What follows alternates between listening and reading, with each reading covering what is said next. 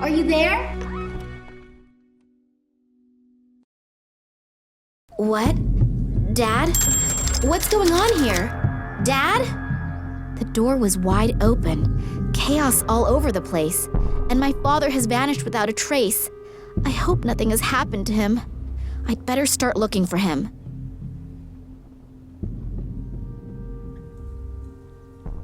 The key to the motorcycle, mine and Dad's apartment, and a few whose functions may remain a mystery forever. My father was never the picture of organization, but not even my place looks this bad.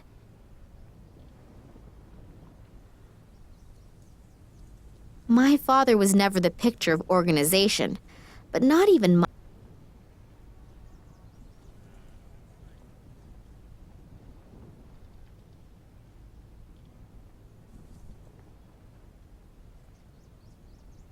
The map shows a section of Siberia.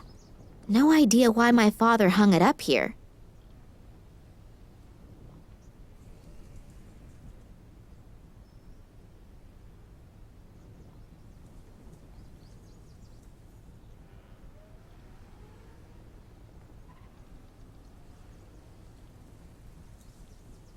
I don't want to take it along, and besides, I don't have the foggiest idea what I should do with it.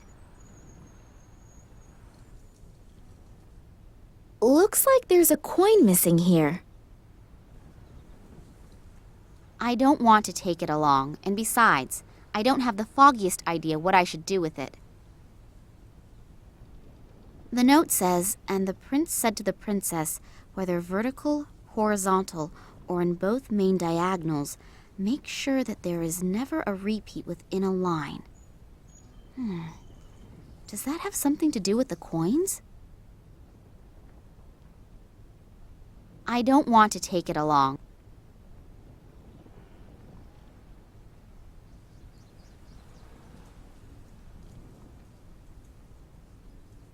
The radiator is lukewarm.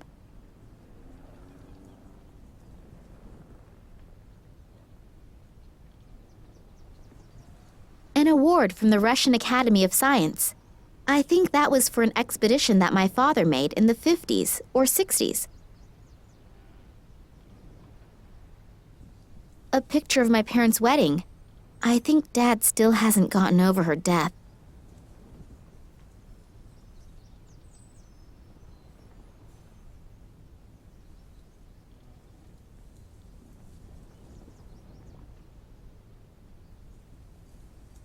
The inside of the dish is somewhat porous.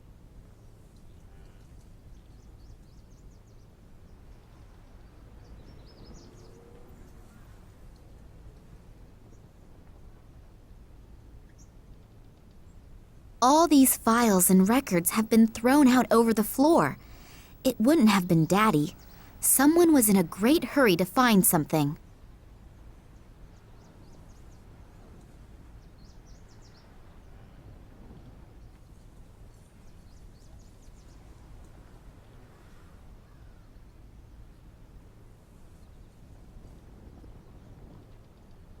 Looks like something has been embedded in that stone. It has a red-violet glow.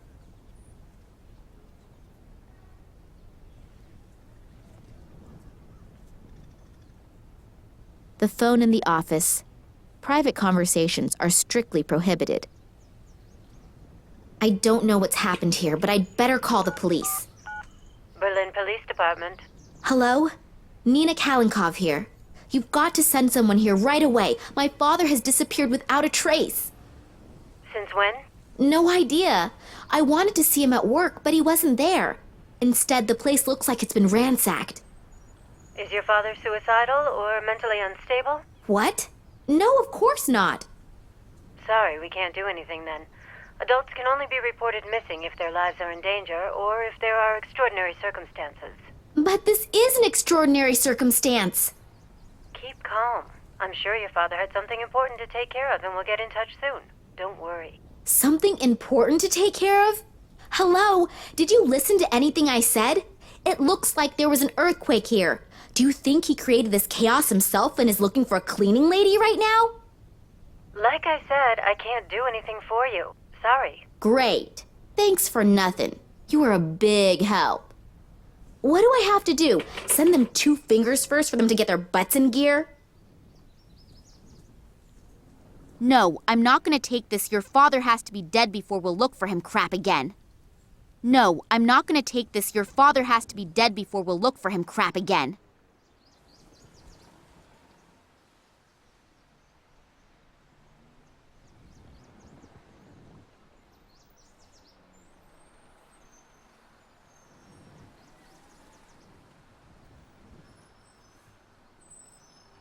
I think this is where the rock samples undergo the first analysis. I haven't the faintest clue how this thing is supposed to work. I haven't the faintest clue how this thing is supposed to work.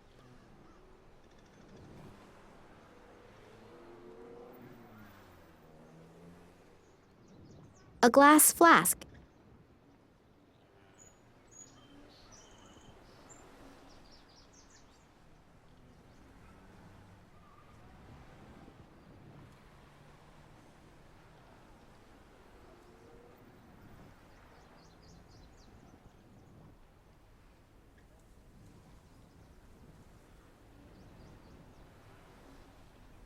Loud music? Coming out of the office? It's not the stuff Daddy listens to, so he can't be in there. Maybe the person in there can tell me where he is, though. It burbles quietly. It burbles quietly. An aloe vera plant for skin after 40.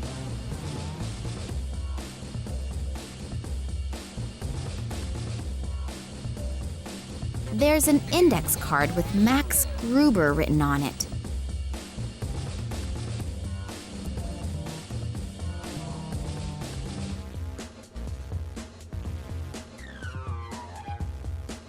A list of local pizza delivery services, information about the upcoming construction of an antenna tower in the neighborhood, a guy by the name of Schamberger whose dog Whiskey is missing.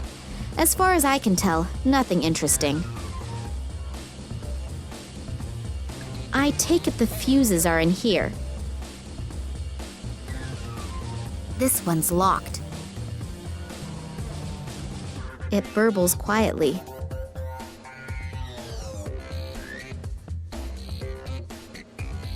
They must have taken the real nameplate down during the renovation work, and now there is an index card with Daddy's name on it.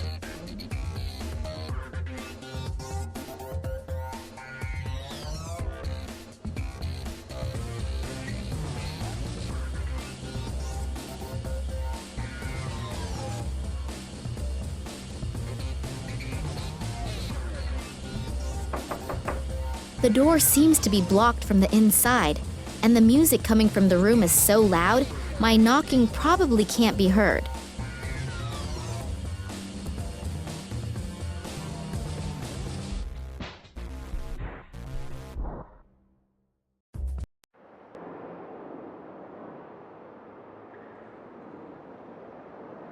King of the dinosaurs. Even the reproductions inspire fear. I certainly wouldn't want to run into one of them.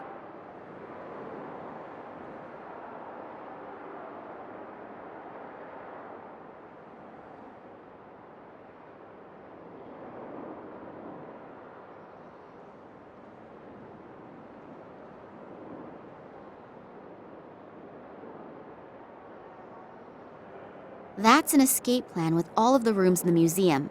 It's not up to date considering a few of the rooms have been blocked off for renovation.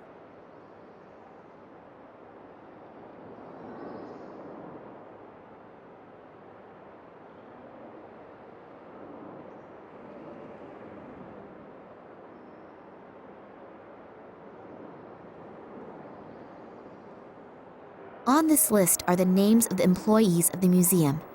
Scientific Director, Vladimir Kalenko. Office 5. In Office 4, there is this Max Gruber.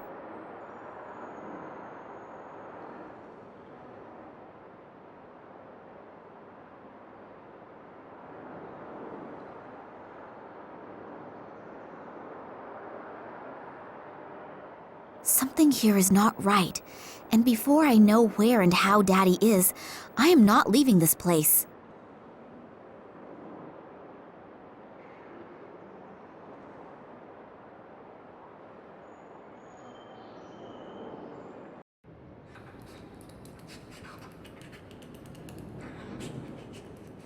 I hear noises coming from the statue. It looks like someone's in there. There's a hidden door.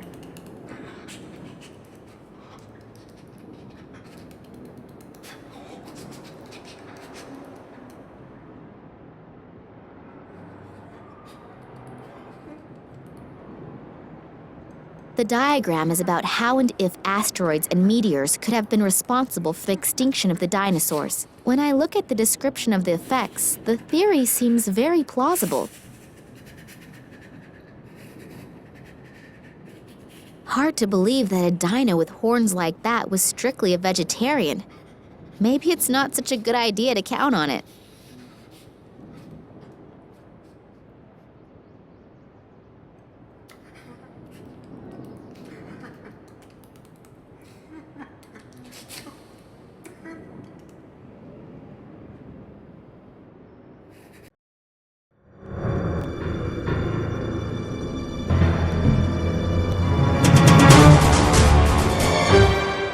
Eddie, what are you doing in here?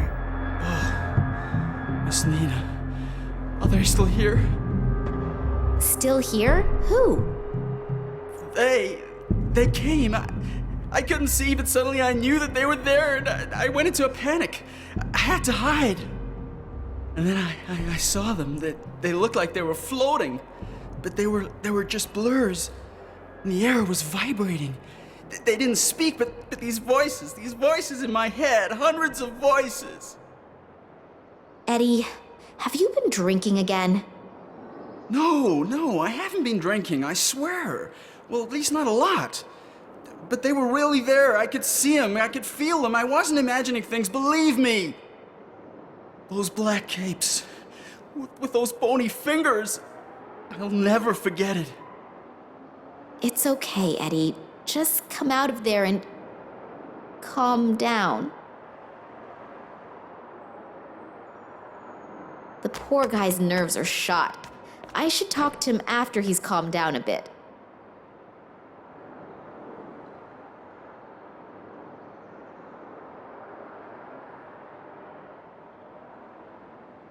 A key.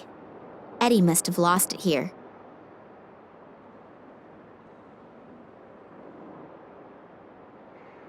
That's the key I found in the Saurian statue.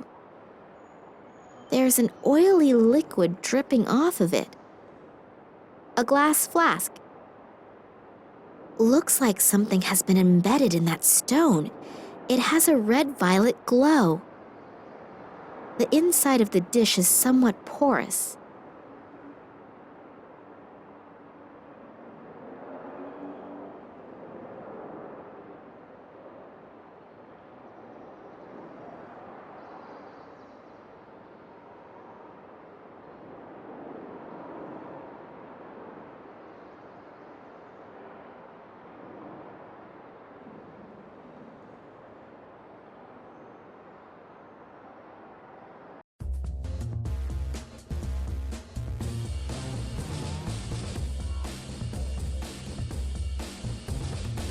What luck! The key fits. The fuses are all numbered. I expect that the numbers stand for the separate rooms in the museum. I'll just turn Max Gruber's blaring music down to a bearable level. And I didn't save! What a mess. Redoing all of that work is gonna take hours. Mr. Gruber, please, let me in. I need to talk to you. What? Hold on just a sec. Hello, you're Nina Kolenkov, right? Yeah, how did you know that? Your father told me about you. I'm so happy to finally meet you. Were you wanting to have a look over your father's shoulder while he's working? I wanted to see him, but when I got here, the door to the museum was standing wide open, and his office was in total chaos. Oh yeah, Eddie was crouching, completely terrified inside the reproduction of the Tyrannosaurus Rex, and was stammering something about floating creatures. Doesn't exactly sound like a strict observation of the work rules. But I'm not at fault. I haven't come out of my office for hours. What does your father have to say about it? That's exactly it. He's gone. Gone? What do you mean gone? He couldn't have just disappeared into thin air. I have a sneaking suspicion that something terrible has happened here. You really didn't see anything? No, unfortunately not.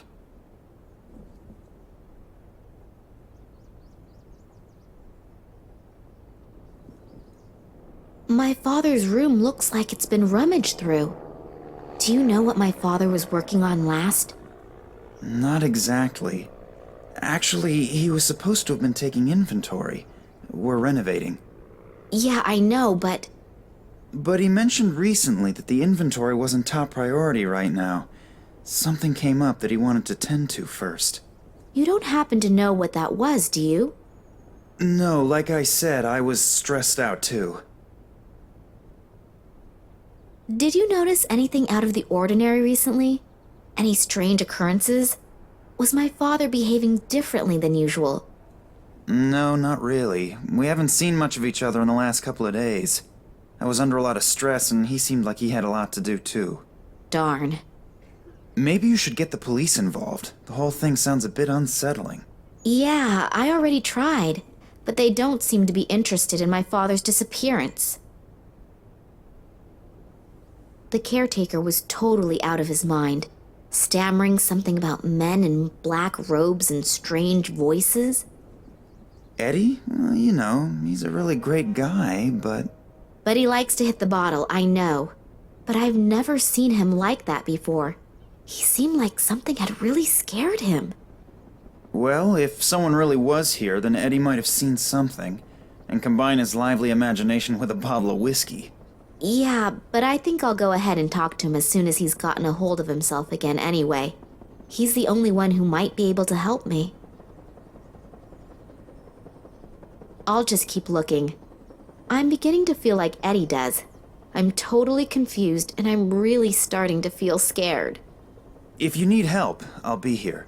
Okay, thanks a lot.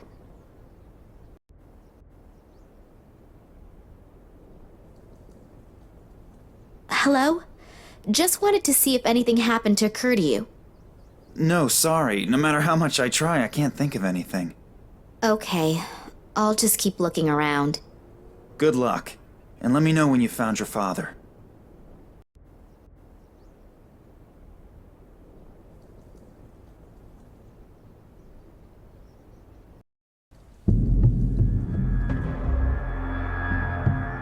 Who are you and what are you doing here?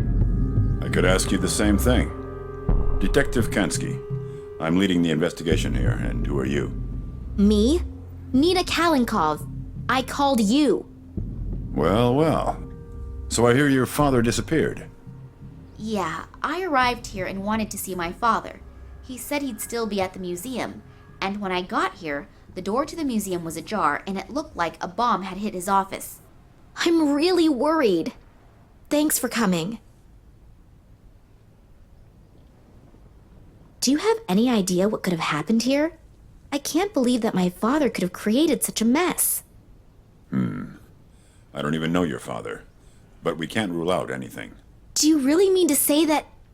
I'm not saying anything at all, dearie. I just take all possibilities into account as long as the facts aren't on the table. Do you think something happened to my father? Hard to say. I thought the police wouldn't be able to help me as long as my father's life wasn't in danger. Listen, girlie. I've been in the business for almost 40 years. I know when something stinks. And this thing really stinks. And if you have something to do with this, then come out with it. I'll find out sooner or later. Hello? I called the police. Well, more like, I tried to get them to come here. Why would I do that if I had... Criminals always do the most illogical things. I'm not fooled by such things. Otherwise, I wouldn't have become a detective. Yeah, all right, I get it. You're a really clever guy. If you find something out, you'll let me know right away, right? Yeah, I need your phone number and address anyway. And don't leave the city. I might have some more questions. Now get out. You're just getting in the way and messing up the evidence. Strange guy, this detective, eh? Yeah, and not exactly the friendliest of his profession. But maybe you have to be like that in his job. Yeah, could be. The main thing is that he finds out what happened to my father. At least there's someone who believes that something is completely and utterly wrong. I believe you too. Thanks. And I'd like to help you too. I don't need to go to bed anymore anyway, and I can always sleep when I'm dead. So, if I can do something for you... That's really nice. Just check and see if your father has already got home. He might be worried already and is gonna sentence you to 2 weeks without allowance because you're late. Yeah, that'd be nice. Unfortunately, I won't be back at the office until this evening, but please come by or call me.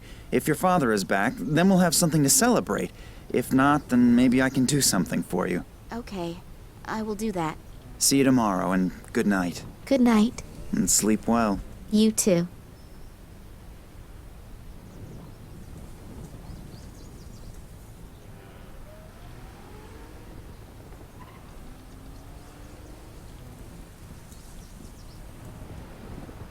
Two angry-looking saurian creatures. Both of them look as if they are watching over the museum's entrance. My father has worked hard for months on the exhibition of the rulers of long ago. Hopefully I'll find him again soon. And hopefully he's doing well.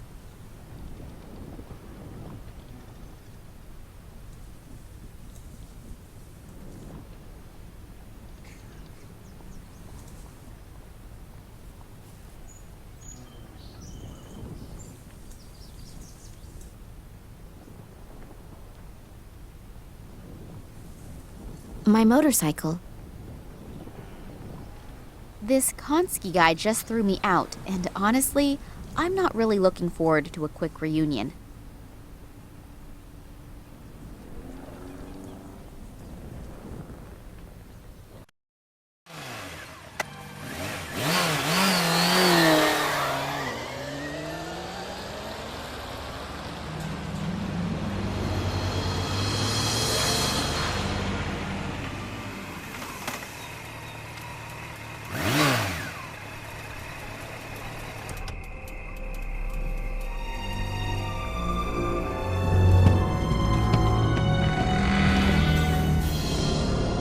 Hello?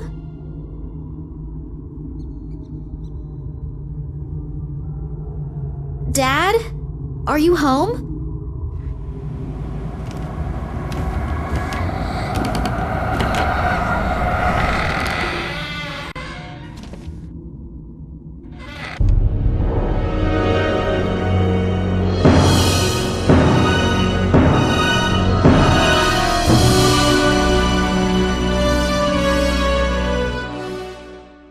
Oh God, my head's gonna explode. Oh, hell.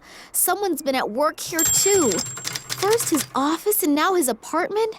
What has my father gotten himself into? I should be more careful in the future. The guys who did this seem like they're pretty darn serious.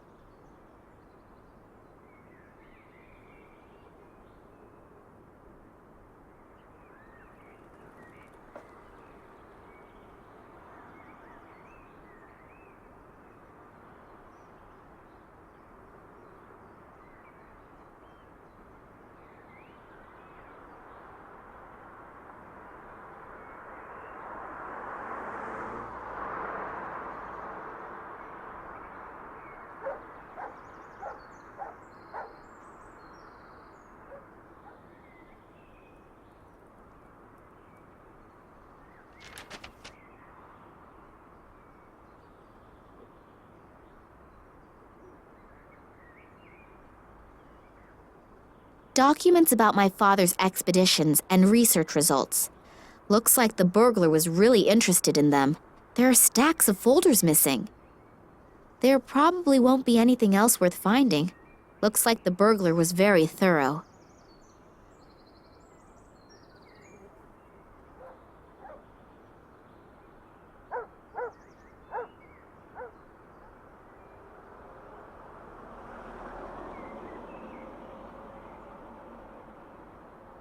Dad's old shortwave radio. The antenna is broken off and there's no tape cassette inside. I doubt I'll hear anything other than a steady, static hiss. Yummy, cold pizza with stinky tuna fish. Why am I doing this? The smell alone could probably peel the paint off the walls. But then again, beggars can't be choosers.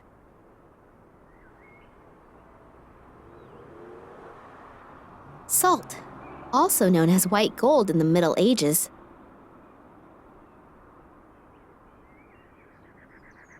There's a dentist's appointment on one and a shopping list on the other. I can't read the third one, and the fourth one is empty. These don't get me anywhere.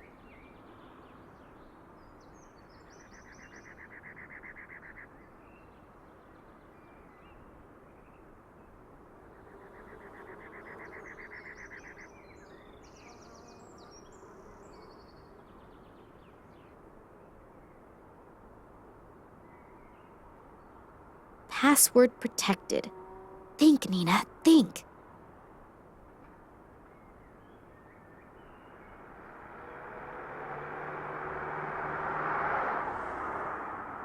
Five.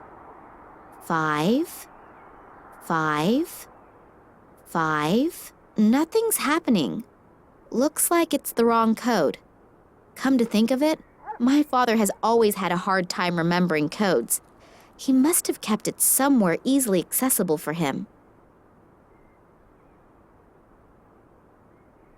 There's a dentist's appointment on one and a shopping list on the other. I can't read the third one, and the fourth one is empty. These don't get me anywhere.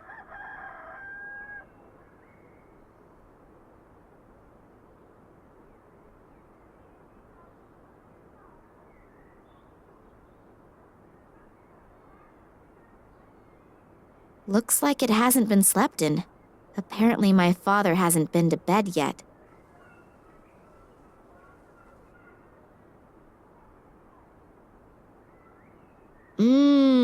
Yummy, cold pizza with stinky tuna fish.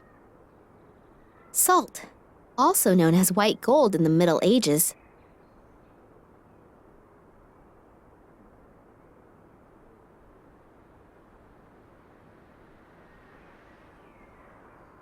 It's unbelievable how little clothing men need to get through life. It's unbelievable how little clothing men need to get through life.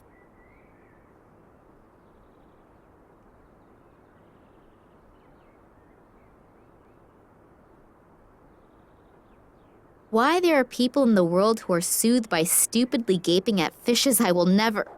Wait a sec. There's something sparkly over there. Besides a few fish, there's a key swimming around in there. There's a grate on top of the aquarium. I can't fit my hands through.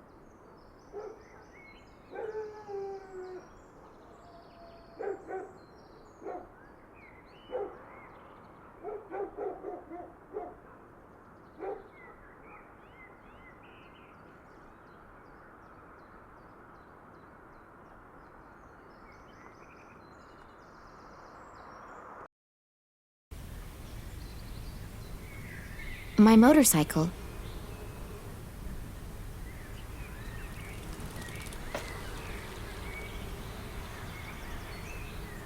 The thing will fall apart if I so much as look at it.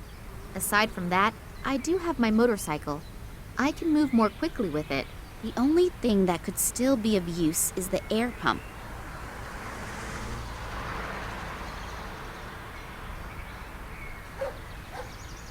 This air pump looks like it still works.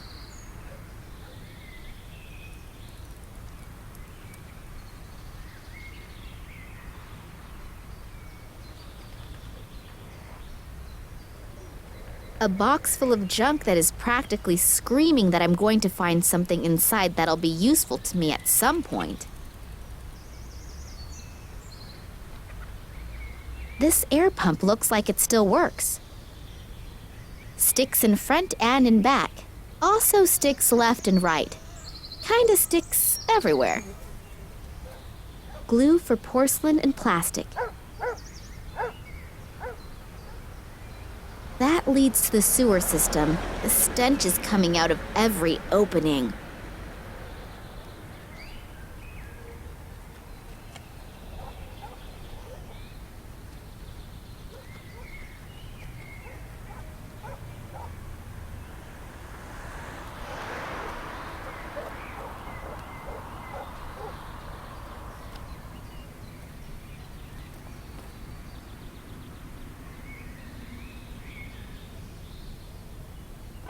The bucket is full of water. Oh, the handle just came off. A handle.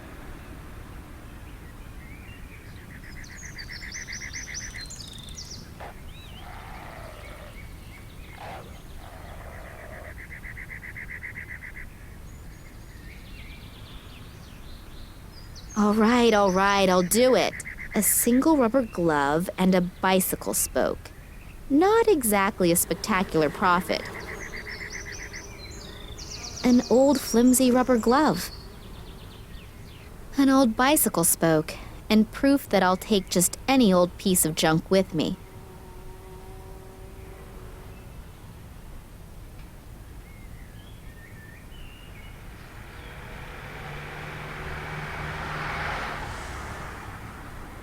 The thing will fall apart if I so much as look at it.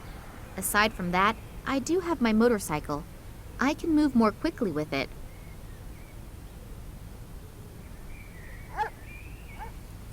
There's just stinky, rotting stuff in there. I'm definitely not getting into that again. There's just stinky, rotting stuff in there.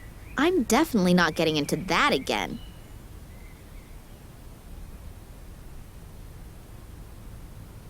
The bucket is full of water.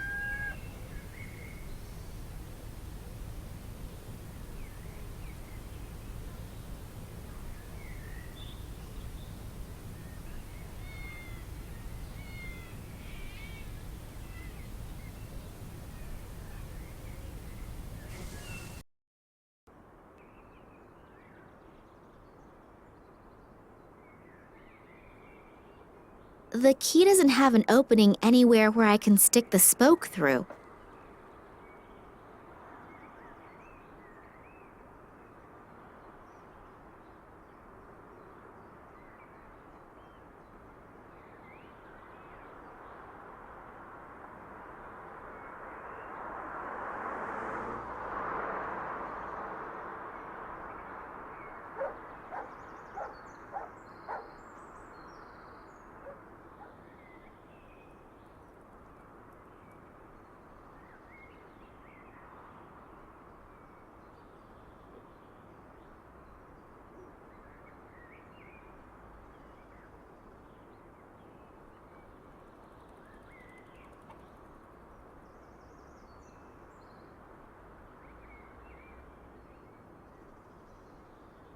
There's a grate on top of the aquarium.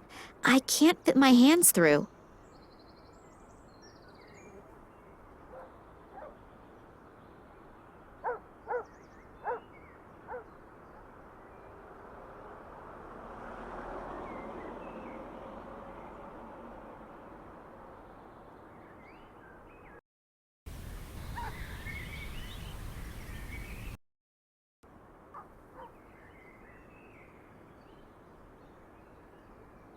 A biography of George Shrub.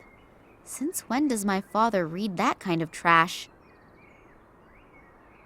I hope no one's expecting me to read that.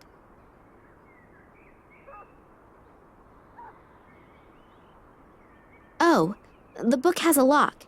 And apparently it's not a book at all, but some sort of chest well disguised in the cover of a book that no one would willingly pick up. The chest is secured with a lock. The key should be fairly flat, so the old hairpin trick probably won't work.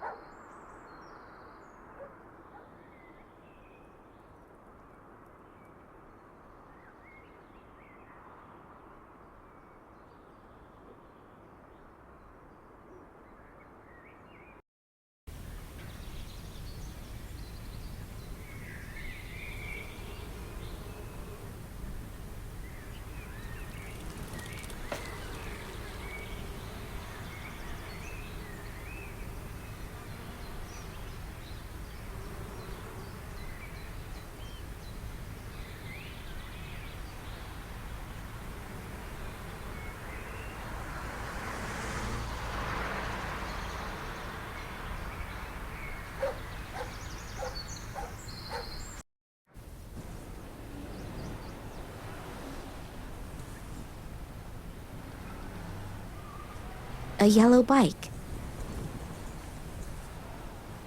The little girl looks sad.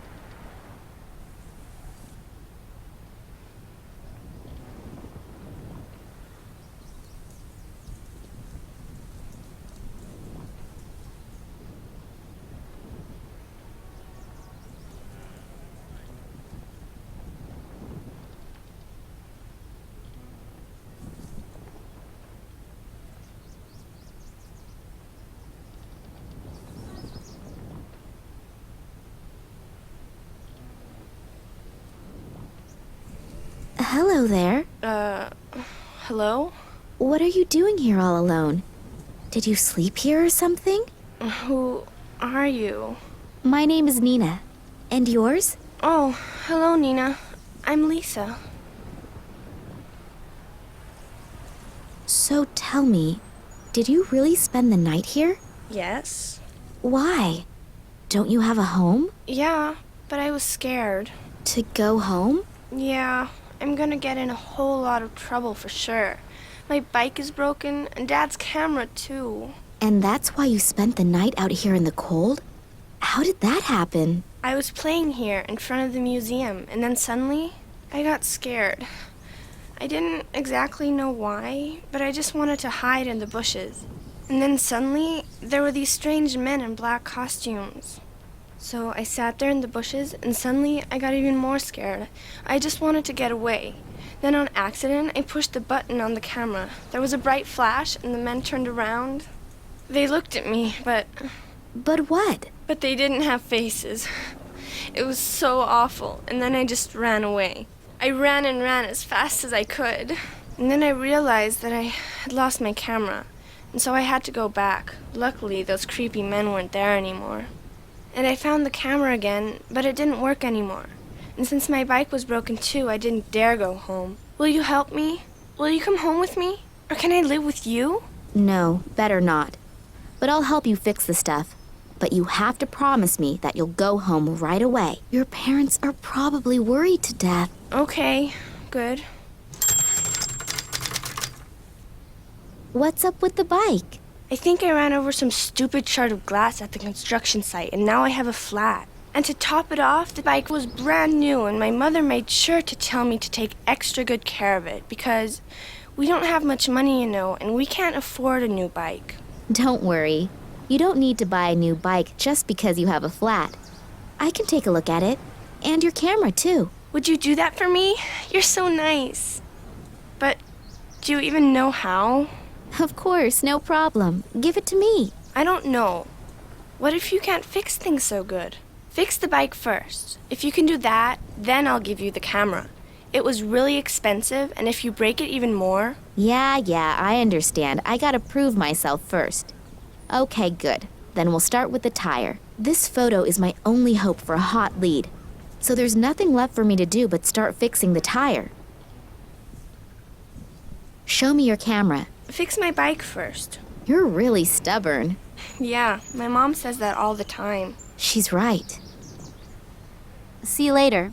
But you'll be back, promise? Of course. Don't you worry.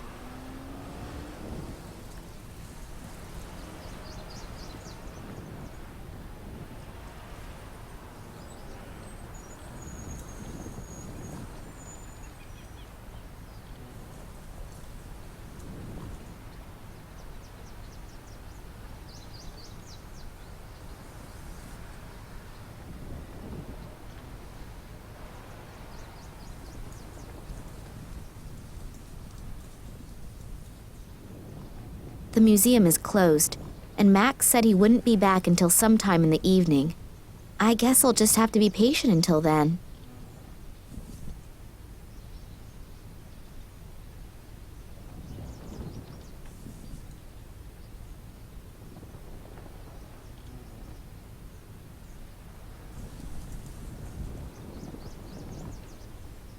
I'll squeeze a bit of this oily, slimy liquid into the bowl.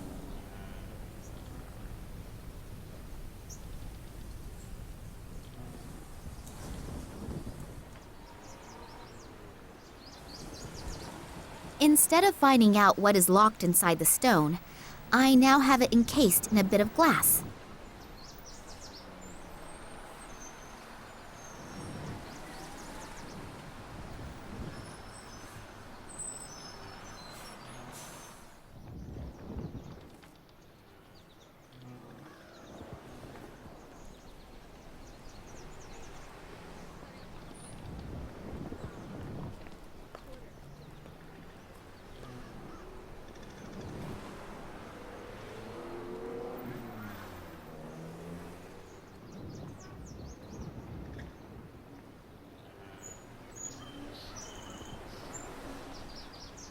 If I oversalt the pizza, it will probably not get any tastier. If I oversalt the pizza, it will...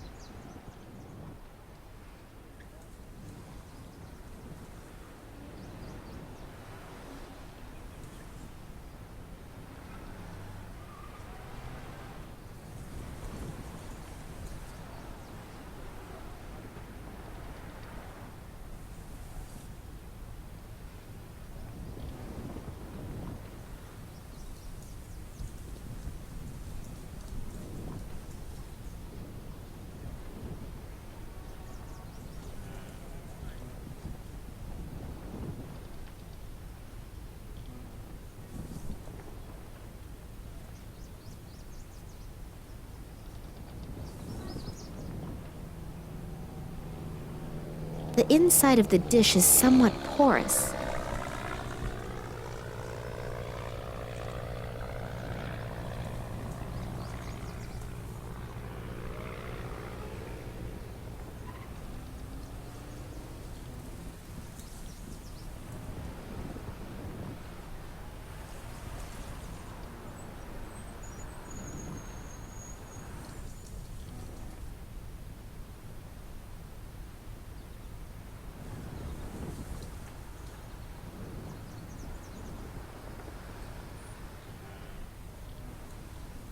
This must have broken off one of the lights at the construction site.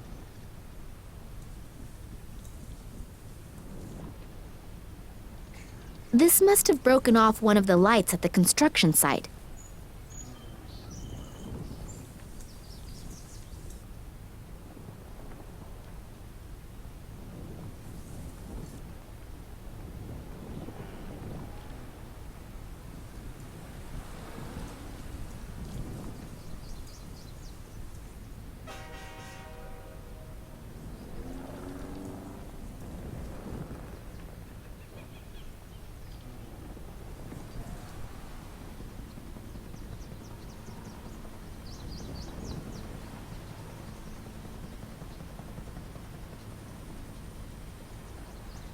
The storage compartment in the seat is locked.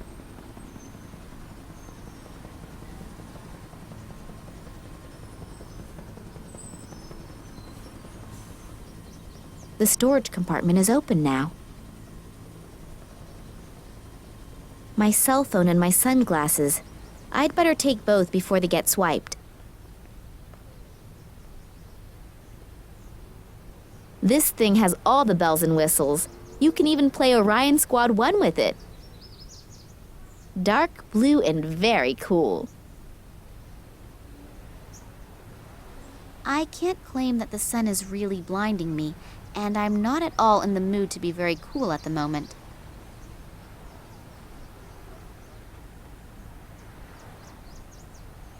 This thing has all the bells and whistles.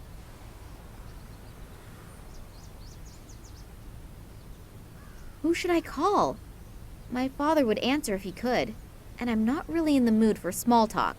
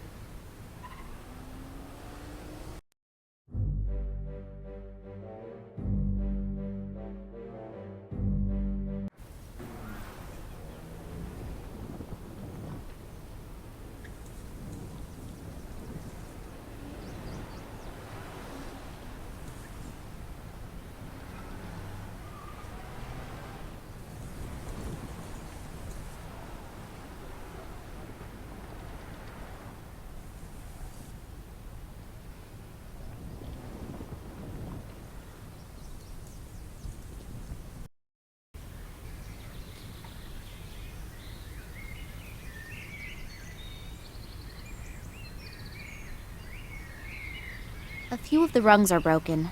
Looks as if someone climbed up here.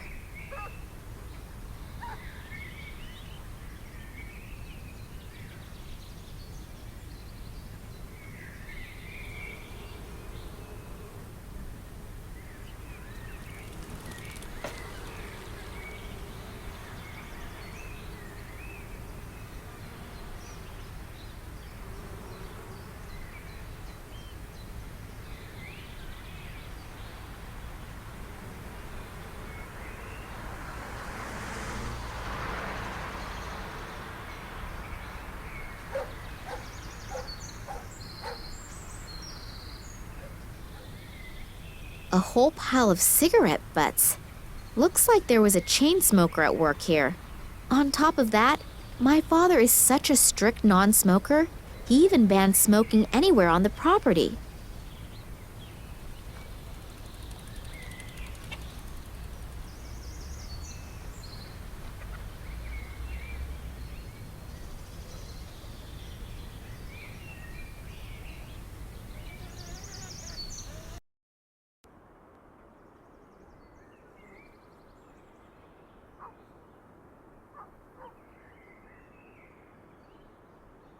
It's unbelievable how little clothing men need to get through life.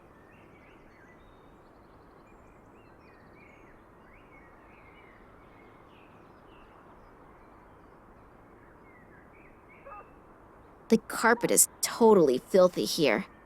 I should really give my father a new one for Christmas.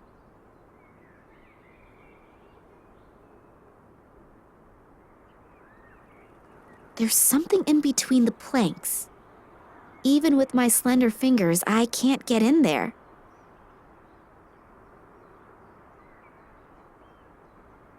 Got it! A cassette. That's weird. Was it left there deliberately, or did it just happen to fall in there by accident? Looks like there's nothing else in there.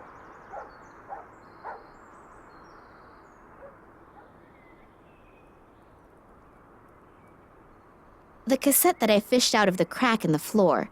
I'd sure like to know what's on it.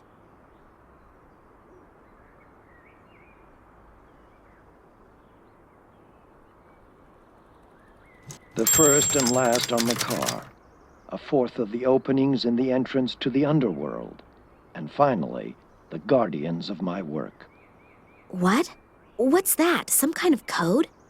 Dad, sometimes you are just off your rocker. The first and last on the car, a fourth of the openings in the entrance to the underworld, and finally, the guardians of my work. What? What's that? Some kind of code? Dad, sometimes you are just off your rocker. The first and last on the car, a fourth of the openings in the entrance to the underworld, and finally, the guardians of my work. What? What's that? Some kind of code? Dad, sometimes you are just off your rocker. The first and last on the car, a fourth of the openings in the entrance to the underworld, and finally, the guardians of my work. What? What's that? Some kind of code? Dad, sometimes you are just off your rocker.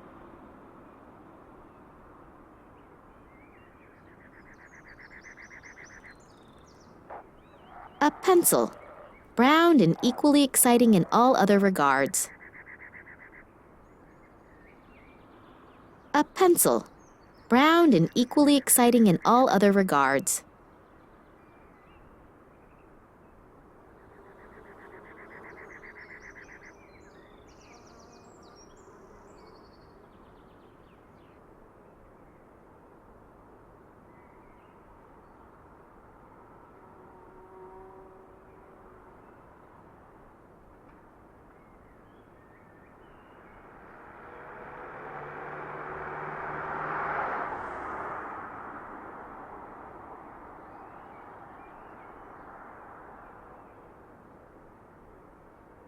The first and last on the car, a fourth of the openings in the entrance to the underworld, and finally, the guardians of my work. What? What's that? Some kind of code? Dad, sometimes you are just off your rocker.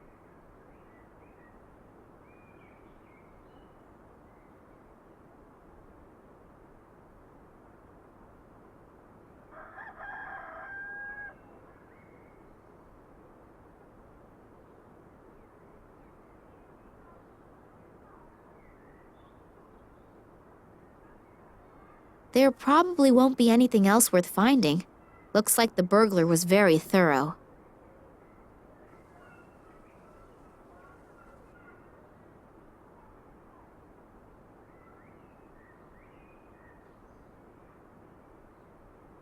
This thing is ready for the junkyard, and the headphones are missing too.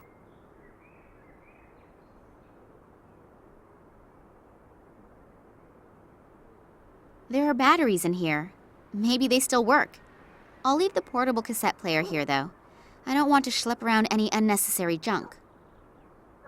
2 AA batteries.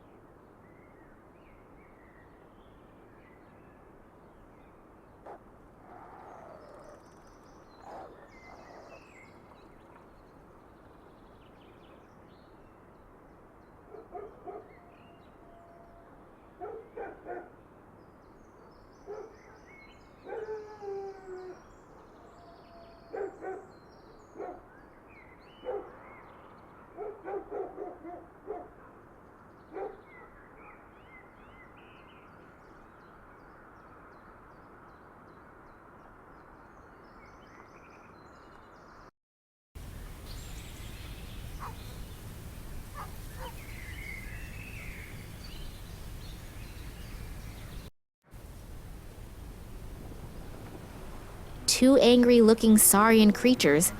Both of them look as if they are watching over the museum's entrance.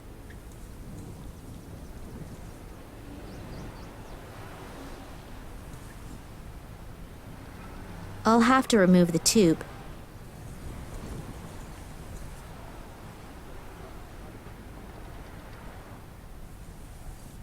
The 3 golden rules for patching a tire. Find the hole, mark the spot, apply the patch.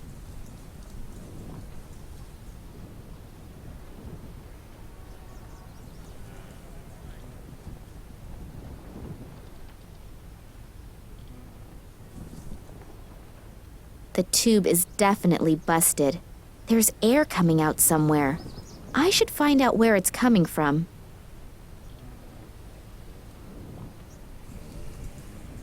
The 3 golden rules for patching a tire.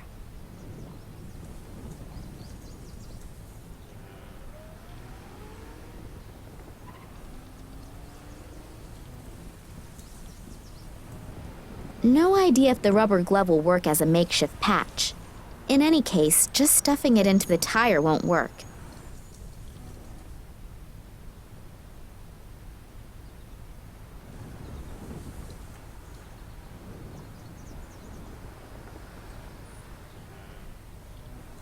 Since I don't have anything to use as a patch, I'd better not put glue on the tube.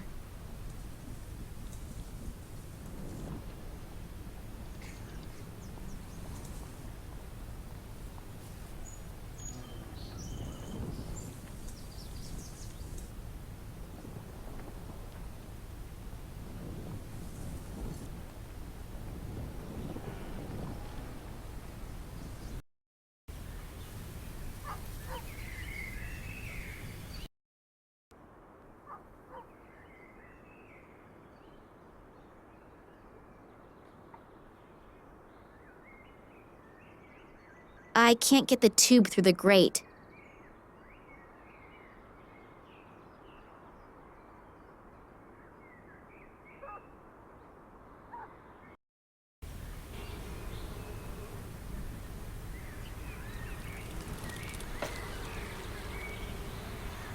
I'll hold the tube underwater and see where the bubbles come out. So I found the hole and marked the spot.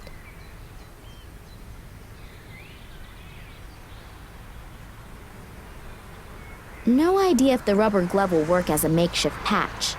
In any case, just stuffing it into the tire won't work.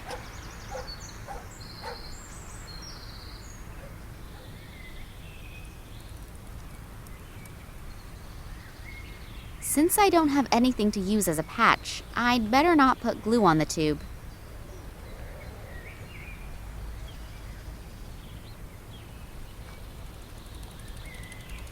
So now I've smeared glue on the glove. Hopefully this stuff won't dry too quickly. I smeared glue on the rubber glove. Hopefully the glove will withstand the pressure. I can't think of a better alternative right now. The tire tube is patched. Now I just have to put it back inside the tire.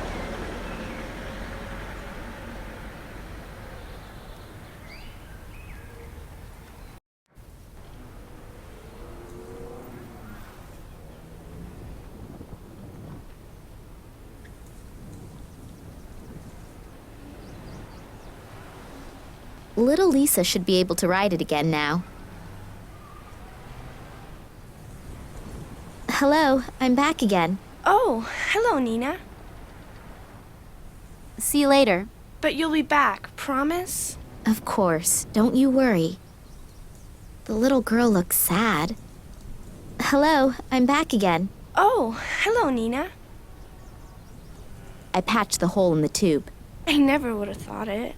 Excuse me? What's that supposed to mean? Well, you don't exactly look like you could do something like that. Yeah, thanks a lot. I'm a motorcycle mechanic. Yeah, so? You still don't look like you could fix a bike. I'll just take that as a compliment. And now that I've proved myself worthy, I can fix your camera too. Yeah, that'd be great. Here, take it. See you later. But you'll be back, promise? Of course, don't you worry. This digital camera doesn't work.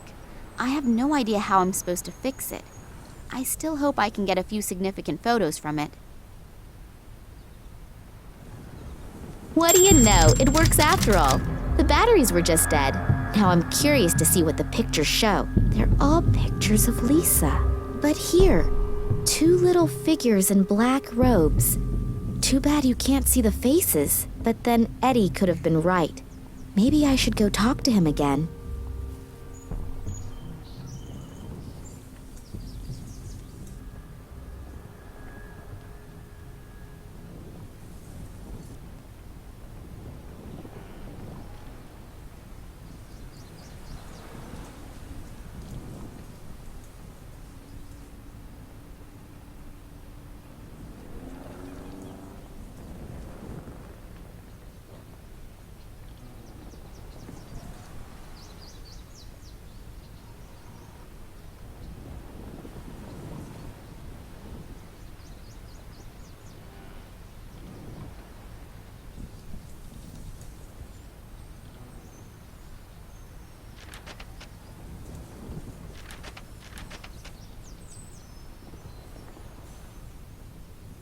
The camera works again.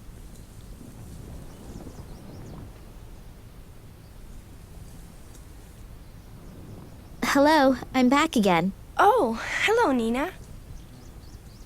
Here, I fixed your camera. Really? Cool, you really did it. You're great, thanks. Don't mention it. Here, just for that, I'll give you my lucky charm. It's a little magnet in the shape of a hamster. We hang it on our microwave at home, but I think you should have it. Oh, thanks a lot. Now get going. Your parents are probably worried sick about you. Unfortunately, I can relate to that all too well right now.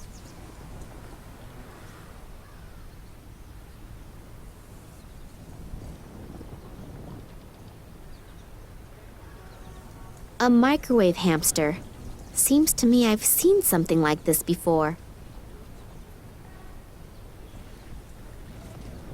The museum is closed, and Max said he wouldn't be back until sometime in the evening. I guess I'll just have to be patient until then.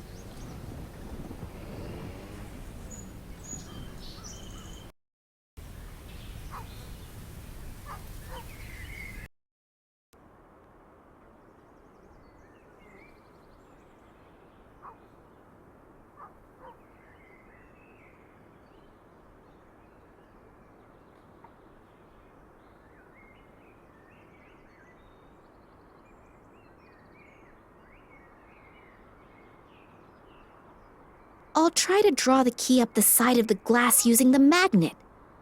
Got it.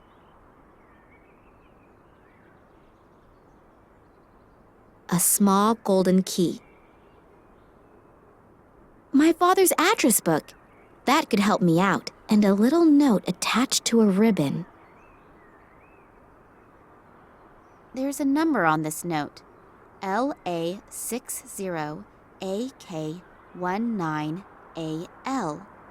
Under that, there's a description of the diadem that was probably robbed from an Oriental princess about 200 years ago. Originally, the 3 largest gemstones in the world had been incorporated into this diadem. On the left, an emerald, on the right, a ruby, and in the middle, an amethyst. My father wrote something on the back. The diadem will illuminate the real princess, and she will realize that money is not the greatest treasure. My father's address book. Lots of entries, but I can't find anything that will help me right now.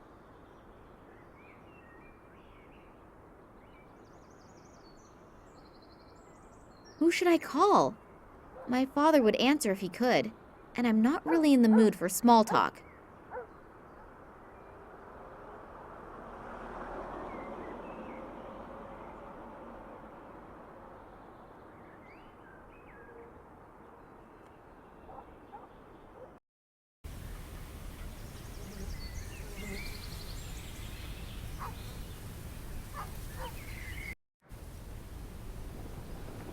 The museum is closed, and Max said he wouldn't be back until sometime in the evening.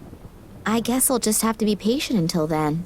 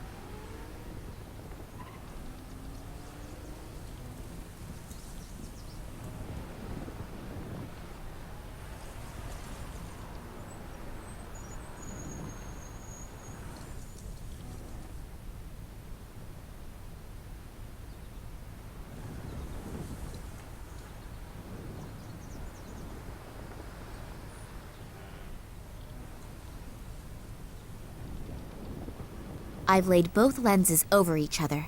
They now have a green shimmer. I've laid the broken glass over the lens glass, and now the lenses have a strong green tint.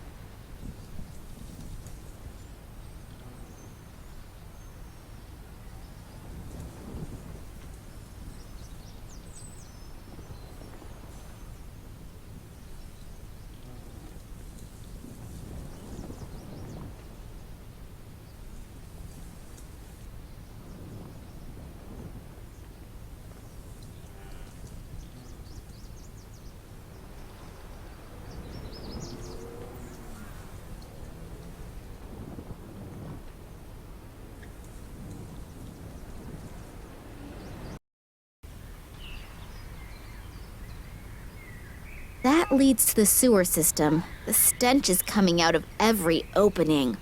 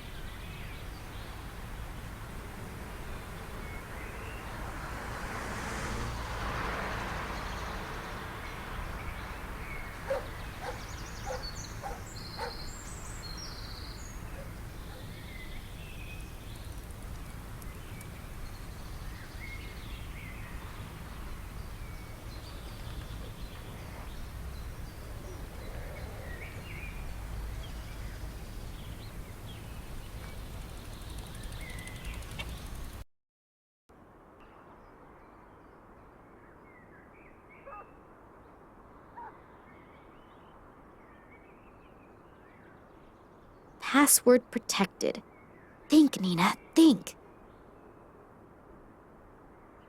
2, 3, 4, 2. No wonder Dad tape recorded the code. No one would be able to find the password very quickly. You're not supposed to read other people's email. Then again, extraordinary circumstances call for extraordinary measures. So let's start snooping around. There are only 2 emails in the inbox. One about boosting performance and the other about women over 80. Neither of them interest me that much. The trash file is empty. But there's an email to ok@nms.de in the sent file. Subject, Tunguska. Could be interesting. I'll just go ahead and open it. Hello, Oleg. Haven't heard from you in a long time. I'm doing well again.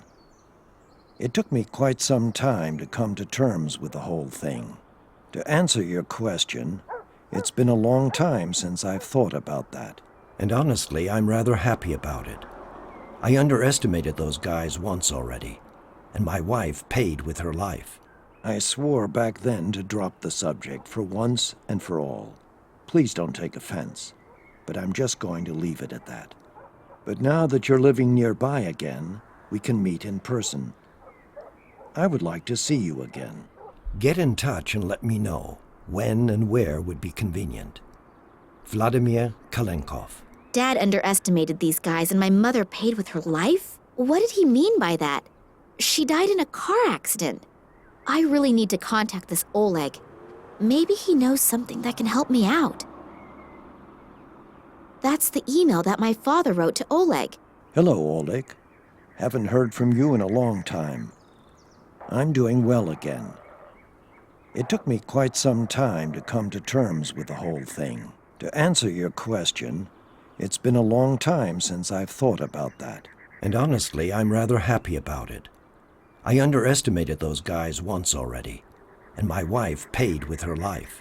I swore back then to drop the subject for once and for all. Please don't take offense, but I'm just going to leave it at that.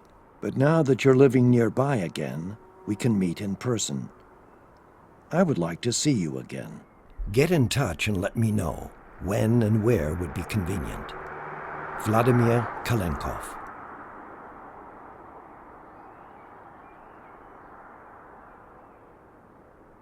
Let's see if this Oleg is in there, the one who wrote the email to Daddy. Oh, here. Oleg Kambursky. He even lives close by. Maybe I should just pay him a little visit.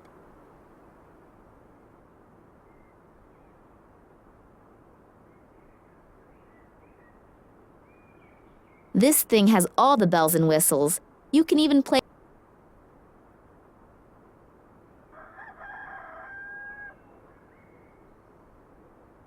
Who should I call? My father would answer if he could, and I'm not really in the mood for small talk.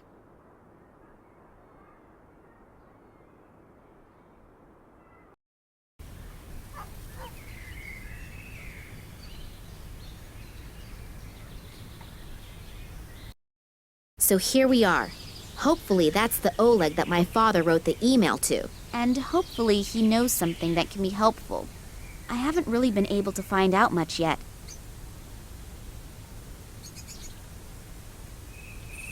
A blue trash bag, hopefully unused.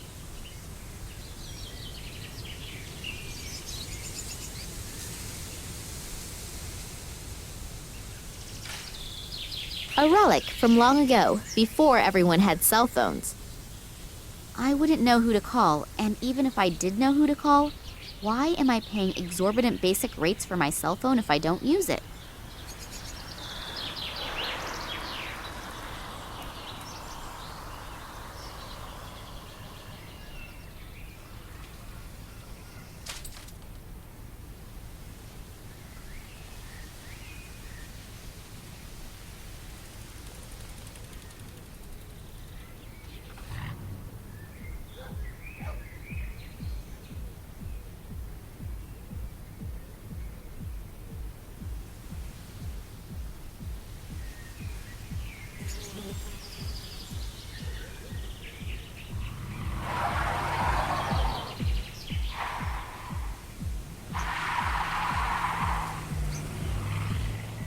a sweet little food bowl for our furry friends.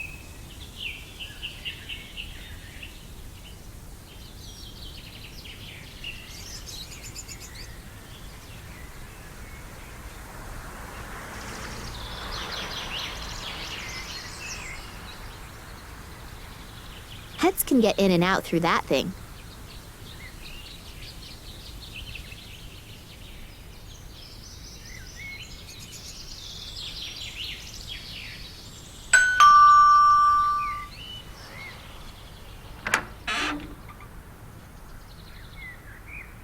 Good afternoon. Good afternoon. Are you Oleg Kambersky? Yeah. Why? I'm Nina Kalinkov. Yeah? And? Yeah, okay. You know my father, Vladimir Kalinkov, and I thought you... I don't know any Vladimir Kalinkov, and now, if you'll excuse me, please. Phooey, that wasn't very successful. I hope for the biggest break in the search for my father, and that guy doesn't even let me speak. Did I say something wrong? Or exactly the right thing?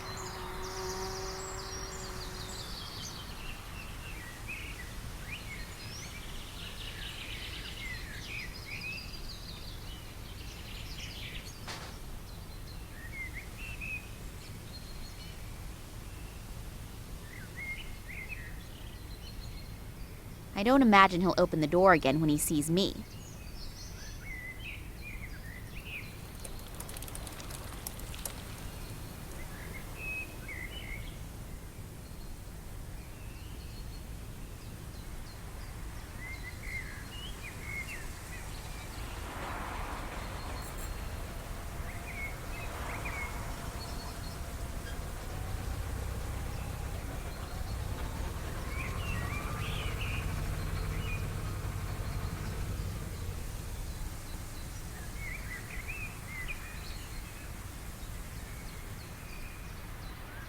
A broom handle, but it could be a handle from a shovel, too.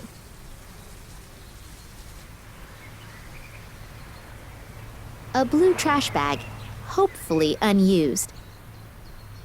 A broom handle, but it could be a handle from a shovel, too.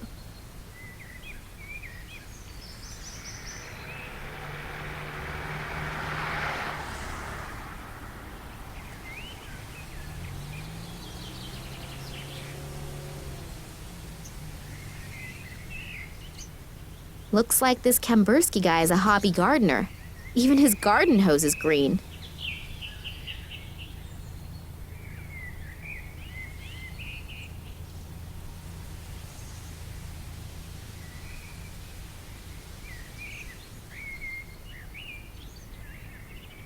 The guy is hectically making phone calls. Does that have something to do with my visit? If only I were a fly on the wall in his office. Oleg is still on the phone, and he's not exactly leaving the impression that he's relaxed.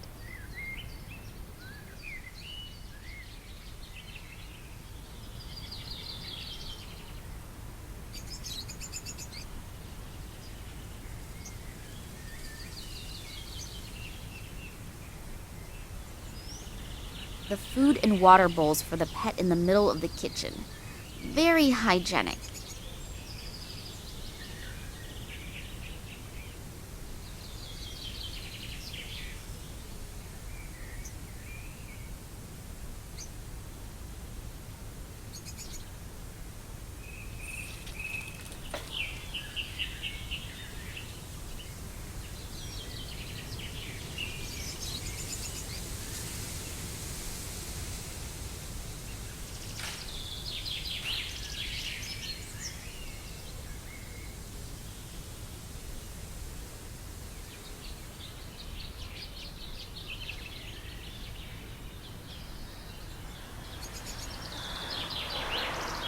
Cats. Little hairy beasts that just sleep and eat. I don't imagine he'll open the door again when he sees me.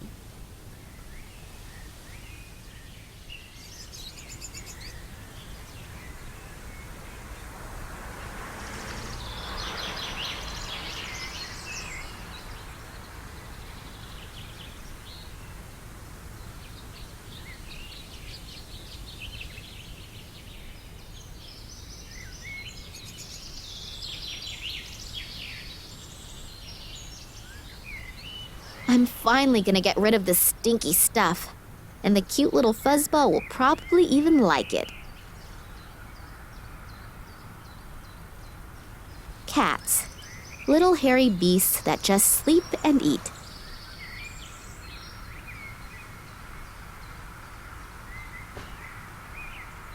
As soon as the cat eats that salty stuff, it'll beat a path to the nearest water dish.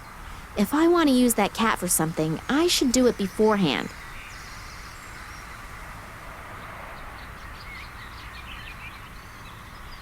I should fasten my cell phone to the cat somehow. Now I can tape my cell phone almost everywhere. Thanks to double-sided tape, I can now attach it anywhere. Whatever that's good for. The cell phone's camera function is on, a rare example of the European roaming dictaphone. Now I just need to somehow lure the cat into the kitchen.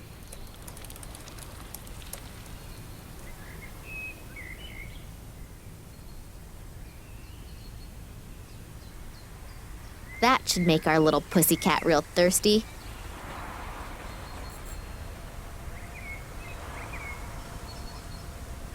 Wonderful, it worked! Oleg is still on the phone, and the cat will be drinking for a while, and hopefully recording the conversation. I love it when a plan comes together.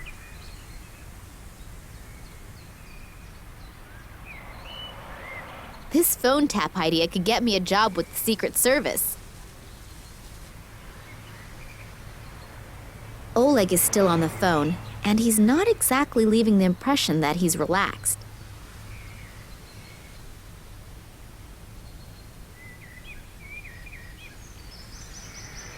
The food and water bowls for the pet in the middle of the kitchen. Very hygienic.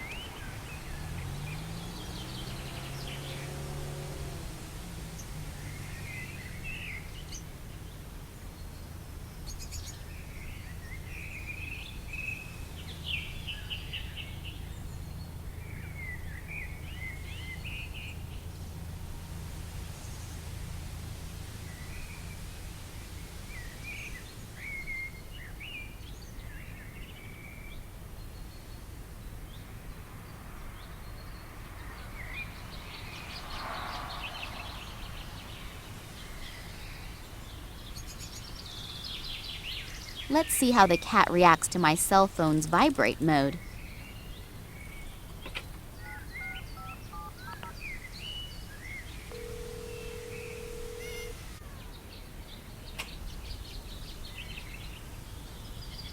Oh, great. The cat is up in the tree and my cell phone is stuck up there in a crotch of the tree. How am I supposed to get to it?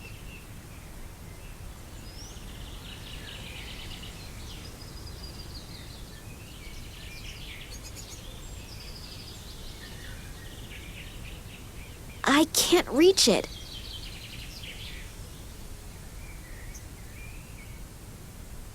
I have to correct my statement about cats.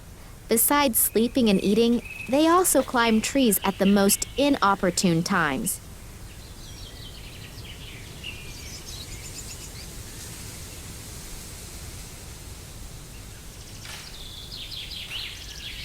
I could reach the cell phone with that, but if it drops those 5 meters or so, it's probably not going to be much good to me either, is it?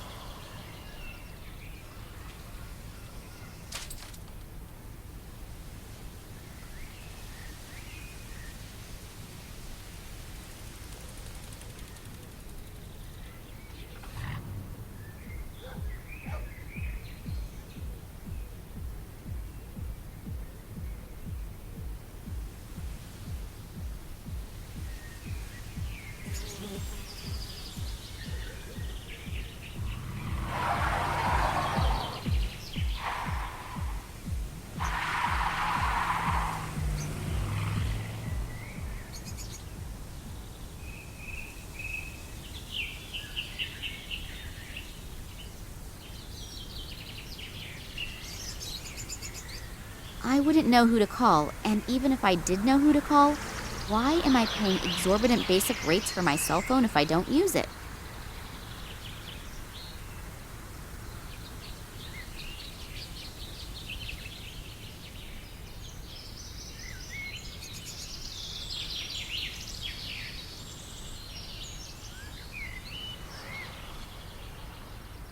I've reinforced the opening of the bag with the bucket's handle.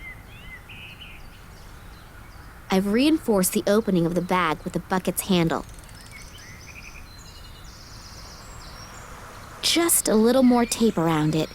Yeah, that should do it. A makeshift brailer. That could work.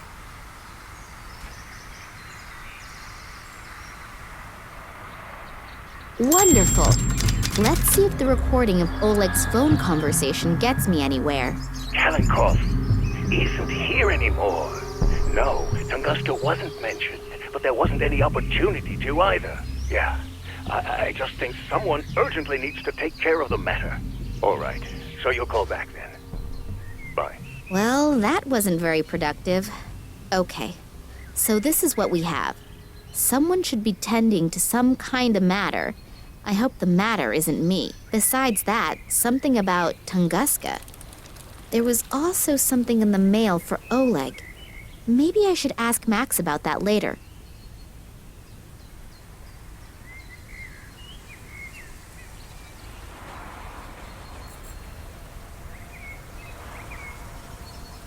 I don't imagine he'll open the door again when he sees me.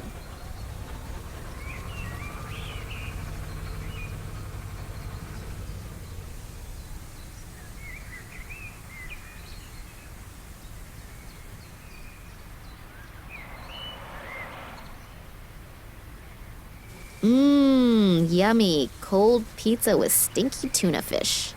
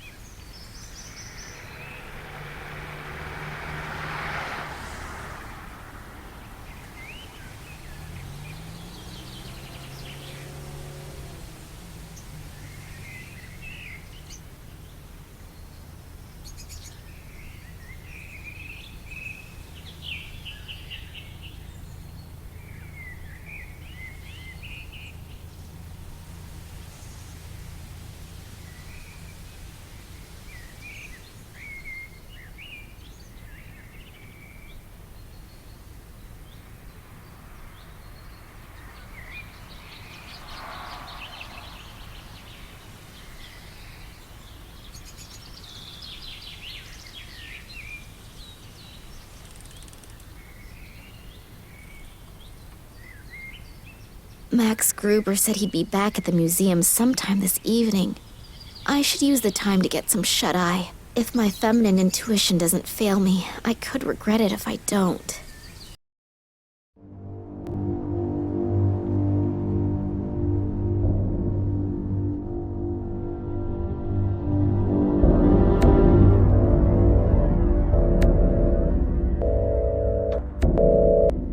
Did you get what I wanted? Not yet. We've searched through everything but haven't found anything. And Kalenkov? Still nothing here either. We'll probably have to take other options into consideration. I don't care what you do, as long as I get results. Don't disappoint me. Strange. I feel like I'm always being followed. Even when I came home earlier, for a brief moment, I thought that I saw the face of that Konski guy in the window. Oh well, most likely it's my nerves. I hope Max heard something from my father.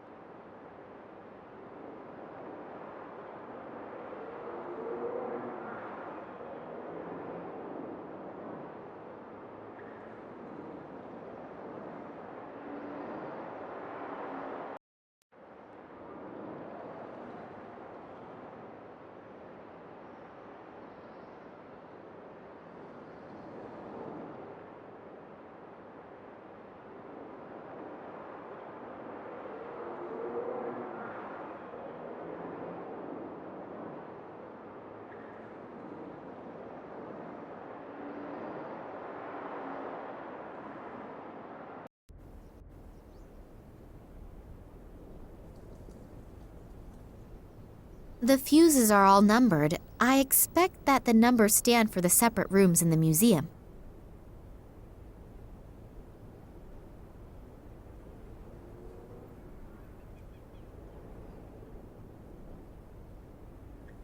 A list of local pizza delivery services, information about the upcoming construction of an antenna tower in the neighborhood, a guy by the name of Schamberger whose dog Whiskey is missing. As far as I can tell, nothing interesting.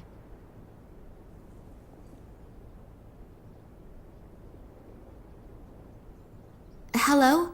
Can I interrupt for a moment? You're not interrupting. On the contrary. Have you heard from your father? No, unfortunately not. And last night I was attacked. Attacked? Are you hurt? No, nothing to worry about. But it must be because of something important.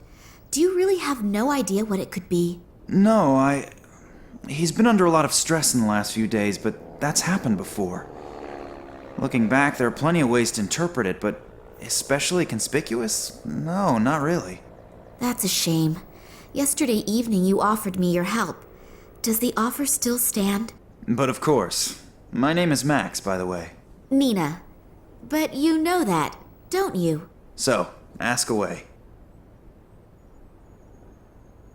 In the last few hours, I've heard the name Tunguska several times. Do you know anything about it? Do you mean that Tunguska catastrophe from 1908? Yes, could be. At the beginning of the last century, something exploded there. The destruction must have been enormous, but even today, nobody really knows what happened back then. Your father once took part in an expedition to Tunguska, but you probably know that, don't you? We never really spoke much about what he used to do. After my mother's death, he never wanted to speak about his work in Russia anymore. Oh, I didn't know. I'm sorry. That's okay. It was a long time ago. She was killed in a traffic accident. Shortly after that, we came to Germany. I think my father simply wanted to leave all of that behind him. And your father never spoke about his work in Russia? Didn't you ever ask him? No. He asked me never to ask him again, and I kept my word, despite being very interested at times. Well, I know a little more about it. In 1908, an unidentified object went down over the Siberian taiga. A huge area was completely destroyed by the shockwave and a wall of fire. The shepherds who lived there, the so-called Evenk, were either hurled through the air or burnt. There were hardly any survivors to witness anything. Several expeditions were started to find out the cause of this catastrophe, but despite all their efforts, no clues or any evidence was found that was at all helpful. And in time, several fantastic theories arose, from a meteorite colliding with Earth, to the appearance of an unknown type of energy, to the explosion of a spaceship. And off the top of my head, that is about everything that I can tell you on the subject. But somewhere in the archive, I still have a few articles over the Tunguska phenomenon lying around. Shall I go and get them? Yes, that would be sweet of you. Oleg spoke about it, and I read one of my father's mails to him. There was also something about it in there. Maybe it will bring me a little further. Okay, I just have to get a few small things done here, and then I'll have a look around the archive. Thank you very much. Yesterday evening, Eddie was mumbling something about people in black robes. I didn't take him very seriously at first, because his description was, let's say, a little strange. But I spoke to a little girl today who saw something similar last night. She even took a photo of the men in black robes. Unfortunately, there is not very much to see, but I'll certainly speak to Eddie about it again. Do you know where I can find him? No, I have no idea. I haven't seen him all day. He's probably crept away somewhere quiet to think about it all. You mean he's drinking again? Yes, I'm afraid so. Unless... Unless what? Oh, nothing. Nothing? Come on out with it, tell me. Well, if those strange men in black noticed that he was watching them... You mean they came back? I don't know. At the moment, I have no idea what is actually happening here. Well, this is something we have in common. I found this piece of paper amongst my father's records. Does it tell you anything? LA 60 AK19 AL? That sounds like one of our exhibits. What about it? No idea. I was hoping that you could tell me that. Not spontaneously, but I can go and get the item. The note with the description of the diadem is missing, but you just had it in your hand. Well, I don't know any more about it either. Thanks a lot. Can I take my time to have a look at it? Of course, but please don't forget to put it back later. Otherwise your father'll tear my head off. If he still can. Hey, stop thinking like that. We'll find him, I promise. Yes, hopefully. There must be an important reason why Daddy kept a piece of paper with the description of the diadem at home.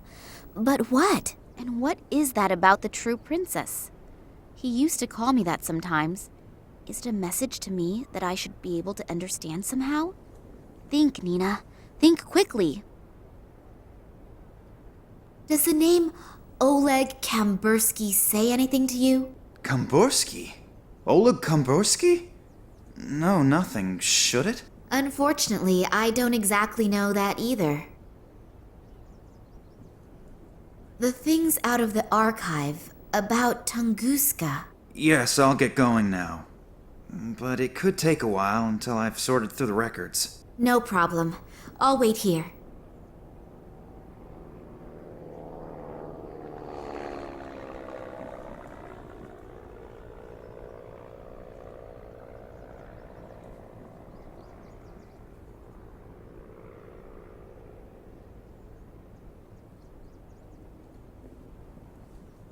On the outside, it seems totally normal, but on the inside, it's ice cold. Let's see what we find here. It's already been plundered. Looks kind of threatening. That red eye on the totem seems to be following me everywhere I go. I don't even believe in magic and all that stuff, but I find it creepy anyway.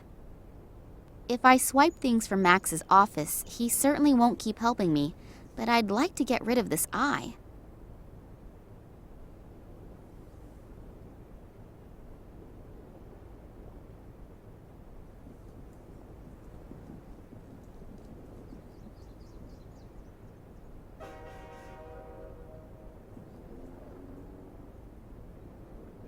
Plaster of Paris. The text says to add water and vegetable oil and mix to achieve the desired consistency. The label is illegible, but judging from the skull and the other symbols, it must be extremely corrosive. There are 3 stones missing out of the diadem. It looks rather unspectacular, but it seems to be important for my father. I should find out why. That thing doesn't fit in there properly. It keeps falling out.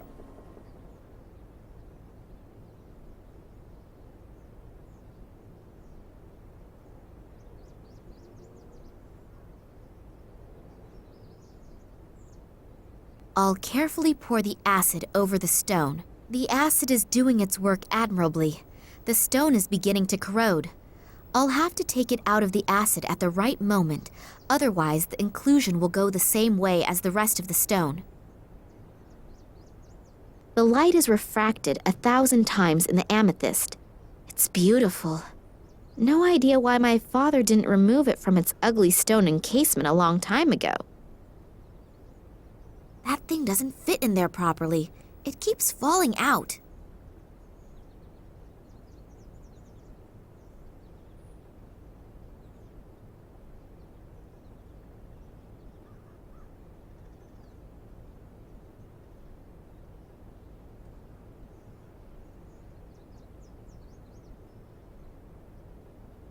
The plaster looks almost like ashes.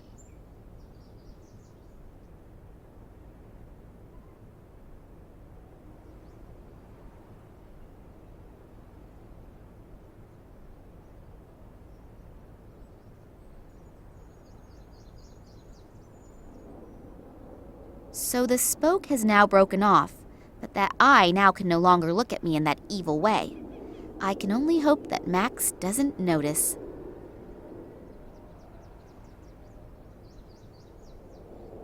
A red glass bead.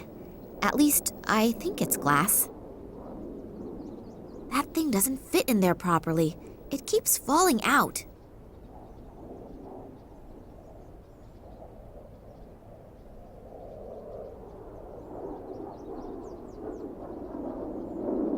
it's already been plundered.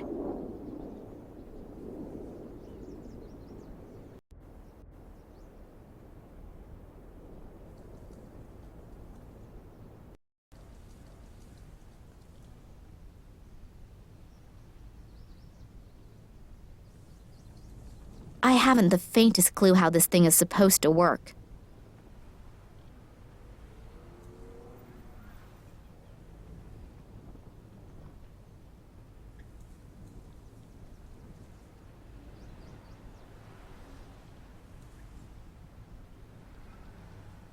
No, I'm not gonna take this "your father has to be dead before we'll look for him" crap again.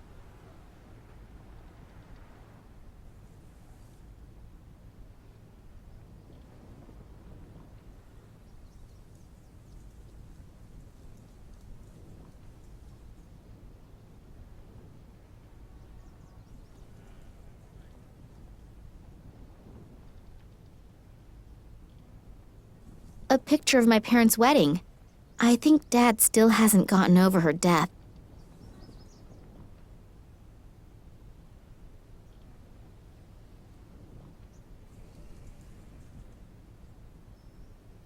The frame and glass are totally shattered, and the photo has been torn in half.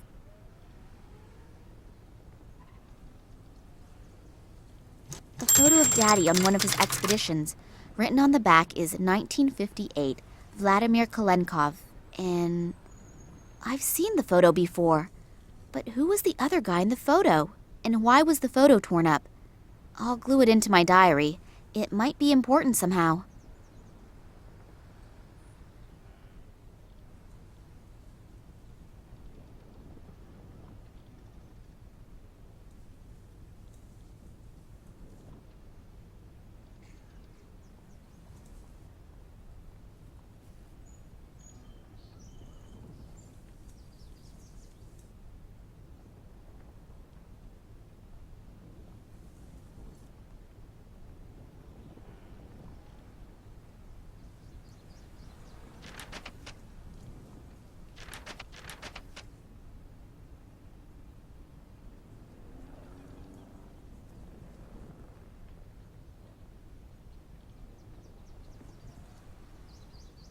You can use the valve as needed to release the air from the radiator. If I turn the valve now, I'll ruin the whole floor.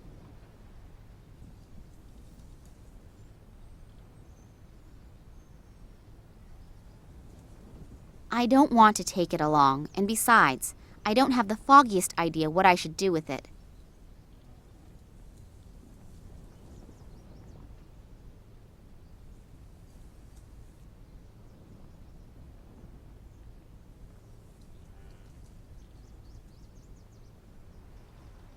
The note says, "And the prince said to the princess, whether vertical, horizontal, or in both main diagonals, make sure that there is never a repeat within a line." Does that have something to do with the coins?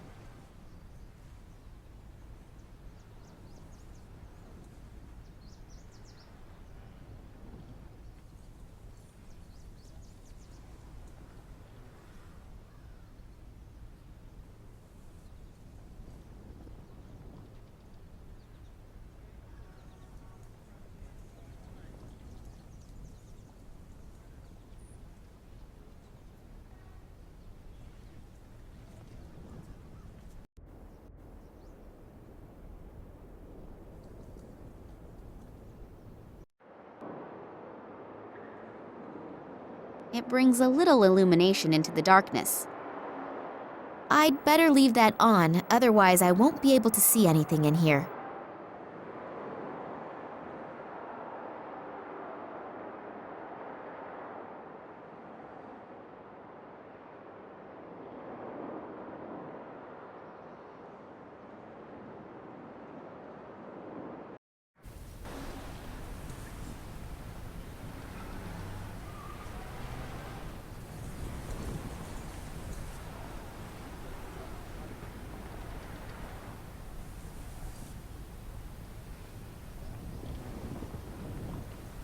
There's a number on this note, LA60AK 19AL.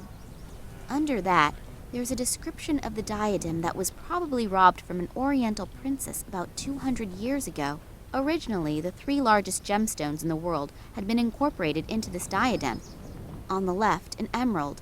On the right, a ruby. And in the middle, an amethyst. My father wrote something on the back.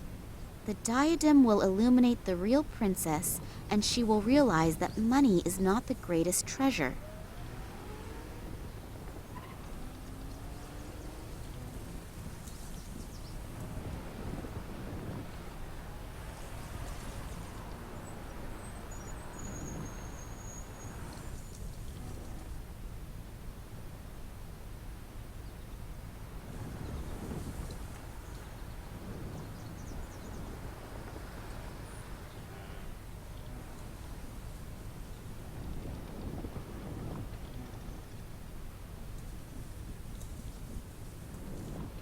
Besides this Oleg, none of these names are familiar to me.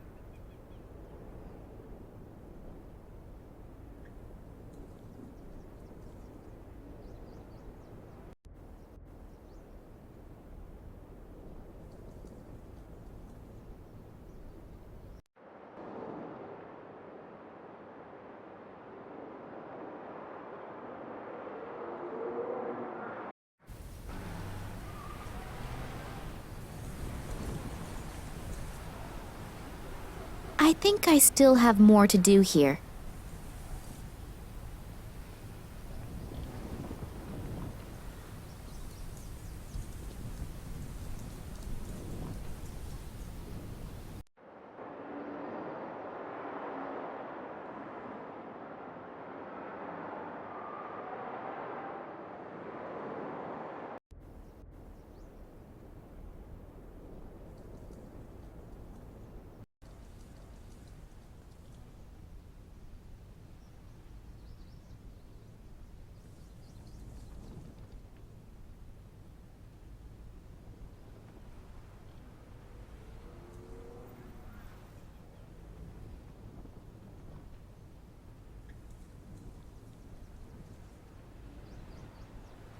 Who should I call? That thing doesn't fit in there properly. It keeps falling out.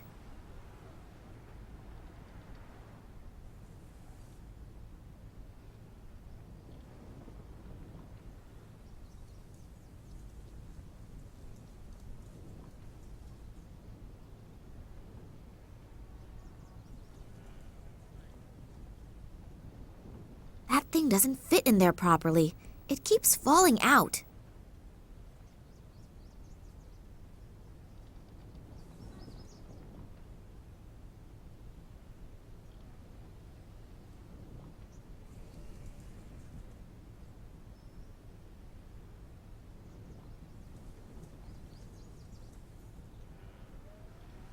I don't want to take it along, and besides, I don't have the foggiest idea what I should do with it. Looks like there's a coin missing here.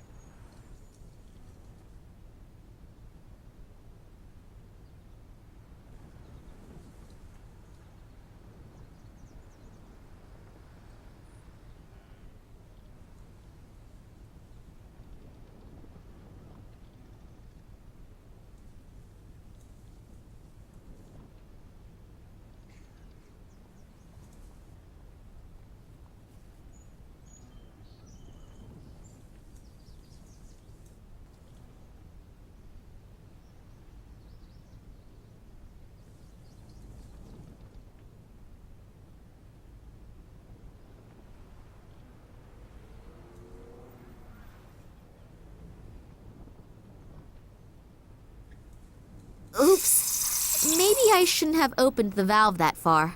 A load of water has come out. The putty is ready for use. I hope I know what I'm doing. That diadem has now been robbed of any beauty it once had. There are 3 stones missing out of the diadem. It looks rather unspectacular, but it seems to be important for my father. I should find out why. Yes, that should hold. The 3 stones have not been substituted with cheap imitations yet. I'll have to think of how to complete the diadem again. Great! It fits! I hope that thing is in the right position. As soon as the putty has dried, I'll only be able to get it off with brute force. My replacement jewels are not really beautiful, but then modeling and handicrafts were never my greatest strengths. I don't think that I can get closer to illumination by wearing the diadem.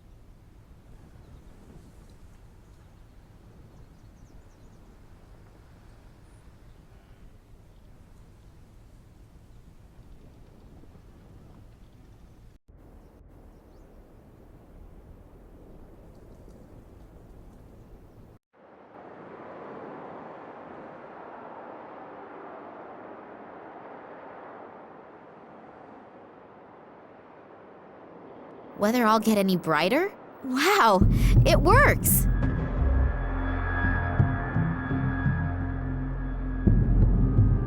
I'd better leave that on, otherwise I won't be able to see anything in here. The ray of light points to the escape plan.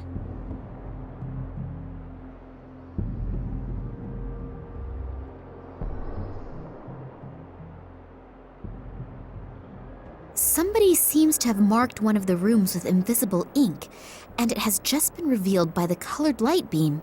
I have no idea where this room 8 is located exactly because there's no map key, although it seems to be one of the rooms that are being renovated.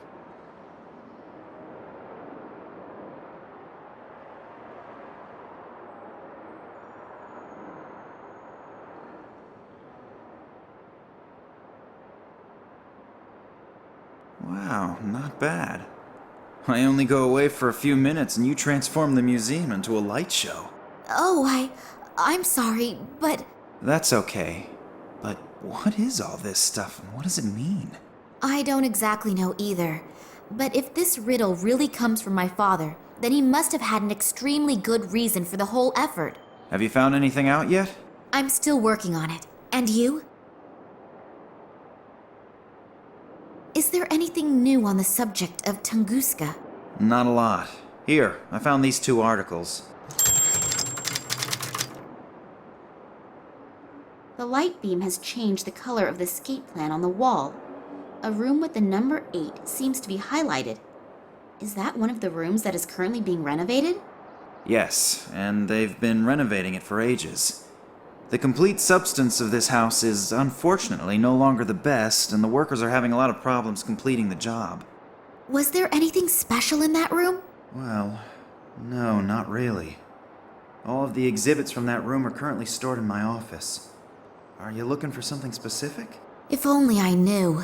We can go straight to my office. Maybe you'll find something there to help you out. Come on into my office and we'll have a look at the exhibits from room 8. Have a look around. All these things are out of the room that's being renovated.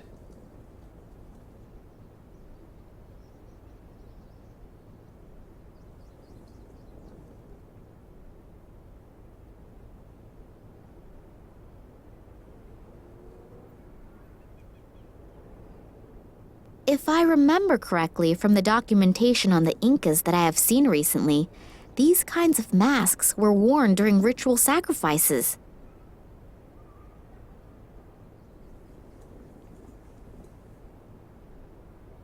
A pygmy warrior's shield from the year 1687 or 1688 in the region of Asia, or something like that.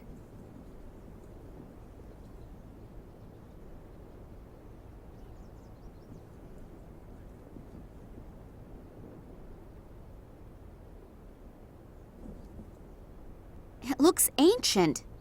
Although I saw one like these in some Swedish furniture store only last week, I think this one, however, is ancient.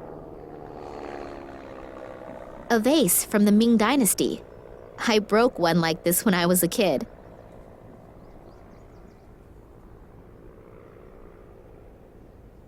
That could be an antique. Unfortunately, that's about all I can say about it.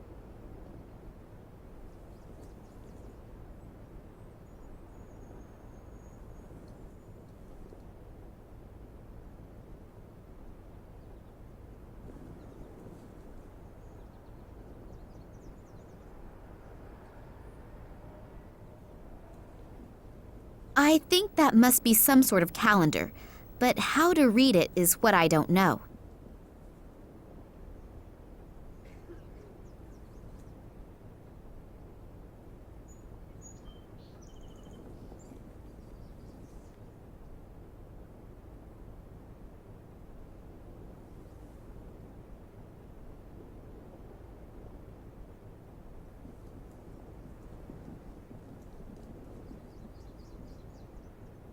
A rider? I always thought the Aztecs didn't have horses. Stranger and stranger. That thing has obviously just been set in there. It doesn't belong to the relief disc. I think that must be some sort of calendar, but how to read it is what I don't know.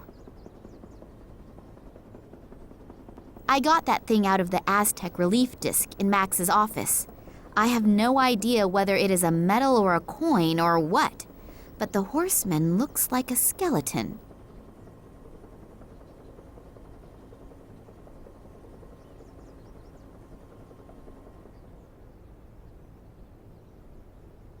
It's already been plundered.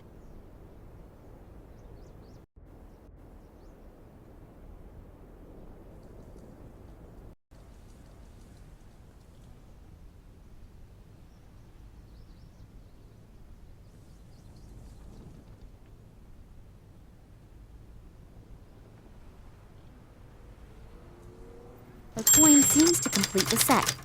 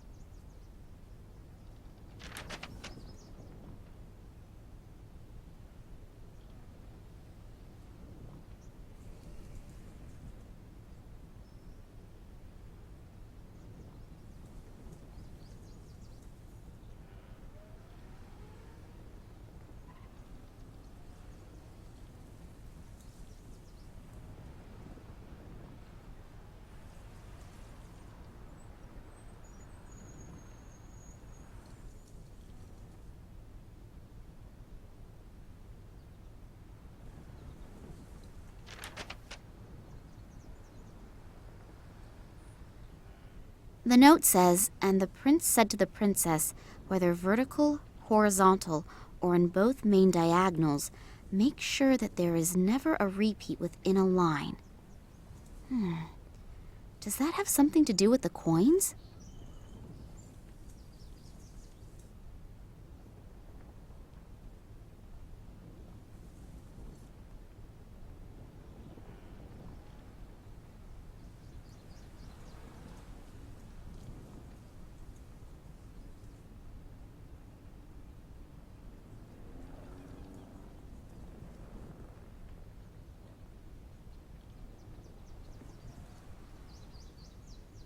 The note says, and the prince said to the princess, whether vertical, horizontal, or in both main diagonals, make sure that there is never a repeat within a line. Does that have something to do with the coins?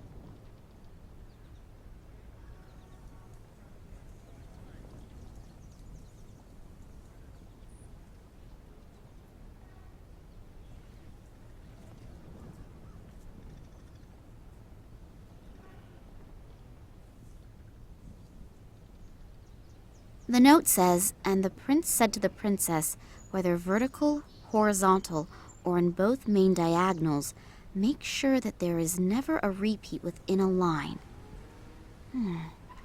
Does that have something to do with the coins?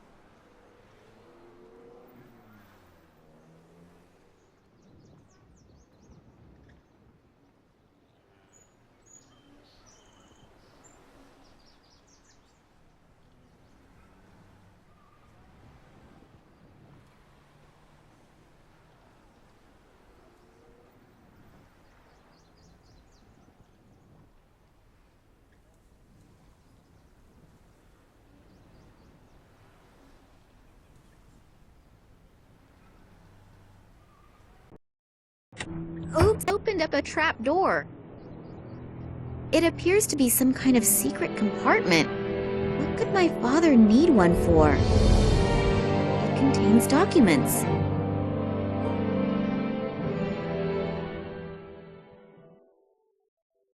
It has to do with my father's research expeditions.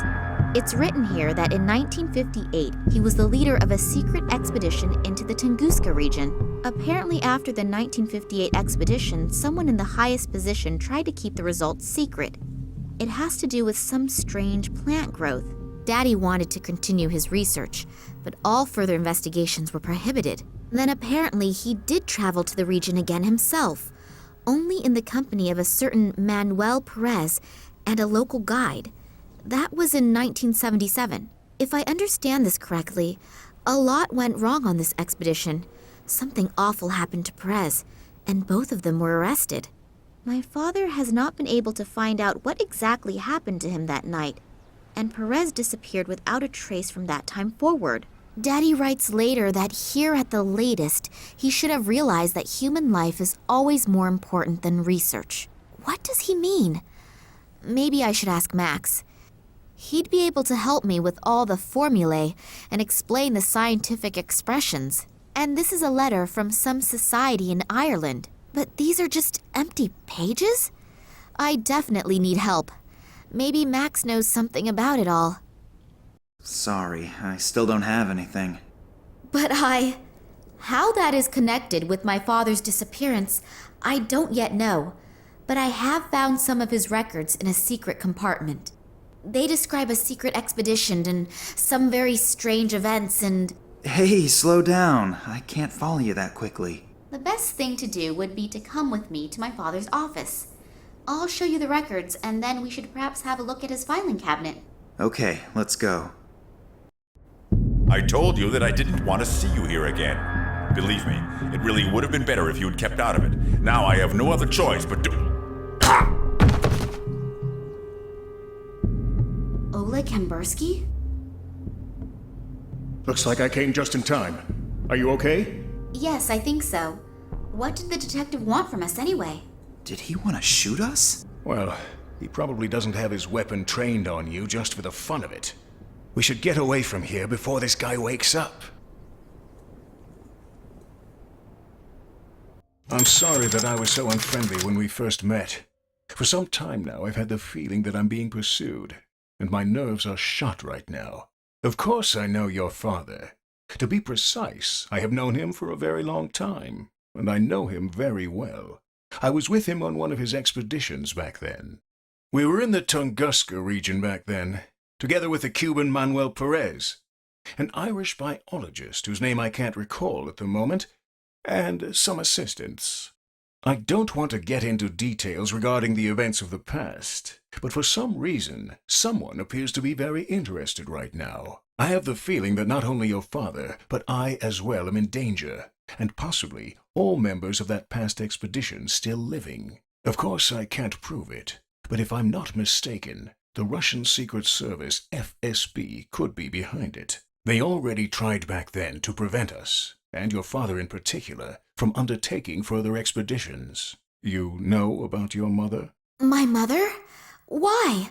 What does she have to do with anything? You know that she died in an accident? Yes, but... It is rather questionable whether it really was an accident. You were in the car as well. I was driving behind you when the car suddenly crashed through a bridge railing and plunged into a river. I was barely able to get you out of there. But when I tried to save your mother, 2 of my fingers were torn off. Therefore... Daddy never told me anything about that. I'm certain he tried not to burden you with that as well. The 2 of us have already reproached ourselves enough. But enough about the past. Now we have to find your father again. Due to the events of the last few days, I activated a few of my contacts. One of them is Sergei, who is moving in circles which, well, I'd rather not be found anywhere near them. But he knows just about everything that no one is actually supposed to know. According to his information, a research station was built in the Tunguska region decades ago, and now another transport is planned to go there. Supposedly, not all the scientists who are to be transported there are participating voluntarily. This research trip and the disappearance of your dad a few days before its start could very well be linked. Does that mean my father was kidnapped and is now sitting on a train to Siberia? What do they want from him? Even if, officially, he hasn't been active in research for years, he is still an expert in his field. I am sure that Sergei could help us. I have to go to Moscow? I have an airplane. We could be there in a few hours. I know this is all quite a lot to swallow at once, but if your dad is really on that train, we have no time to lose. As soon as he reaches the Tunguska region, we'll barely be able to get him out again. The area around the station is too heavily guarded. What do you mean? I don't know, but maybe it is the only chance. So let's go. It would be good if someone stayed behind, in case Vladimir does get in touch after all. But... Nina, we should go if we want another chance to get there before the train leaves. I suppose I could have another look at your father's records, but I don't have a good feeling. Great. Then let's go. Take good care of yourself, okay? I'll do my very best. I wish I could. Yes, me too. Good luck.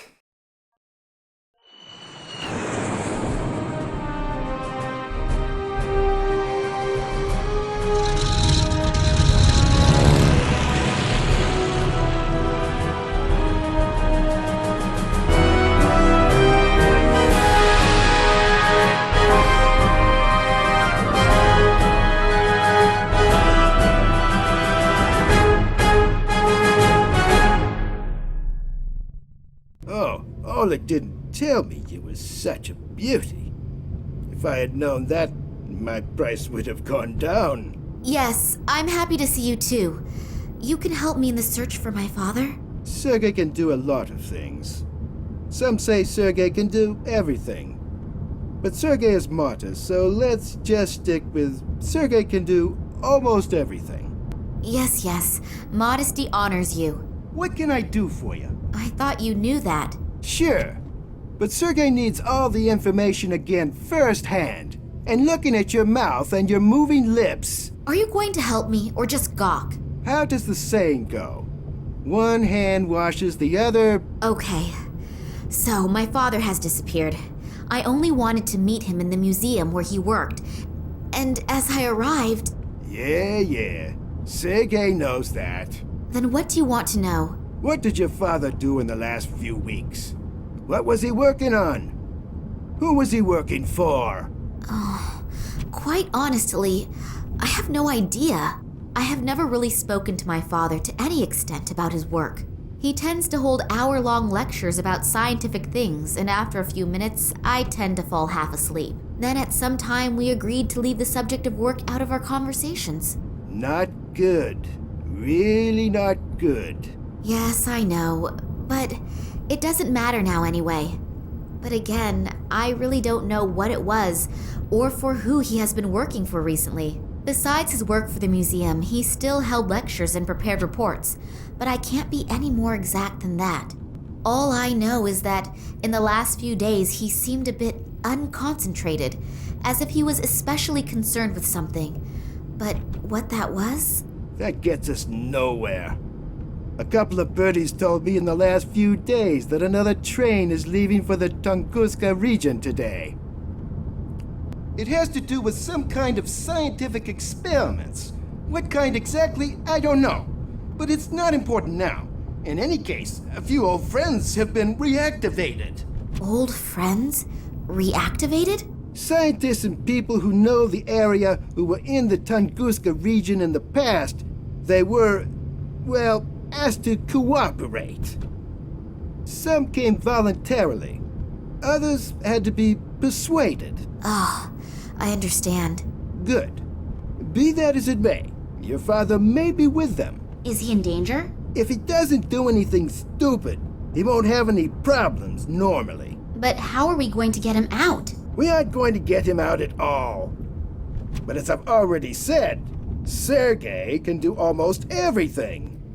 An old acquaintance is standing at the side entrance of the train station. He'll take you in and give you a pass and a uniform. As soon as you're on board the train, you should be able to find enough time to look around. The guards on board are usually busy drinking and playing cards during the trip. Oh, and by the way, you're traveling under the name Nina Burkova. Your last name could give you away if your father is actually on board. So I get in the train, eliminate all the guards, and free my father. Alone? Great plan. Just great. When you find him, then we'll see how you'll get your father out. Not to worry. Sergei would never leave such a sweet ass hanging. Okay, that's a relief then. I'm sorry. I'm a little bit nervous about my father. I really am happy that you could help me. Thank you. That's okay, little one. They don't call Sergei the good soul of Moscow for nothing. And don't forget, even if you get information that you don't know what to do with, Sergei can certainly figure it out. Okay, I'll see what I can find out. Nice weather we're having, isn't it? Yeah. It's much too nice to sit around out here. Comrade Yushin is taking your shift now. Isn't that nice of him? What? Why? Come with me. Let's chat a bit. It doesn't seem to be my lucky day today. Was that a coincidence, or did they find out that Sergei bribed one of the guards? In any case, I now have a huge problem. Sergei has gone. My cell phone has no signal here, and I have to get onto the train fast. Nina, it's time for a stroke of genius. I need an idea.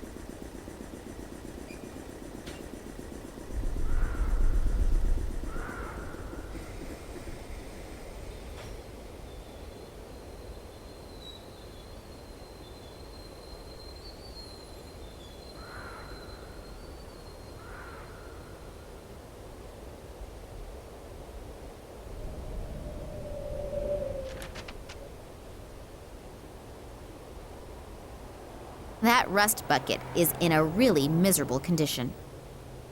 Even with wheels, that thing probably wouldn't move. Without wheels, there is not a hope in hell. Dirt and refuse, known among experts as junk.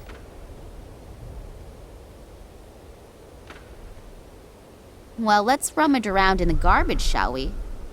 Great! A rusted nut and an unidentifiable iron something. It's the small things in life that bring happiness. A nut.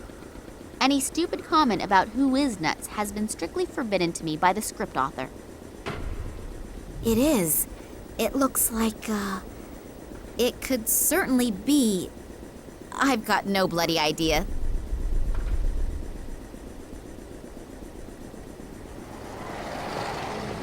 As long as the worker is looking the other way, I should take the opportunity.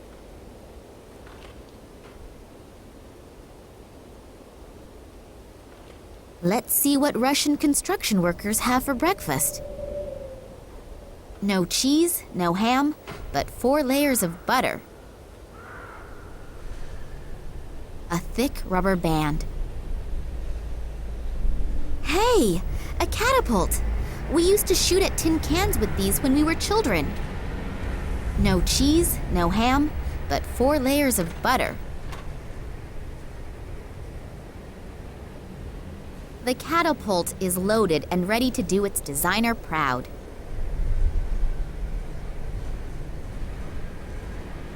He's making a furious impression. Fun on the job usually looks different.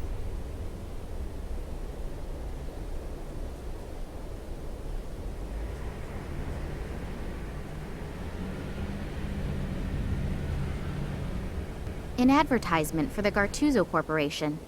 Outrageously expensive, insufficient coverage, lousy service. If those are your requirements for a cell phone in today's world, go to the competition. If not, come to us. Gattuso Telecommunications offers the ideal contract option for any requirement, tailored to your needs. Switch now. By now, they seem to be everywhere. I've already received dozens of brochures from them at home. Luckily, they are not as heavy as they look.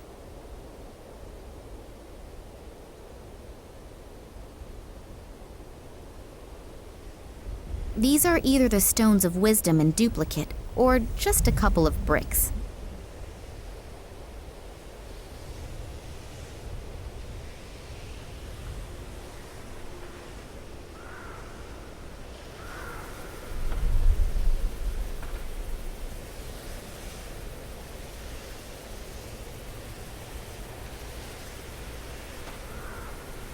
I have already picked up all the treasures.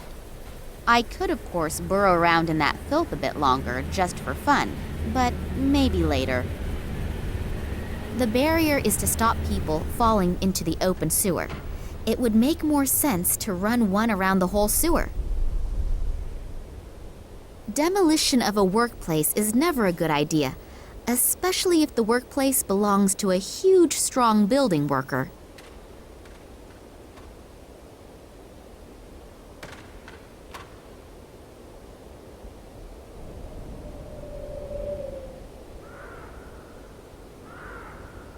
That thing is rather rusty and immovable.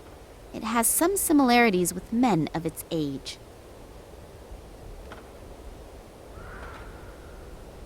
That thing is completely rusted and the crank doesn't move. These are either the stones of wisdom in duplicate, or just a couple of bricks.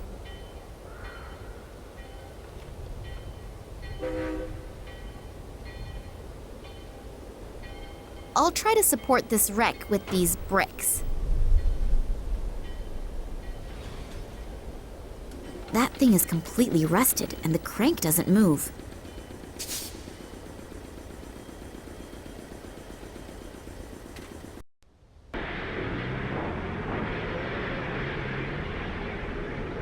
From up there, one can watch over the entire area. I'd better try to be as inconspicuous as possible, and very careful.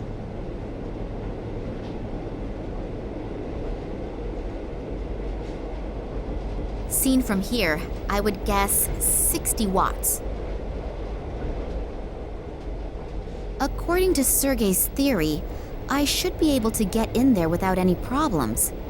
What now?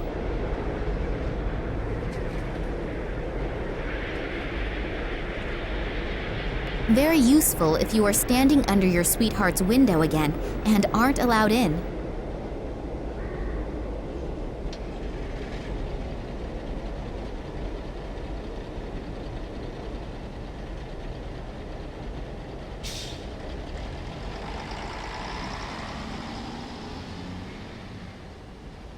I'm sure there's a lot of interesting stuff in there, but I don't have the time or the energy to read through all of it. The guy who took over the job of Sergei's contact man looks extremely well trained. Let's see if some charming words will get me into the station. Hello, you wonderful man. Oh, hello. All alone are you out here? Can I enjoy your company for a while? I don't care. Uh-oh, that'll be a hard one to crack. Can I borrow your newspaper for a few minutes? What? No way. The nurse is finally just about to turn the doctor around. Pardon? Don't tell me you've never heard of the Siberian Saga. No, I have to pass on that. What is it? The soap opera in the Moscow News. A fascinating love story. For the last 3 weeks, they have been publishing a new chapter every other day. And I guess that the nurse... Yeah, great. That's enough. It sounds really gripping. Are you almost finished with it? No, not for a while yet. I'm reading it slowly on purpose to prolong the excitement. Of course I have the newspaper at home as well, but there's not much going on here, so I can read without being disturbed. I'm really anxious to see if the head nurse is plotting. No! Stop it! My doctor has forbidden too much drama and excitement. You were guarding the side entrance here. Is there any special reason for it? Yeah, no one's supposed to go in there. Talk about stating the obvious. I'm flirting with you, stupid. Oh, and because of that, they have installed a strong, muscular man like you here. What? You mean me? Yeah, right. I'm sure they spent a long time thinking about who they could give such an important task to. And they came to the conclusion that only you could fulfill the job. Well-trained and radiating power and strength. Yes, you're probably right. I've only been with the troops for 3 years, but I've already achieved a lot. Of course, I, as a mere woman, feel much better when I know that real men like you are defending our land. What is so important about the station that you have been chosen to guard the side entrance? Actually, I'm not allowed to say. It's top secret. But I guess it has to do with some Secret Service thing. There are masses of conspicuously inconspicuous people running around. You're not from the FSB, are you? Me? No, of course not. Phew. I was lucky. I nearly let the cat out of the bag. I don't want to end up like my colleague. They just took him away. Sure, I understand. Damn, I almost had him in my hands. Your colleague, where did they take him? Is he coming back soon? I'm afraid not. The 2 guys that took the poor guy are from the FSB, I think. Oh, why did they take him? No idea. But it's better not to ask questions. The wrong one at the wrong time, and it could be your last question. As soon as they have you in their grip, it's not easy to get out again. If you get out at all. Thanks a lot for the information. My pleasure. See you soon.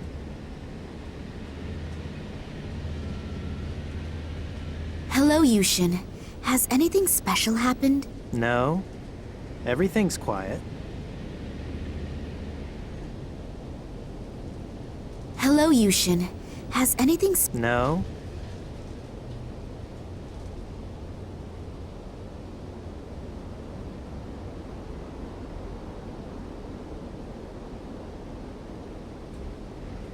If all of these cigarette butts are from today and all from the same watchman, then he should apply to one of those record-breaking shows on TV.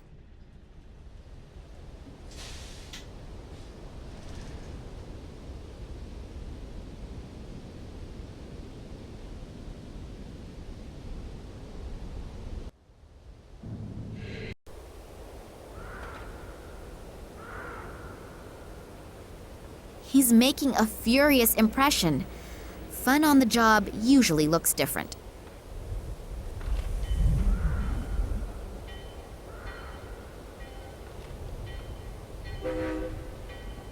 Hello. So late and you're still working? Yeah, real funny, huh? You probably think it's hilarious that a poor guy like me has to work so late, and then has to muck around in other people's shit. Real funny, huh? Ha ha. Wow, you're in a good mood. I wasn't having a laugh at your cost, honestly. Oh, sorry. I guess I'm a little irritable. Today's actually supposed to be my day off, and yeah, and now I have to work overtime just because this bunch of soldiers doesn't know how to flush the toilet. You hopefully aren't one of them, are you? No way, don't worry. Good. When I catch the person who dumped this shit on my lap, he's going to be sick just thinking of the word toilet. Yeah, look, could we change the subject, please? My graphic imagination is very well developed, and my stomach is remembering what it had for lunch. Having to work on your day off is, of course, really bitter. That would piss me off, too. Excuse me, a slip of the tongue. Did you already have some plans? Cinema, a few bars, or anything? Yeah, I wanted to go fishing. A couple of beers, rod in hand. Yeah, I had a boyfriend like that once. Huh? Nothing. Tell me more. Well, just a really relaxing day. But maybe I can do it tomorrow instead. If only they'd finally pick the right lottery numbers. That car over there, is that yours? No, I think that's been there for a few years now. I don't even know if there are any parts still in it. The lottery. What is so special about that? They hold a special drawing in which you can really clean up. You know, I've been playing the lottery for 20 years and have never won anything. But today is my lucky day. I could tell when I woke up. All this shit is gonna end today. I'm gonna buy myself a little cabin on a nice river somewhere. Maybe I'll even buy the river too. And then... Yeah, and then spend the whole day with your rod in the water, I know. Exactly. The stupid thing is, you have to have every number in exactly the right order. If the first 3 numbers match, you can win something too. But to really clean up, all the numbers must be correct. That means, in the worst scenario, if you have one wrong number, you can lose completely. Yup, but I'm gonna win. 856549. I'm gonna have a new life with these numbers. So the soldiers have screwed up your day off. Did they just turn up all of a sudden? No, it wasn't that sudden. There've been rumors going around for a few days, but I had no idea there would be this many. I have no idea what they're all doing here. Hey, you don't mean to tell me that the soldiers are swarming all over this quarter and you have no idea why they're here? Well, there are always a few soldiers running around here. After all, it's a military train station. But I haven't seen this many in a long time. I've heard they're heading to Novosibirsk. And what do they want there? I have no idea. They don't talk to us. Think they're just better than us. Most of them don't have an original idea in their head anyway. They merely follow their orders. Someone told me there are also scientists with them. And a little while ago I saw large cages. I have no idea what they're planning. Cages? Yes. Apparently there are some prisoners on the train. Maybe that's why. Cages for prisoners? Are they keeping my father like a wild animal? I urgently have to get on that train and get him out. I'd better get going then. Me too.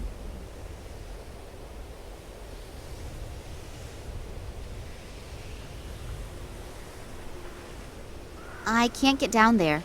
The worker is blocking the way to the sewer. That way goes down to yesterday's digested chicken. Yum.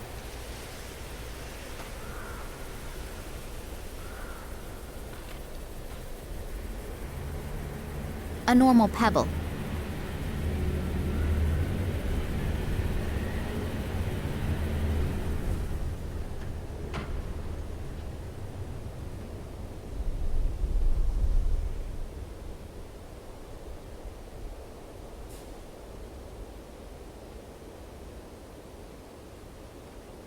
Good idea.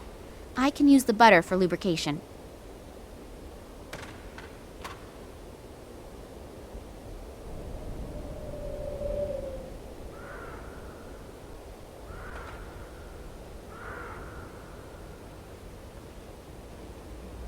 Those things have a huge leverage.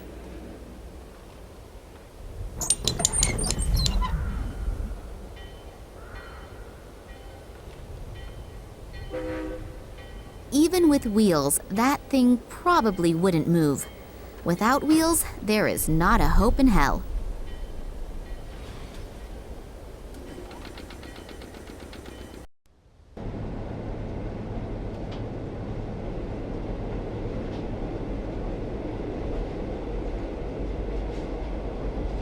Hey, hello! It's me again! Hi. You smoke quite a lot, don't you? Yeah, I know it's unhealthy. But I simply can't give it up. I've tried everything. That's why I'm glad I get to sit outside. At least here I can smoke. Want one? Yes, please. It'll be good for my nerves. Isn't smoking forbidden inside the station? Absolutely no smoking. They probably have stuff stored in there that could raise half of Moscow out of the ground. Oh, what things? No idea. And to be honest, I don't really want to know. Sometimes, ignorance is bliss. Very wise words. Thanks a lot for the information. My pleasure. See you soon.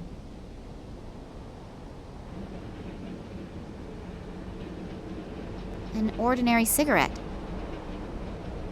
Those things have a huge leverage.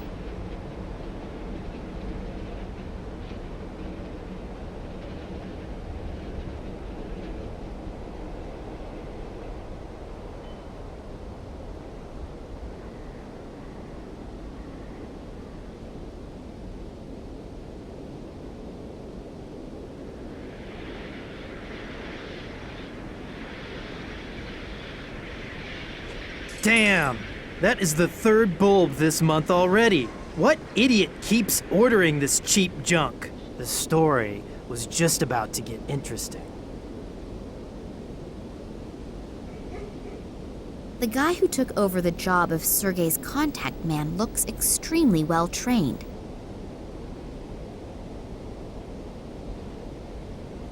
Hello, Yushin. Has anything special happened? No. Everything's quiet.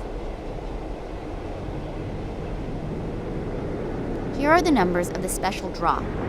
356549. One single wrong number. The sewage worker will be kicking himself in the ass all day long. This newspaper here? Yeah? Can I have it? I guess so. The light bulb just exploded on me. It was really old anyway, and it'll be weeks for sure before anyone replaces it.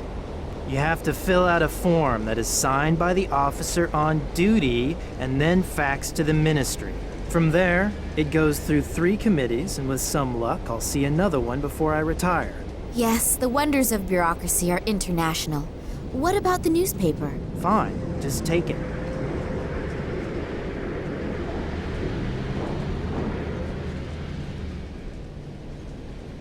Here are the numbers of the special draw.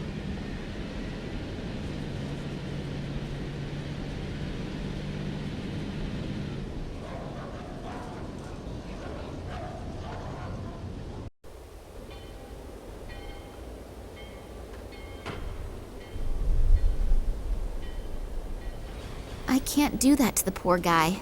If after such a bad day he also loses $1 million in winnings, he'll run amok.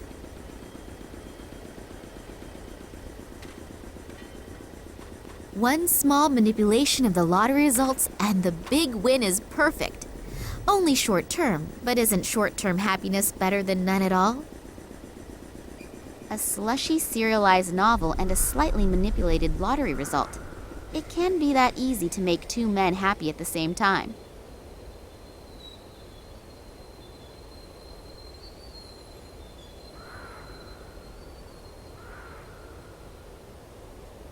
Here, the late issue. You can find out in here whether you can go fishing tomorrow or not. Yes, I won! I won! I have to go home at once and tell my wife. Oh, what's the point? I'm going straight to my favorite fishing spot and we'll fish all night. And I'll quit first thing in the morning. If you want to marry a rich man, you'll find me down by the river. I can only hope that he takes his sweet time about resigning.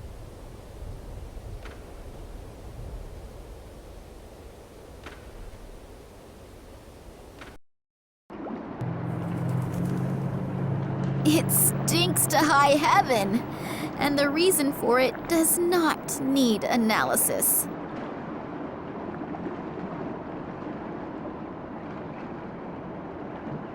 Some of the soldiers have been using that hole in the floor as a rubbish bin. They could at least have let a couple of gold rings drop into it.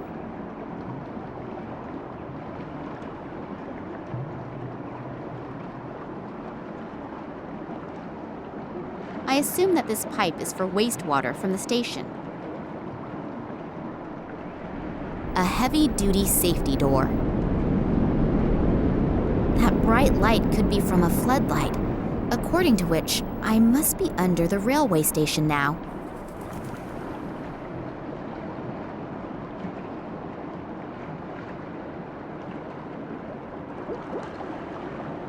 The box seems to be dry. One of the sewage workers probably dropped it here.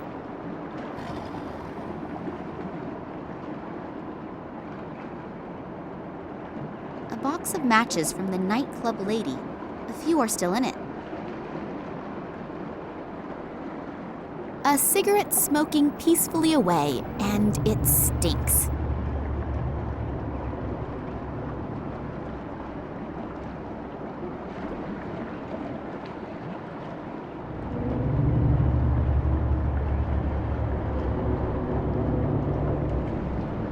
A heavy-duty safety door.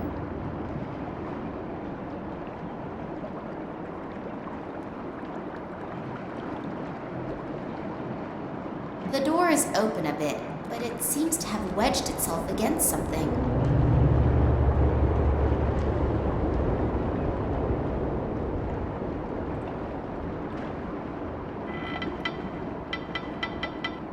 Done it. It's open.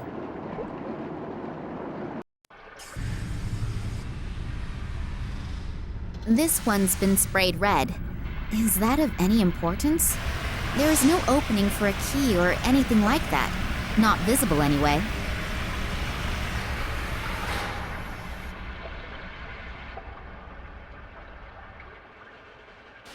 I don't know what's in there. It looks a bit like toxic waste.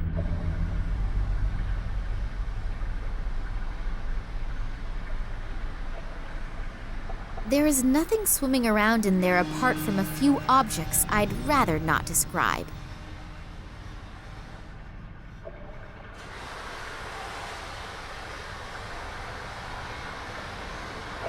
All of the rungs are missing. No one is supposed to get up there.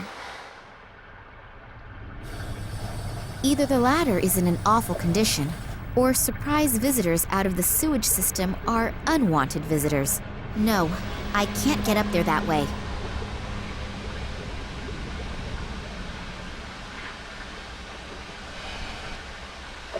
A valve.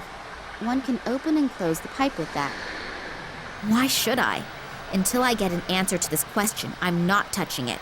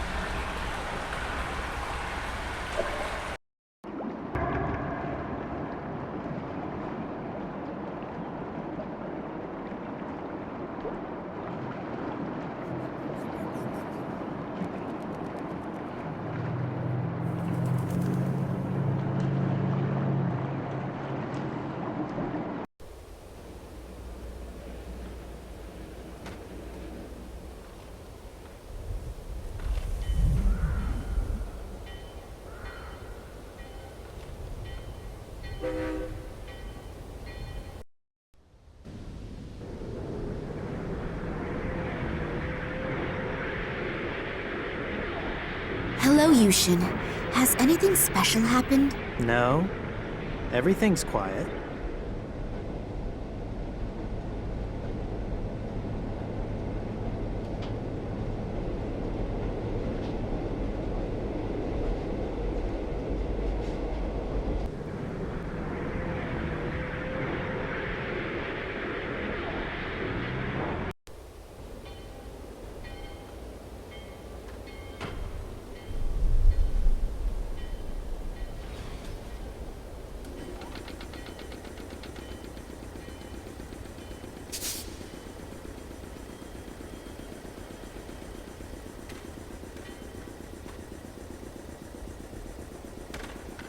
A long rubber hose.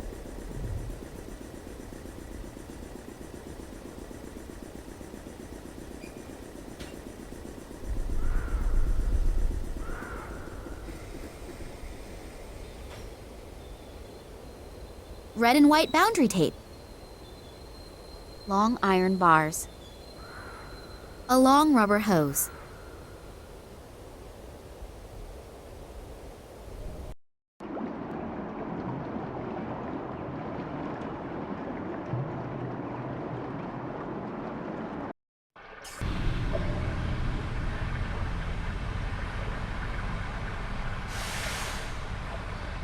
The iron bars are too long and would probably get wedged in the shaft, so I can't use them as rungs for the ladder.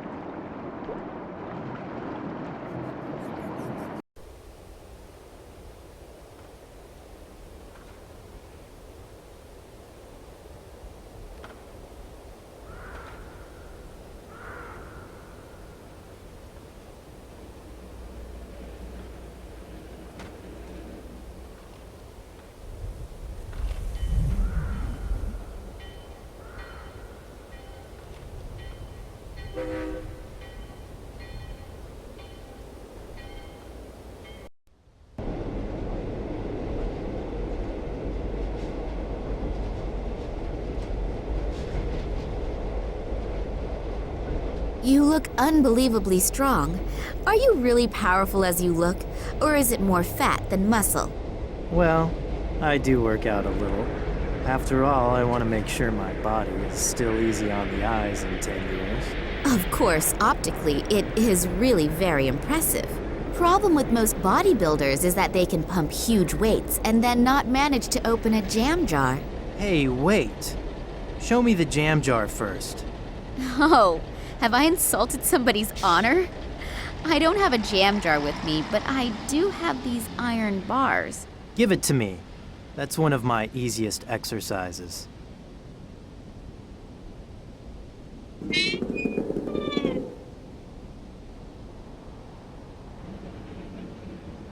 Wow, I'm really impressed. Hello, Yushin. Has anything special happened? No, everything's quiet. Yushin has done some great work on this.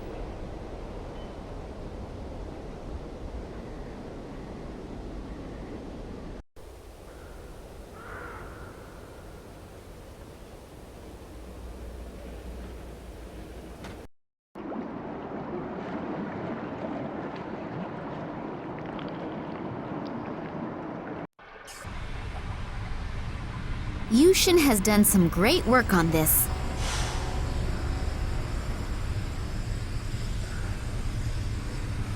If I stand on the very edge of the rungs, they should hold my weight.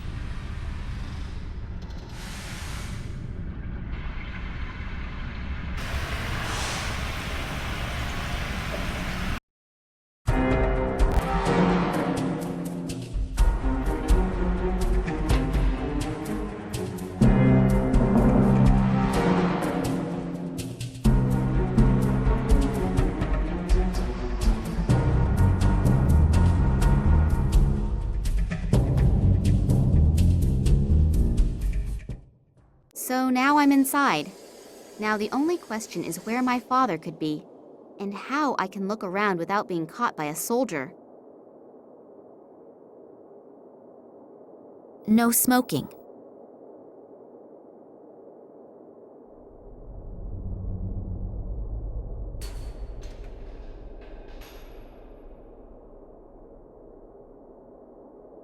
And this holy place is where a man can still be a man and pee, standing up.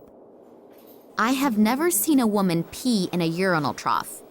And no way am I going to be the first.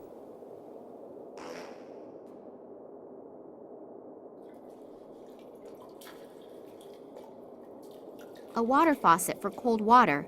The one for hot water was removed.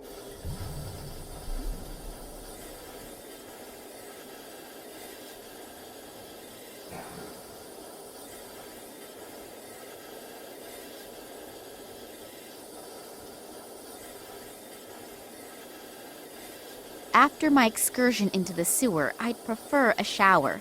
Washing my hands surely wouldn't be enough.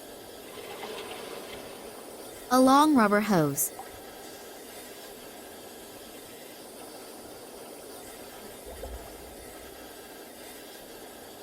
That would put everything in here underwater. Not a good idea.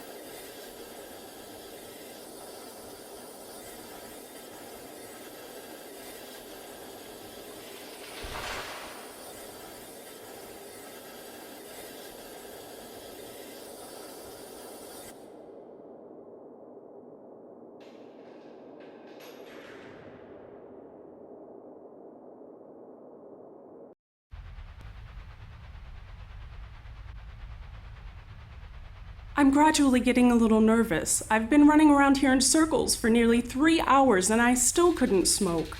Pull yourself together, Romanova. You know that we are completely understaffed.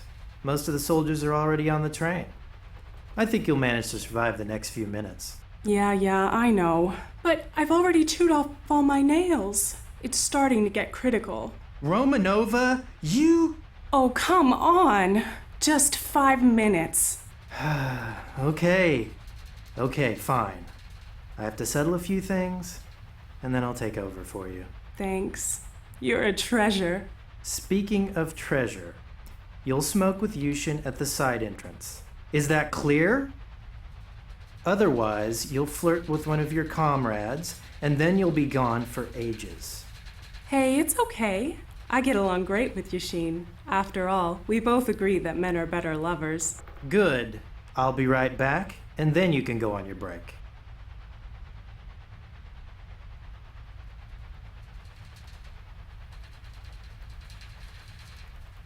If I just wander in there, getting arrested would be the best thing that could happen to me.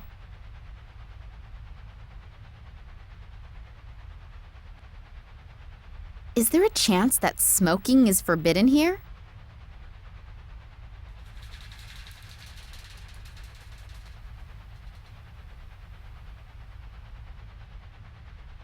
A small empty plate with a few coins on it. I'm not so desperate that I'd steal from a Russian toilet cleaner.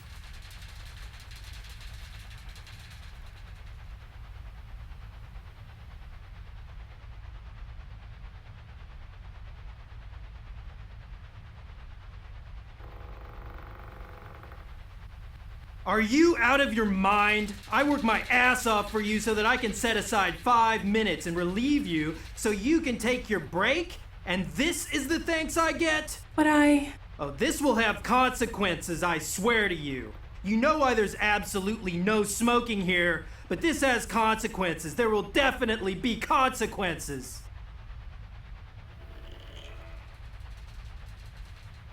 Hopefully, she won't get into too much trouble. You make tea in that thing, I think. I'd rather have a vodka. I think it's broken. Considering the contents, that is not a disadvantage.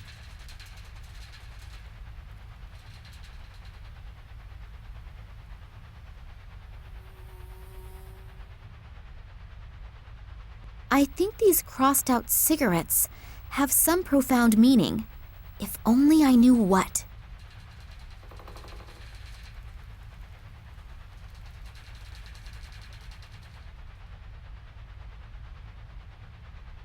A 5-digit combination lock. I can forget cracking it just by trying random numbers. 5, 5, 5, 5, 5.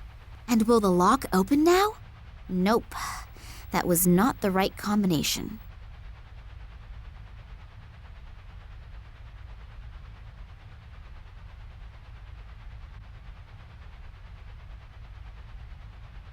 There's nothing useful in here.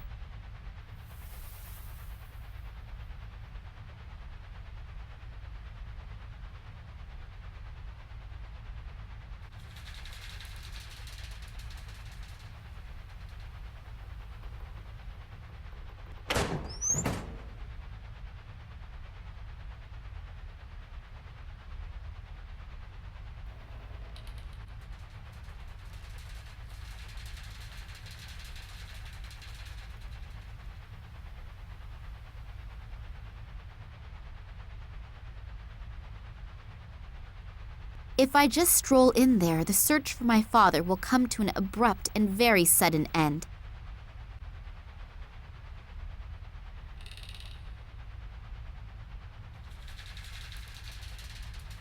This stocking has at least as many ladders in it as its owner had lovers.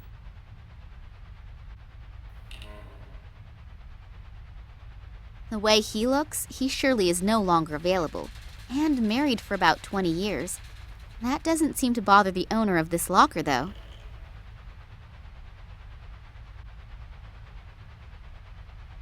An envelope. A two-way radio. There is a sticker on the back with the number 15 on it.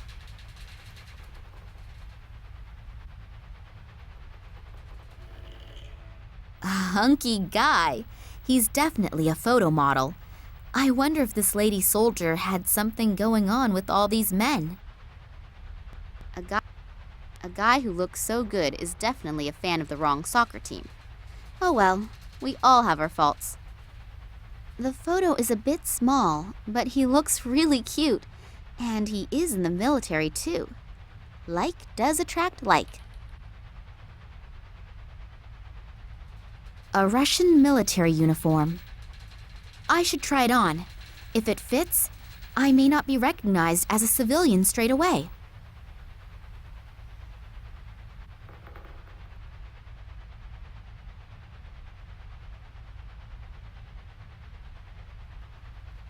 The photo is a bit small, but he looks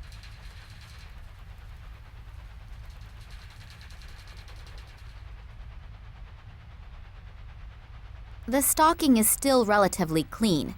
I wouldn't want to wear it anymore, but I didn't really want to before either. There seem to be deployment orders in there. Obviously, throughout the whole train journey, the highest state of alarm has been ordered. They're expecting trouble from some kind of terrorists. That's why it says in the deployment orders that all irregularities must be reported immediately. I'm obviously not the only uninvited participant in this excursion. The guards will be extremely attentive to their duties. That's not good. Not good at all.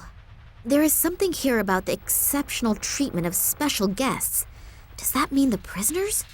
Maybe I'll find my father on the train. I'd better hurry. Attention, attention! All passengers and assigned guards should please board the train or follow their orders. The train will be leaving in a few minutes. A two-way radio. There is a sticker on the back with the number 15 on it. Who do I radio? And how should I identify myself? As long as I don't have an answer to these questions, I'd better leave that thing alone.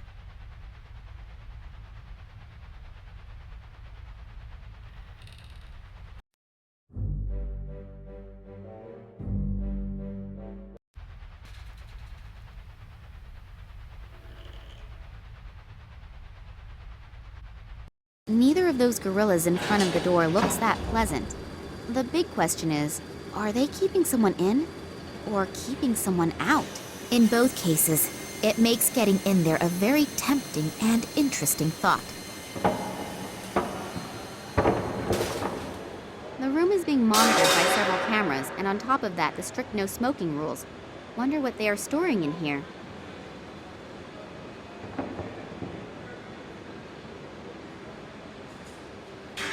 A crane for heavy boxes, and probably also military equipment.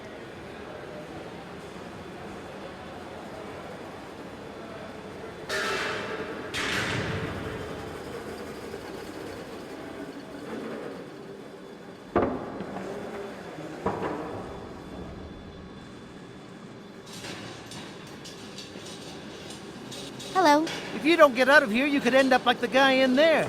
Believe me, you don't want that. So beat it.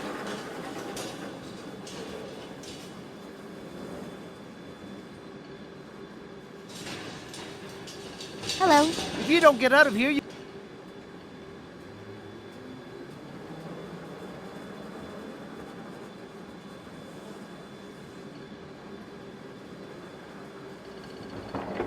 I think someone got a good discount by ordering these signs by the dozen.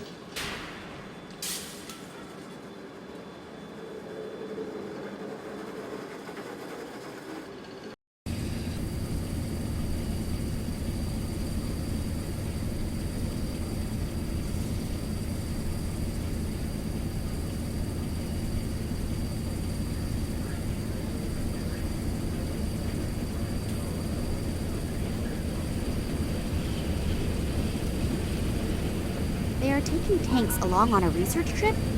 Just what did I get involved in here? He's guarding the train. Hello. So, comrade, are you coming with us to Tunguska? Yeah. Well, it's amazing what a person will do for a couple extra rubles at the end of the month. I also need the permit. Damn. I must have left it in the changing rooms. But I don't have to go all the way back there again, do I? Yes, you do. Sorry, comrade, but I unfortunately can't do anything about it. If it were up to me, I would let you in, even without it. But it's unfortunately not up to me. The FSB guys would bite my head off if they found out. Oh, come on. Nobody has to find out about it. No, I'd rather not risk it. I heard Solotov screaming. Poor guy. Solotov? What about him? Where is he? In the game room. I think they really put him through the ringer. So hurry up and go get the permit. You still have a few minutes. And while you're at it, try to see if you can find the train driver. We've somehow lost him. I had him paged a few times already, but he simply isn't responding. I would look for him myself, but I can't leave my station. And hurry, we're already running late. Isn't the train driver here yet? No, Maybe you should have him paged again. Okay, but I don't think it'll do much good. 17 calling 48. Come in, please. 48 here. What do you need? Could you page our friend, the train driver, again? He still isn't here yet. Again? Yeah, I know. I can't do anything about it either. Okay. Would the train driver please get his fat ass to his workstation and pronto? Let's hope that it works. Do you know what the agents are doing here? Working, I suppose? No. Really? We're all just doing our job here. And most of them are also really nice. They're people just like you and me. I suppose you're right. I think I can save myself the question about the FSB people. No one dares to say a word that is in any way interesting. Is everybody already on board? Yes, almost. We're still missing a couple guys from the FSB. But otherwise, everyone should be here. And all the scientists, too? Of course. They were all brought on board as soon as we started boarding. Weren't you here yet? No, obviously not. Were there any problems? No, not really. But some of them were bound so tightly that they didn't have much of a chance to resist. Oh, yeah? Good thing, too. Have they all been put into one compartment? I don't think so, but I don't exactly know for sure. What do you care? You're only responsible for your section and not for the entire group? Yes, I'm really happy about that. If they so much as touch Daddy, hopefully I'll get into the right compartment. And if I don't, how do I find out where Daddy is? And how do I get there? Well, I'll have to think about that as soon as I get on board. Tell me, do you know why the train is so heavily guarded? You already know that, don't you? They explained it to us several times, even if I don't really believe everything. For example? For example, that the captive scientists were all spies for the enemy. But whatever, that's not my concern. What do you suspect? No idea. I just think it's strange that they're being brought to a research station now. But maybe they aren't supposed to do any research there. What then? Tell me. Who knows what they'll do with them there. But let's change the subject, because I'd rather not think about it. No, neither do I. Then I'll begin the search. Good luck.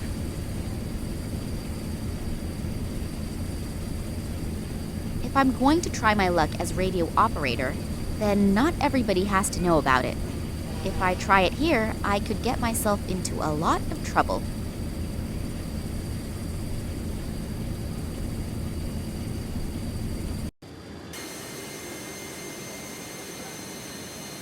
If I'm going to try my luck as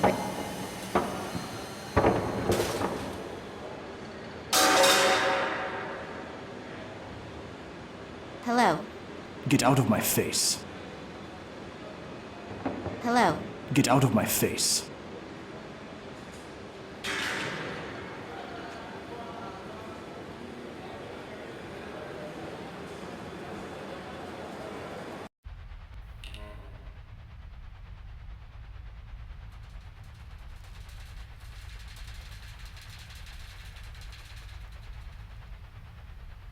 I still haven't found anything that can help me.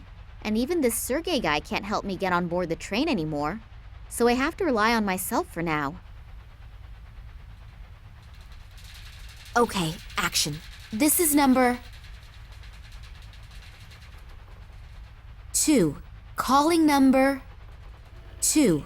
Come in, please. Who are you? You're using the wrong frequency. Get off the line immediately before I have to report it. Damn, that didn't work out. A two-way radio. There is a sticker on the back with the number 15 on it.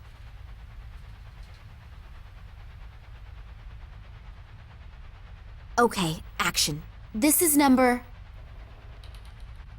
15. Calling number 2.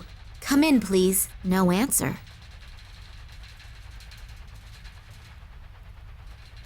Okay, action. This is number 4. Calling number 2. Come in, please. Who are you? You're using the wrong frequency. Get off the line immediately before I have to report it. Damn, that didn't work out. Okay, action. This is number 15. Calling number 7. Come in, please. No answer. Okay, action. This is number 15. Calling number 8. Come in, please. No answer.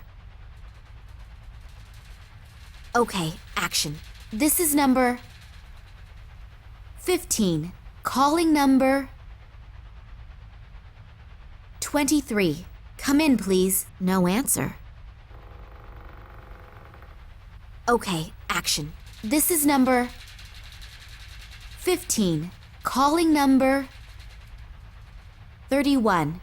Come in, please. No answer. Okay, action. This is number 15. Calling number 48. Come in, please. Central here, what is it? What exactly do I want to do? It might help if I thought about that for a moment. Okay, action. This is number 23. Calling number 48. Come in, please. Who are you? You're using the wrong frequency. Get off the line immediately before I have to report it. Damn, that didn't work out.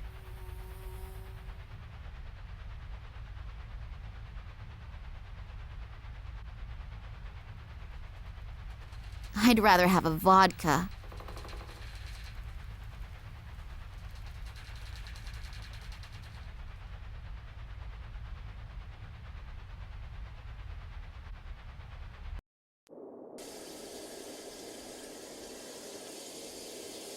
Water, flow.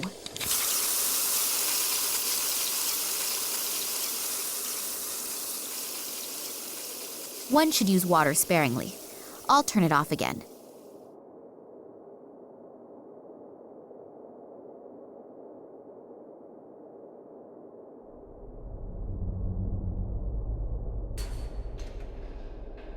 Water, flow.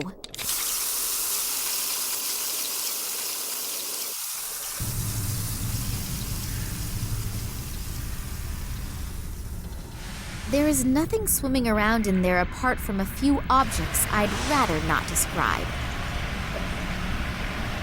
Why should I? Until I get an answer to this question, I'm not touching it. This one's been sprayed red. Is that of any importance? There is no opening for a key or anything like that. Not visible anyway.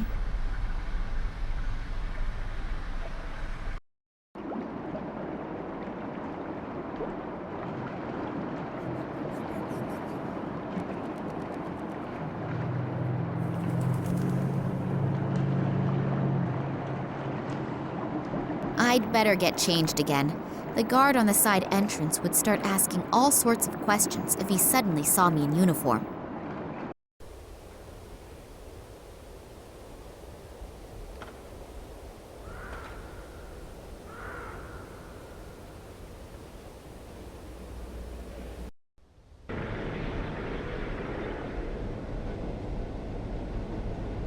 Hey, hello! It's me again! Hi. Can I ask you something else? Sure, anytime. I'm bored anyway. The two men that you came here with. Psst, we should only talk about them behind closed doors. Or better yet, not at all. Oh, they are from the Secret Service. FSB, aren't they? Can you keep a secret? Yeah, sure. Good. So can I. Okay, I understand. But you could at least tell me their names, couldn't you? If you'll leave me alone about it after I do. I promise. Good. Vitizov and Radenkov. And who is who? I kept my promise. Now stop asking me questions. Just because you don't care about your health doesn't mean that I don't care about mine.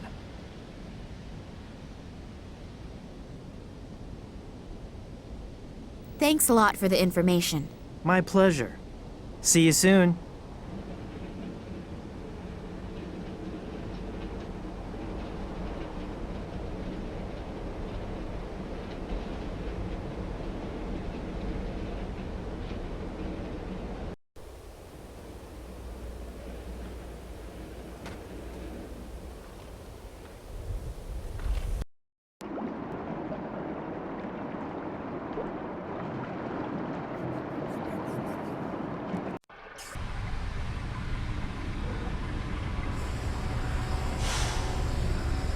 I better put the uniform on again.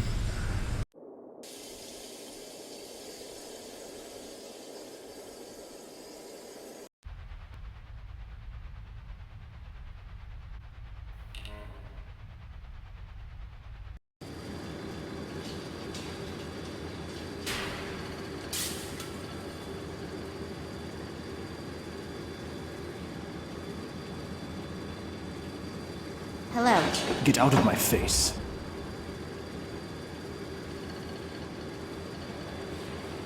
Hello. If you don't get out of here, you could end up like the guy in there. And believe me, you don't want that. So beat it.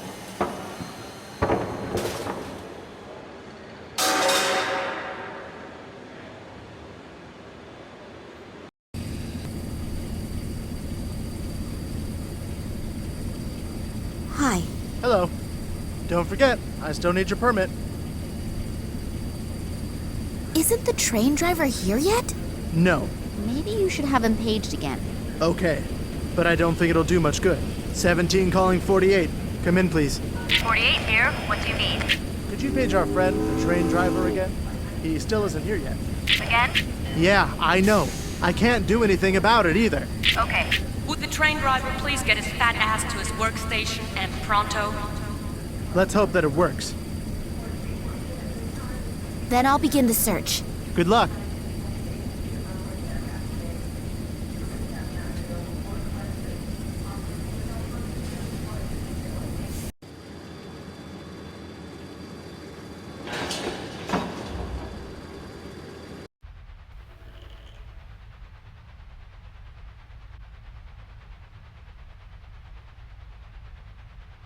Okay, action. This is number 15. Calling number 48. Come in, please. Central here. What is it? Headquarters. Please page both agents Fedosov and Radinkov. They should report immediately to the guard on duty in the freight compartment at the rear end of the train. Okay. Next time, I should think beforehand about what to say. It seems it worked out anyway.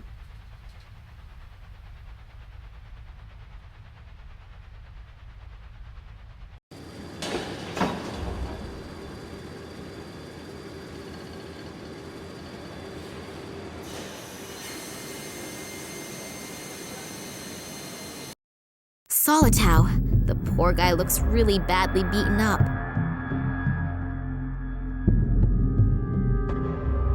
A car battery. The connected cables make me think that Solitow has had a few electric shocks delivered to him. Smoking allowed? So there's one rule for the ladies and gents of the Secret Service and another for the rest of the population.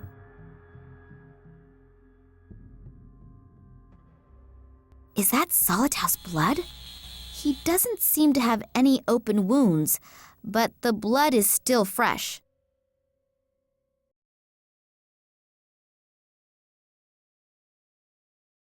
Is that Solitow's blood? He does.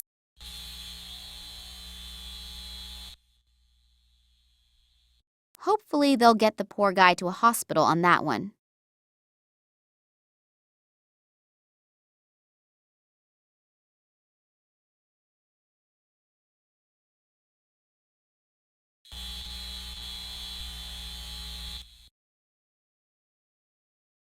Crushed syringes. I don't know what was in there, but I'd better not touch them.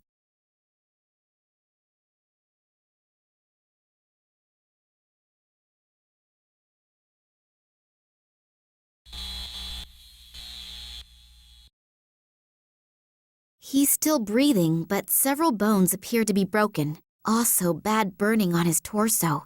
It looks like he has been tortured with electric shocks. He's got nothing on him, but maybe I can use his dog tags. I can only hope that he survives these terrible injuries.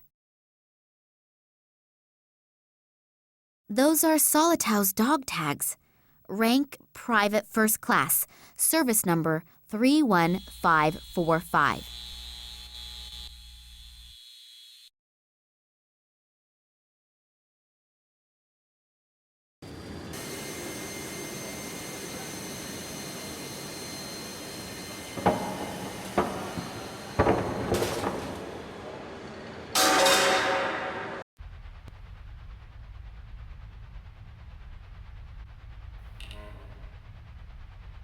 Those are Solitau's dog tags.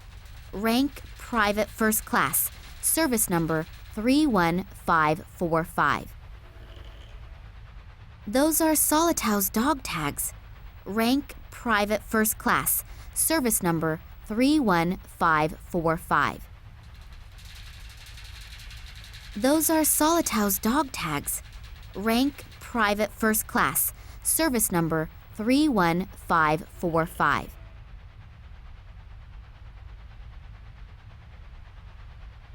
A 5-digit combination lock. I can forget cracking it just by trying random numbers.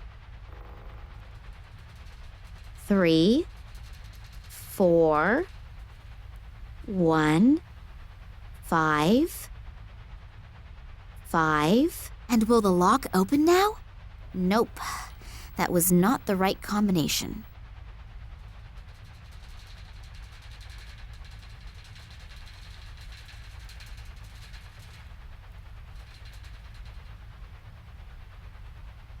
Those are Solitau's dog tags. Rank Private First Class. Service number 31545.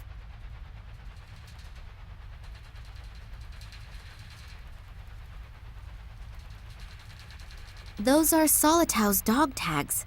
Rank Private First Class. Service number 31545. A 5-digit combination lock. I can forget cracking it just by trying random numbers. 3, 1, 5, 4, 5. And will the lock open now? Hey, easy when you know the right combination.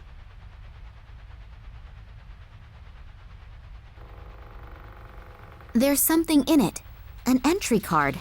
That must be the one that I should have got from Solitau. My new name is already on it. Nina Perkova.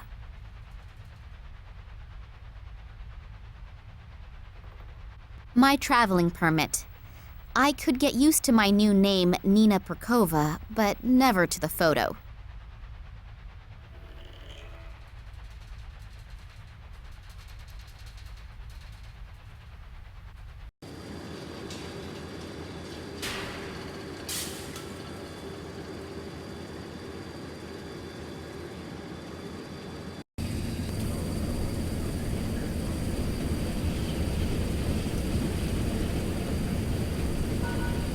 Hi. Hello. Don't forget, I still need your permit. Isn't the train driver here yet? No. Maybe you should have him paged again. Okay. But I don't think it'll do much good. 17 calling 48. Come in, please. 48 here. What do you need? Could you page our friend, the train driver, again? He still isn't here yet. Again? Yeah, I know. I can't do anything about it either. Okay. Would the train driver please get his fat ass to his workstation and pronto? Let's hope that it works. Then I'll begin the search. Good luck.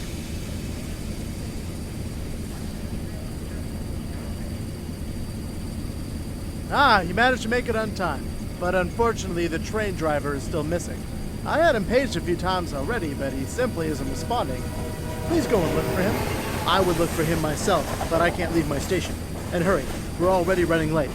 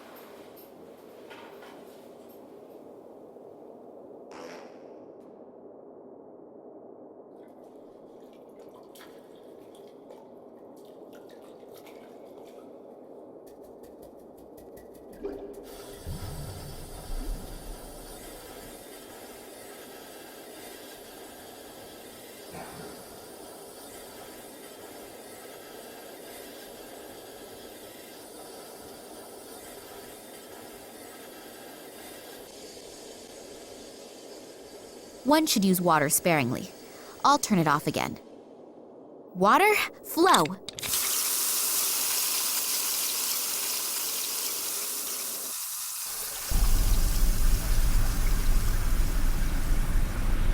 There is nothing swimming around in there apart from a few objects I'd rather not describe.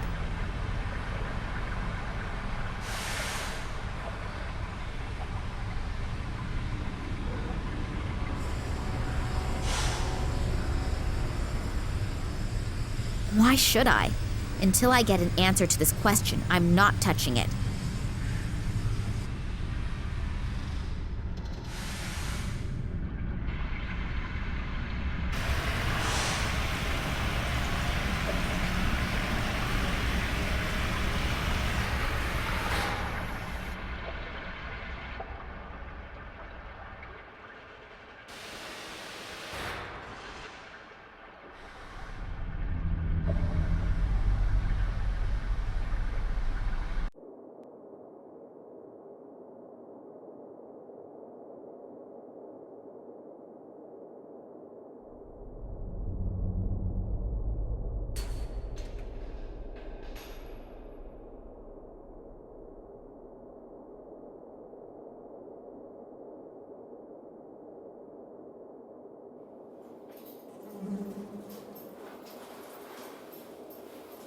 Hello?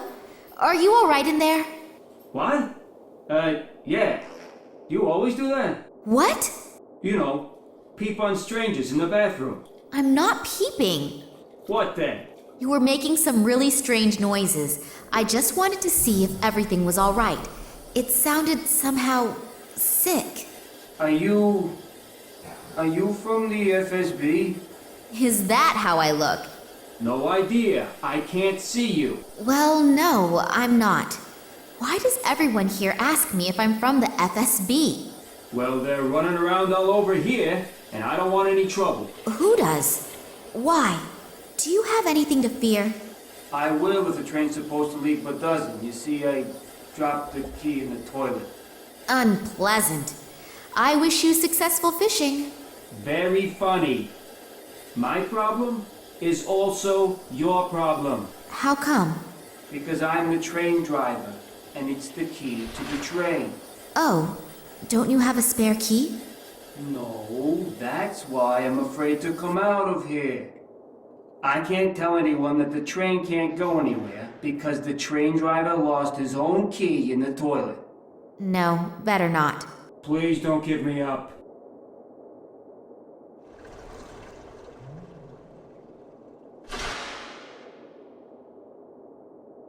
Regarding the Secret Service people. What about them? What are they doing here? No idea. I didn't ask, and I hope they won't ask me. That sounds like a very wise strategy. Where exactly is the train going? You should know that. Yes, but we got no such exact explanation. Well, I'm sure I don't know more than you. And if so, there has to be a good reason for it. Who's on board the train? No idea. I'm just the train driver. They only tell me what I need to know. And you? Did you sleep during the briefing? No, it wasn't especially precise. I thought you might know more. I nearly blabbed. I should be more careful. That guy is taking his oath of silence very seriously. Maybe someone else is in more of a mood for a chat. How long have you been sitting here?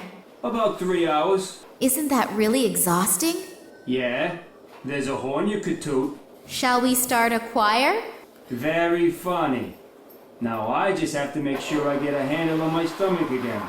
What's coming out just isn't normal. It's true. Sitting on the toilet is like real life. You have to be able to let go. But now is really the time to change the subject.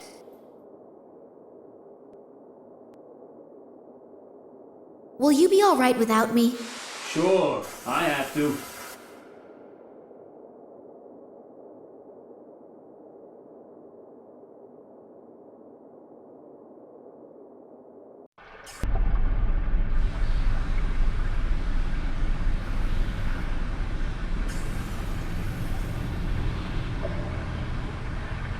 There is a small key in it. A sieve at the other end of the pipe is stopping it getting washed away. The sieve is probably there to stop rubbish getting into the pipe system. If I turn on that valve now, the key will simply be washed through the distributor there and into the sewer. Once it's in there, I will never ever find it again.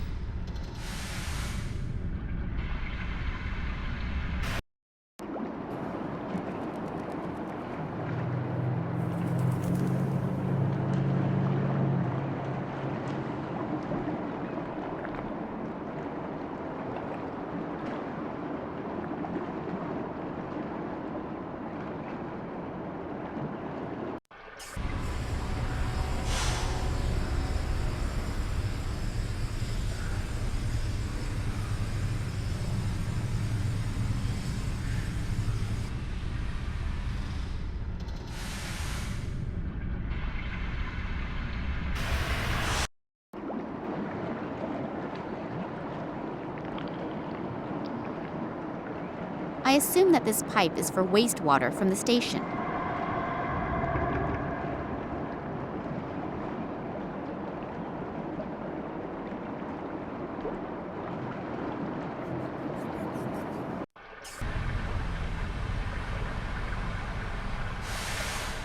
I hardly believe that the stocking will withstand the oncoming masses of water.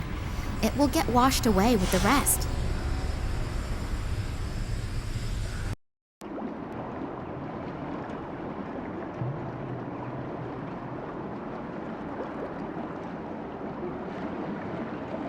I assume that this pipe is for wastewater from the station.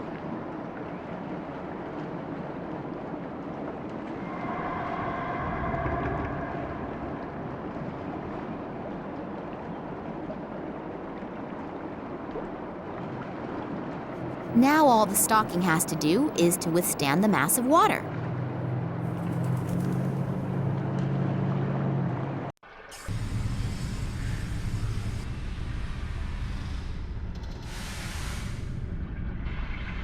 Hopefully the stocking is of a known brand, otherwise the whole effort will have been for nothing.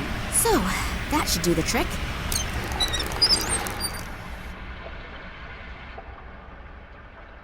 There is nothing swimming around in there apart from a few objects I'd rather not describe.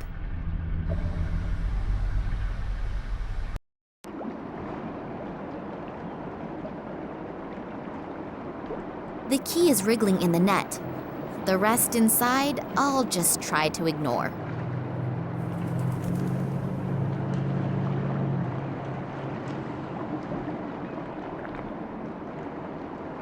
The key is wriggling in the net. The rest inside, I'll just try to ignore.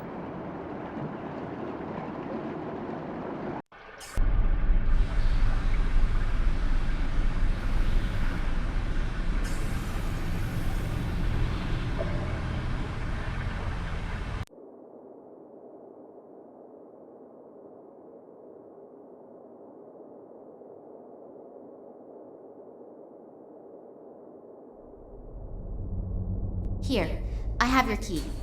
There are also several other things inside the stocking. You'll have to get the key out yourself, though. You're a dear. No, really. You really saved my ass.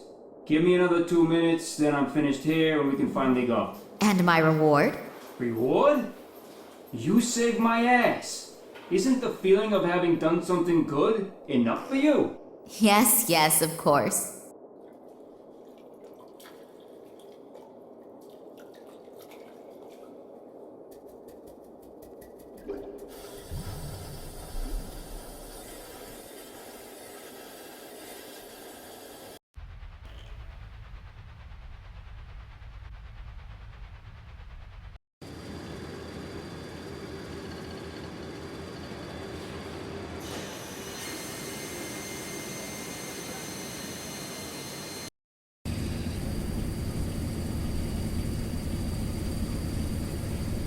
Hello.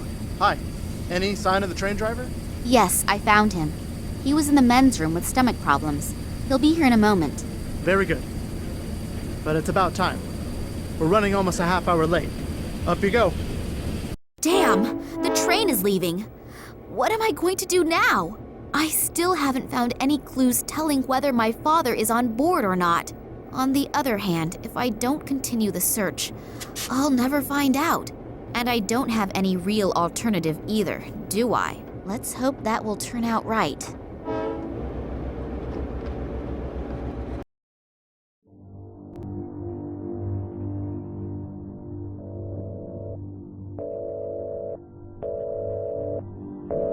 Have you found him?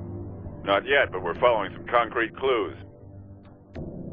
That is unsatisfactory. We are running out of time.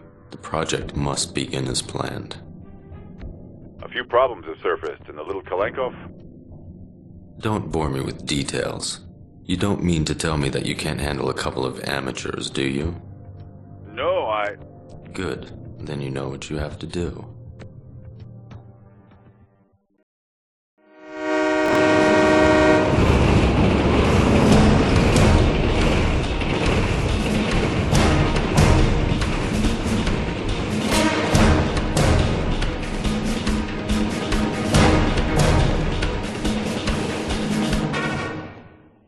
He talked himself to sleep, a talent that too few people have. Just in time, too. That senseless twaddle was driving me around the bend. People who tell you all about their digestive problems are not the most pleasant folk to share a conversation with. But when they also start to tell you about the effects of the recently enjoyed castor oil, now I can have a little look around in peace.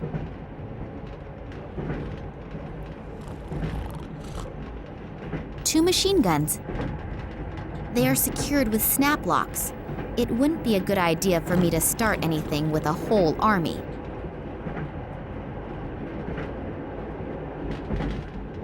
An open bottle of orange juice.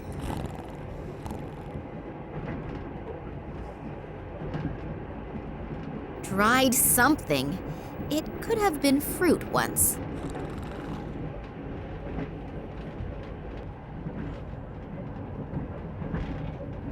When he's asleep, he looks really peaceful and harmless. I'd better not wake him. He told me he sat in prison for 15 years for manslaughter because some idiot woke him for something quite trivial. I don't know if it's true, but I am not going to test it. It seems to be a strategic map of the Tunguska region. The arrows look like the movement of troops, but I might also be wrong. The landscape around here all looks so miserable and dreary. It's difficult to say where we are.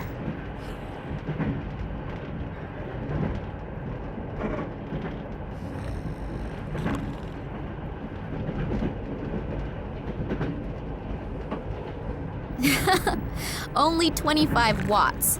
You're not very bright, are you?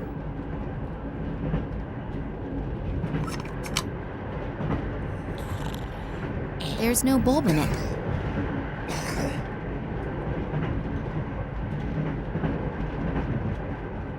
I should put the light bulb back into the lamp first. Quite a bright idea, really.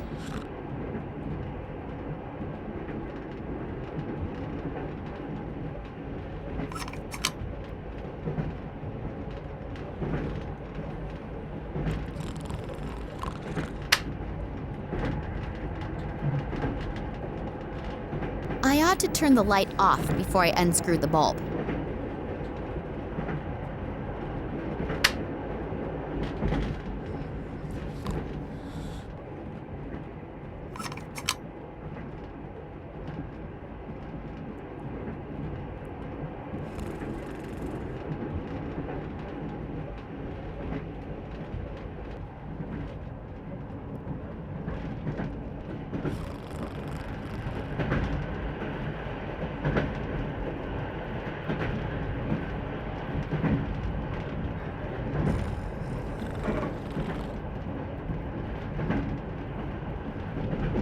That soldier's bag of medication.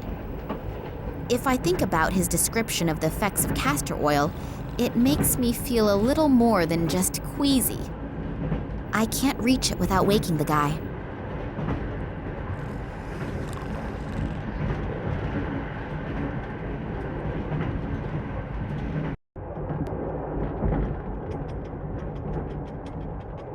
a large pot. It's big and I don't need it, so I'll leave it here. I always thought you couldn't tell if an egg was fresh or not just by looking at it.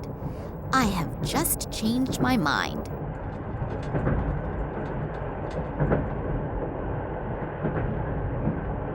I always thought you couldn't tell if an egg was fresh or not just by looking at it. I have just changed my mind.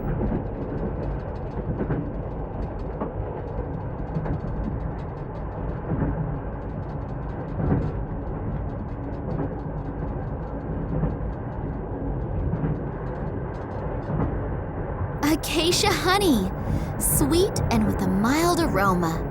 I should know. I was a honeybee in my previous life.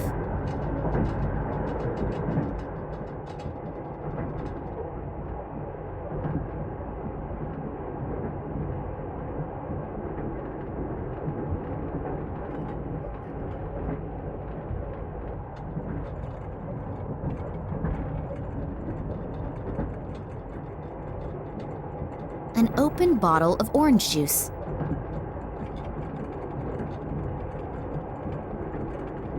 In you go. Dried something. It could have been fruit once.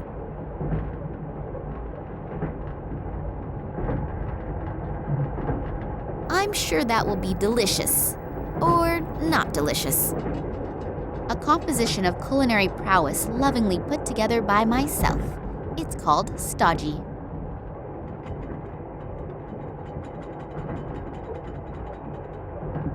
Acacia honey, sweet and with a mild aroma. I should know. I was a honeybee in my previous life.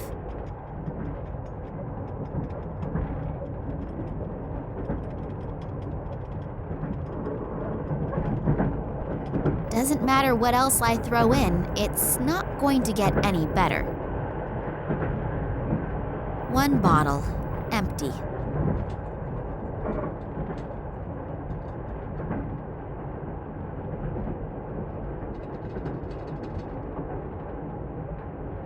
Not much water goes into the bottle, but it's better than nothing. It's full of normal drinking water.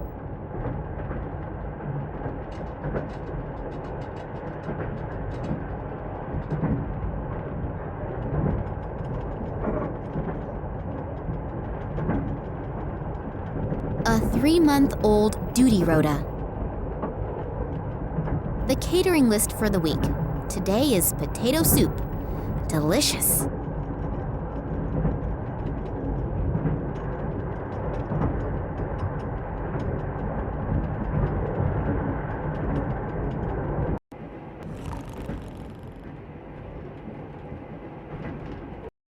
Oh, there are the first scientists already.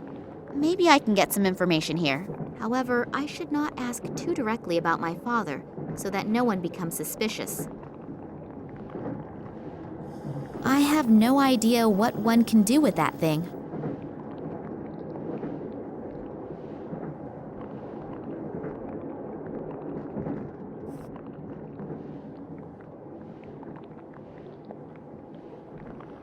There are chemical formulae written on it.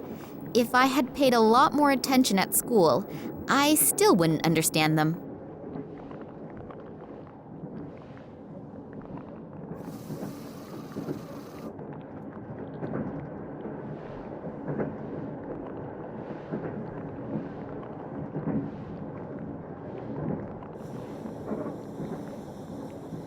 White bread.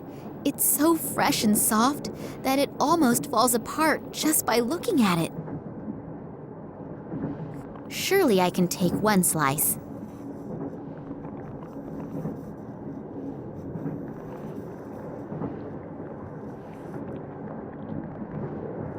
One of the samples that gets analyzed here. As long as the scientists are in the room, I'd better not touch anything important looking. That reminds me of my chemistry lessons. Not a pleasant memory. As long as the scientists are in the room, I'd better not touch anything important looking.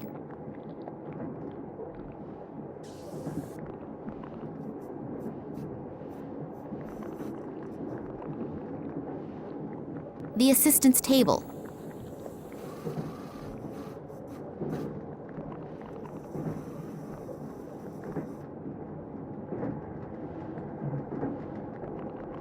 White bread. It's so fresh and soft that it almost falls apart just by looking at it. Well, I'm sure that owner will be able to spare it.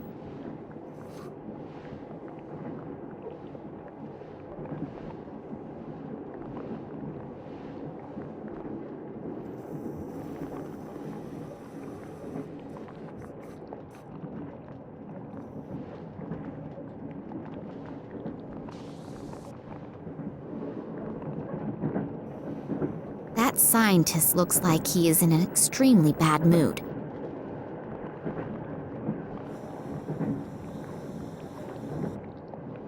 Hello. I just wanted to see if everything is all right. What? Oh, yes, everything's okay. Now, let me work in peace. Yes, whatever you say.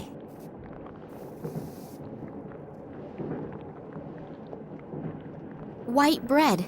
It's so fresh and soft that it almost falls apart just by looking at it. White bread. It's big time white bread robbery. I can see the headlines now. No, I don't know any fence who will take it off me, and apart from that, the black market prices are at rock bottom.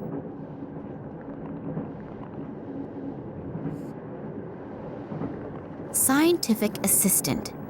That was an insult at university, but he really looks quite nice.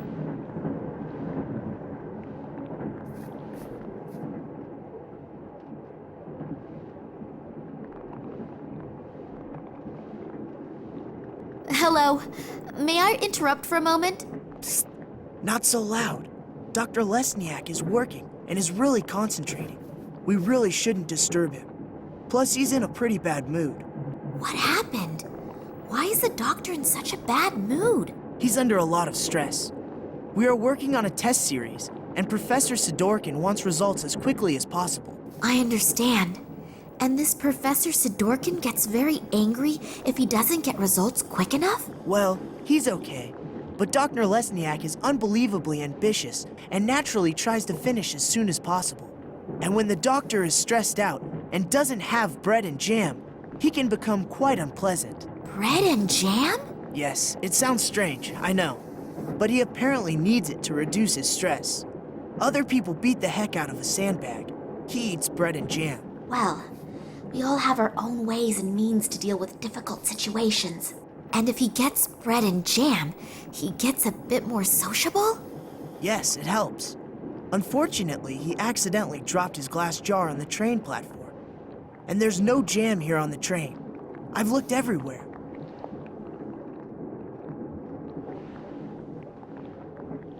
I'll be on my way then. If I find any jam, I'll let you know. That would be great. Working with him when he is in such a bad mood is really not a pleasure.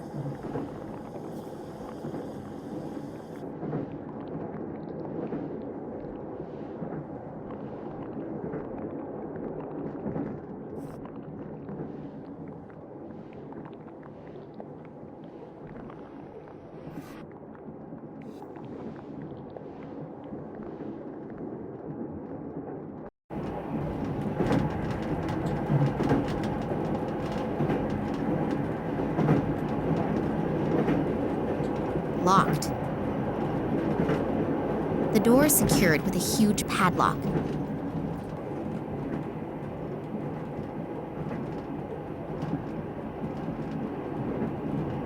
A 100-watt bulb.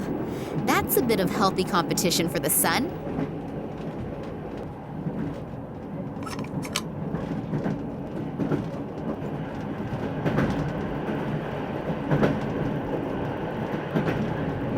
Yeah? Excuse the interruption.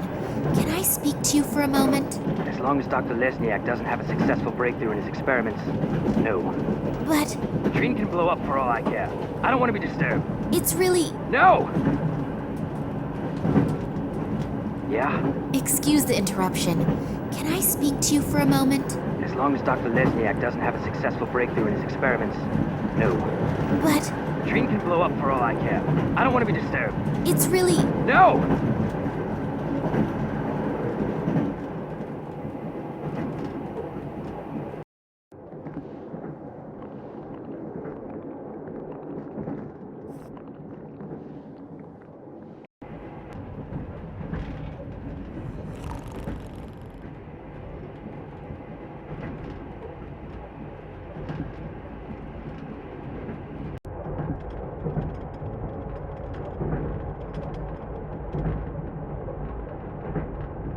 Well, what do you know?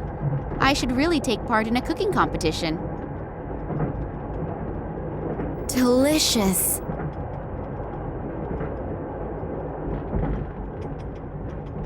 As long as I don't know what I'm going to do with a further slice of bread and jam, I'm not walking around here with that sticky stuff.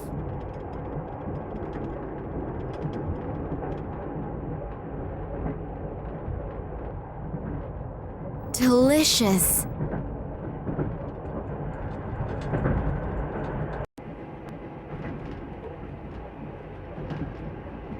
A 100-watt bulb. That's a bit of healthy competition for the sun.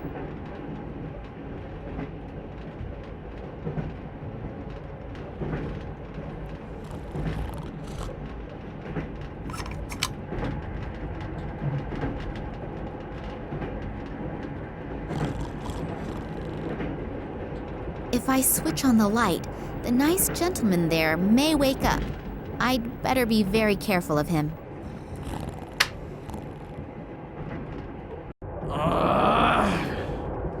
Which dumbass turned the light on? If I find out, I'll probably get another 15 years in the slammer. Oh well, he'll definitely calm down soon. At least, I hope he will.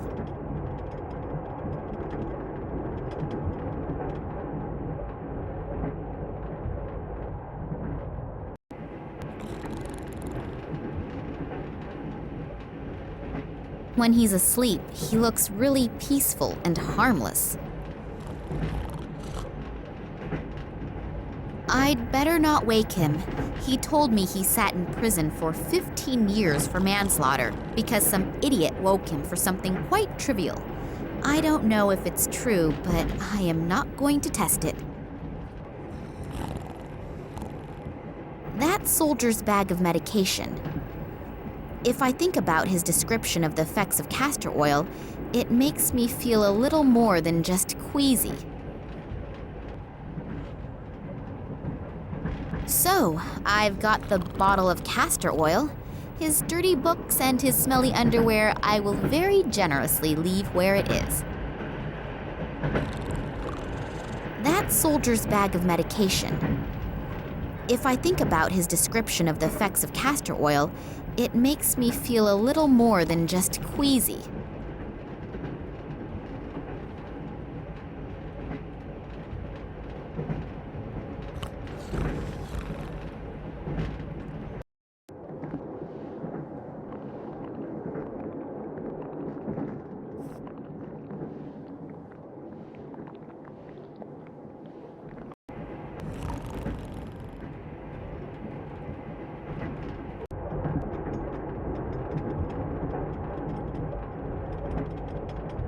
A very small bottle with a devastating effect. I think I can say in all confidence that this will be a devastating success.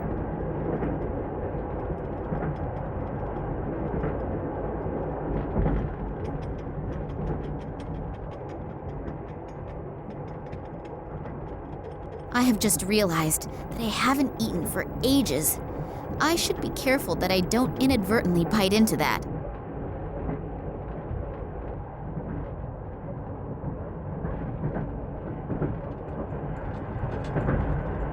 Delicious.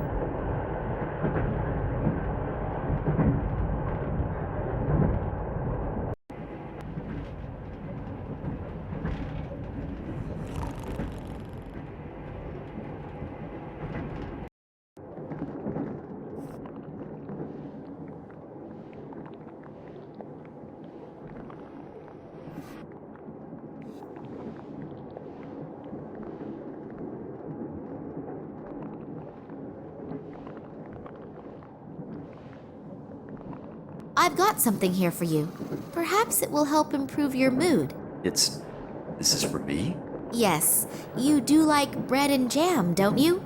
I made it myself, just for you. Thank you very, very much. Very interesting. You said you made it yourself. Yes, very interesting and very delicious. Thank you. I really needed it. I'm feeling much better already. I'm very happy that you enjoyed it. Has it helped your mood a little? Yes, I owe you one. If I can ever return the favor. Then I'll get back to you. Maybe sooner than you think. Anytime. Hello. Are the good mood and the ability to concentrate back in gear? Yep, I'm doing much better. I know that this obsession with bread and jam doesn't exactly speak well for a reputable scientist. It's just one of my quirks. I simply need it now and then. Yeah, it's okay. We all have our weaknesses. Also, when some have a huge screw loose.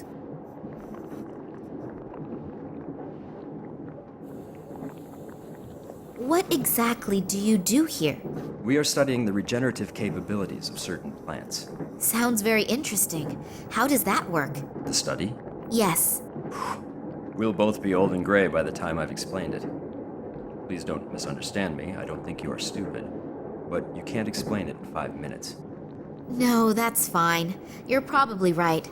Would it disturb you very much if I watched you working? I find all of that absolutely fascinating. I also promise not to ask too many stupid questions and not to interrupt. All right, but don't touch anything. And if you have any questions, I'm sure Alexei will be happy to explain it to you. Thank you. That's very nice of you. Are you the only scientists on board this train? No, not as far as I know. Apparently there are a few on board, but the compartments are separated from one another, and the doors are being guarded by soldiers. That's too bad. It would have been interesting to discuss research results among yourselves. Well, hopefully we'll have enough time for that later. You have no idea which of your other colleagues are on the train? No. The only person who has a complete list of the scientists and scientific researchers is Professor Sidorkin. I'll have to get my hands on this list. Then I'll know for sure if Dad is on the train or not, and exactly where I can find him. Who is this Sidorkin? Professor Sidorkin? He is my direct superior and the scientific director of the biologists. You don't know him? He's an absolute genius in his field. There's hardly anyone who knows more than he does in the field of molecular biology. Oh, that must have passed me by. Do you think I could talk with him for a moment? He's right next door. But if I were you, I wouldn't bother him right now. He's under a lot of stress and is extremely irritable. And when I say extremely irritable, I mean even more irritable than me when I have to go 2 weeks without bread and jam. Wow, that bad. Then I'll be careful. Why is he so irritable? There are a few problems, but I'm not allowed to talk about it. I have to go back to work now. You'll excuse me. If I promise not to stand in the way and not to ask too many stupid questions, can I have a look around? Sure, but don't touch anything.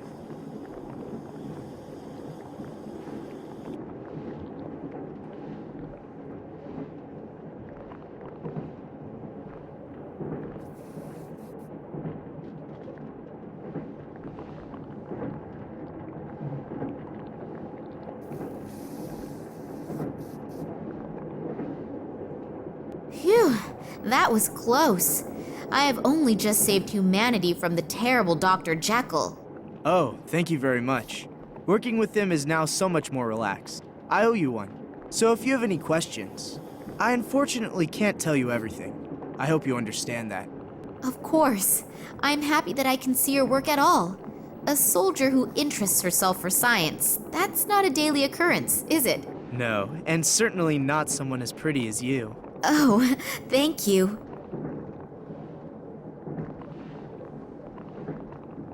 What you're doing here looks incredibly complicated. Really? It's actually quite simple. These plant samples were exposed to radiation that is very similar to the radiation in the Tunguska region. At first the doses were kept rather low, and were then continually increased. I exposed the samples in that device over there to a flame with a constant temperature, and see what remains from the plant. You burn plants? Yes, you could say that.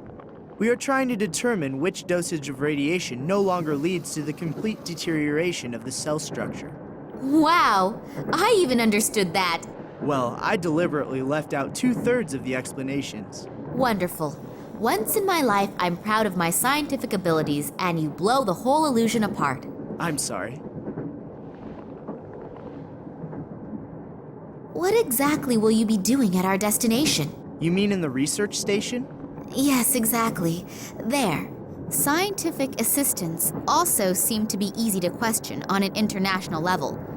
So, it has to do with the research station. Maybe I can squeeze an odd secret or two out of him. What exactly is your task at the station?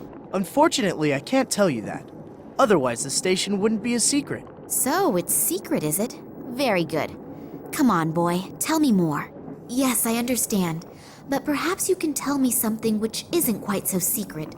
I have unfortunately little idea about biology and chemistry, but it certainly is fascinating, isn't it? I can only talk about what Dr. Lesniak and I are supposed to be doing there. Sure. A long time ago, they discovered that the plants in the region exhibit abnormal plant growth. It isn't a secret. It was all over the newspapers. Yes, of course. And now we are trying to influence this growth in a controlled manner. Fascinating. And what is the goal? Unfortunately, I can't say. But imagine if we could arbitrarily manipulate the growth of plants. That would solve the problem of world hunger in one fell swoop. Wow, that really does sound like a huge goal. Indeed.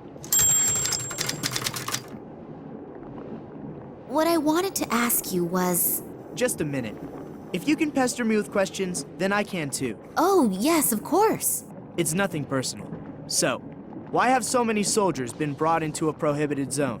Prohibited zone? Yes, in the research station and everything. I mean, with the materials and all the people here, you could wage a small war. Yes, well, I'm not allowed to talk about that. You scientists have your instructions, and unfortunately, we have ours. Ah, I understand. I willingly tell you everything about our experiments, and I have one little question and get an answer like that. I'm sorry. I would love to tell you everything I know, but that is very little anyway. It's nothing personal, but what I do know is top secret. Yeah, it's okay. I'll be off then. Okay, see you later.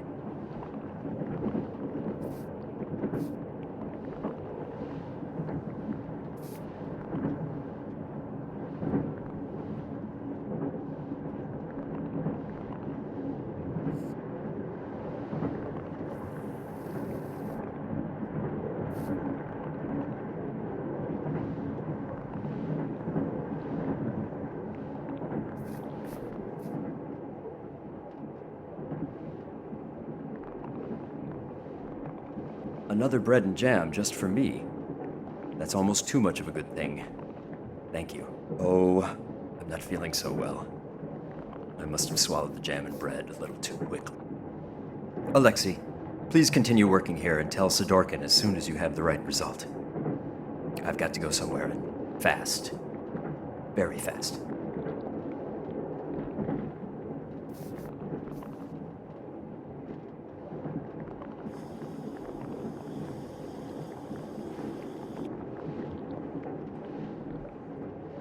Sorry. May I disturb you again? It's not a good time at the moment. I have to finish this first.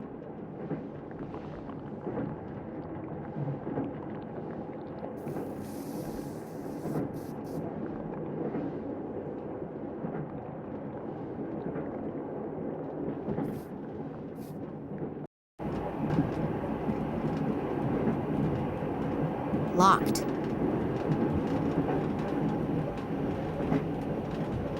Yeah? Excuse the interruption. Can I speak to you for a moment? As long as Dr. Lesniak doesn't have a successful breakthrough in his experiments, no. But... The train can blow up for all I care. I don't want to be disturbed. It's really... No!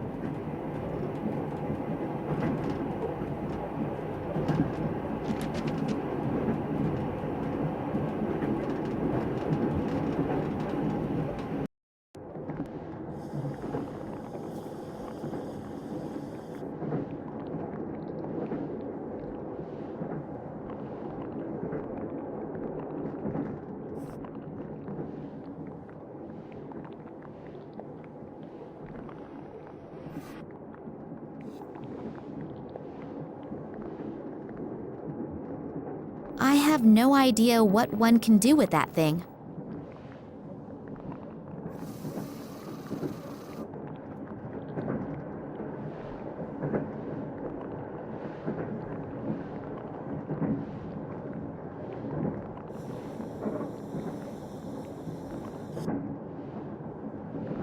I paid a bit of attention in physics, and I know that electricity comes out of there. I'm not putting my fingers in there. It's bad for my hairdo.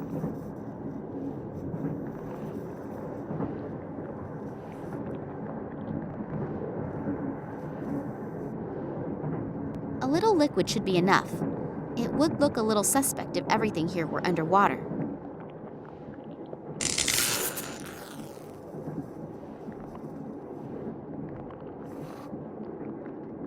Damn, why did the fuses have to choose to blow now? I have to go replace the fuses. Could you watch to make sure no one touches anything? Sure, no problem. Thanks. I'll take very special care that nobody touches a thing in here, apart from my good self. One of the samples that gets analyzed here.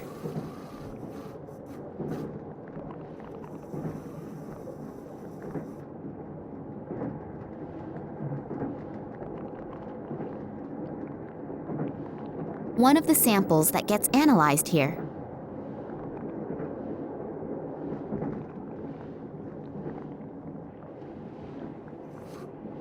That reminds me of my chemistry lessons. Not a pleasant memory. I don't know anything about those. I'd better keep my fingers to myself.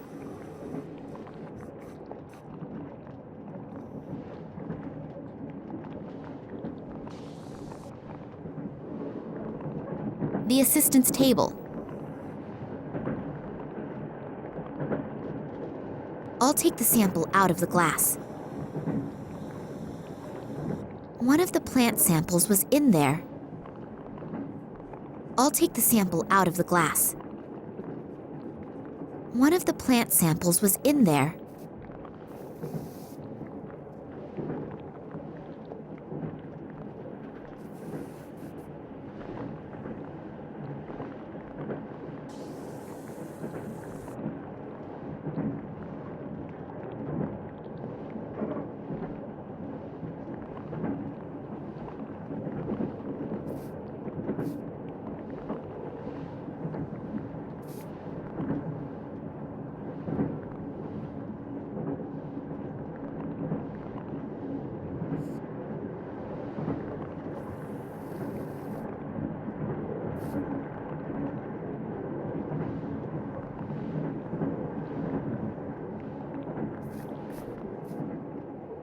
The assistant's table.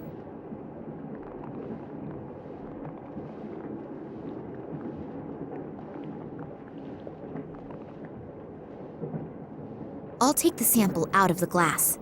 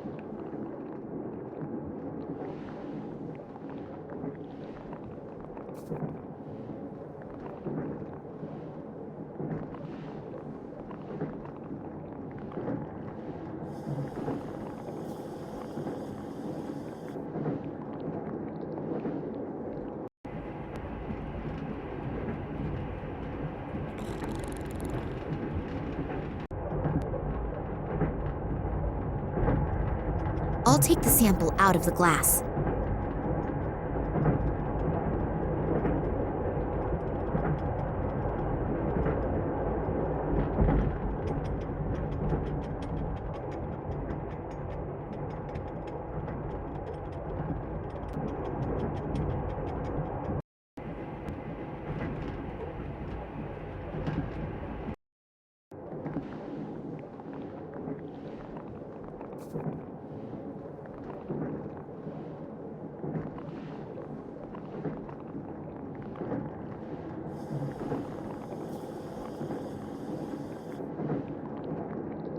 I'll take the sample out of the glass. What am I going to do with it? I'll just put one inside the other. I can't think of anything else spontaneously.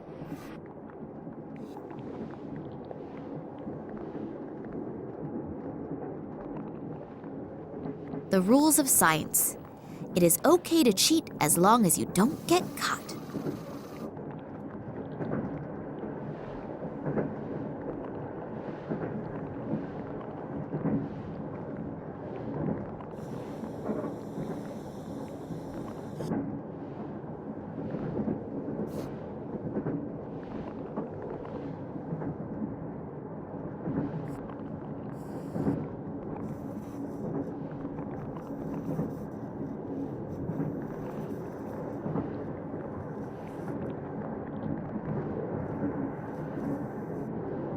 So hopefully the fuse doesn't blow on me again right away. And in the meantime, I really doubt if I will ever get any surprising results here. What? That can't be! Really? The sample didn't burn up completely? You can see that with the naked eye! I don't even need to do an analysis! I have to tell Dr. Lesniak! And maybe even Professor Sidorkin! This could actually be the big breakthrough! And I had almost stopped believing it would ever happen! And you are absolutely sure that all the test conditions were controlled and complied with? I always took random samples and rechecked everything. And I would put my hand into the fire to confirm Alexei's competence. I've worked with him for many years now. So you performed the experiments. Did you notice anything different? What kind of difference? We have to check everything exactly. If the results are correct, it's a sensation. But if we register it as a sensation, and we've made a mistake, then the most we'll get afterward is a job in a natural history museum. So go through everything again slowly. We should look at the analysis together. I only hope that we didn't miss anything. If the result is really correct, we'll go down in history. The gentlemen are certainly very enthusiastic about their discovery. I should use this chance to have a look around Sidorkin's office. There won't be much time until this Sidorkin comes back. I'll have a look around his desk first. Maybe I'll find the passenger list at least.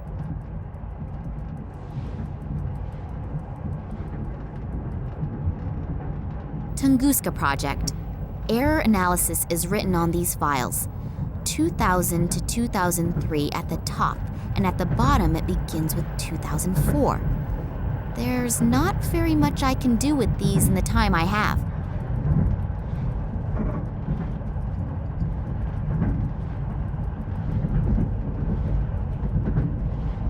It's huge! That's not normal. That must be genetically engineered.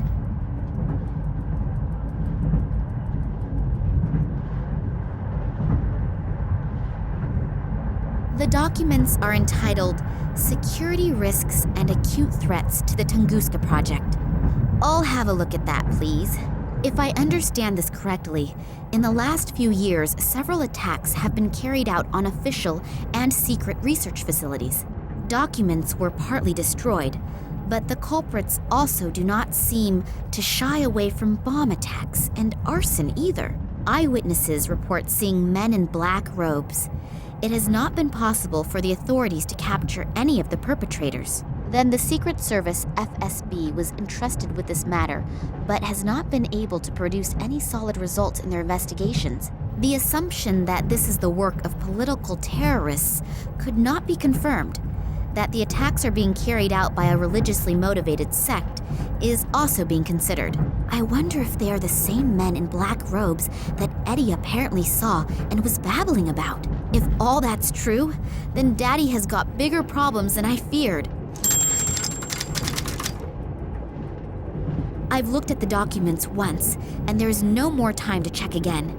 Sidorkin could come back any minute.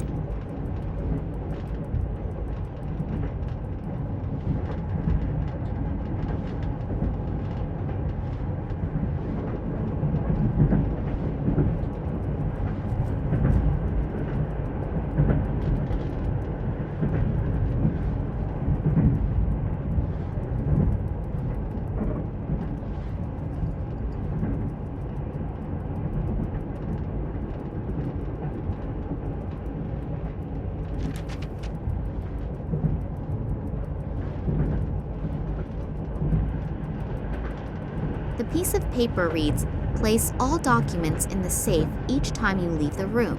Signed, W.I.L." If this safe has the employee list in it, then I should have a better look around here. Maybe I can find out exactly what is going on in Tunguska and what Daddy's got to do with it. I thought so. The little toad is a snoop. I noticed you in Moscow at the train station, and not in a good way. Toads remain toads, even when they are wearing clothes. But don't worry, we're going to take care of you now.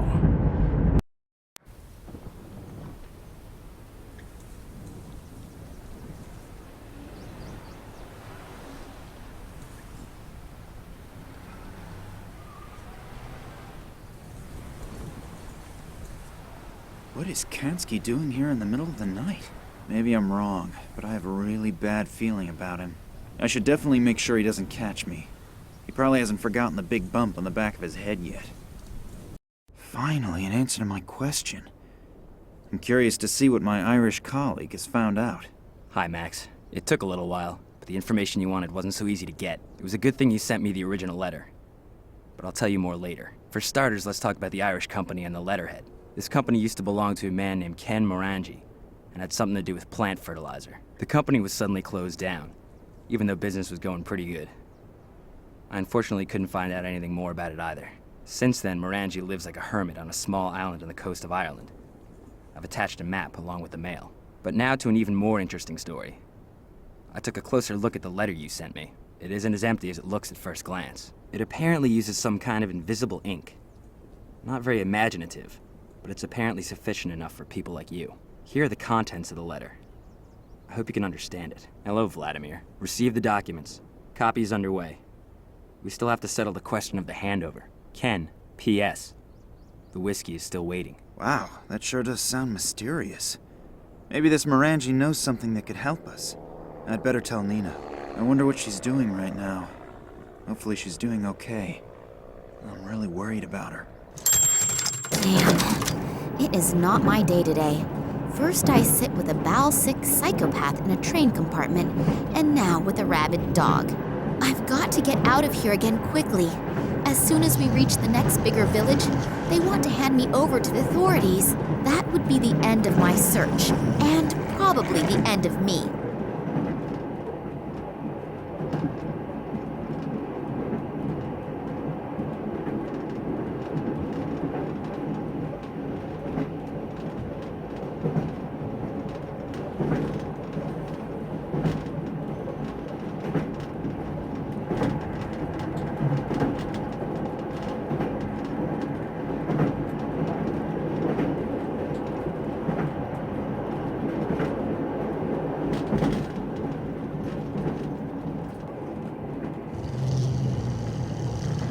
The dog seems to prefer the left half of the cage. It shows when and how much the dog is to be fed every day. There's a cuddly little lapdog in there playing with his little bone. Isn't he cute?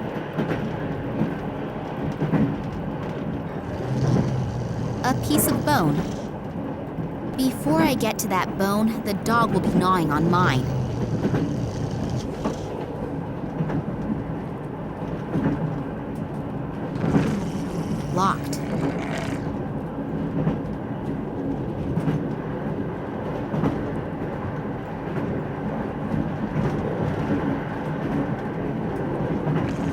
There are a lot of pieces of meat in the box.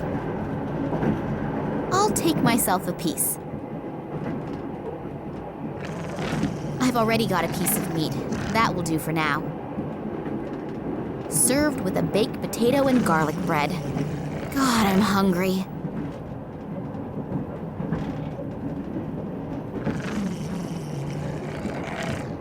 According to the top display, the temperature is 54 degrees Fahrenheit. The lower display shows a humidity of 28%. Locked.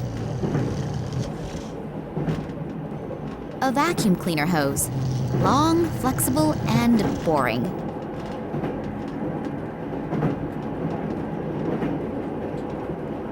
A vacuum cleaner hose. Long, flexible, and boring.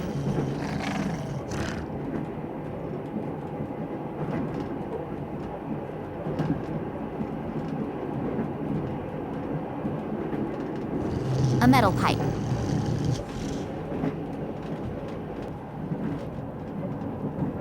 A metal pipe.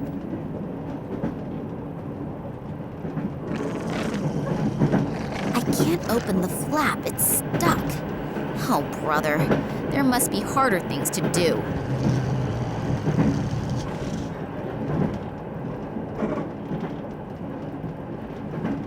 Not to be confused with Jensen.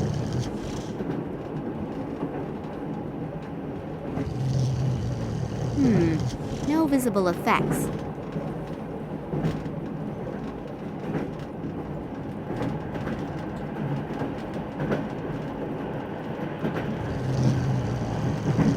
Above this hatch, freedom must be endless.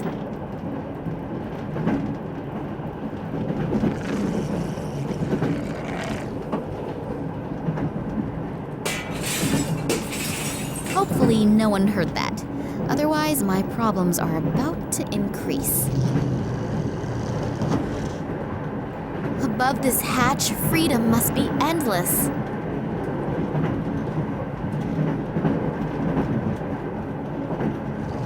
The edges of the skylight are full of glass slivers. I wouldn't feel too good about holding on there.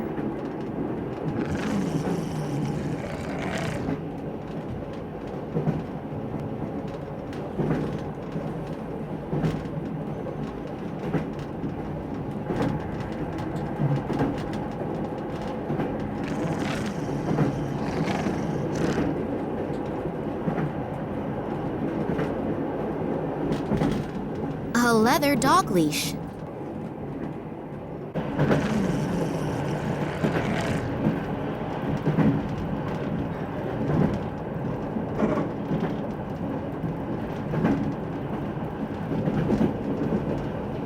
So, that pipe will never escape from me again.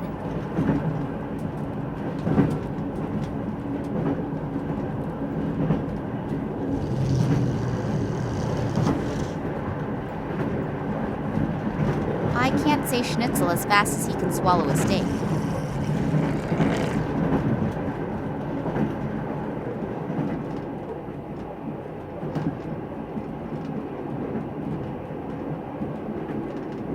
I'll take myself a piece.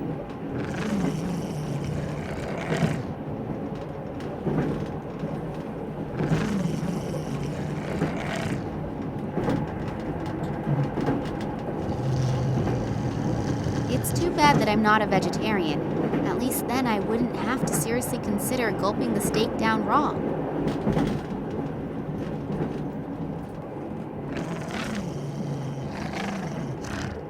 So, he should be busy for a while. I should be careful about what I'm doing here with that beast of a dog in the other half of the cage, even if the dog is occupied.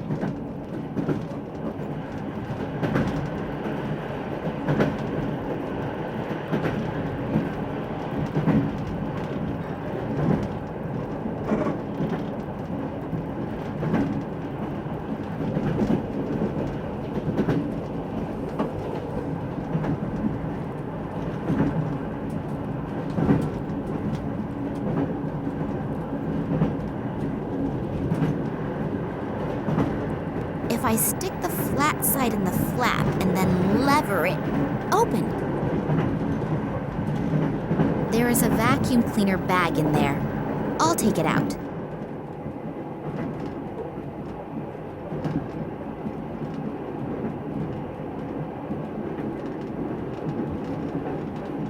Do I have to rummage around in that?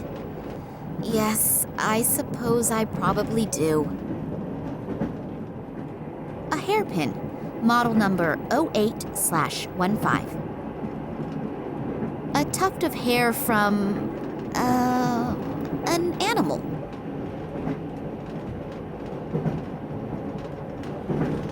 That lock is for a flat key. I won't get in with a hairpin.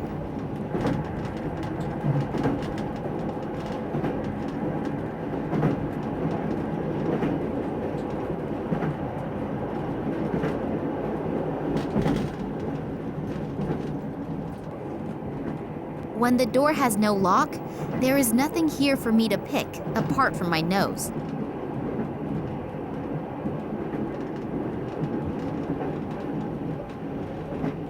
I could get onto the roof that way, as long as I don't slash an artery on those broken bits of glass.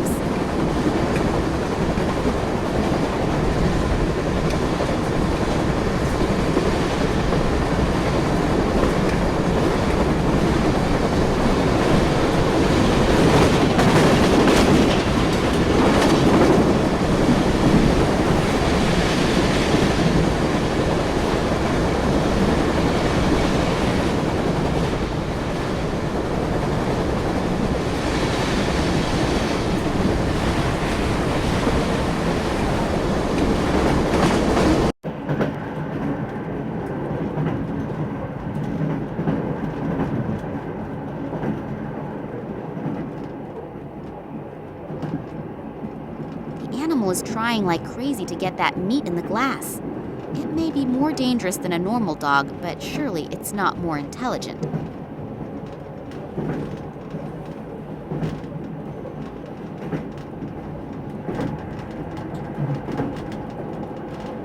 According to the top display, the temperature is 54 degrees Fahrenheit. The lower display shows a humidity of 28%.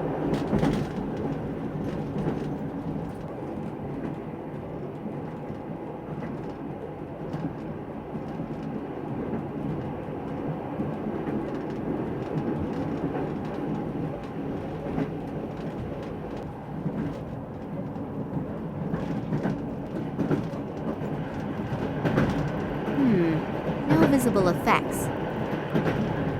Not to be confused with Jensen. Locked.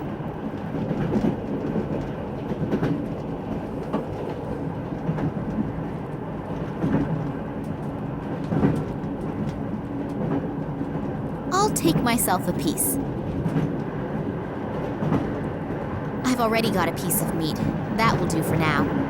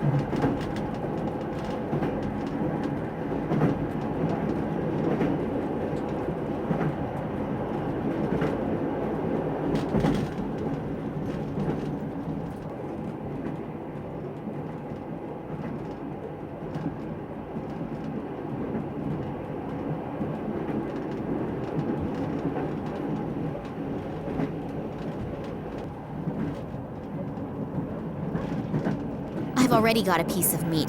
That will do for now.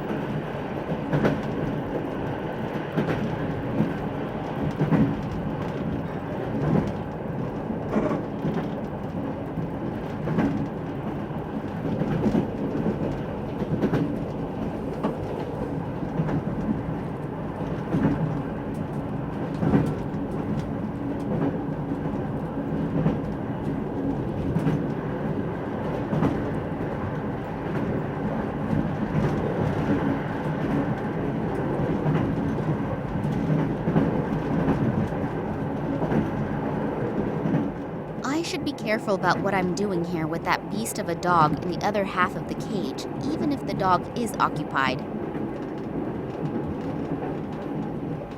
The animal is trying like crazy to get that meat in the glass.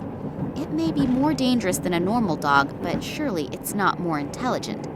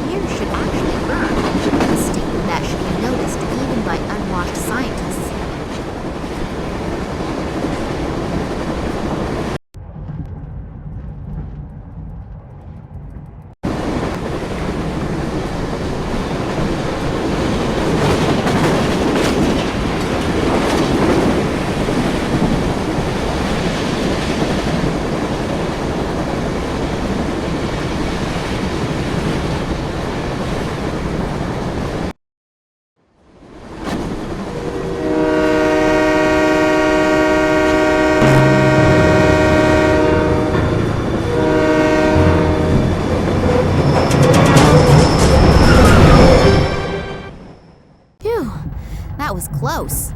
Okay, let's try this again. If anyone has information about any scientists on board, then it is this Sidorkin guy. In his function as the scientific leader, he must have hidden the information somewhere.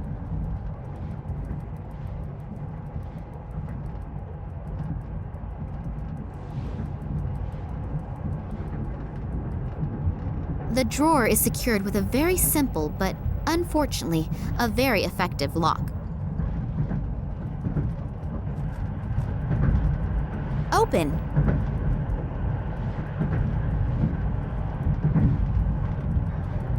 A statue.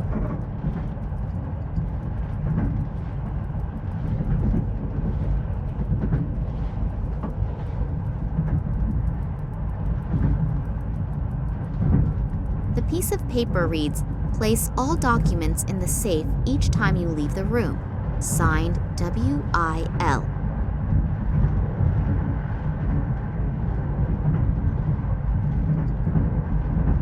A statue.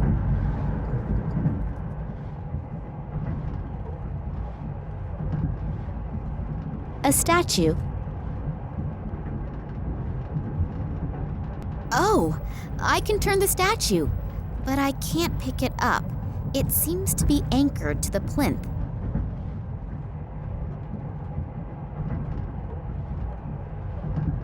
I thought Comrade Lenin went out of fashion years ago.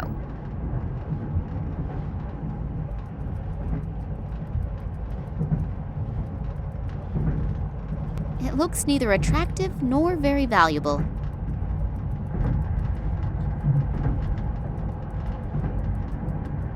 A solid wooden plinth.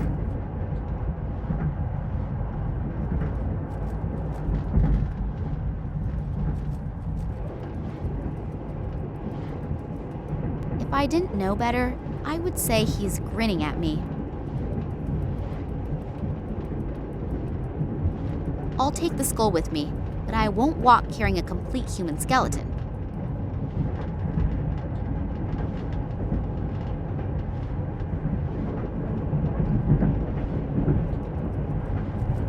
Skeletons must be some type of scientific status symbol.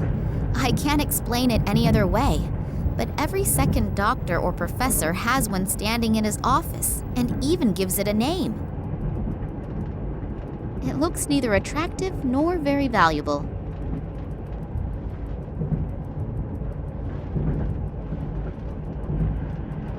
I'd better not go out there unless I want to land in the freight room again.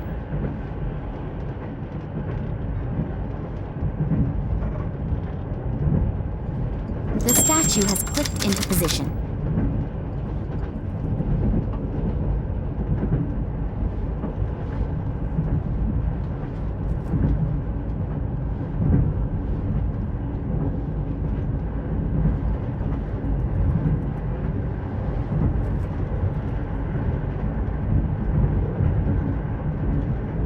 Apparently, the right orientation of the statues triggered a secret mechanism. Soundproofed walls, and then this chair. Are they torturing people in here? There are restraints for hands and feet mounted onto this chair. Has someone been kept prisoner here?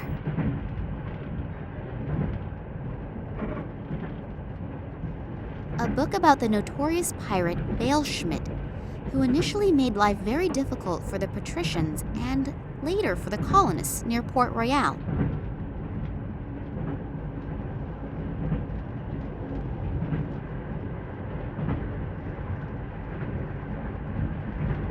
A book about the notorious pirate Bale Schmidt, who initially made life very difficult for the patricians and later for the colonists near Port Royal.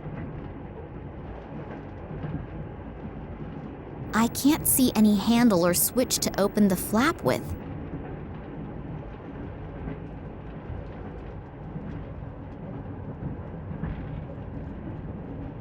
Pretty.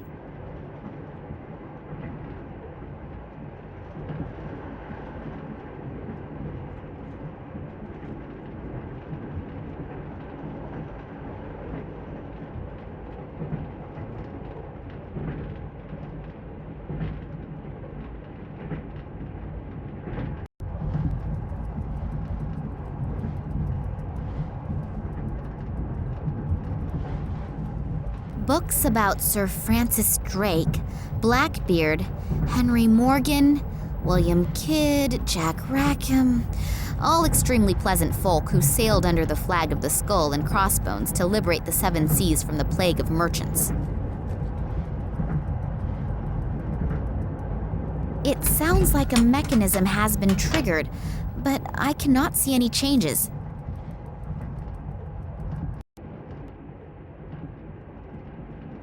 The mechanism in the bookshelf has opened the flap, but there is nothing in there. Strange. Very, very strange.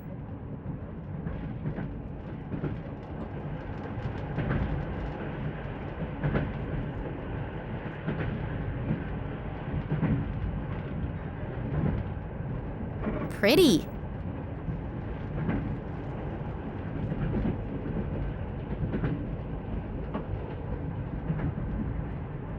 Wow, that was close. I managed to survive an assassination attempt in my father's apartment and the guys from the Secret Service, only to be almost killed by a picture. Life can be strange, can't it?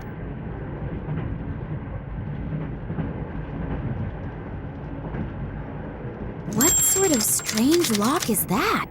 If I understand this correctly, I should try turning all the lights off.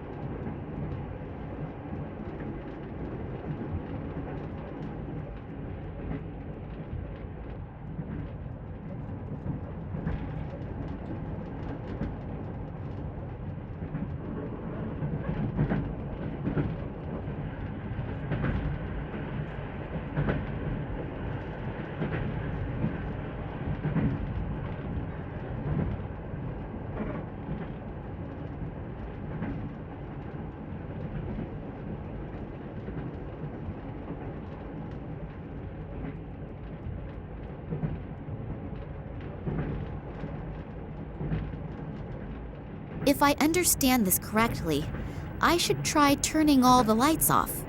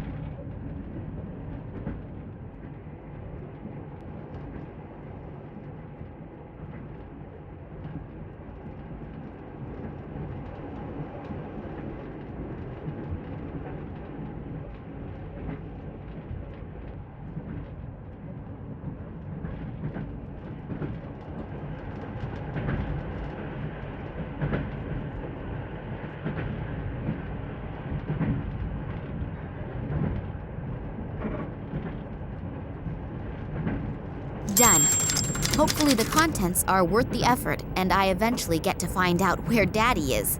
Loads and loads of documents. This damn list of personnel has to be somewhere around. Ah, here. It is definitely divided up into scientists, military, and Secret Service. It lists more than 100 names in the train alone, and well over 1,000 in the research station. What exactly are they all doing? Whatever it is, I've got to find out if Daddy is on board the train. Well then, let's see. After some of the names, there is a cross. Are they all dead? I can only hope that the marks have another meaning. Daddy is not on the list, though. Not on the train, and not at the research station either. Does that calm me down or worry me? At least they haven't dragged him off to Russia, but therefore my only good lead has cooled right down. I'll have to look at the other documents. Who knows? It might help a little further. Here is a file with the title Tunguska Project. I ought to have a look at that. A whole load of formulae and loads of scientific stuff. I'll be old before I understand that. What? What's that? There is something written here about a Kalenkov report. It really does seem to be from Daddy. He proved in 1976 that the object found in the Tunguska region is of alien origin. On the strength of this report, the government gave the green light to the extension of the research station to carry out experiments on the fragment without any public interference. These experiments led to the discovery that it was possible to influence the behavior of animals when certain radiation fields are modified by the fragment. After that, the Tunguska project was called into life to improve the technology. Then there are pages and pages of test results. They must have done thousands of experiments on animals. Only, what is the goal? What are they promising themselves? Does it have any military use?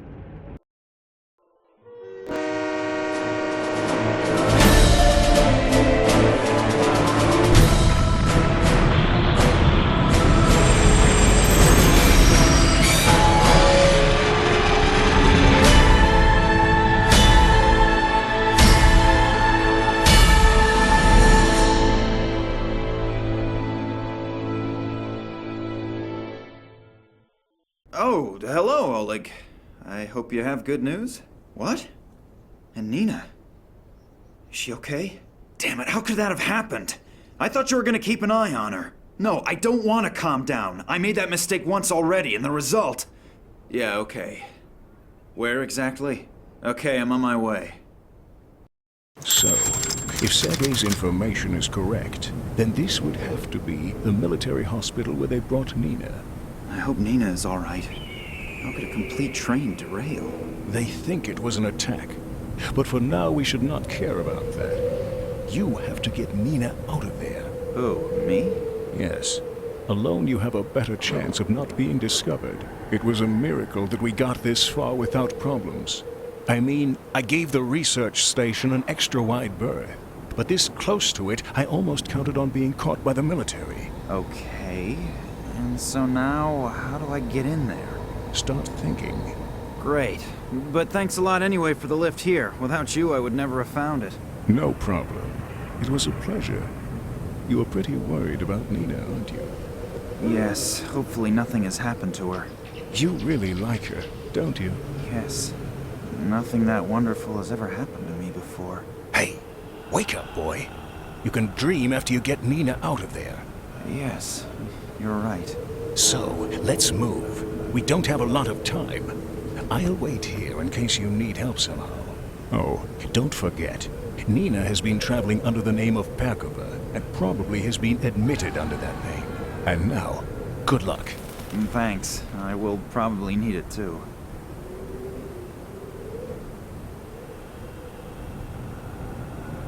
My cell phone with all the bells and whistles. You can even make phone calls with it. Her cell phone is off. I just tried it a moment ago.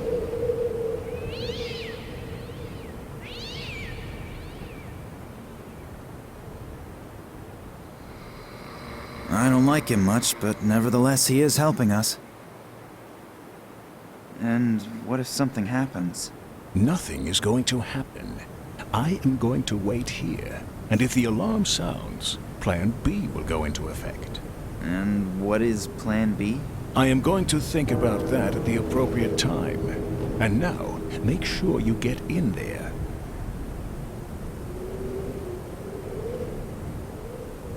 A shopping bag made of cloth.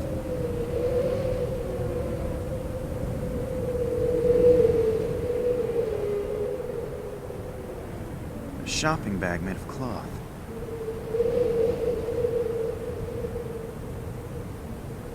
There are small red berries hanging on that bush. My doctor always said I should eat more fruit. Well, maybe picking more fruit is a good start. Could be delicious, could be poison. I'd better not try them.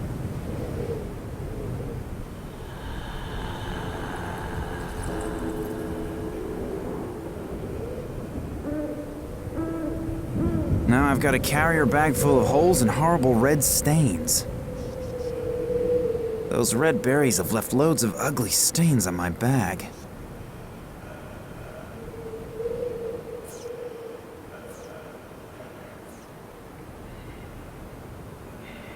It really seems to be an ambulance.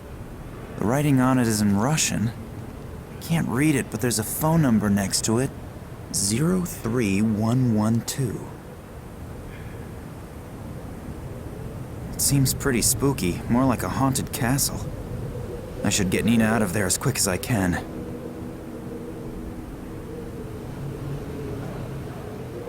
An intercom system.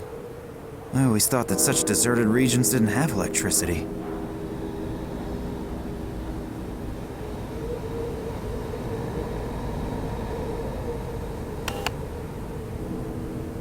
Yeah? What do I say now? Hello, I'm taking a vacation in the area and just happened to come by here. It looks wonderful. Is it very old, Shirley? Can I have a bit of a closer look at the house, please? What? I'm a great fan of buildings and architecture out of the Tsar period. Otherwise, everything's still okay, right? This is a hospital, not a museum. That doesn't matter. I only want to have a look at it. I won't need very long. There aren't very many interesting buildings around here for a tourist. It's not my fault you wanted to spend your vacation in the sticks. In any case, you can't come in here unless you're a doctor or about to die. Now leave me alone. I want to finish watching the soccer game. He switched off the intercom. All that stuff about the architecture tourist does not belong among my best ideas. I'll have to remember for the next time I'm in such a situation that art does not bring me very far.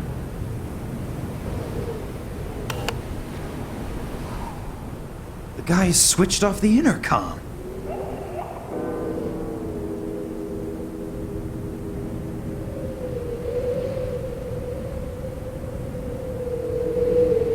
It's locked.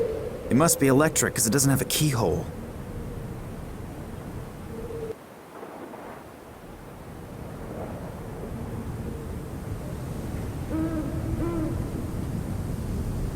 Luring the ambulance out may be a good idea, but I need a plausible reason for them to come out.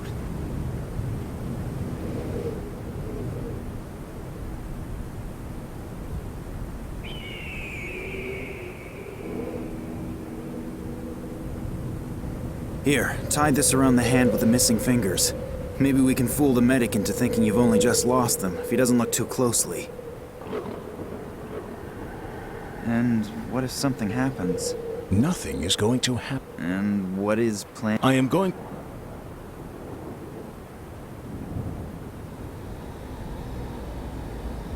I hope my plan works. Hello. My friend is badly hurt. I think he's lost a couple of fingers. Yes, I'm standing here at the bus stop in front of the hospital. Please, send someone out quickly. I think he's bleeding to death. Yes, but please, hurry. I now only hope that Oleg's acting qualities are sufficient enough to convince the ambulance driver of his story.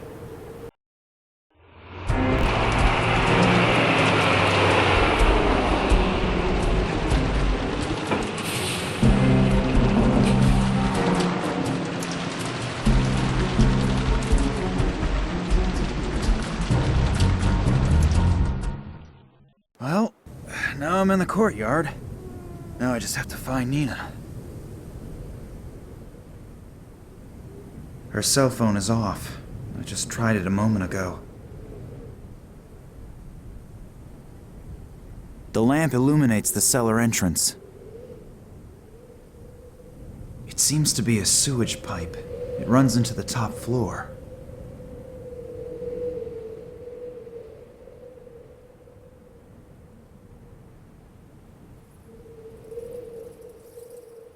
Empty syringes, soiled bandages, and a finger.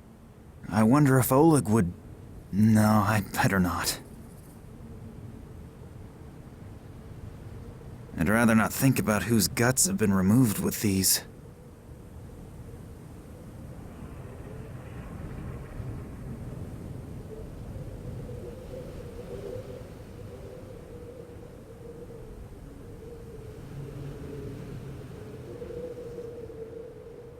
Something is casting these shadows.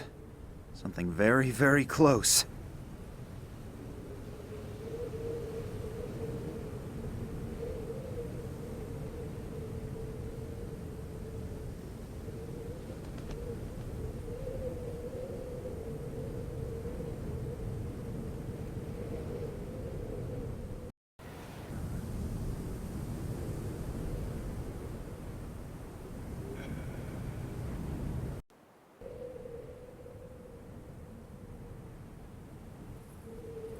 Locked. I'd rather not think about whose guts have been removed with these.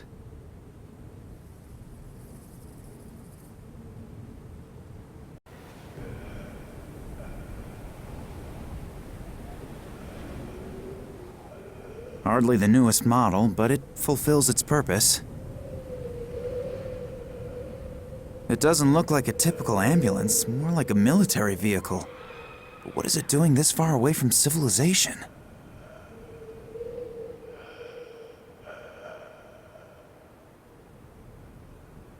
Don't believe that just walking in is a good idea.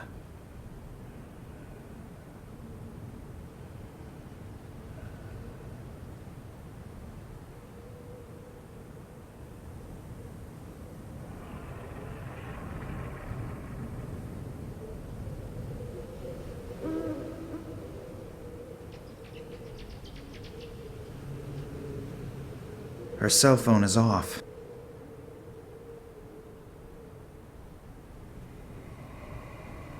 Hardly the newest model, but it fulfills its purpose. Don't believe that just walking in is a good idea.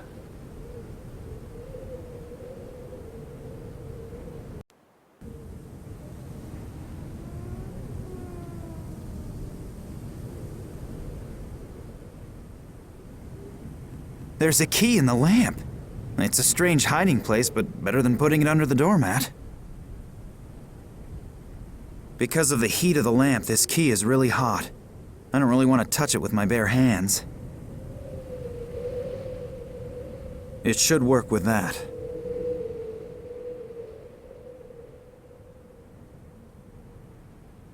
The key out of the lamp. Do I have 3 wishes to be fulfilled? It fits.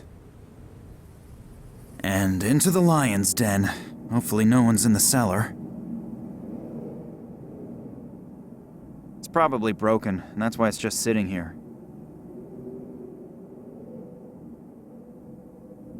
A dictation machine. Maybe there's a recording of Nina on it. Patient 1835, severe psychological and neural problems, currently in a coma. During the observation period, the patient exhibited symptoms such as optical and acoustic hallucinations, reflexive muscle contractions, and incontinence. Patient also exhibited psychogenic reactions, temporary amnesia, partial facial paralysis, and spots in front of the eyes. Damage to the temporal lobe caused by external influences, fracture of the right wrist, various contusions, and hematomas in the area of the head and arms. Apart from some of the external injuries, the patient exhibits similar symptoms as the other patients. The report must be completed as soon as possible and faxed to Moscow.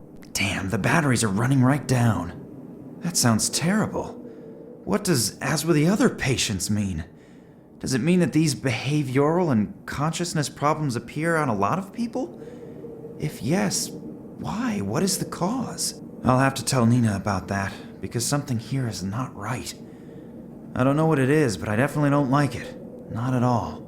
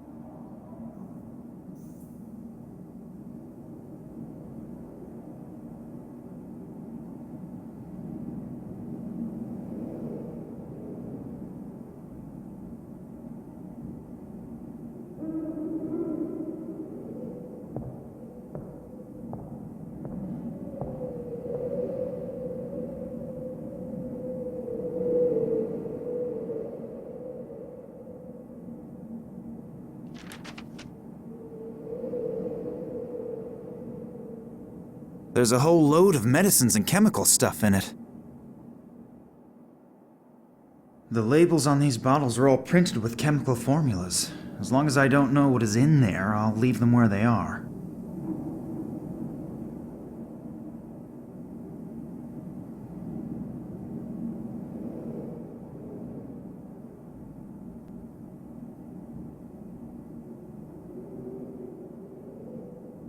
There are medical records in here, all sorted alphabetically. Maybe I can find out what they did to Nina. K, Koch, Kaio, Cam. No records on Nina.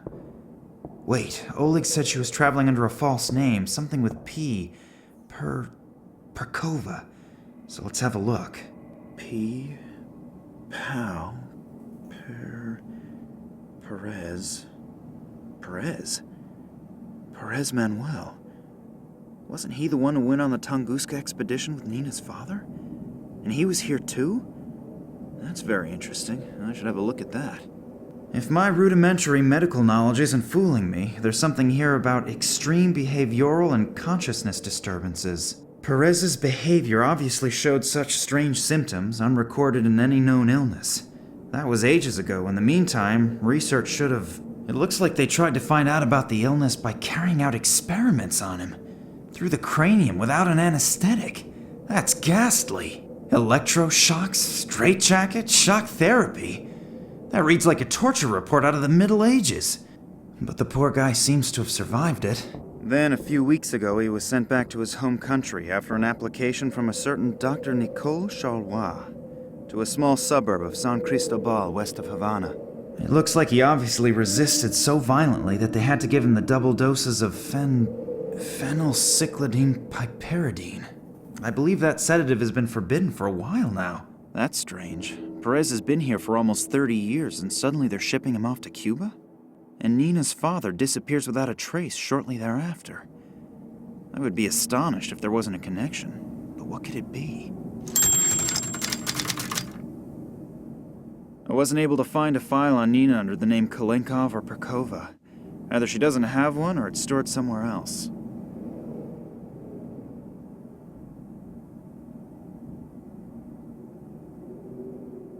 Quite honestly, I find the things ridiculous.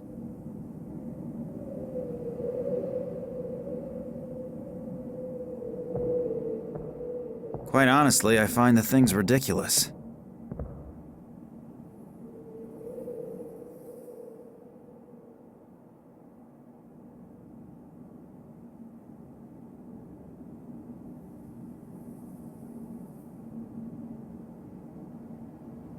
The batteries are flat, but the recording seems to be at an end anyway.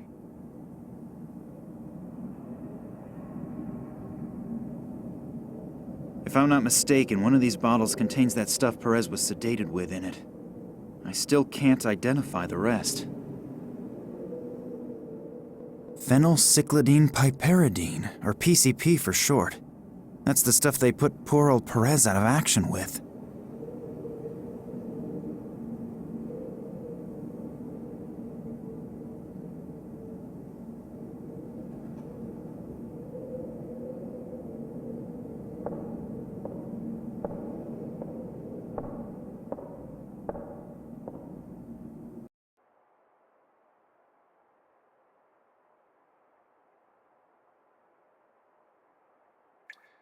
I don't really want to find out who or what is lying underneath it and where all these stains come from. Luckily, it can't be Nina. The person or thing is far too small. Conditions like these would cause hospitals to shut down completely. At least I hope so. Ammonia. No idea what they use that for. Maybe as an alternative to smelling salts to bring someone back to consciousness?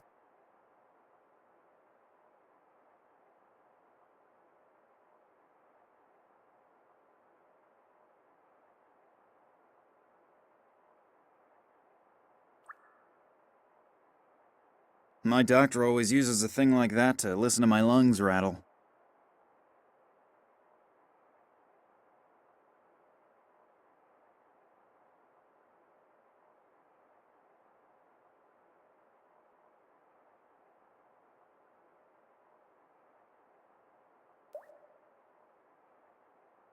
I cannot find anything in particular on the skull, but the lungs. I can't imagine that the person is still alive.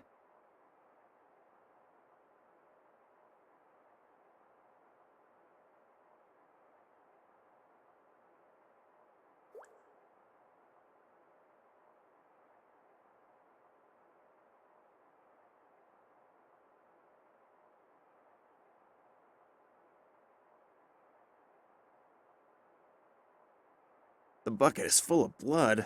I think I'm gonna throw up.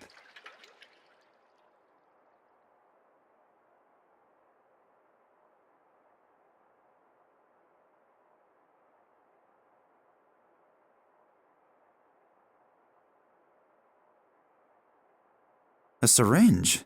Looks like it hasn't been used yet, although the needle's been uncovered. I'll have to be careful not to touch the needle.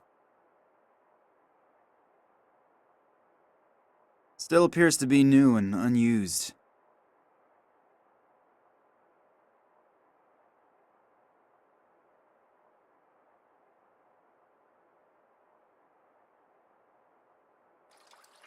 Still appears to be new and unused.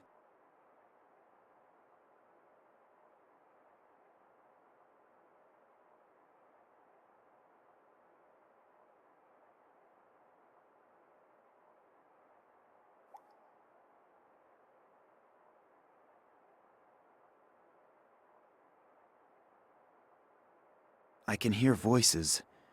As long as I don't know what to expect on the other side, I'm not touching this door. My doctor always uses a thing like that to listen to my lungs rattle.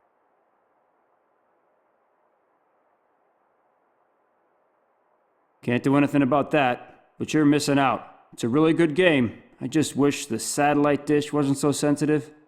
I have to keep adjusting it. Hopefully, it won't be as windy as yesterday. I couldn't really see anything properly. No, you can forget that. Just be happy that the broad is in a deep sleep at least and not constantly on a rampage. Yep, and 3 more days up in that damp room, then our doctors have more work to do. No, you better stay up there. There's hardly anyone here, but in case someone should surface, there'll be another uproar about people leaving posts and so on. Not to worry. The head physician won't even notice that I'm more occupied with the TV during my shift than with making rounds. I'm keeping an eye on the entrance. If he doesn't come crawling through the basement, I'll notice him in time no matter what. Yep, will do. Till then.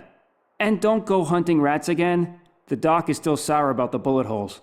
A damp room somewhere on the upper floors. At least now I know where Nina is being held. But it's a little inconvenient that there are at least 2 guards there. I have got to get into contact with Nina somehow. Perhaps she's got an idea how to get rid of them.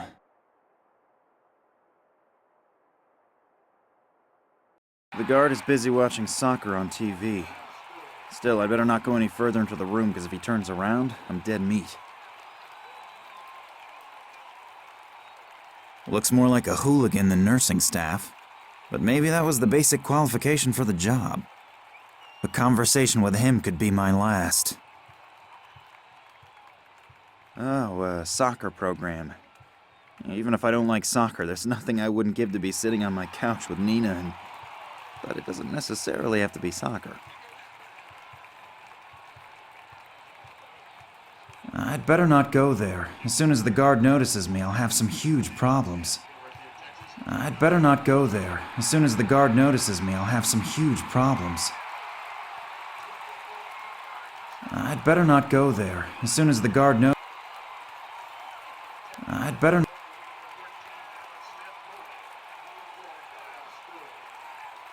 A heavy safety door. It only seems to open from one side.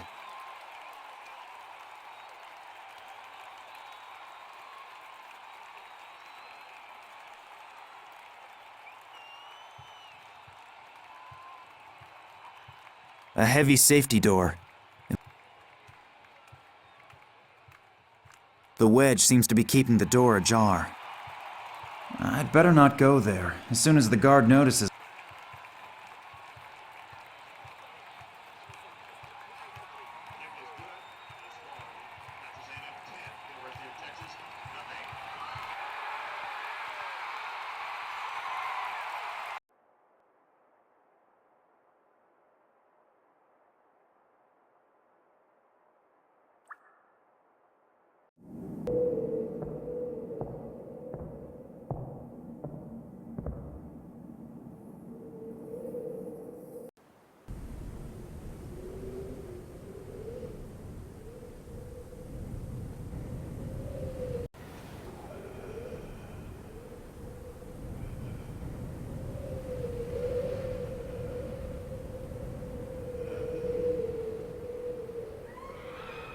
Damn it! The stupid satellite dish needs adjusting again.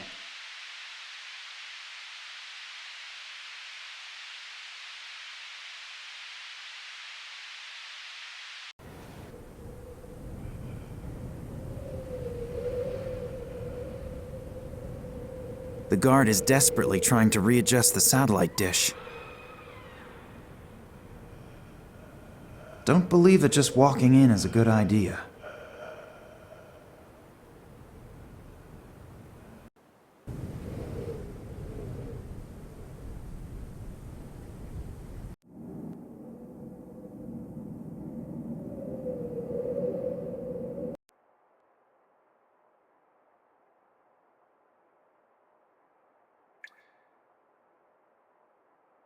Apparently the guy has already readjusted the satellite dish.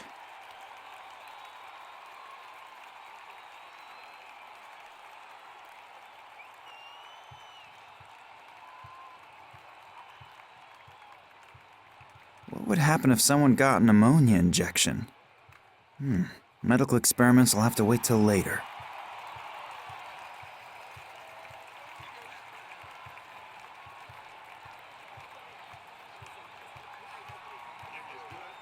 Before I know what I'm gonna do with it, I'll definitely not put any poison in it. I'm already not that happy with the thought of walking around with an exposed syringe.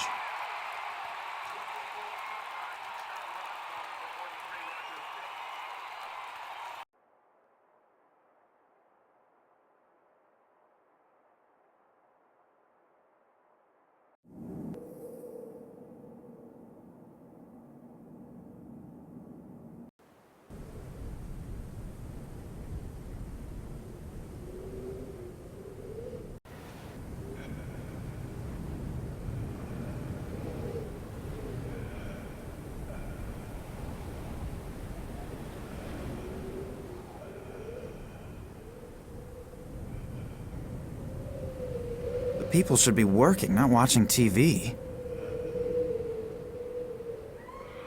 Damn it! The stupid satellite dish needs adjusting again.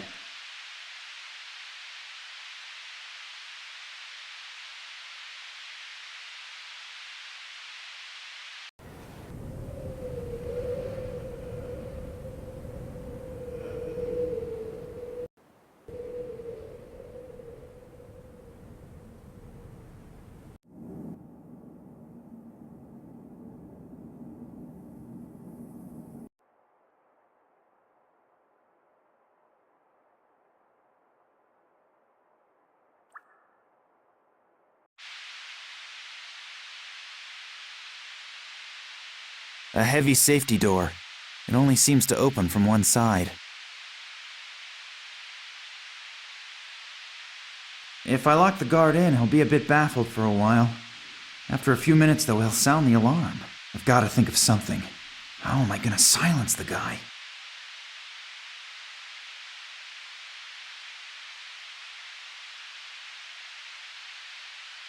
What would happen if someone got an ammonia injection?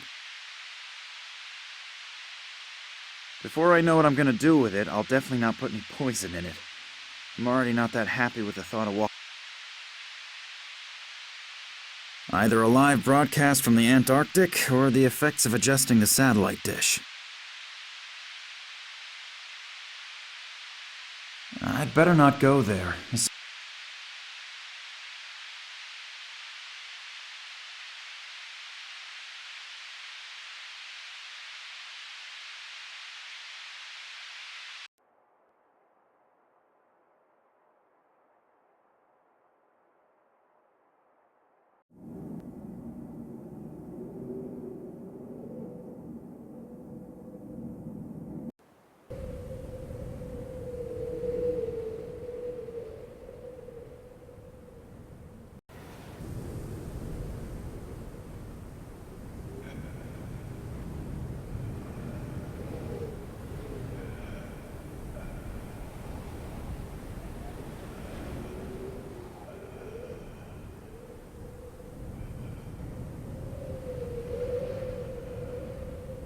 Her cell phone is off.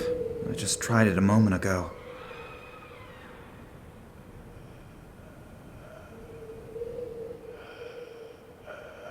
What would happen if someone got pneumonia?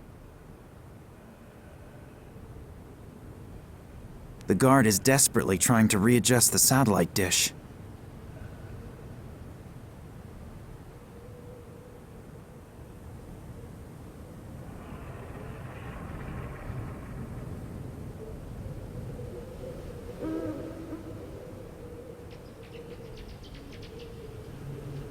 If I attack the guard, he'll still be able to run from the room and raise an alarm. I shouldn't risk it.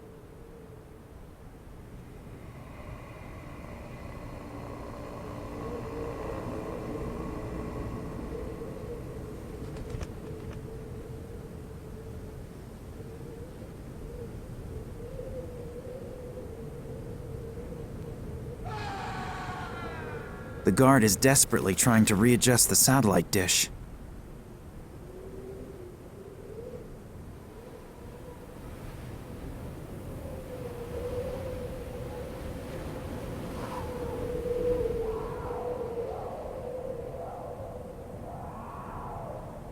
What would happen if someone got pneumonia?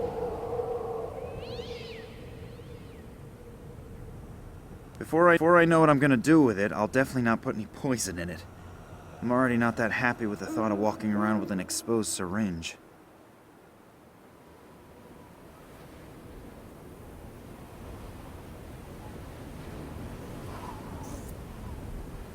Don't believe that just walking in is a good idea.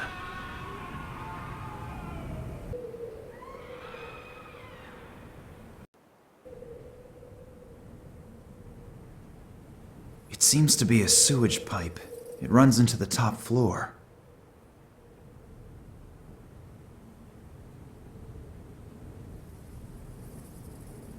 I can hear really loud snoring and groans, something about a train, explosions, and Daddy. Now, wait a minute, that sounds like Nina. The pipe seems to lead into the room where she's being held. Nina, hey, wake up. Nina? No. Damn, she seems to be a heavy sleeper. She can't hear me.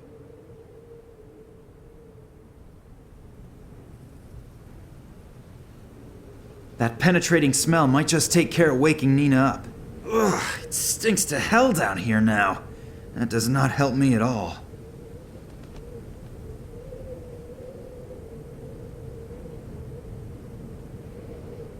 Nina, hey, wake up! It's no good. They must have sedated her. If I call any louder, I'll probably alarm the whole hospital.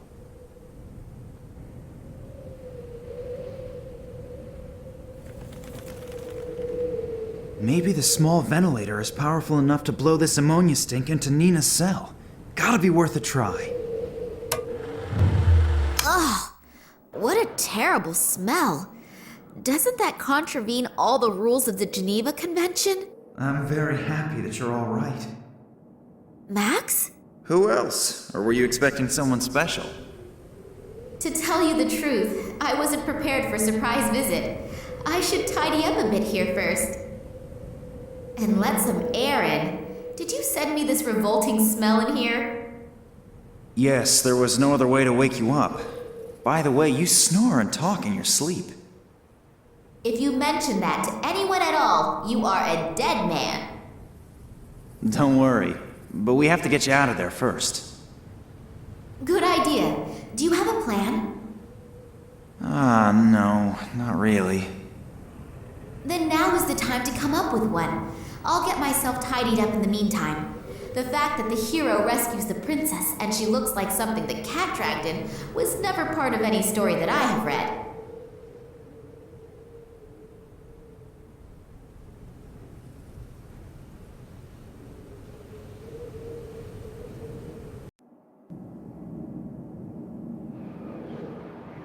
The sweet smell of decomposition is the only reminder of what was once in here, whatever that might have been.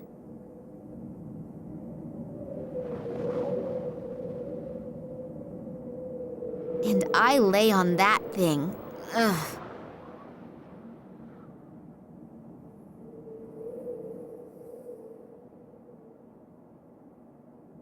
The wall doesn't make a very solid impression. However, getting out of here would probably take days. I can talk to Max through this pipe. That has seen better days. That one has had it.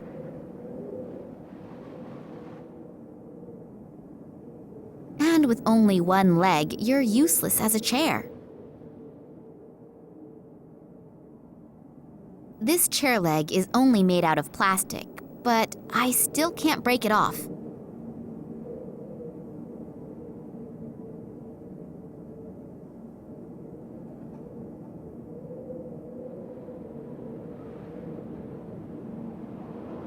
Locked.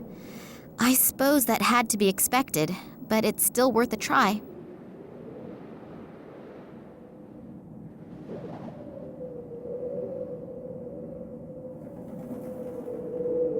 That's pretty. My grandmother used to earn a living crocheting placemats like that. I would probably break my fingers trying.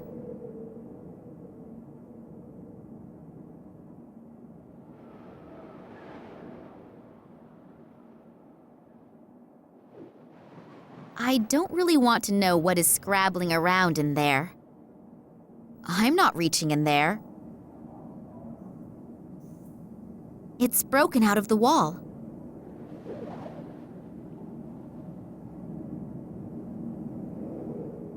It's broken out of the wall.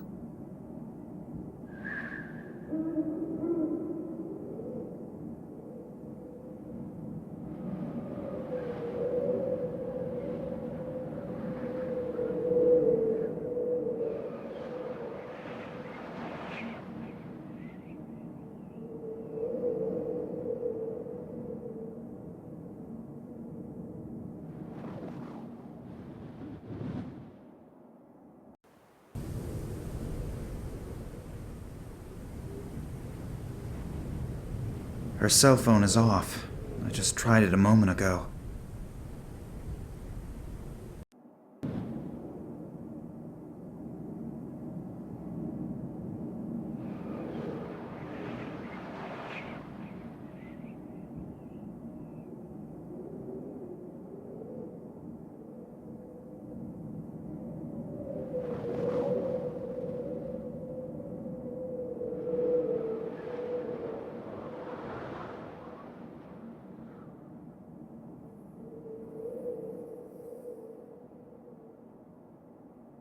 This chair leg is only made out of plastic, but I still can't break it off. I'm not reaching in there.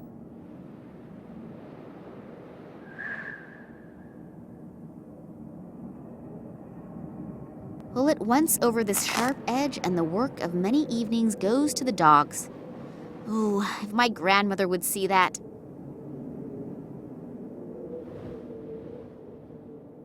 That mat was an arduous piece of work. Now it is only 5 meters of thread.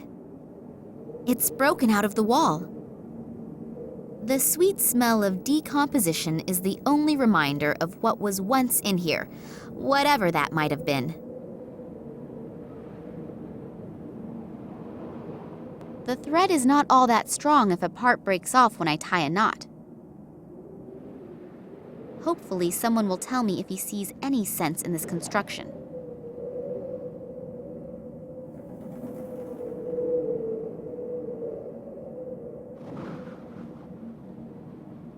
The stone seems to have hit the bottom. Now I can exchange a few smaller objects with Max.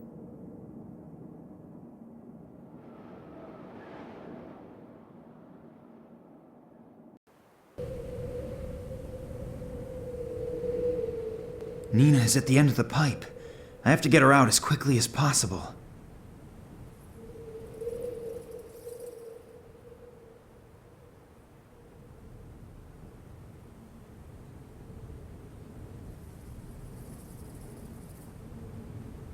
This little bottle is pretty fragile. I'd better keep it with me.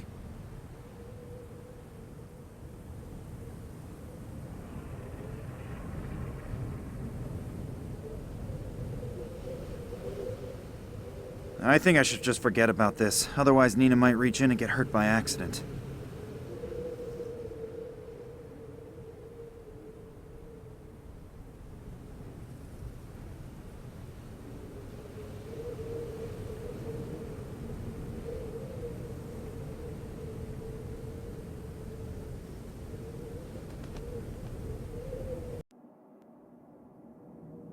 I wonder what one could use that for. What a shame that I can't lure the guards here.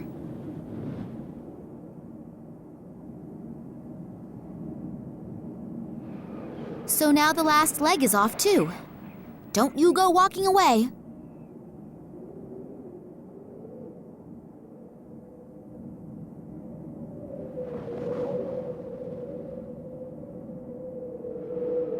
Take that, scourge of every health authority.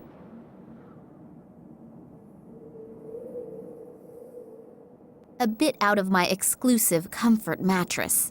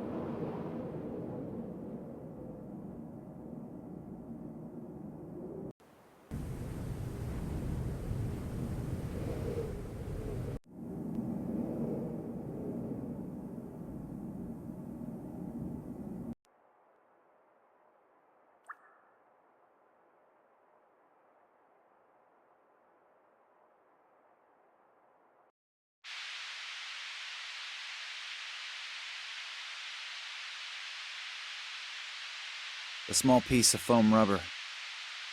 A hollow chair leg made of plastic. Still appears to be new and unused. I'd rather not think about who...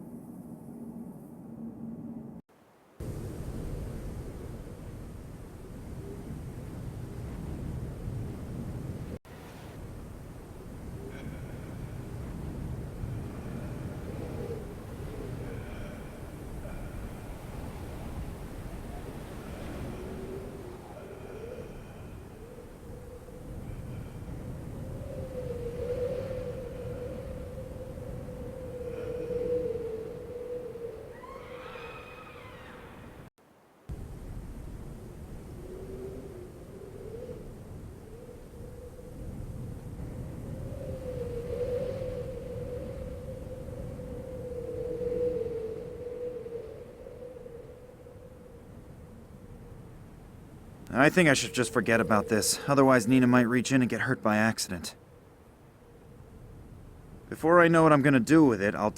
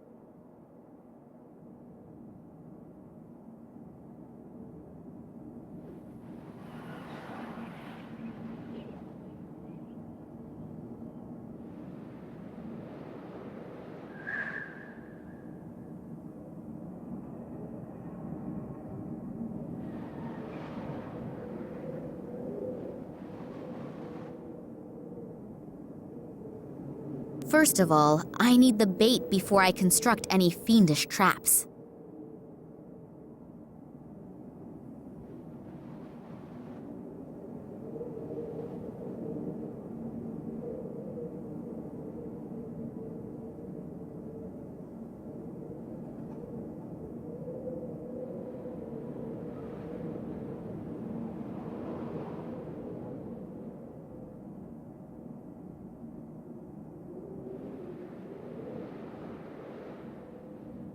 I can talk to Max through this pipe.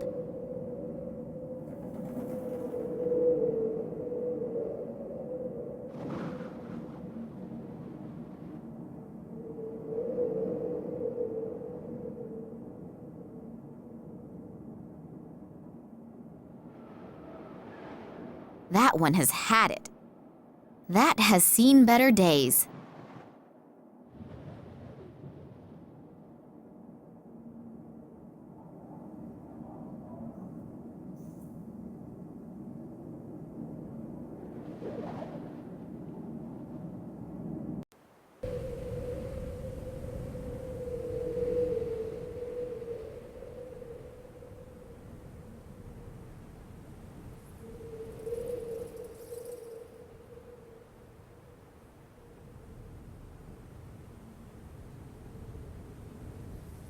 The lamp illuminates the cellar entrance.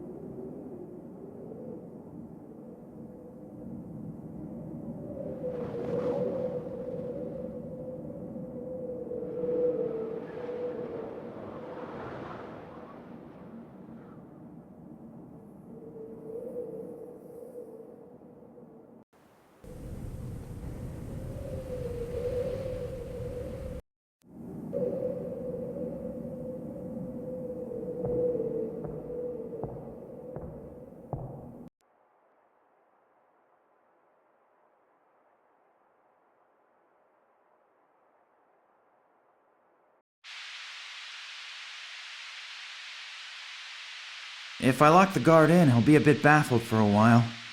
After a few minutes, though, he'll sound the alarm. I've got to think of something. How am I going to silence the guy?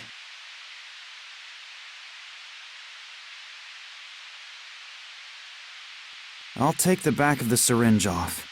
The needle and its attachment should then be light enough for me to use it as a dart in my blowpipe. If I touch this needle now, our little adventure will come to a pretty fast end. The poisoned needle point awaits deployment.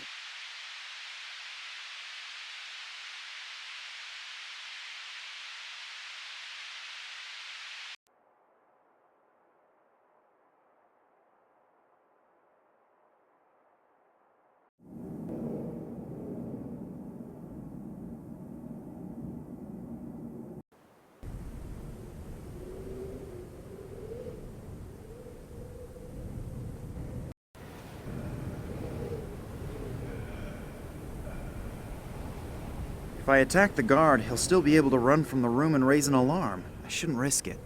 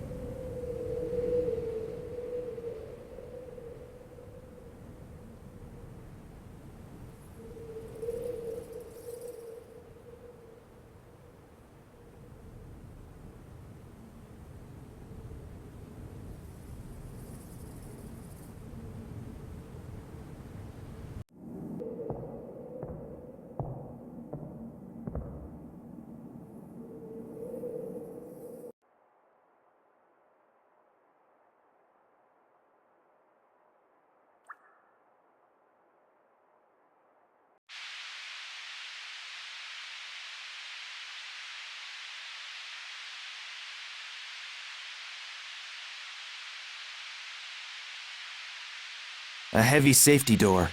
It only seems to open from one side.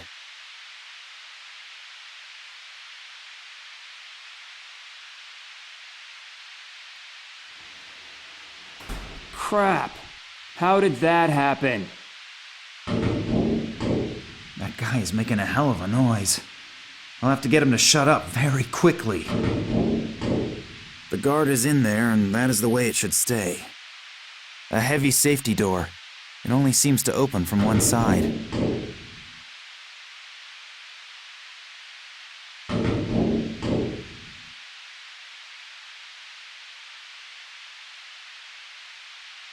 Either a live broadcast from the Antarctic or the effects of adjusting the satellite dish.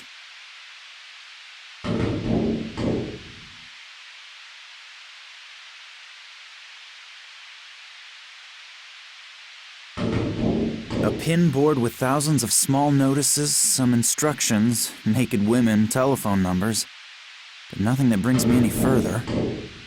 I'll take the thumbtacks with me, but the bulletin board can stay where it is.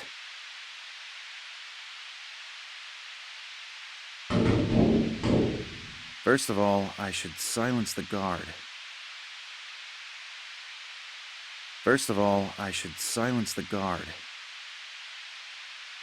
First of all, I should silence the guard.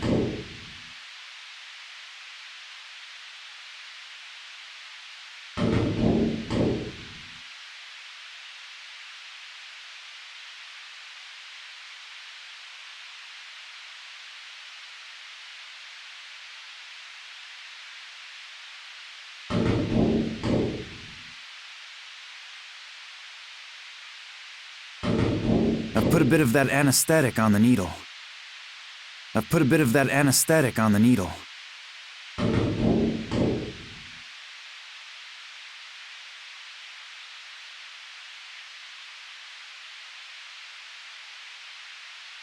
First of all, I should silence the guard.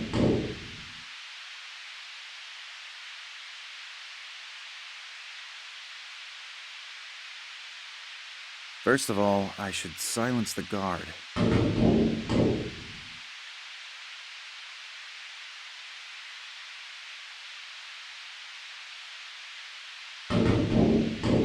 The guard is in there, and that is the way it should stay. A heavy safety door. It only seems to open from one side.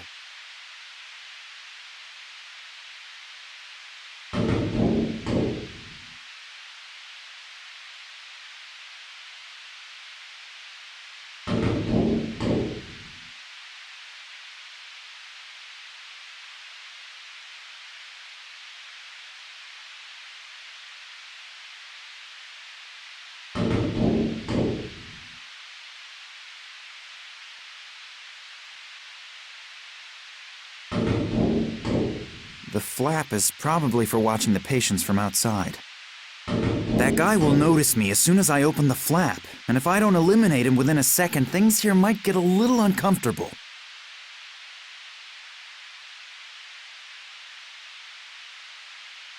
I think that with such a hectic job, a little bit of peace won't hurt the guard.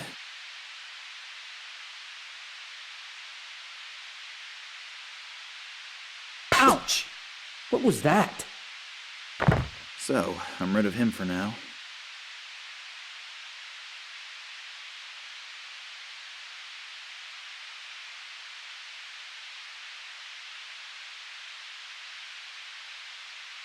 A heavy safety door. It only seems to open from one side. The guard is in there, and that is the way it should stay. Locked.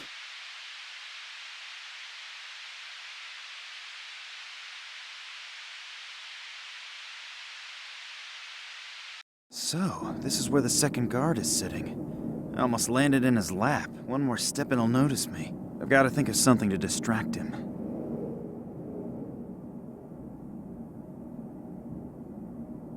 There's no way I'll get past him. I've got to get rid of him somehow.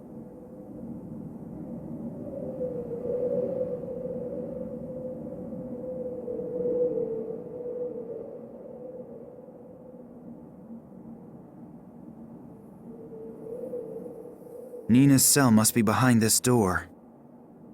I'd better do something first to make sure the guard is harmless and distracted.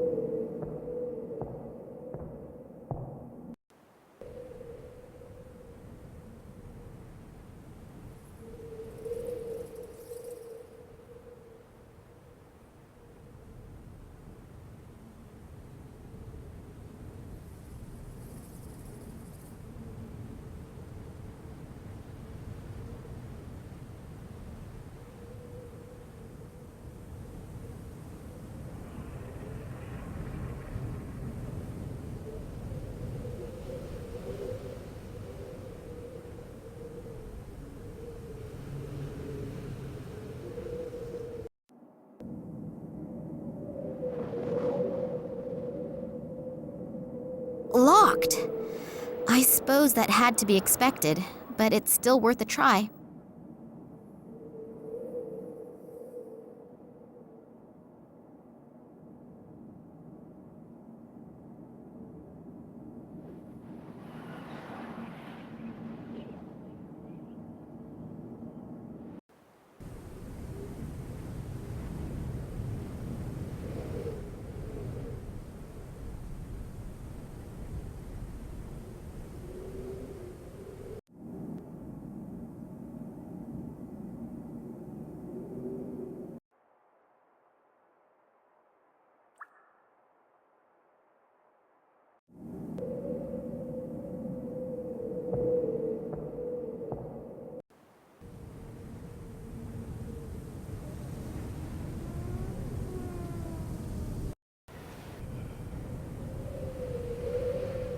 Hardly the newest model, but it fulfills its purpose.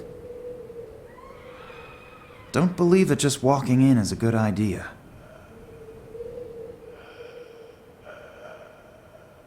It doesn't look like a typical ambulance, more like a military vehicle.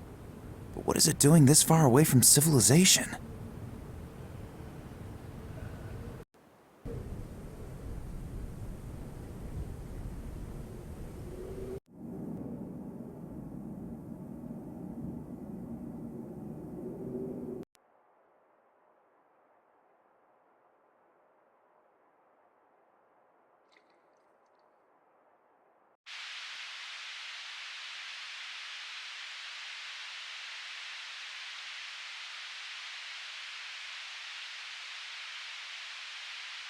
A heavy safety door.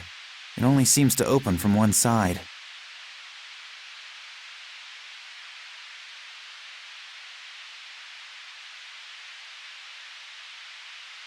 The flap is probably for watching the patients from outside.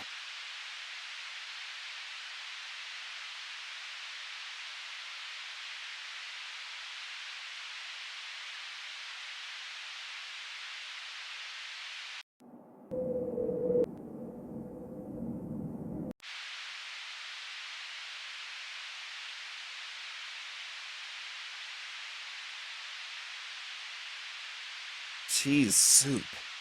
Theoretically very delicious, but theory and practical life are very often rather far apart. The soup is so watery that I'll lose most of it moving around, and then I'll stink of cheese for the rest of my life.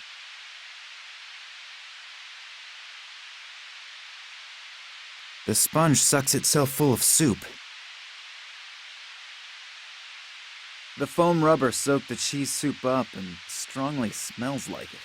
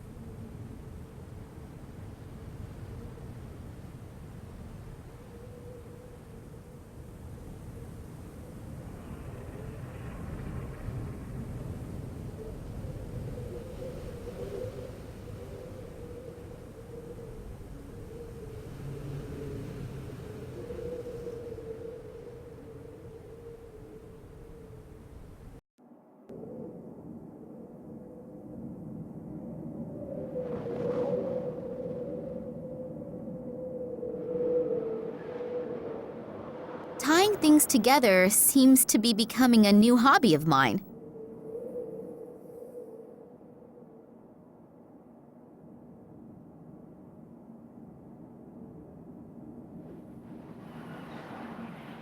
Whatever it is in there, if it is attracted to the smell, it'll grab its prey and disappear. It doesn't make much sense, really, does it? Looks like it could work as a trap. Stress on the could. The animal that walks into this trap cannot be especially big and not especially intelligent.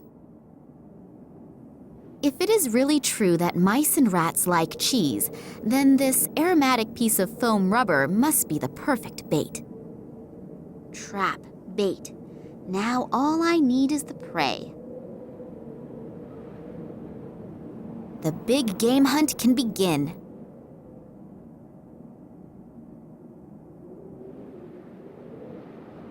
I don't really want to know what is scrabbling around in there. I'm not reaching in there.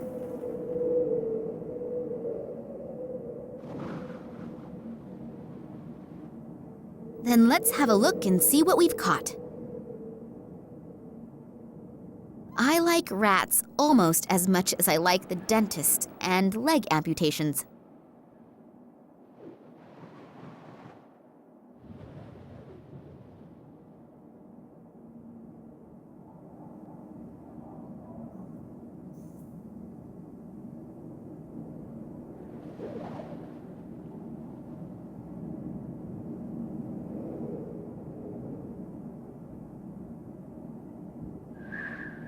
The animal that walks into this trap cannot be especially big and not especially intelligent.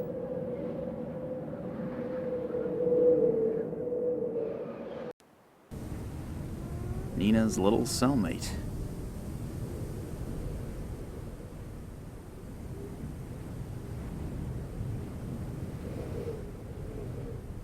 Nina's little cellmate.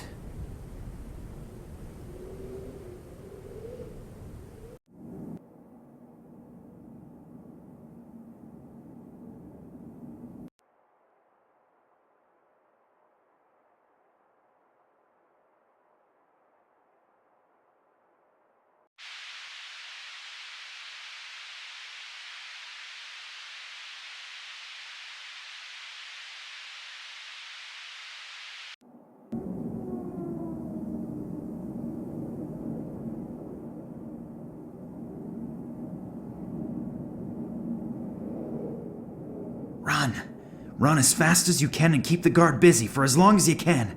Good luck. Just you wait, you little beast! I'll get you! A small, ugly green chair.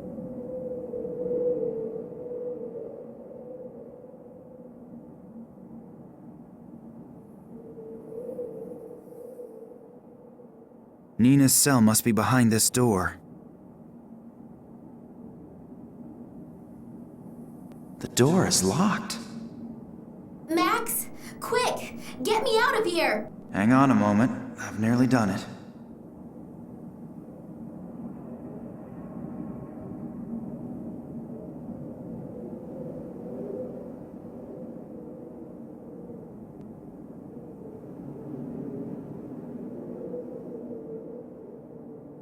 I'll put this thumbtack under the cushion so that the guard doesn't get suspicious. Damn!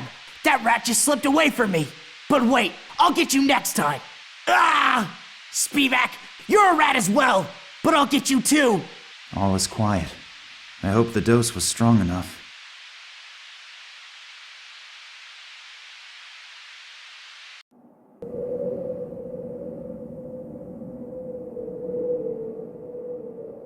A bunch of keys! It's the key that I found on the guard.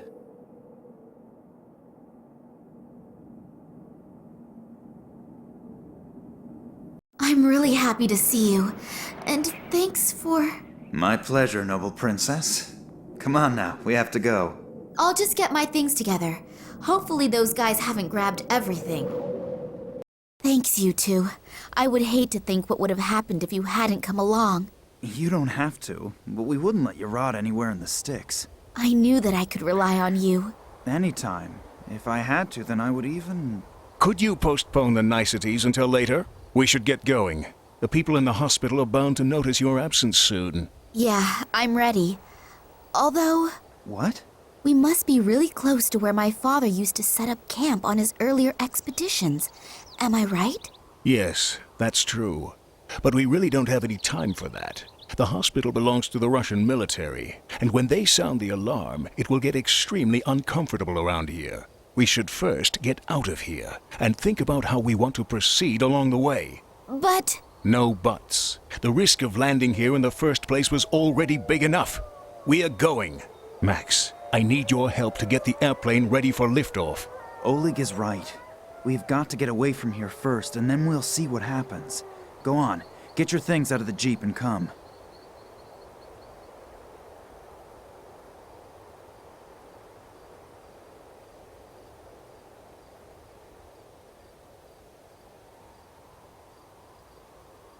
Attention!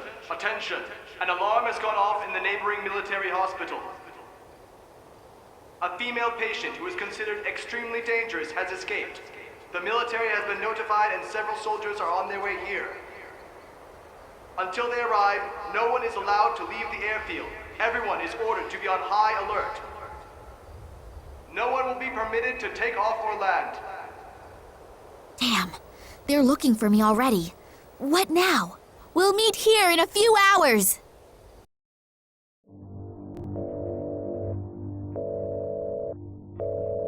I hope you have good news. Unfortunately, no. Kalenkov is still missing. I'm waiting for the good news. Well, at least the others haven't found him yet either. We are running out of time. The preparations for the project are almost finished and everyone is waiting for you to finally find the missing piece of the puzzle. I'm doing my best. What should I do if... Concentrate on his past. Someone has to know about Kalenkov's research, and if he can't tell us his secret himself, then others will just have to do it for him. Hopefully Max and Oleg are all right. I suppose they weren't born yesterday. They'll get along with the soldiers somehow. And exactly how are we going to get away from here again, I don't yet know. We can brainstorm that later. In the meantime, I can try to find the camp from which my father started his expeditions. The thing is, where do I look? Apart from this tent, I have found no signs of human existence. Hopefully I can get some help here. A box of matches from the nightclub lady. A few are still in it. This thing has all the bells and whistles. You can even play Orion Squad 1 with it. There's no reception here.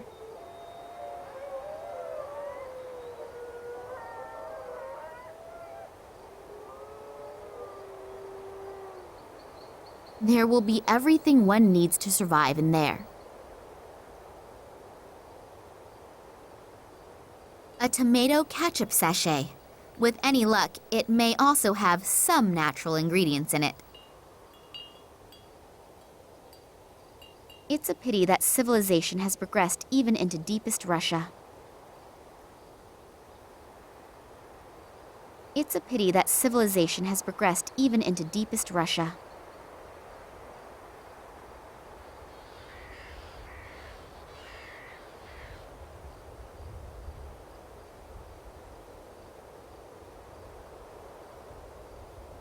First aid? Only first aid for alcoholics. 1 bottle of vodka and nothing else. No bandages, no painkillers. Apart from the vodka, of course. A tomato ketchup sachet. With any luck, it may also have some natural ingredients in it.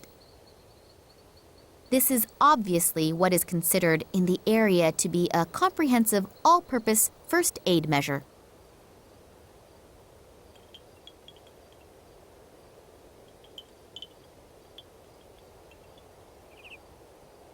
I am not driving away from here until I have found out something at least that throws a little light on Daddy's kidnapping.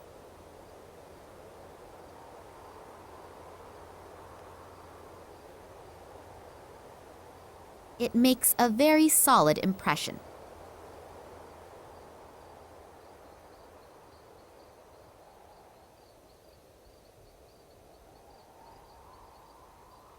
It makes a very solid impression. A beautiful animal. Wouldn't it make a wonderful bedside rug? The fur is quite soft. It would definitely... Don't look at me like that, or I'll put my thoughts into action.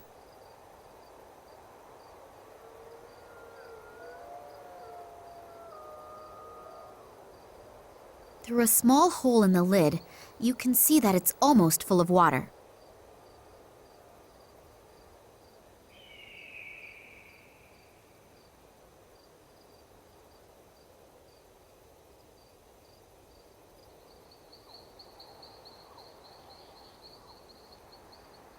The trough is empty. Clearly, nobody seems to take very good care of the animals.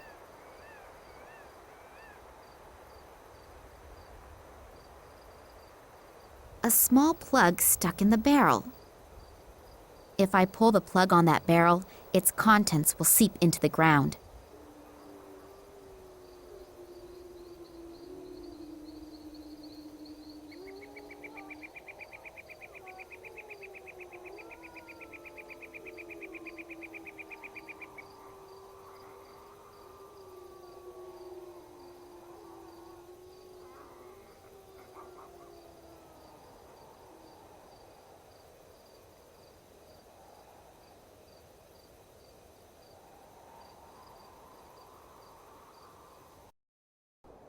Sorry for simply barging in like this, but I'm looking for... Medicine. Parchment. Burnt. What? Which parchment? And what kind of medicine? I don't understand. The old guy seems to be in a kind of semi-conscious state. I'm not at all sure if he can even hear me. Obviously, he needs some kind of medication. I'll take a look around.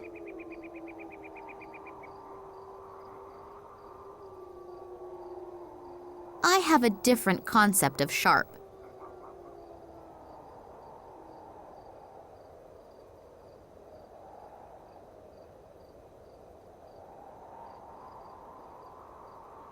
A simple tin cup.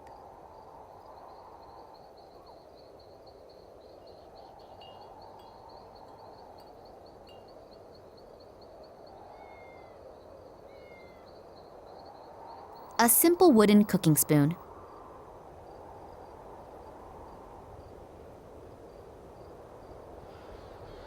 A strange creature with its mouth open. It seems to be some type of nutcracker. No. The old guy obviously doesn't want me to take the statue. I'd better leave it here.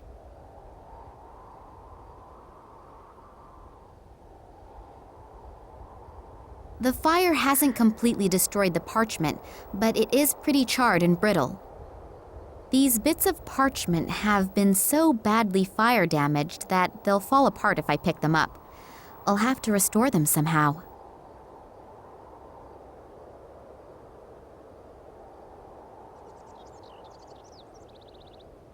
The old man doesn't look very well. I'm not going to get any further on my own, and if he doesn't get his medicine soon...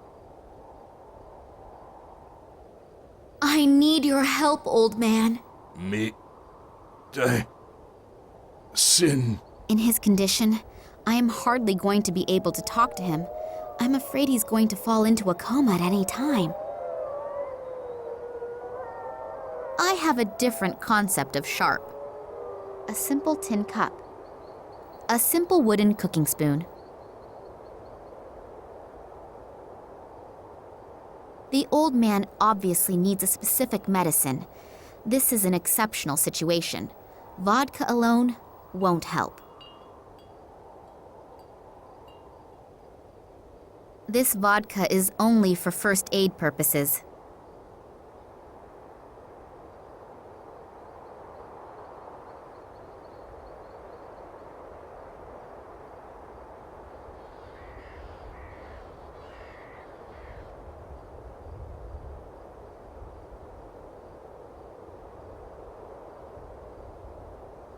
One of those things comprising of 3 billion threads. They all look as if they're about to fall apart. I'll be very careful that... One of the threads has come loose. I don't need any more of them, so I'll leave the tassels where they are. A short woolen thread.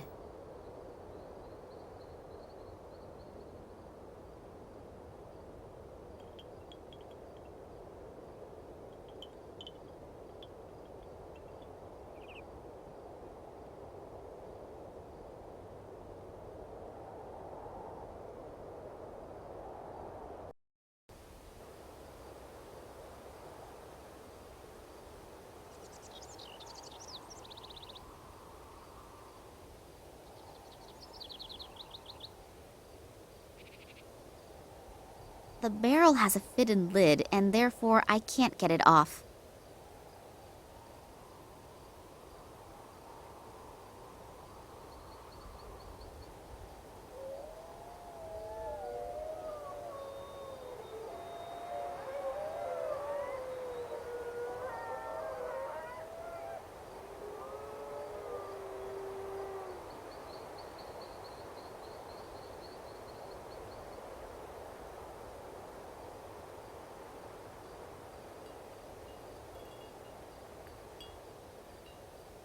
A large case, probably for provisions. Too big, too heavy, and too useless.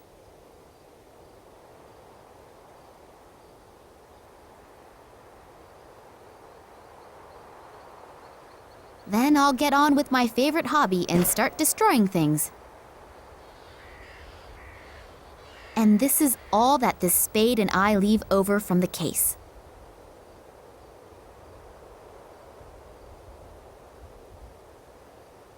And this is all that this spade and I leave over from the case.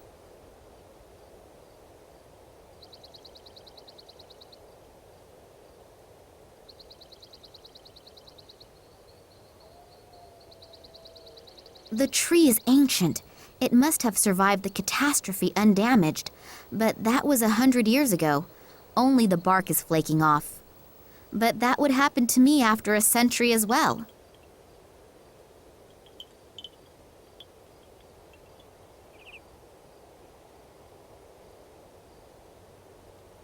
I definitely won't fell the tree with that. I'll limit myself to the bark. Pretty sticky, this stuff. If I touch that stuff, I'll never get it off my hands again.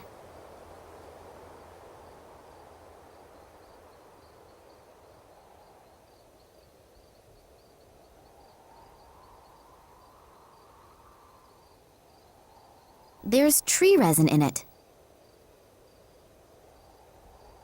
A huge bit of bark.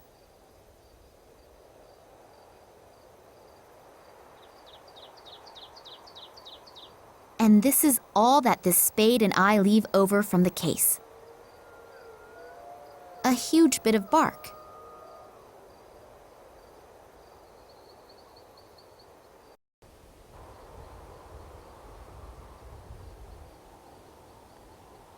That stuff stinks. It looks and smells like there's sulfur coming out of there. I'm not putting my hand into that. I'll scald myself. A sharp stone.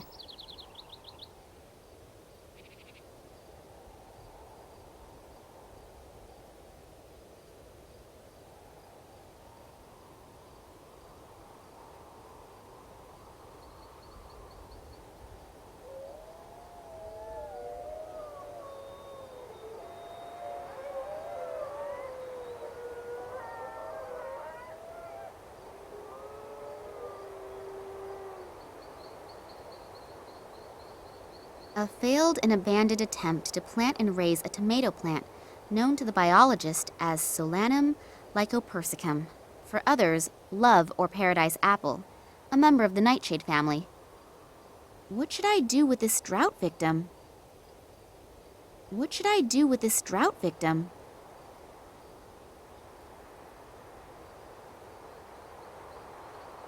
Siberian gentian leek seems to be the only plant that flowers around here. I have no idea if it is under protection, but it is so pretty that I would really like to make an exception and leave it in one piece.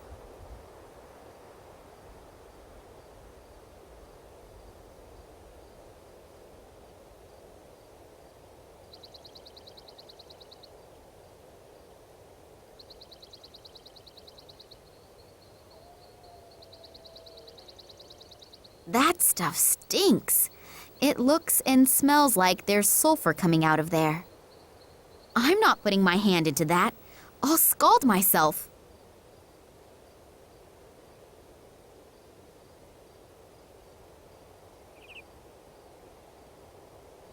Good idea. I'll take the cup and reach into the steam. After a few seconds, my arm is perfectly done and ready to serve. There's tree resin in it. Good idea. I'll take the cup and reach into the steam. After a few seconds, my arm is perfectly done and ready to serve.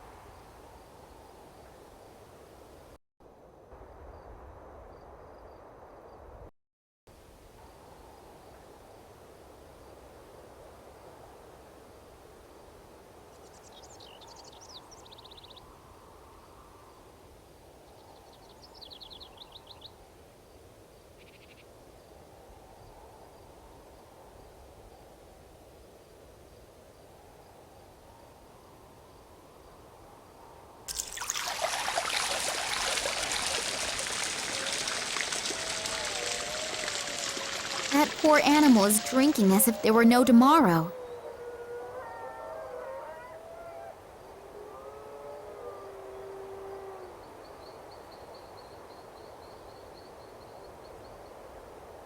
The barrel has a fitted lid, and therefore I can't get it off.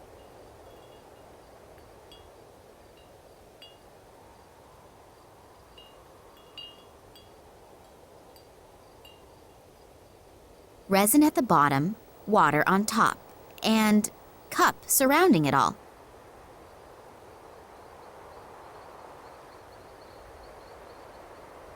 The scissors are so blunt that I'll only manage to tear some hairs out. The reindeer won't like that very much.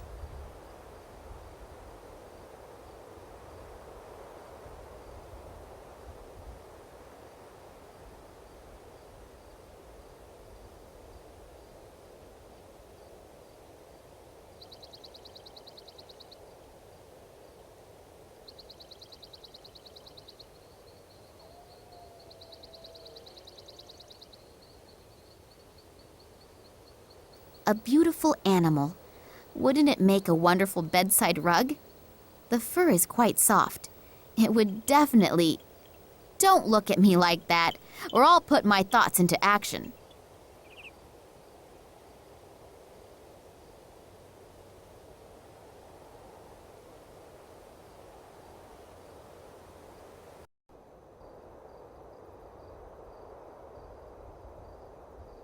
There are still pieces of parchment in the ash.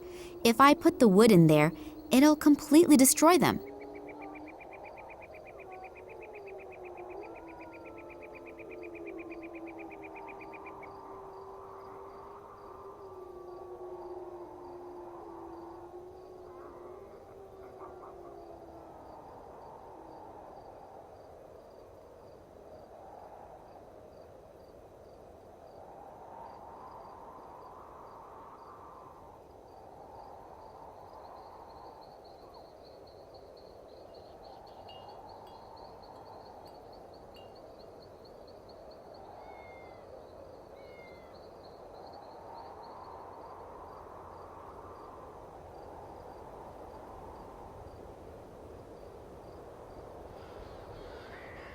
There's no reception here.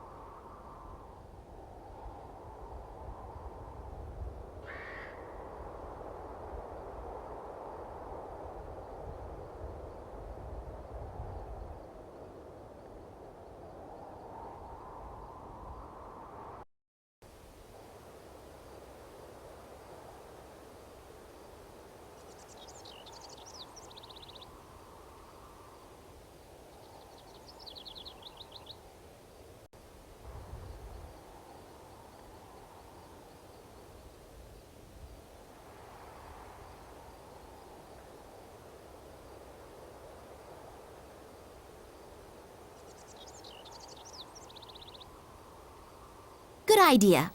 I'll take the cup and reach into the steam.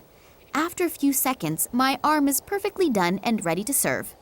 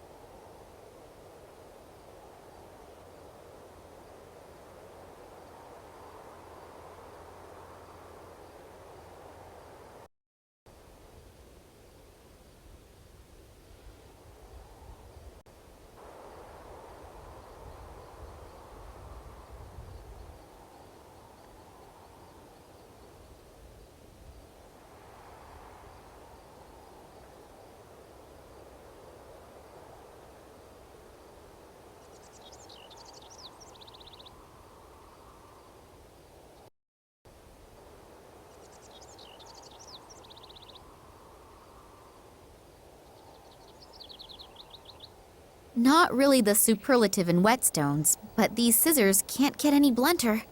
And how's that? It now cuts more than butter. Beautifully sharp again.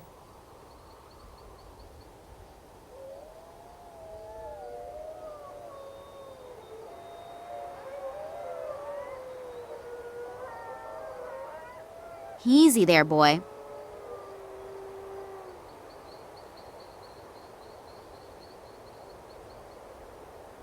It reeks a little bit, but it's relatively soft.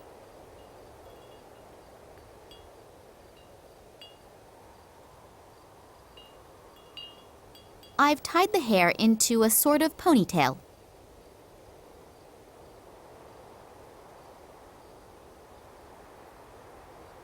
If I take the spoon, the hairs, and this thread, and Hey! It works!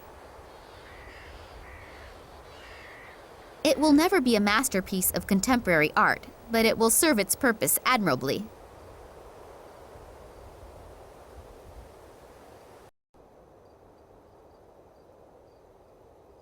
What do you want me to paint it with?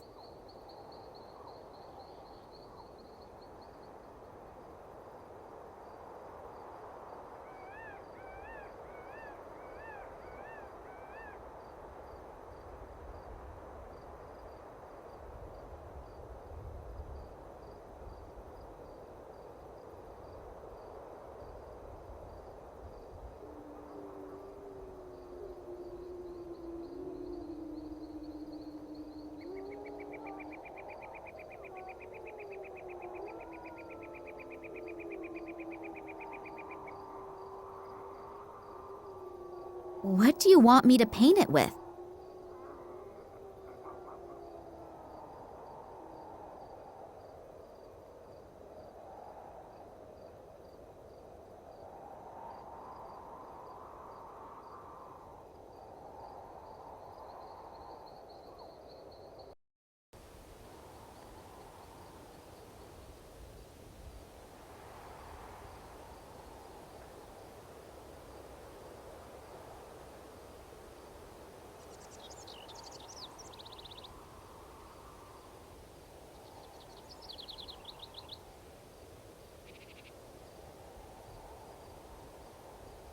I am not driving away from here until I have found out something at least that throws a little light on Daddy's kidnapping.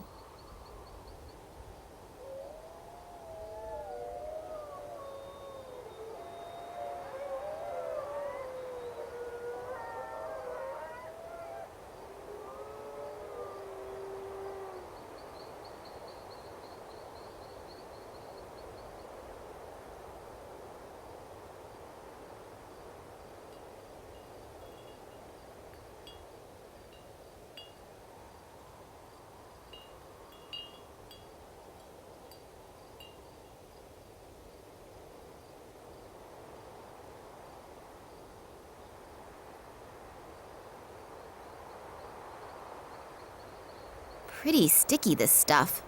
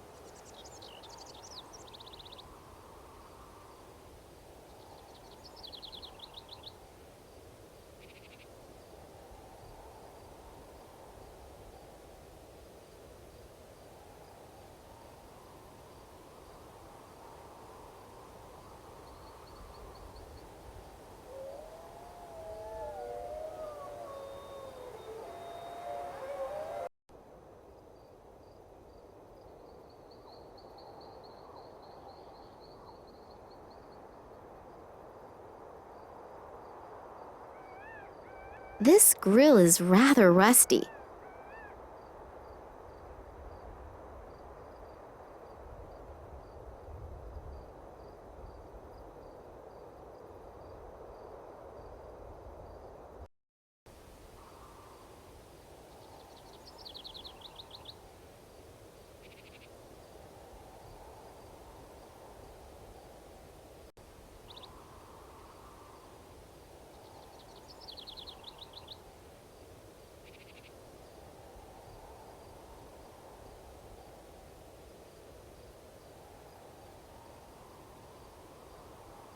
This grill is rather rusty.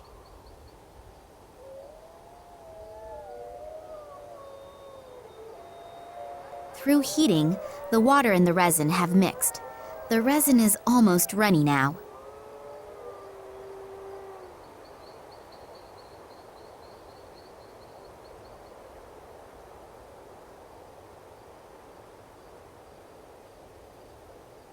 The resin is still runny enough to paint with.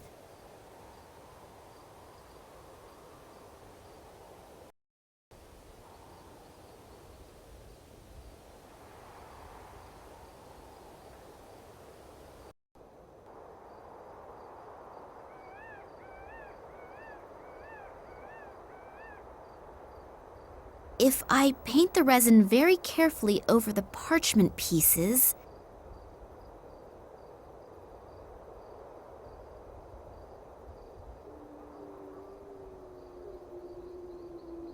it worked! 5 parts of the source of life, 2 parts of root of tears, 1 part blood of the night, 3 parts drops of intoxication, to be taken shortly before it unites with the wind. What effect it is supposed to have isn't noted, just as much as how to get each ingredient.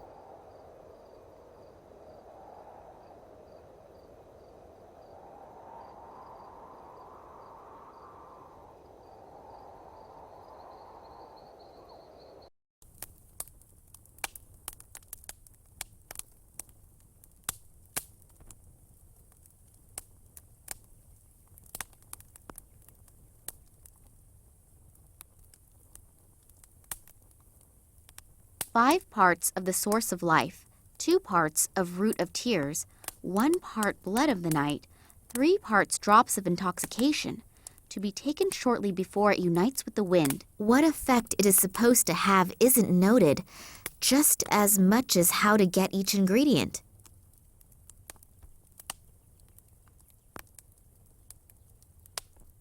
I need your help, old man. Sin. In his condition, I am hardly going to be able to talk to him. I'm afraid he's going to fall into a coma at any time.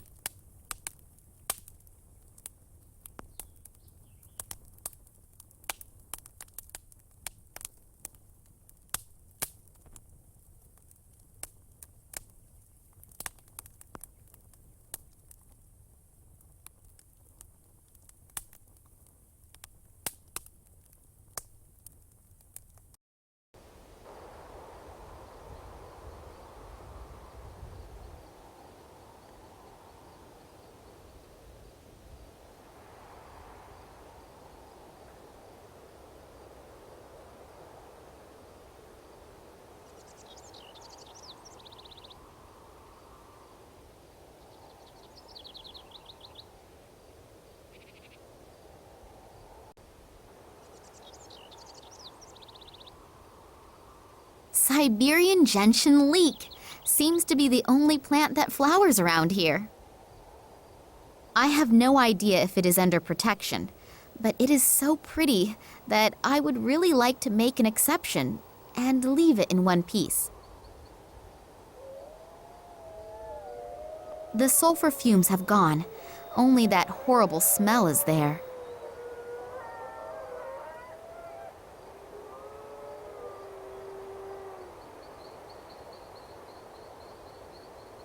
What should I do with this drought victim?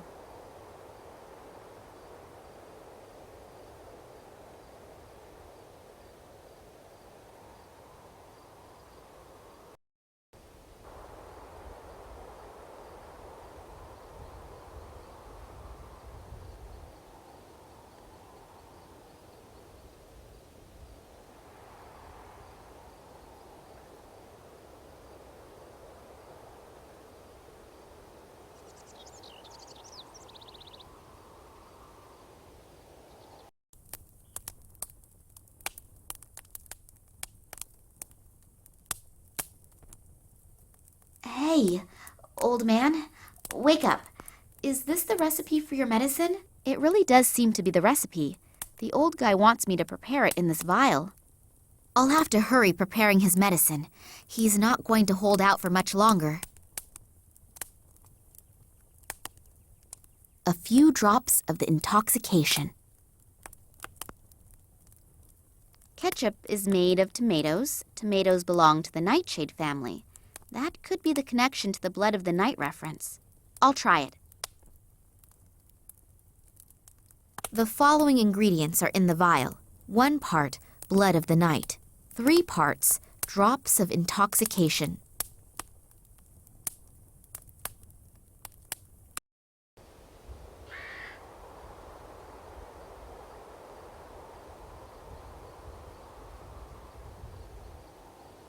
Five parts from the source of life.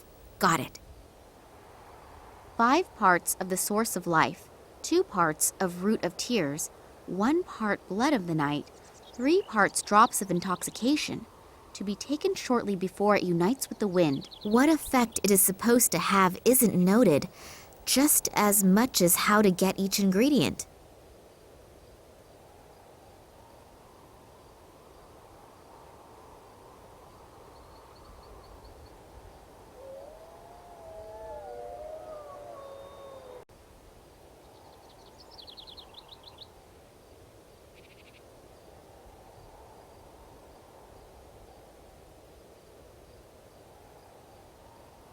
I have no idea if it is under protection, but it is so pretty that I would really like to make an exception and leave it in one piece.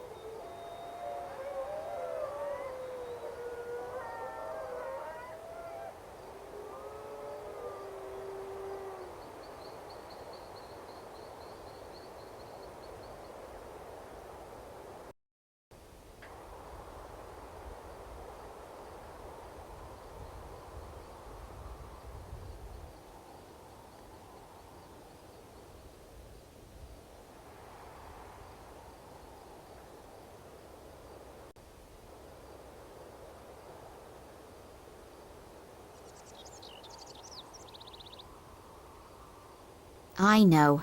They're under the protection of nature conservation laws. I'll be very careful.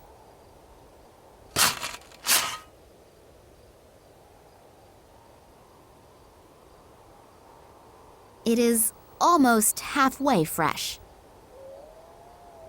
The plant will hardly fit in there.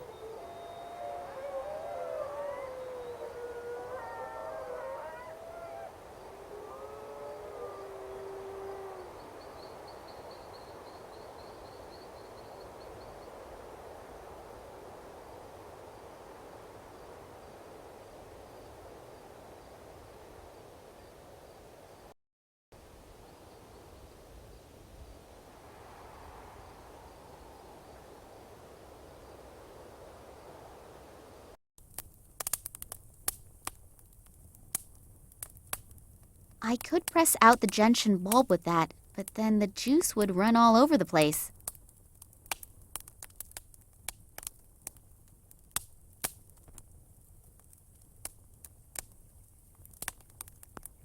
Well, that must be the right doses, depending, of course, on the bulb being meant as the root of tears.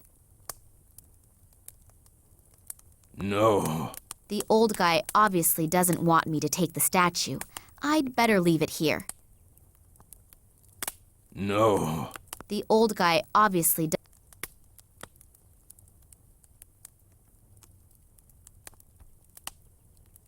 I must have all of the ingredients together now. The recipe says something about taking it shortly before it unites with the wind. Whatever that's supposed to mean.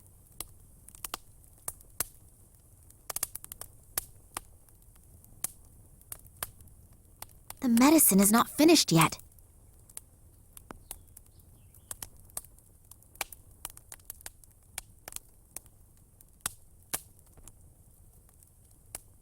Hopefully this witch's brew doesn't blow up in my face. I have no idea when the stuff is ready, but before it all evaporates... Evaporate! That's it! To be taken before it unites with the wind. Then the medicine must be finished.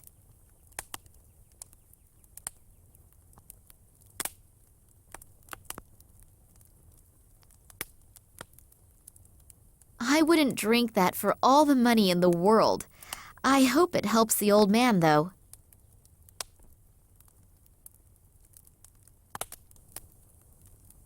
Drink, old man. I hope that helps. Thanks.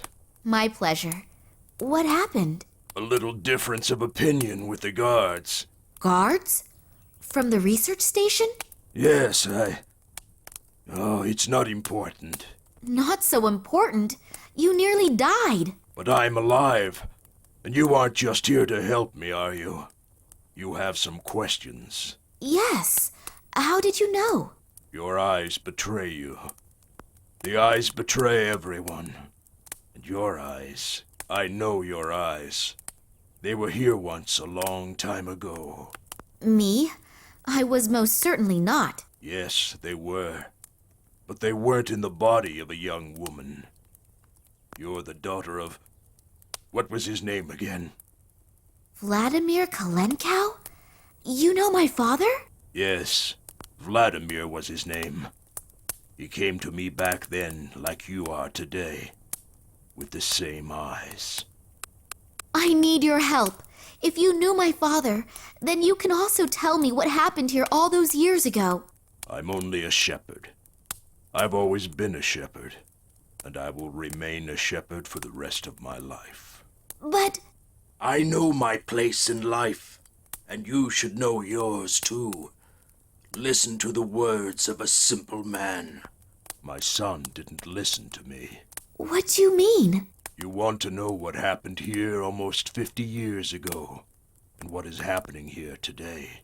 My son was also curious. He didn't want to listen to me.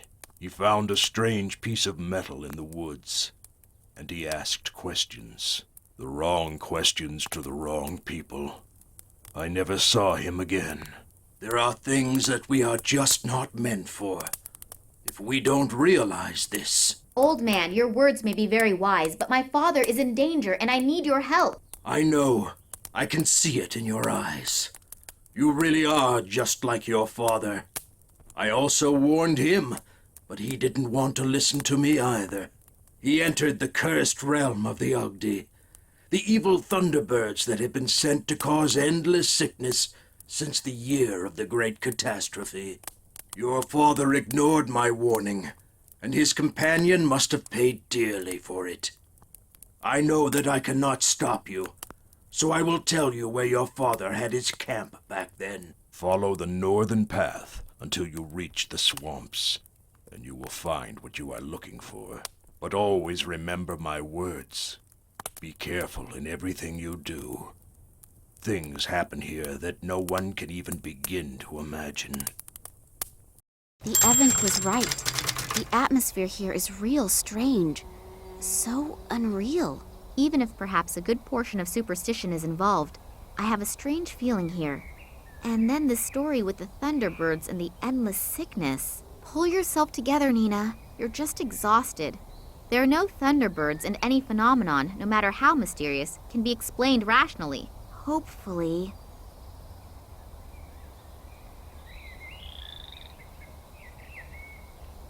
That must be the site that the old man spoke of. My father started his expeditions from here. Maybe I'll find an explanation here of how the events of the past link with the kidnapping of my father.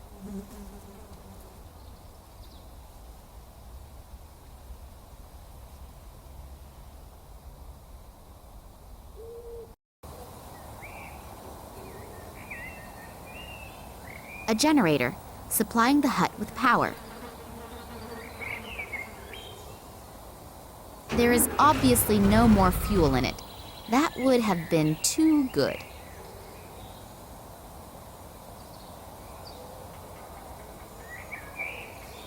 A bit of petroleum still seems to be in there.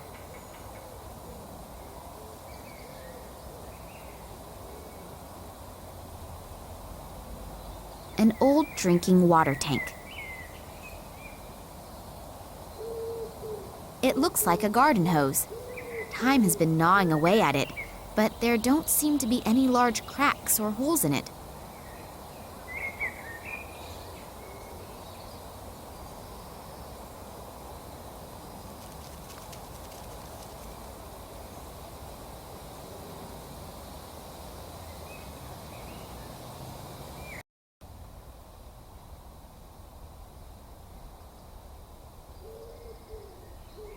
I should probably watch out where I'm stepping.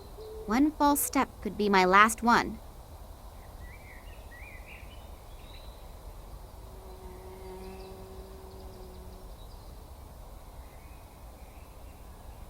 The small windows are absolutely filthy.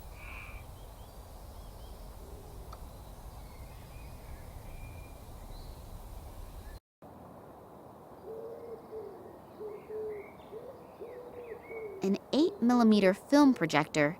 Considering its age and the fact that it's not professionally handled here, it is not in bad condition. It won't work without electricity. An old rag.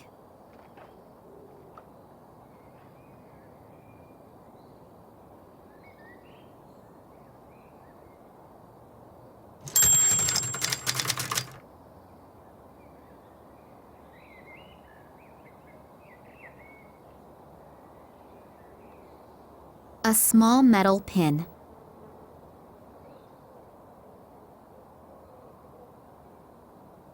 Nothing happens.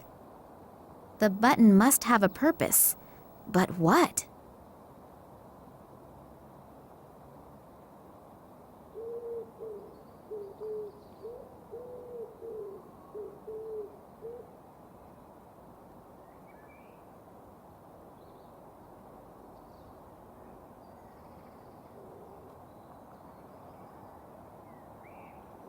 There is nothing special to see, but then again, it is pitch black in there.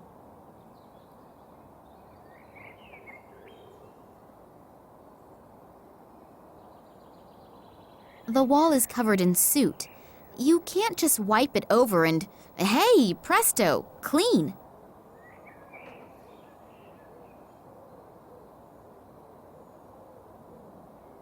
I'll light the lamp. A small bit of tinfoil.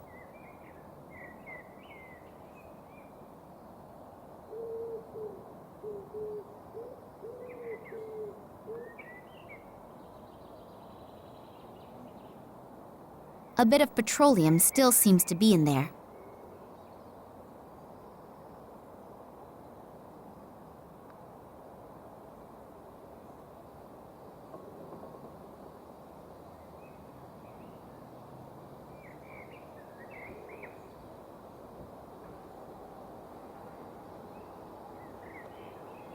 Are shards always broken, or are there whole shards? An interesting question. I'll have to ask my former philosophy professor.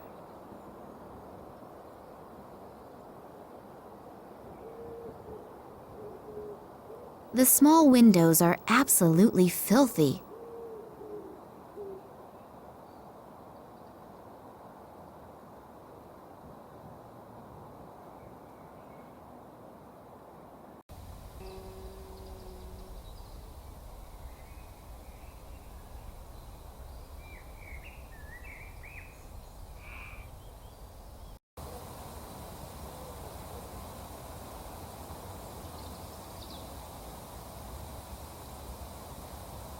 If I remember correctly, then that thing has something to do with magnetism and producing electricity.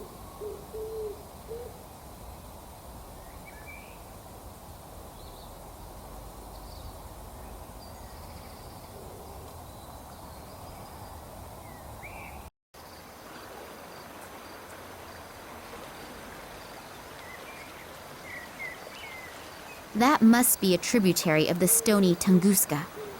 It's not the river's fault, but I'm starting to hate that name. Wow, what a monster! I have to ask, even if I'm talking to myself, how did that thing get here?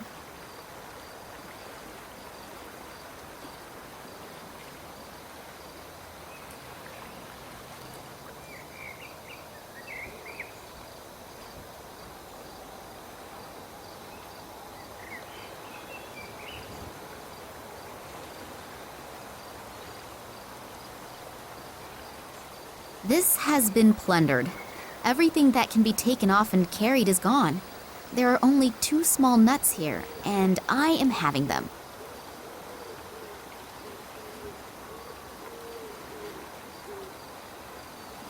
There still seems to be a bit of diesel oil in there.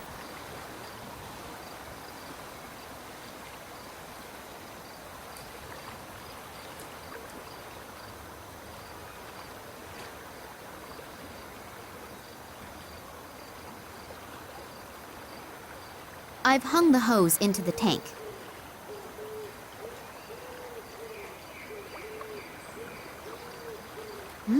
There's still plenty of vodka in there. If I want the one spirit, I think I will have to get rid of the other. Nastarovia! Oops, I think I'm a bit out of practice.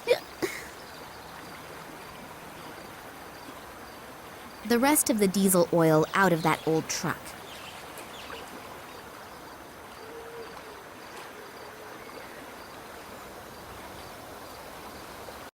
That must be the research station that the transit train was supposed to be going to.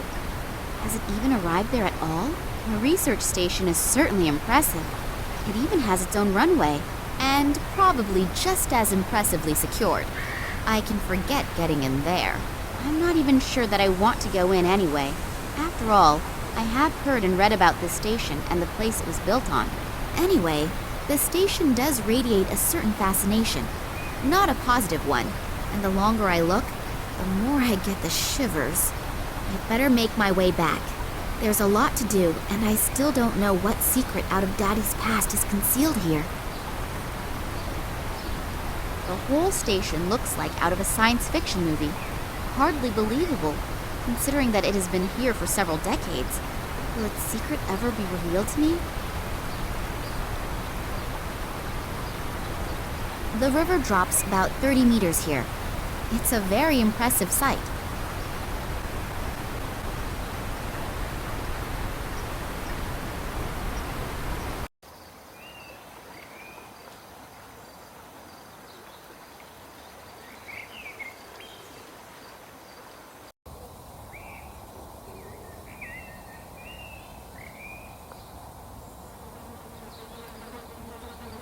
That's what I call quality craftsmanship. Over 50 years old, and it still works like it did when it came out of the factory. If I remember correctly, then that thing has something to do with magnetism and producing electricity. A nut.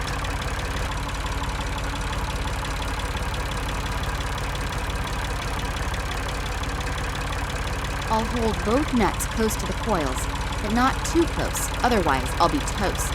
As a result, they seem to have become magnetized.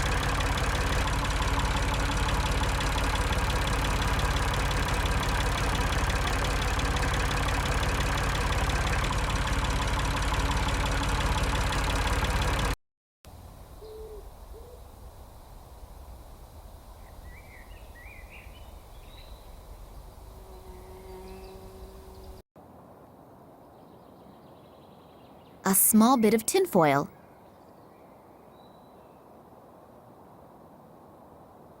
I've wrapped the tinfoil around the broken glass. Because of the tinfoil, the shard is no longer transparent.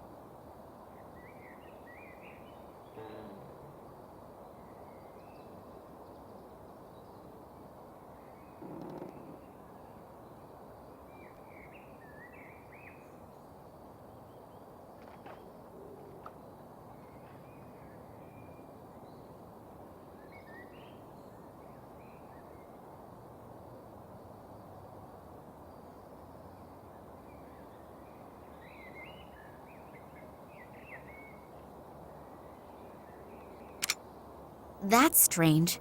Obviously, the compass needle only moves when I press the button. I seem to have triggered a mechanism, but nothing has happened yet.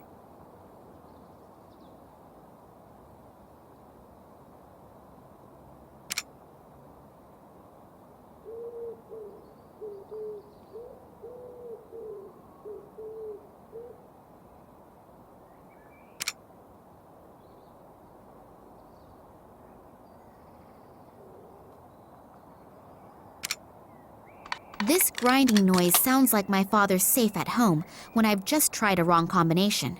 I can probably start again now.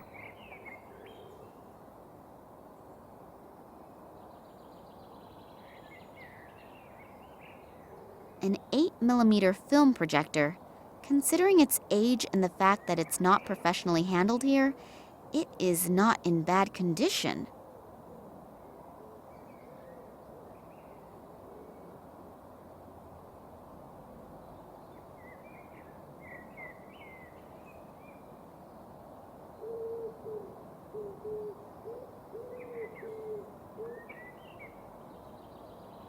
I can't see or find anything special.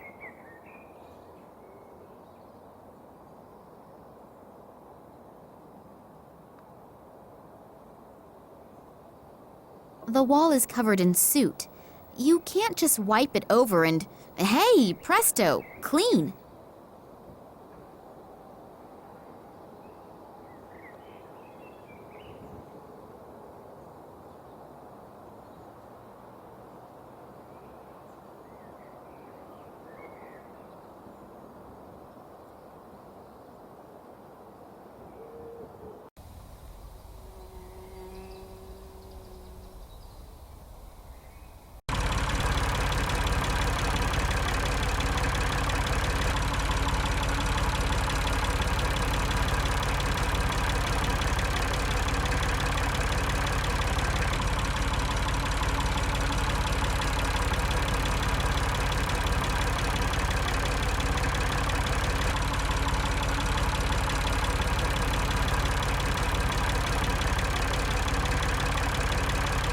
An old drinking water tank.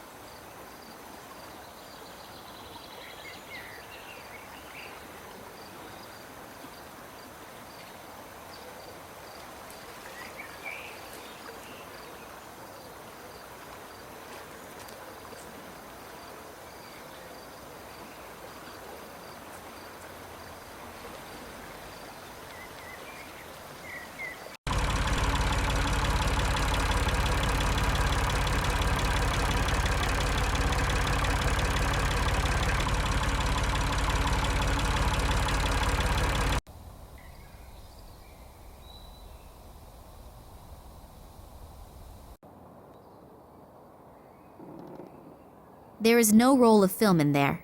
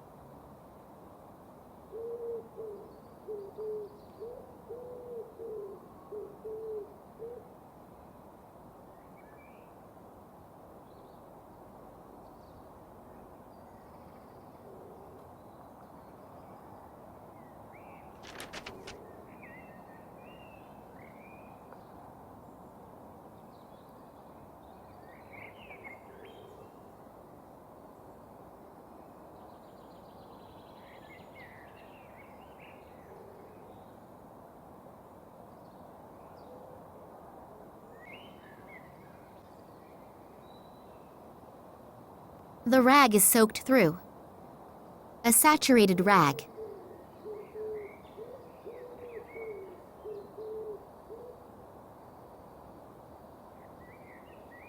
I would never have dreamed that one day I would clean out a chimney from the inside.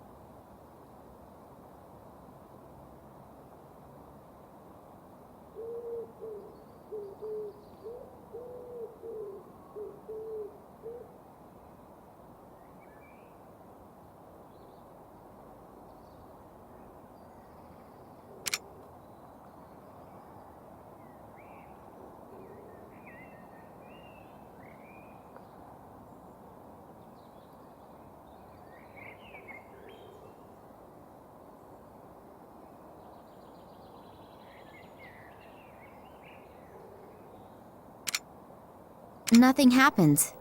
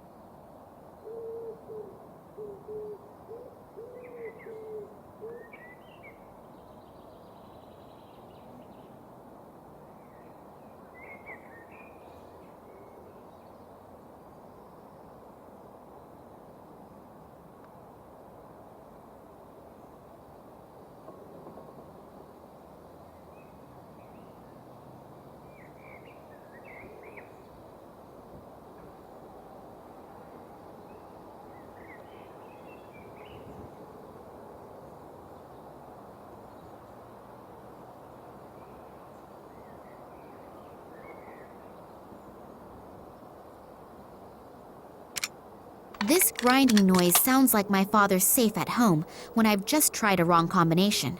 I can probably start again now.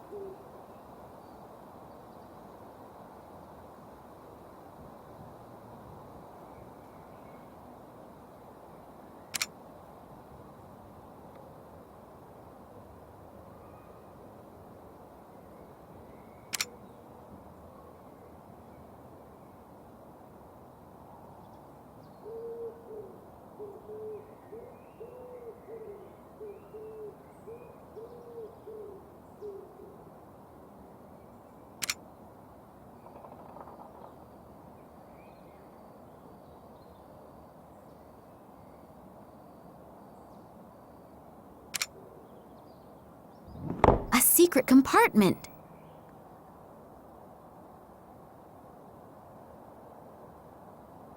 There are a few old documents and a roll of film in there. I'll have a look at the documents. Maybe my father left them there.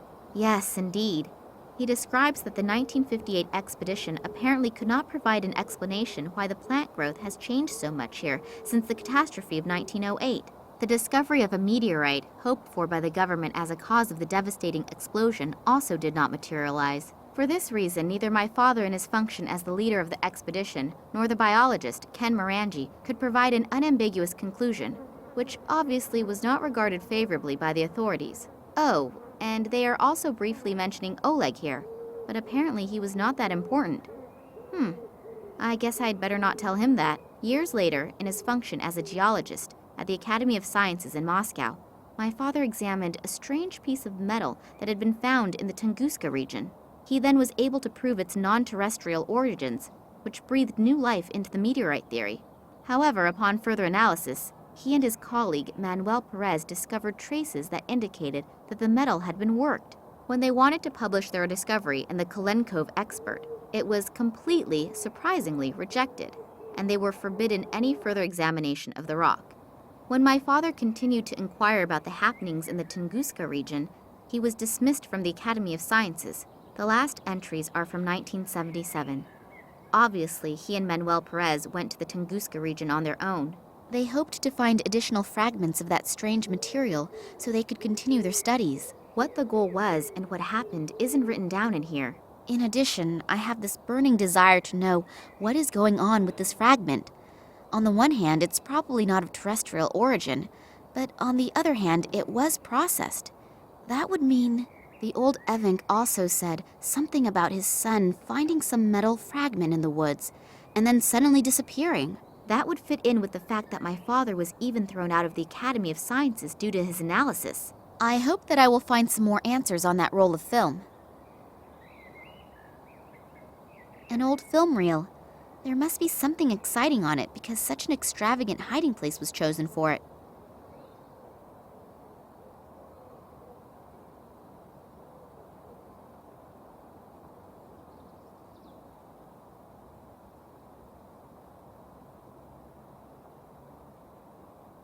Damn, the bulb has burned out.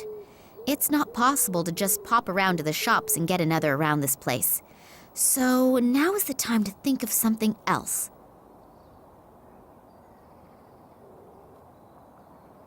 I've put in the modified glass shard. If I now shine in there with a strong flashlight, maybe it will work as well as the light bulb did. But where do I get a flashlight?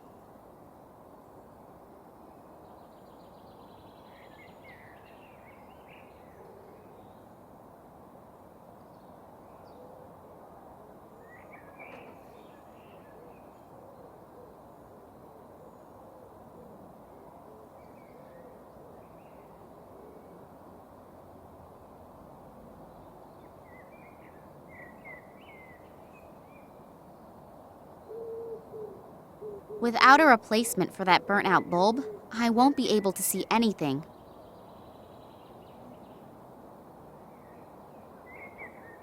Inside, the windows are almost clean.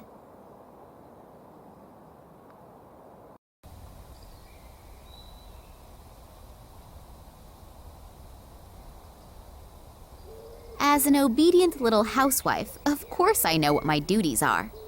There, finished. Shall I make dinner now as well?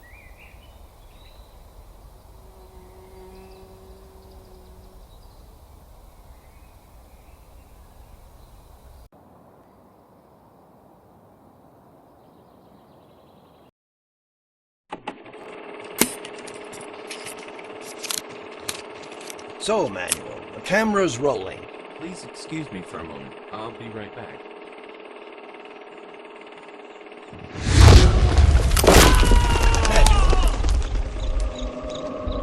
Manuel!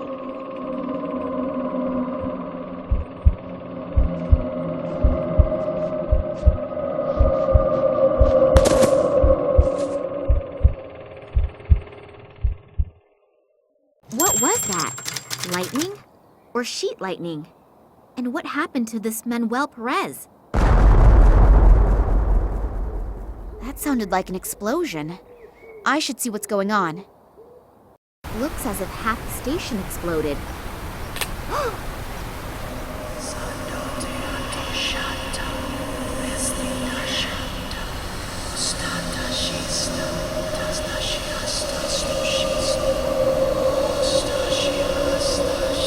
Come on, come on! Move your asses! The intruders have to be around here somewhere. We'll get them. Spread out. Oh, my head. What was that? Feels like someone sifted through my thoughts. There's someone up there! Get them! Damn. I have to get away from here.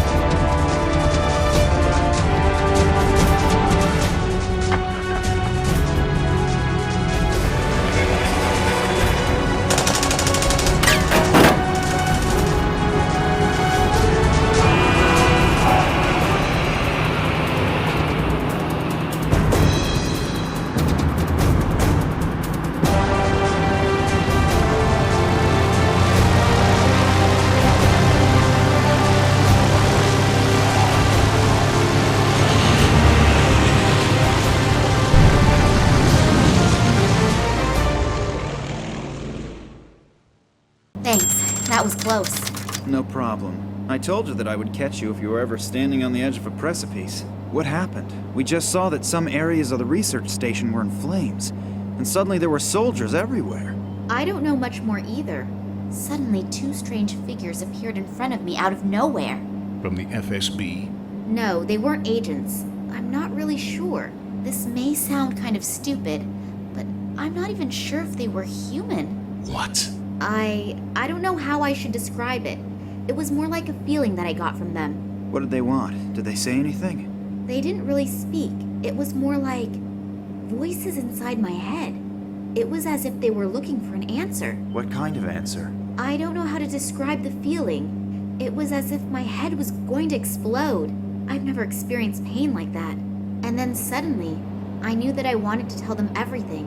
It was suddenly so clear. You told them everything? No. Before I could say anything, the soldiers came and the two figures disappeared as suddenly as they appeared. Where are we flying to anyway?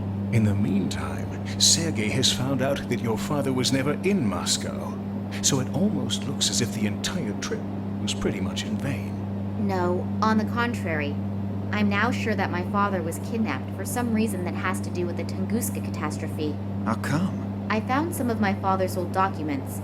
If I haven't misunderstood them, he was on the trail of something big, and I have a name, Manuel Perez. He was with my father back then, and we also know approximately where he is now. Yes, in a mental institution on Cuba. Great lead. It's gotta be worth a try. And there's another name on the list. This Irish biologist, Ken Morangi. That's right. I know that I have already asked a lot from you two, and am deeply indebted to you. And I would understand... Stop rambling. What's your plan? You're heading to Cuba and I'm heading to Ireland? You'd really do that? You can pay me back some other time. For example, by buying me a cup of hot coffee. Max, you're a sweetheart. And don't you ever forget it.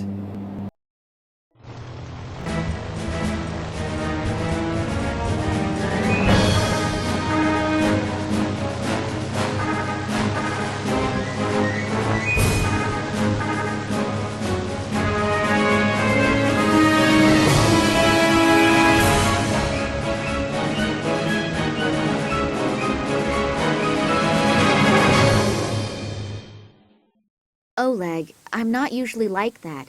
But what should I do? Besides you two, I don't have anyone who could help me. And if my father... It's okay. We enjoy helping you, honestly. So don't worry about us. Concentrate on your dad. Yeah, okay. We already found the psychiatric hospital. I only hope that this Perez is still here. Why shouldn't he? But first I have to take care of some formalities. Will you be okay without me? Sure. I can manage the 20 yards to the reception desk by myself. Go on. I'll be all right. Okay. See you later.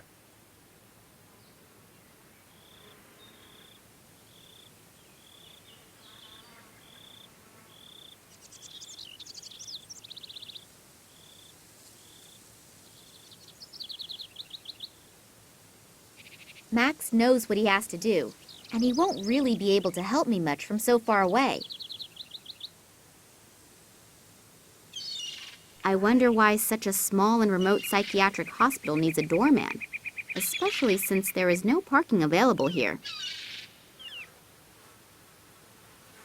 Good afternoon. I'm looking for the sanatorium under the palms. Am I in the right place? Good afternoon to you, too. Yes, as far as the name is concerned, you're in the right place. As far as the name is concerned? Well, it's the same with institutions as it is with political parties. The name isn't always the main concern. How come? There are a bunch of palm trees here, aren't there? Sure, there are palm trees here. But let's leave it at that. I've already said too much. How can I help you? Oh, come on. What's going on here? What isn't right? Nothing. I mean everything. Oh, it doesn't matter. What do you want? That's a shame. I'm looking for a man named Manuel Perez. He's supposedly a patient here. Ah, yes, could be. I don't know the patients. Go to reception on the left side. I'm sure someone can help you there. And if I can offer you a word of advice, be careful. What? Why? Just because. You look like you could use the warning, but be that as it may, I have to go back to my painting. Good luck. You paint during your shift? Yeah, sure. If there's nothing to do, I paint a couple of pictures. Some of them are then hung up in the clinic. Is there really that little to do?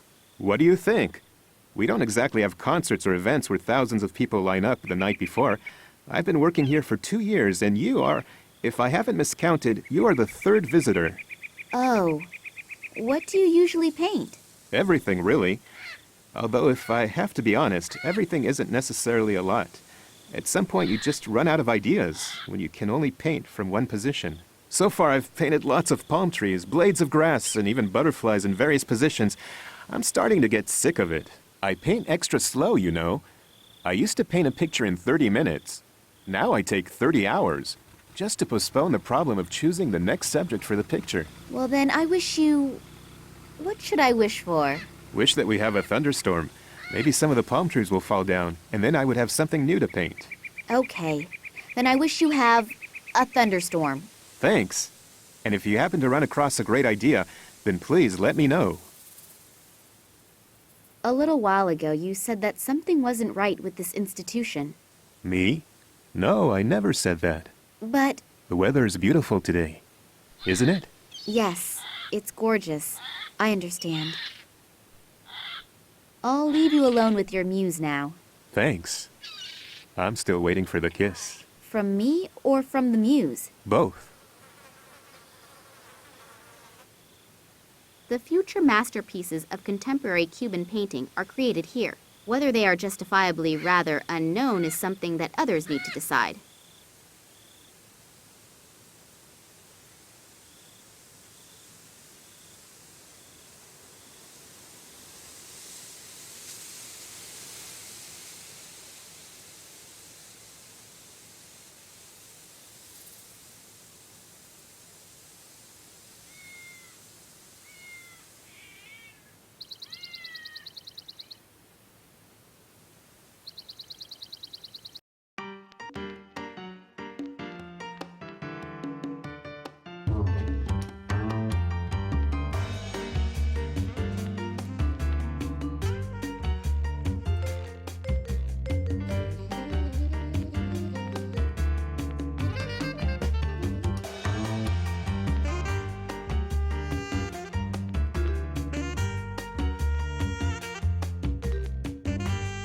There is a whole assortment of specialist journals from the Faculty of Definitive Relativity. I'll just take one of them with me. The selection is done according to the proven method of random chance. A magazine with the promising title, let's just say, a rhetoric magazine.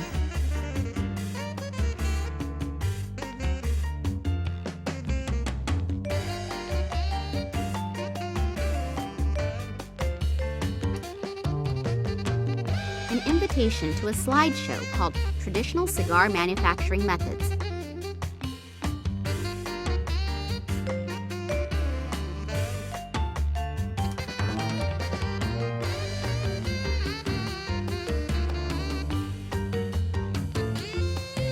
No wonder that many men harbor fantasies about nurses.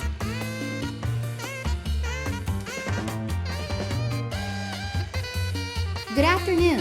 Hello? I'm looking for a man named Perez. Manuel Perez. He's supposed to be a patient here. May I speak with him? Perez? Yeah, he's here. And who are you? I am Nina Castro. I think it would be better if I did not tell the whole world my name. As long as I don't know who's behind my father's kidnapping, it's better to be too careful than not enough. Sorry, you can't come in here without a special permit. But it's really important. Important? It's really important for me to keep my job and my health. And naturally, my incomparable good looks. That's what's really important.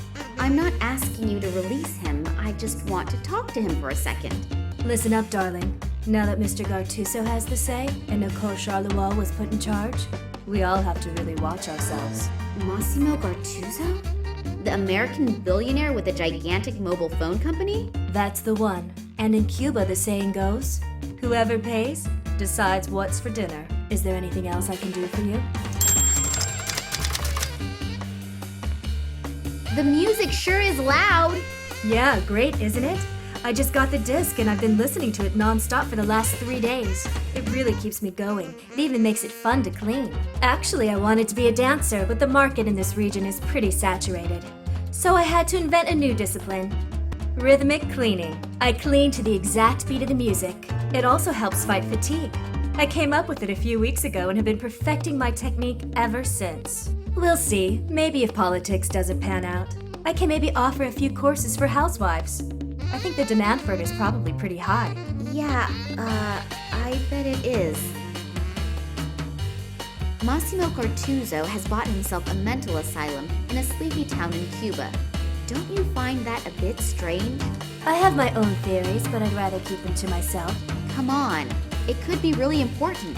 Nothing is so important that a person could end up like... Yes? Nothing. Don't you think rhythmic cleaning would be a great business concept? There are so many weird things happening here that I don't know where I should start being astonished. I have the feeling that it has to do with something real big. Unfortunately, my feelings do not tell me what that is. Are you afraid of your boss? Me? Why should I? I just had the impression. It's misleading. It's definitely misleading. She does want to talk. All I have to do is tickle her a little bit. The boss isn't even here, so you have nothing to worry about. Yeah, that's also what Pedro thought, but then... And then? Nothing. Leave me alone. This Nicole Charleroi is pressuring the workers to such a degree that they are almost shitting their pants from fear. I hope I won't have to clash with her on top of everything else. You said something about if politics doesn't pan out. You're a politician? Not yet, and I stress the word yet. There is an election in 2 weeks and I want to run. As a politician? Yeah, sure. Anything against it? No, of course not. So you think you have a good chance? Yes, I think so. I am staggeringly gorgeous, and I have already, let's just say, convinced 20% of the voters. Oh. But I don't want to be just one of many. I want to be the next female mayor. Unfortunately, I still need some more votes for that, but I'll get them. If only I knew how to get them. Oh, you want to jump straight to being the mayor. How modest. What's your election platform? Platform? No one reads it anyway. The only problem is that I just have 2 weeks and I'm still behind 120 men. Yeah, that's cutting it close. Maybe you should try getting a platform after all. Oh, it's much too expensive and no one is interested anyway. I just have to be able to convince more people all at once of my qualifications is all. You mean... Yeah, well, do you have a better idea? I'll think about it. If I think of something, I'll let you know. Then I'll leave you to your hip swing again. A magazine with the promising title, let's just say, a rhetoric magazine.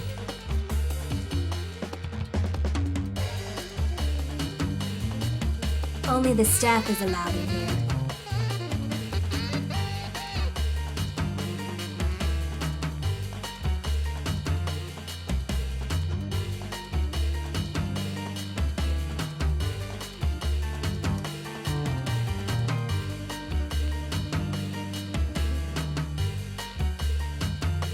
Nice. This was probably a lot of work. He makes a curious impression with his teddy bear shirt. I don't know why, but he really scares me. Hello. That's a nice house of cards you're building there. Yeah. And now be quiet or the thing will fall again. This institution gives a somewhat, well, strange impression. Was it always like that? Could you tell me a bit about it? Maybe you've noted something in particular. Sure I can. But I won't. Otherwise I'll end up like... Oh, doesn't matter. No, it does matter. Otherwise you'll end up like whom? Just like people who ask too many questions. Can I borrow the copier for a second? Sure. Bring down my house of cards. Steal my glory, my pride, my last bit of self-respect. The spark of hope in my dreary routine, the little bit... Yeah, okay. I'll just wait until you're finished. Nicole Charleroi. She's the director of the institute here, right? Is she here? No, I don't think so. Ooh, don't scare me like that again. Are you afraid of her? Me? No, of course not. Shay was also never afraid. On the other hand, Shay also never had anything to do with psychopathic scientists. What do you mean? Oh, nothing. Nothing at all. You look pretty determined. Are you getting money for this house of cards? Money? No, not money. Glory. I'll be like my ancestors and go down in history. As a house of cards builder? Yes. Shay started the same way. Che Guevara? No. Chevrolet. Okay, I understand. I'm going. Okay. I have to hurry anyway before the earthquake starts again. Earthquake? Yeah, every afternoon. Just before I finish the tallest house of cards in the world, an earthquake comes and ruins everything again. But this time, I'll make it. Watch out that your house of cards doesn't fall down. Yeah, make sure you don't bring down my house of cards. A copier. In order to get to there, I would have to go through the house of cards, and then there would be a slaughter here. Cute, droll, cozy, and cuddly. He is so cute! In order to get to there, I would have to go through the House of Cards, and then there would be a slaughter here. Cute, droll, cozy, and cuddly. A list with the heading, "Please enter borrowed stuffed animals. Only one stuffed animal per person."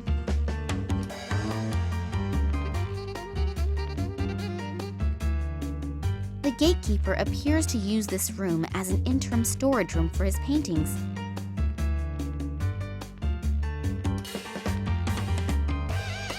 They must have 4 to 5 diopters. The owner must be as blind as a bat and be bumping into everything at the moment.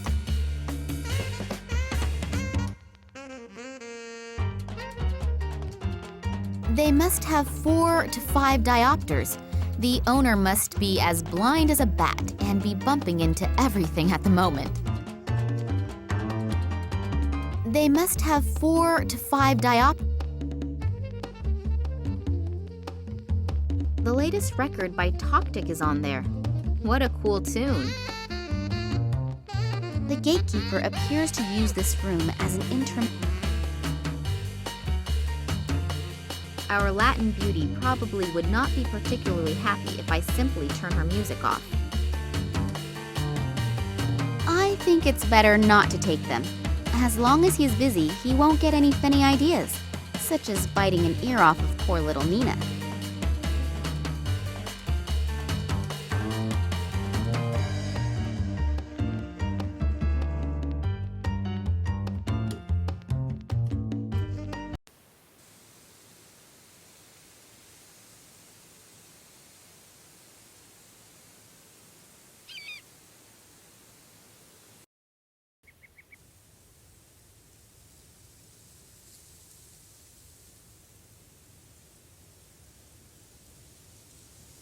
He's just taking a break, completely atypical of a construction worker.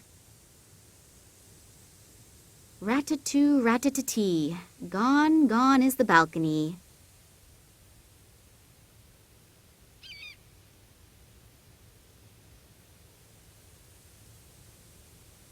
A pile of wood.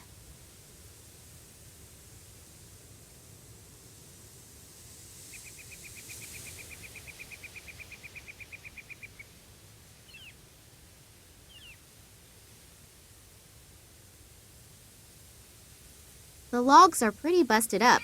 Whoever split the logs obviously valued power more than precision. It's full of dirty laundry.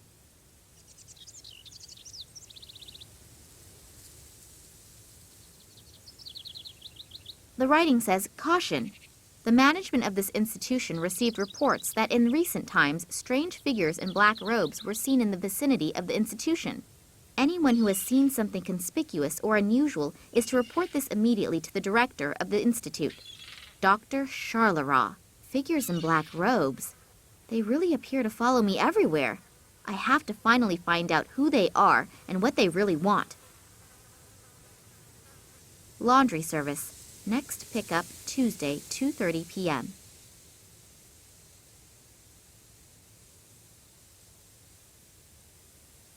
So many loudspeakers for such a small inner courtyard?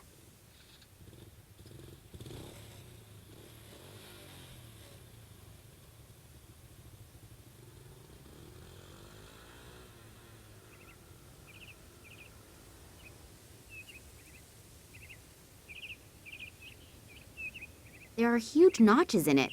It looks like somebody wildly attacked it with an axe. I hope I don't meet this someone.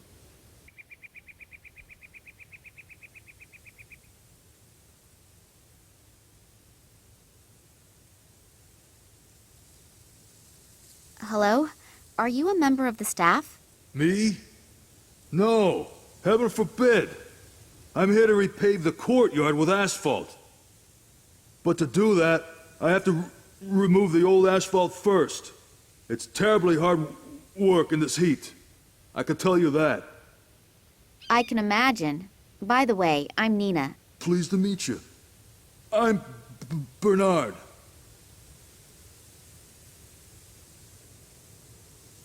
Why is the courtyard being repaved? It still looks good.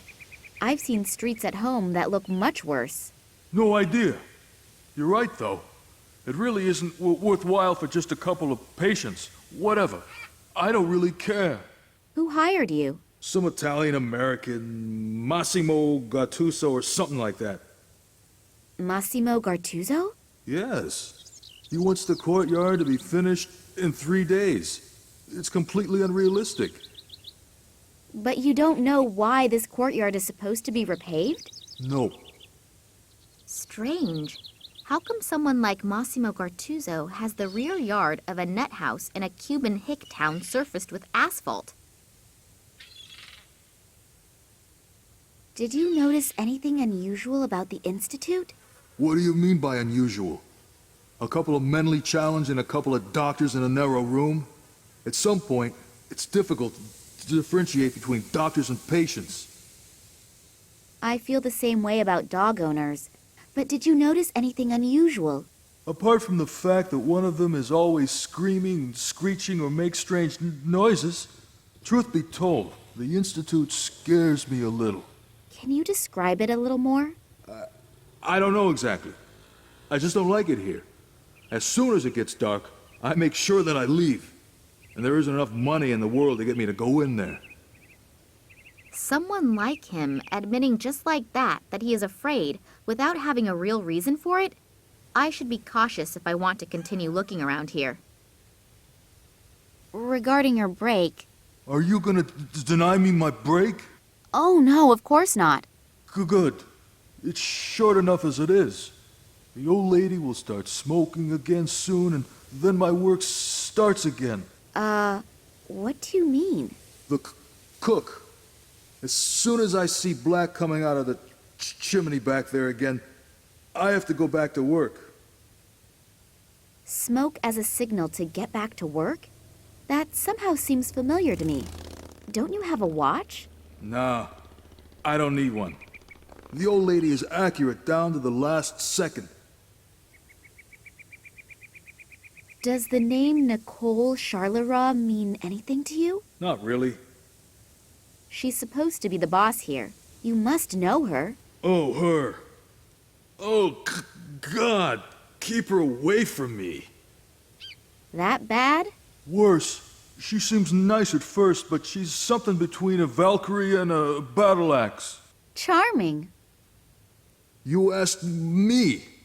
Am I supposed to lie to you? No. Have you gotten to know her? Believe me. It only takes a few seconds, and that's enough for me. Do you know a man named Manuel Perez? Who's that? One of the people inside. A patient? Yes. No idea. I haven't had any contact with them. It's prohibited by the management. You have a bit of a stutter. Am I correct to assume that it's caused by a childhood trauma? Or did your first girlfriend disappoint you? What tragic story is behind it? Have you ever worked 10 hours with a jackhammer and then tried to speak halfway normal? Oh, no, not that I know of. I thought so. Otherwise, you wouldn't ask a question like that. Well, then enjoy the rest of your break. I will.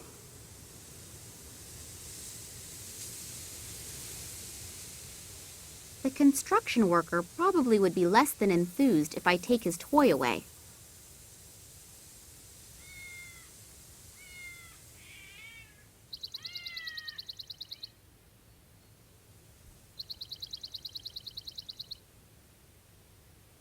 No door handle, no keyhole. As soon as the door has closed, it cannot be opened from outside.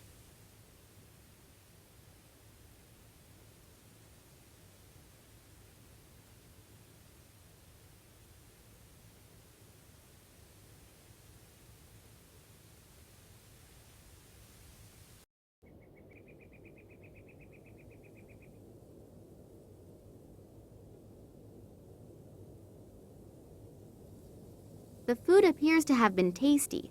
The flies at least like it.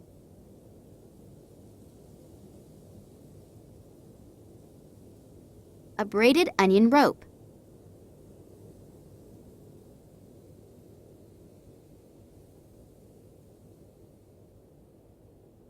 A braided onion rope.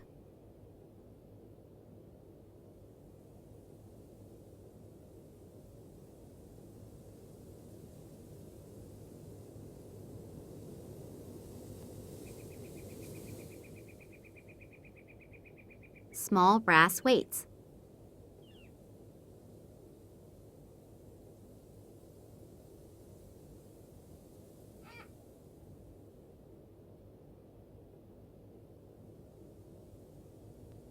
A relatively small kitchen. It's obvious this hospital does not have all that many patients. Either that, or they are all on a diet.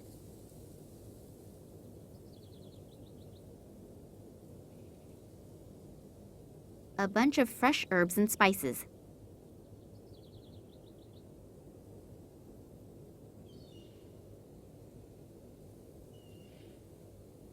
A soup ladle.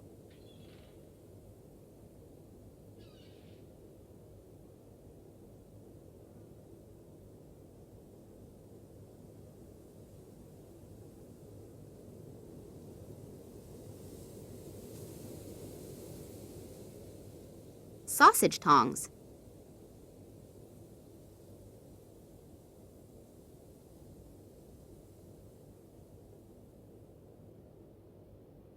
A long pointed meat fork.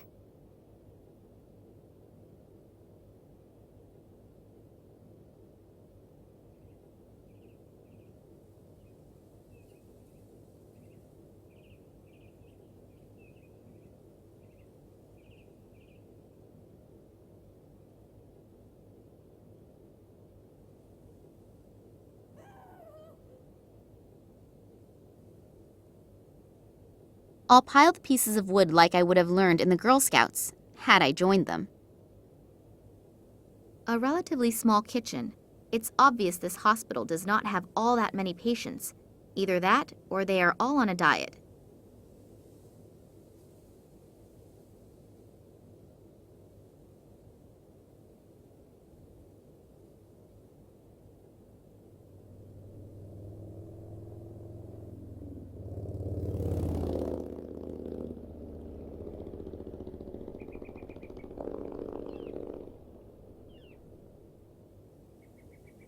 I knew that these kinds of pseudo-magazines could help in many situations.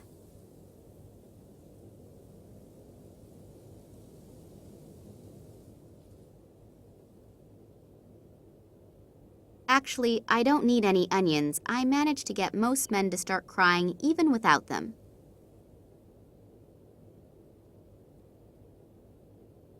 Small brass weights. A soup ladle. Sausage tongs. A long pointed meat fork.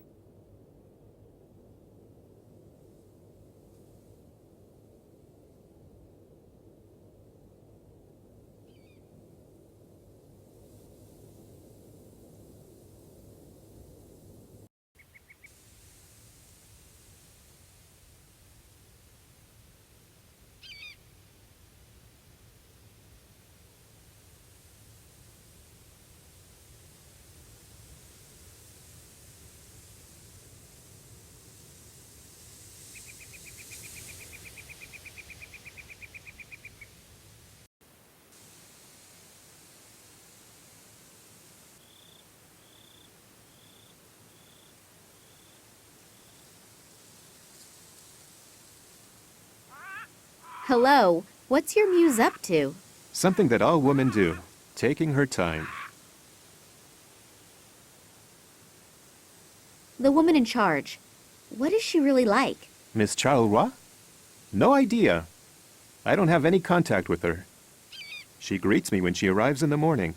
I usually don't see her at night because she often stays in the institute until really late. Any peculiarities? Like I said, I almost never see her. Nurse Sabrina, what do you think of her? If I would tell you, you would say I was sexist. Yes, her assets are apparently very apparent. And otherwise? Otherwise, I unfortunately don't know her very well. Women of her caliber don't mess around with average-looking gatekeepers. You just have to convince her of your qualities. And those would be? Well, Yeah, thanks for the chat. Could you perhaps paint a portrait of Nurse Sabrina? Yeah, I guess so. Just a second. I've run out of black. I can't paint without black. Okay, I'll take care of it. How long do you need? Probably half a day. You have 30 minutes. There's no way. I need at least 3 hours. Agreed. You have 1 hour. It's no wonder that contemporary painters have never been able to equal the masters, if the artists are constantly rushed like this. Oh, one more thing. I can barely see Nurse Sabrina from here. She moves so gracefully, but she is also unbelievably fast. If she were to slow down a bit for a while... I'm going to see if I can at least temporarily control the woman's hyperactivity somewhat. Then you could start painting the portrait? Like I said, I can only paint Nurse Sabrina if I have black paint and a subject that isn't constantly jumping around. I'll leave you alone with your muse now. Thanks. I'm still waiting for the kiss. From me or from the muse? Both.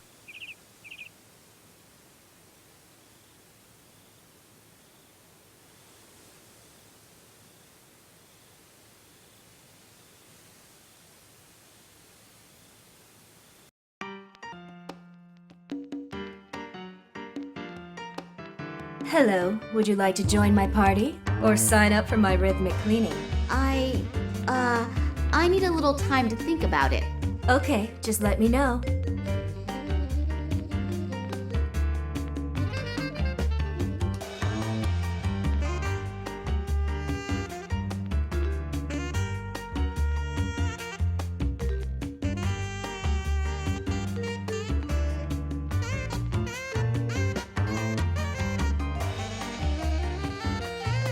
Small brass weights.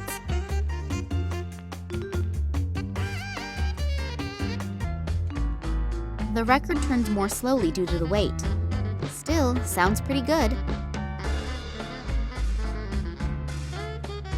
The latest record by Toptic is on there. What a cool tune.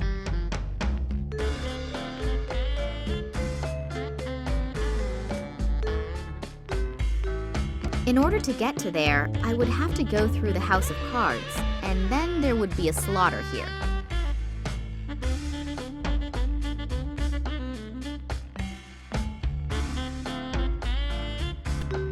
They must have 4 to 5 diopters. The owner must be as blind as a bat and be bumping into everything at the moment.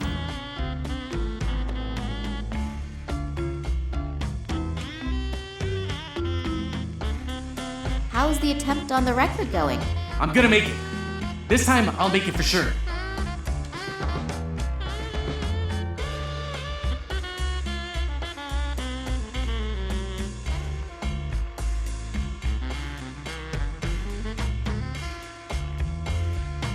Hello, would you like to join my party? Or sign up for my rhythmic cleaning? I need a little time to think about it. Okay, just let me know.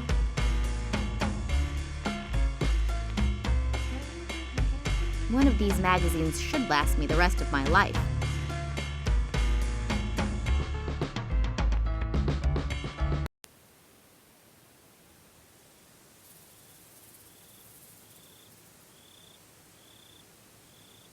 Hello, what's your muse up to? Something that all women do, taking her time. Then you could start painting the portrait? Like I said, I can only paint Nurse Sabrina if I have black paint and a subject that isn't constantly jumping around. I'll leave you alone with your muse now. Thanks. I'm still waiting for the kiss. From me or from the muse? Both.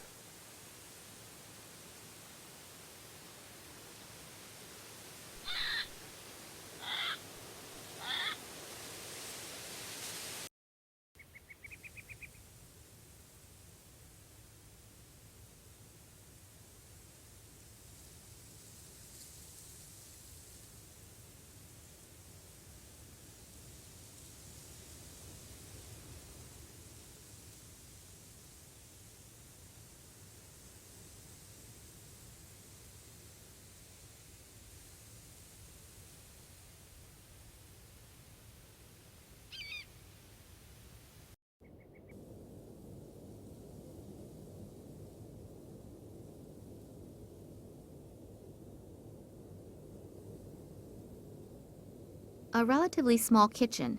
It's obvious this hospital does not have all that many patients. Either that, or they are all on a diet.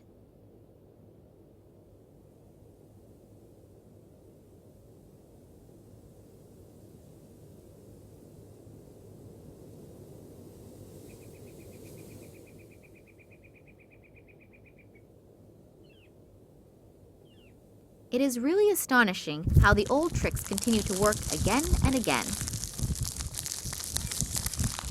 The fire is burning cheerfully.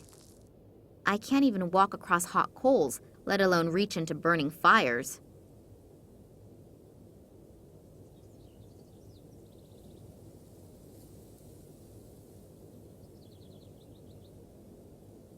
I think I will have to pull the coals out of the fire.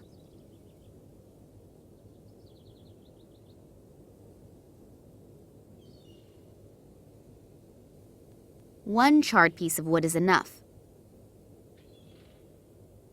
A bit of burned wood from the fireplace, and it's still hot.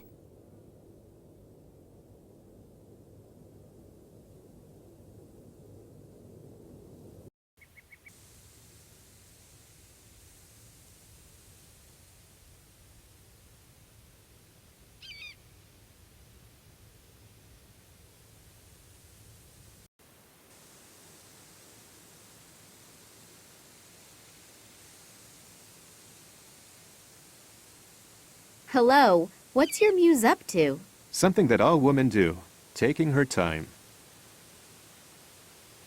Then you could start painting the portrait? Like I said, I can only paint Nurse Sabrina if I have black paint and a subject that isn't constantly jumping around. I'll leave you alone with your muse now. Thanks. I'm still waiting for the kiss. From me or from the muse? Both.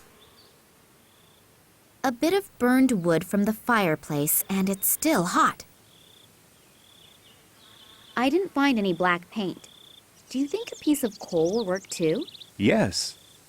Coal should work too. Do you have everything you need for the portrait now? Yes, I think so. She's a little hard to see from here, but I'll try.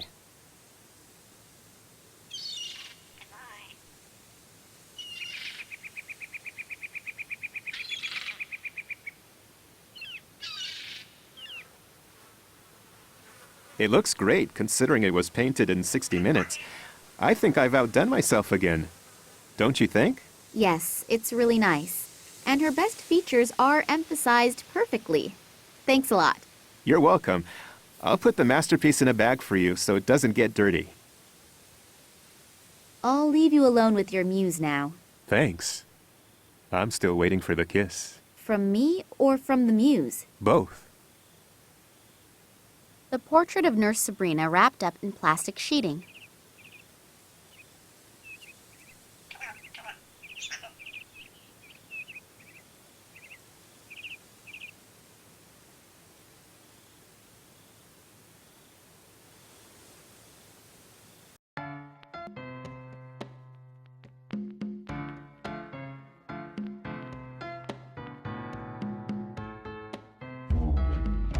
Look at this. What do you think? Oh, that's pretty. And the woman is a knockout. Oh, that's me. Oh, I always knew I was pretty, but so stunning. Yeah, and so modest. I thought you could use it as a campaign poster. Yeah, great idea. But one isn't enough, is it? Women, give them a hand and they'll rip off the whole arm. If I help you out with a few more pictures, you have to help me too, okay? Yeah, okay. And I also promise no new taxes. Exactly. And no one wants to build a wall. I can already see you could make a really good politician. I'll see if I can come up with a few more campaign posters. Then I'll leave you to your hip swing again. A run-of-the-mill plastic bag. The artist has made it very clear where he considered Sabrina's true and eternal beauty to be.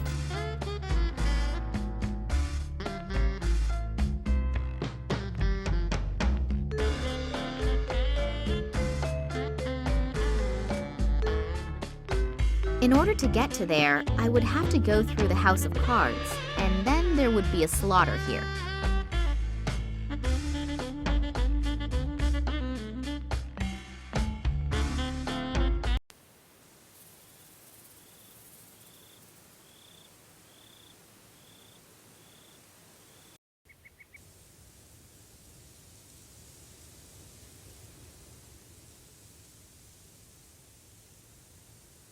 Hard at work, I see. Well, anyone who works so hard is allowed to take a break once in a while. You're entitled. Isn't your break done? No, why? I thought as soon as smoke comes out of the chimney... If it's white smoke, that means the cook's still cooking. If it's black smoke, that the food is finished. And so is my break. Oh. Well, then enjoy the rest of your break. I will.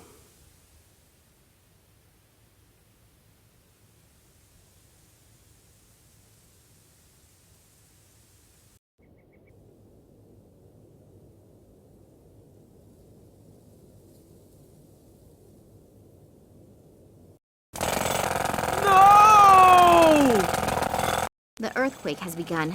Nina, sometimes you are really bad. I can't even walk across hot coals, let alone reach into burning fires.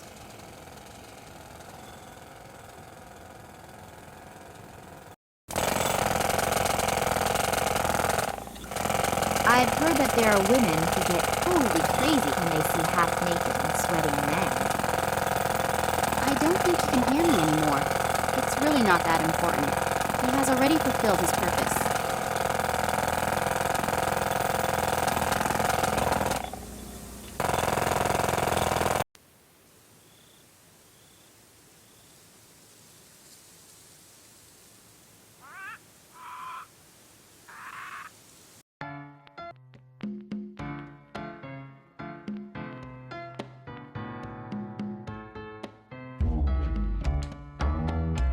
The vibrations caused by the jackhammer cause the house of cards to collapse. The poor guy will surely need them for his next attempt at the record. He is so cute!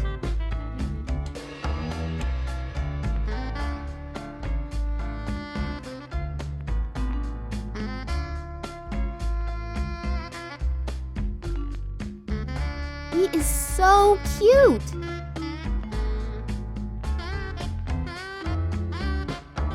First, I need something I want to copy. I used up all the copier paper. That should be enough for a campaign to cover all of Cuba. This poster surely attracts many men, but whether they are then thinking about the mayoral elections remains to be seen.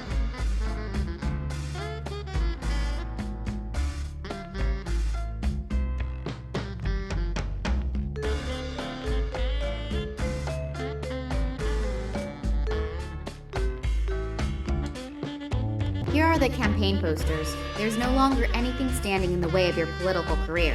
Beautiful, simply beautiful. Who could resist this woman? No one. Help me now. Sure, I've given you my word as a politician, haven't I?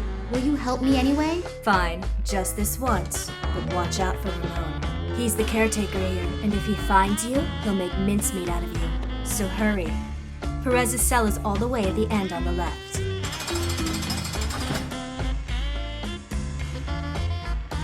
No wonder that many men harbor fantasies about nurses. Hello, would you like to join my party? Or sign up for my rhythmic cleaning? I need a little time to think about it. Okay, just let me know.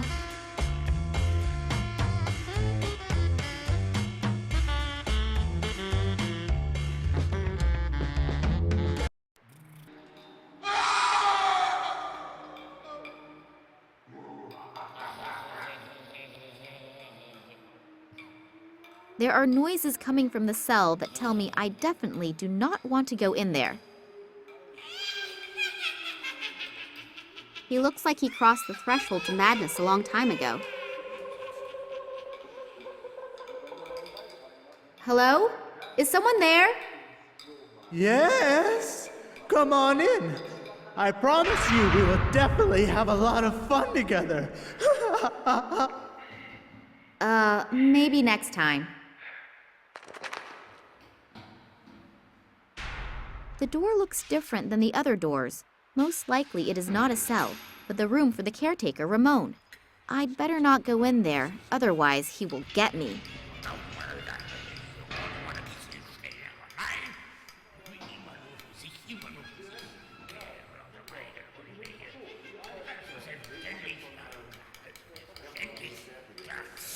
The cell is empty? Is this supposed to be a joke? Or do the staff not know where their patients are at any given time?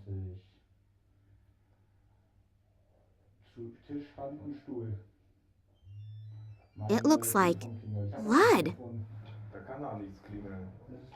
Looks as if someone tried to break the tiles out of the wall in a certain pattern. But I just can't think what it is supposed to mean.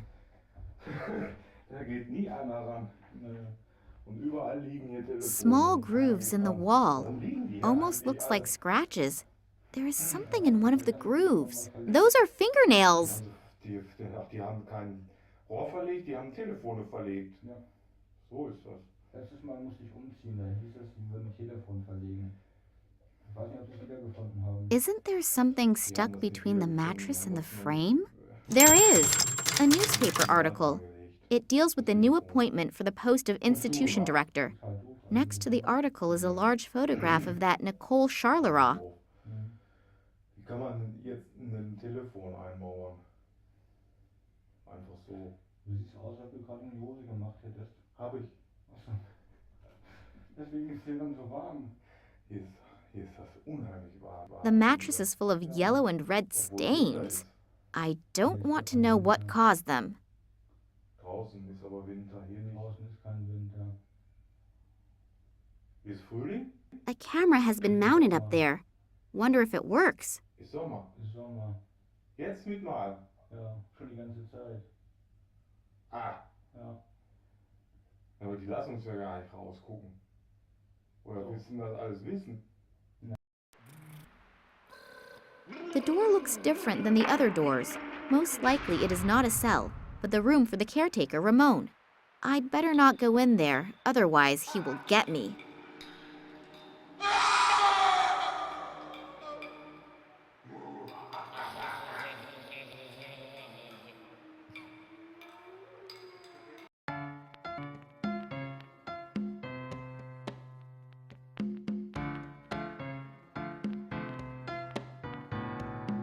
Sorry, may I disturb you again? But of course, darling, anytime.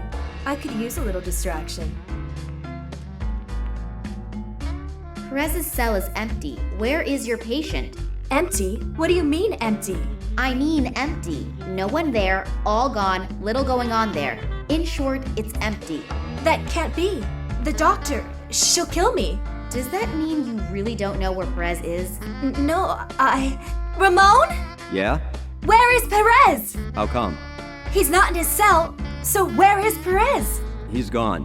I've already informed the doctor. She'll take care of it. Take care of it? Then will she take care of us too? I don't think so. She sounded really calm. Don't worry. Nothing's going to happen. I'm going to take care of the patient's beds here first. They need to be changed pretty badly. We'll talk after work, okay? Yeah, we should do that. Sorry, I didn't know. You heard for yourself. Oh, Lord, watch over us. Damn. I've flown thousands of miles just to find out that this Perez has disappeared, but I am not giving up that easily. I mean, he can't have dissolved into thin air. Is the camera in Manuel Perez's cell, is it turned on? I think so. Charleroi mounted it, or more precisely, had it mounted. Is there anywhere to see what the camera has recorded? Sure, it would certainly be possible in the control room. Can I look at it? No, I can't let anyone in. Come on, you owe me one. Sorry, I don't have a key. Only Ramon and the boss have keys. Then I'll leave you to your hip swing again.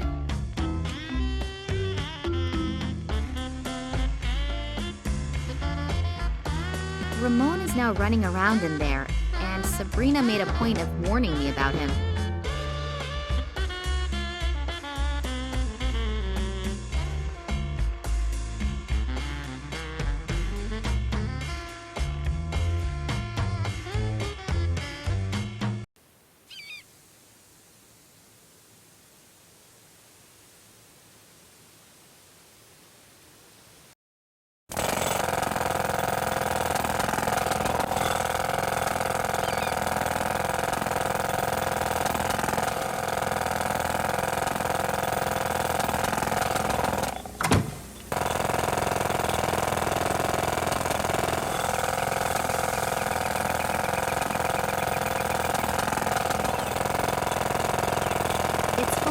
laundry.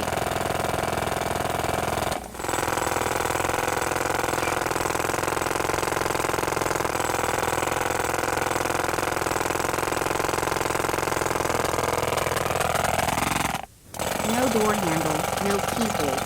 As soon as the door has closed, it cannot be opened from outside.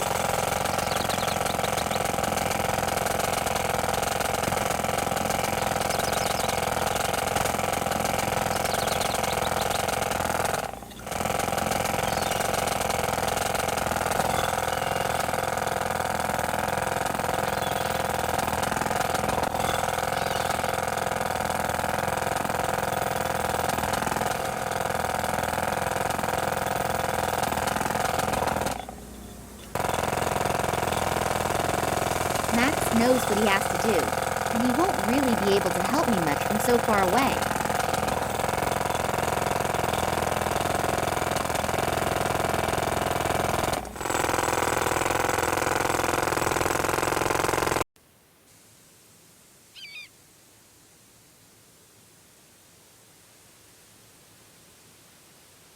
Hello, what's your muse up to?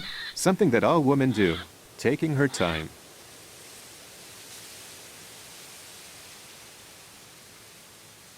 I've heard that a man named Manuel Perez supposedly disappeared from the institution. Really? I didn't notice. A patient? Yes. Wouldn't you notice if someone disappeared here? Yes, actually I would. But I'm not here 24 hours a day. And isn't there a night shift? No, I don't think so. If you happen to see him, could you let me know? If I see him, I'll bring him back to the Institute. That was the official answer. Unofficially, yes, I will let you know. Thanks.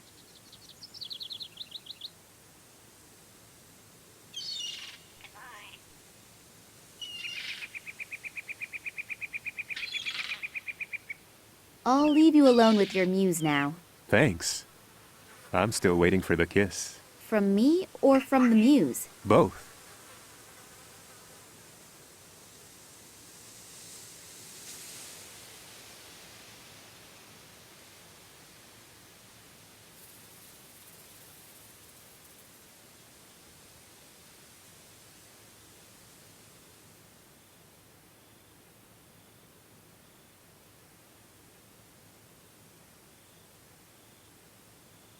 My remaining sense of propriety forbids any commentary on a skewered politician.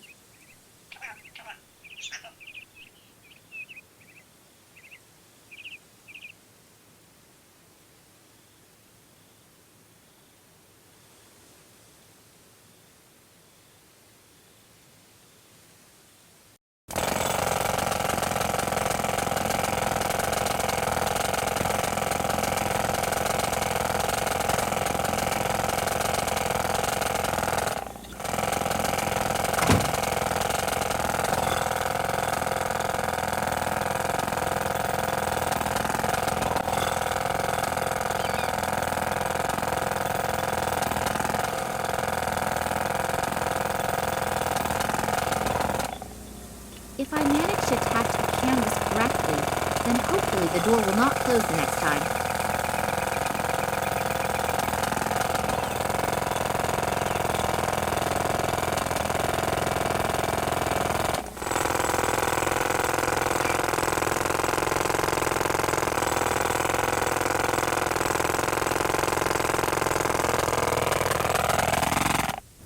My remaining sense of propriety forbids any commentary on a skewered politician.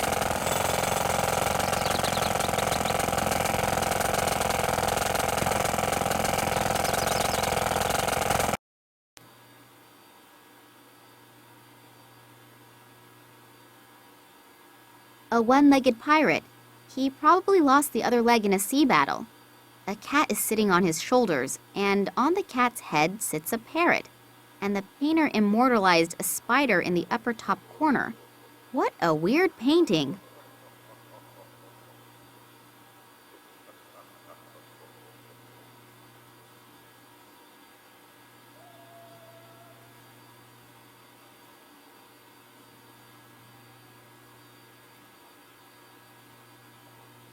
An old furniture type safe.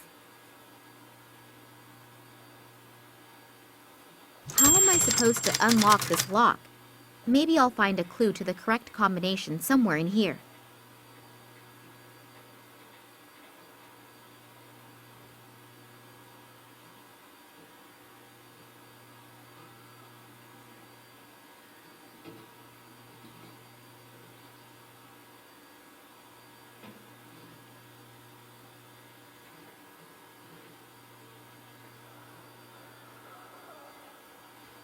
The individual cells can be monitored from here.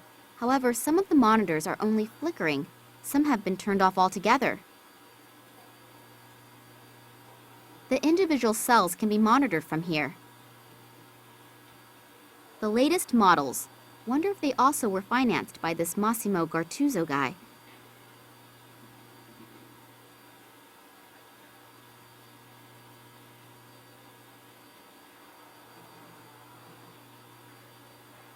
The latest models. Wonder if they also were financed by this Massimo.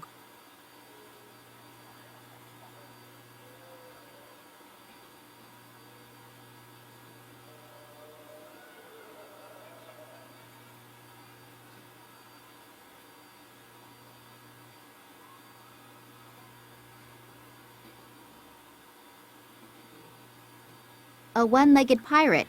He probably lost the other leg in a sea battle.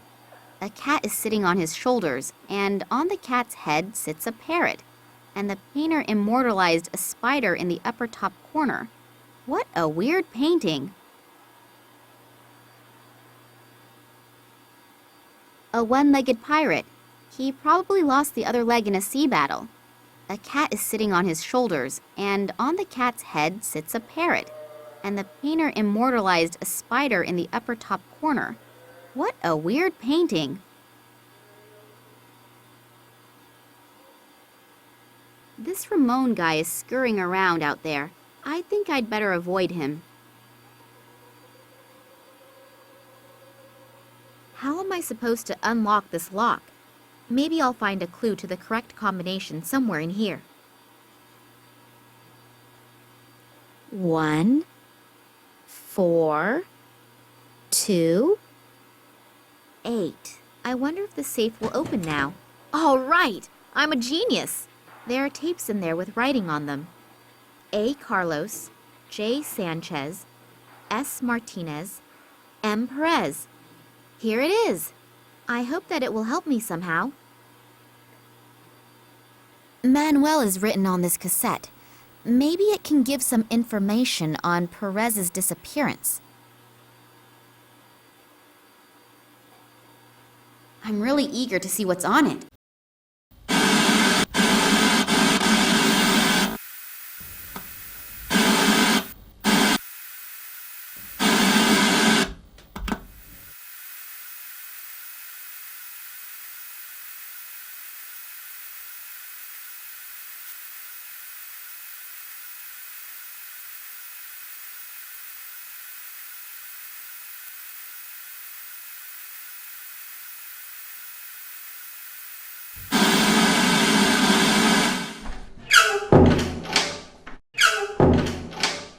What are you doing here? I came to see if you're helping a patient escape. What do you mean? You know exactly what I mean. Too bad. I don't actually like violence, but you leave me no choice. You'll go down before I do. No, wait! I don't want to rat you out. I just need to find Manuel Perez really badly. He's my only hope. Only hope? Perez was with my father on an expedition many years ago. Now my father disappeared without a trace, and I hope that Perez can help me find him. Manuel help someone? He's the one who needs to be helped. How come? Because he... Never mind. So you really don't want to hurt him? No, definitely not. Okay, I'll help you. Just don't tell anyone I did, otherwise I've had it. The doctor doesn't stand for any nonsense. The doctor doesn't seem to be the most fun person anyway. Why? You have no idea what they're doing with Perez here? No, how should I? He was brought here a few months ago at the request of a guy named Gartuzzo. He was also the one who put Charles Roy in charge. And then the horror began. Let me guess. Human experiments? Yeah? How did you know? That's not important right now.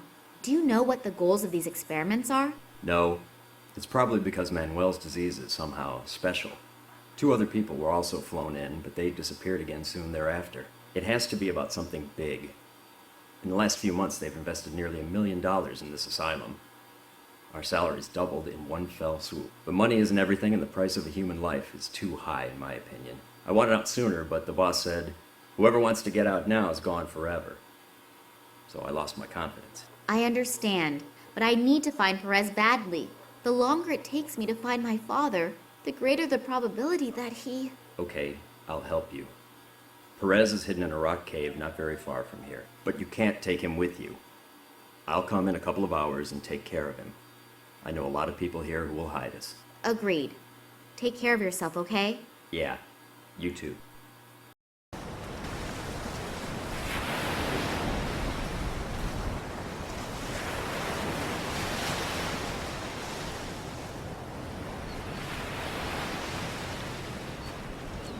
The hiding place is relatively safe.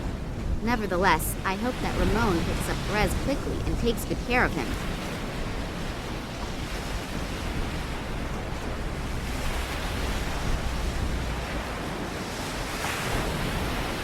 The poor guy is in a terrible shape.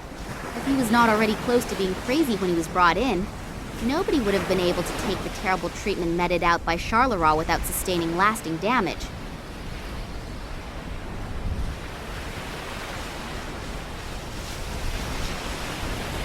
Are you Manuel Perez?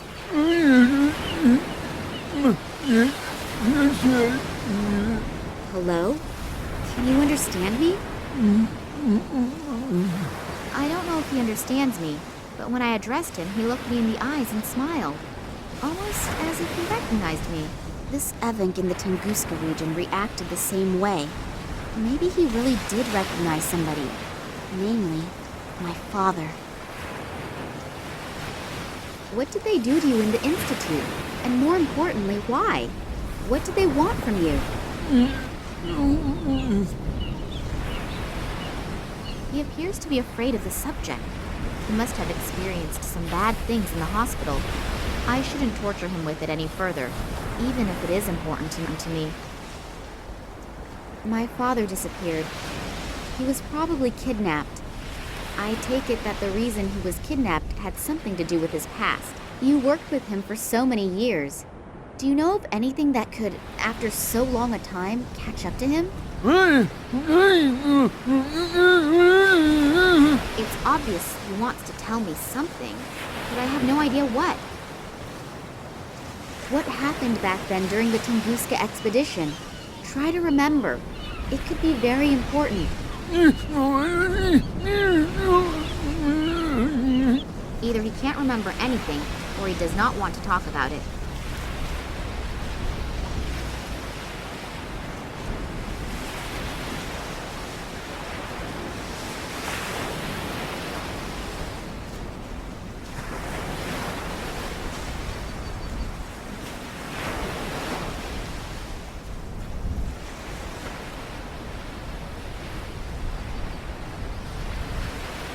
Max knows what he has to do, and he won't really be able to help me much from so far away.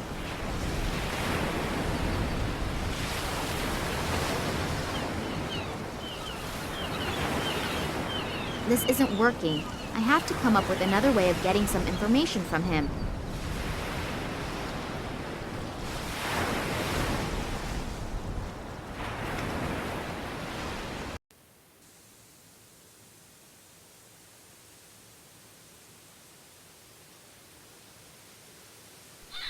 Isn't there something important that you want to say to me? Yes. Watch who you question. Okay, I'll remember that. The future masterpieces of contemporary Cuban painting are created here. Whether they are justifiably rather unknown is something that others need to decide.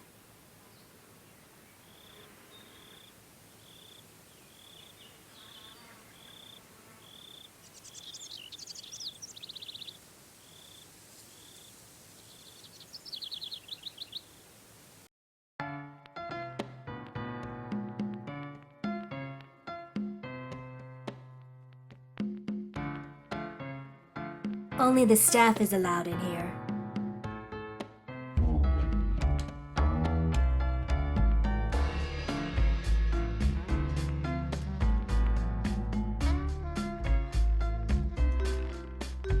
Hello, would you like to join my party? Or sign up for my rhythmic cleaning? I need a little time to think about it. Okay, just let me know.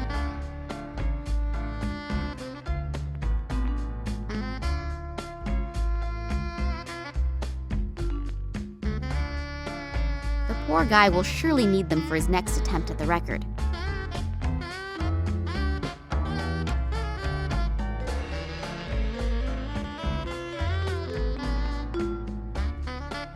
There's no paper left in it.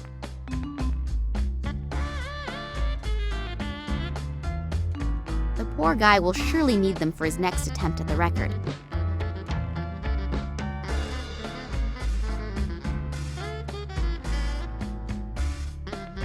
A copier. There's no paper left in it.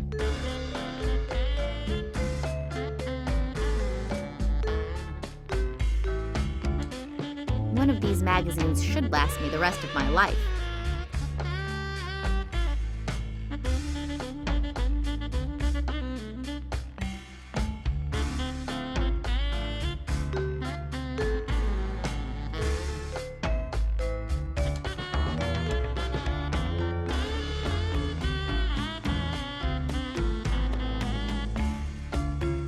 The gatekeeper appears to use this room as an interim storage room for... The gatekeeper appears to use...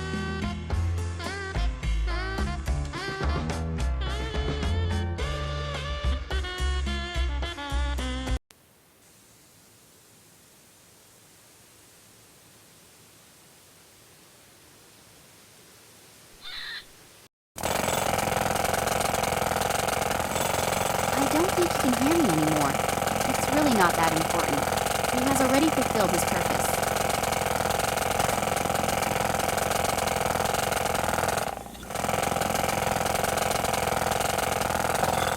The door is closed again, but it's not that bad.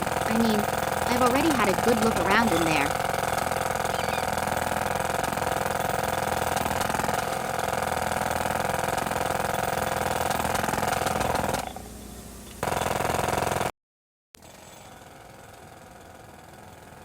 I can't even walk across hot coals, let alone reach into burning fires.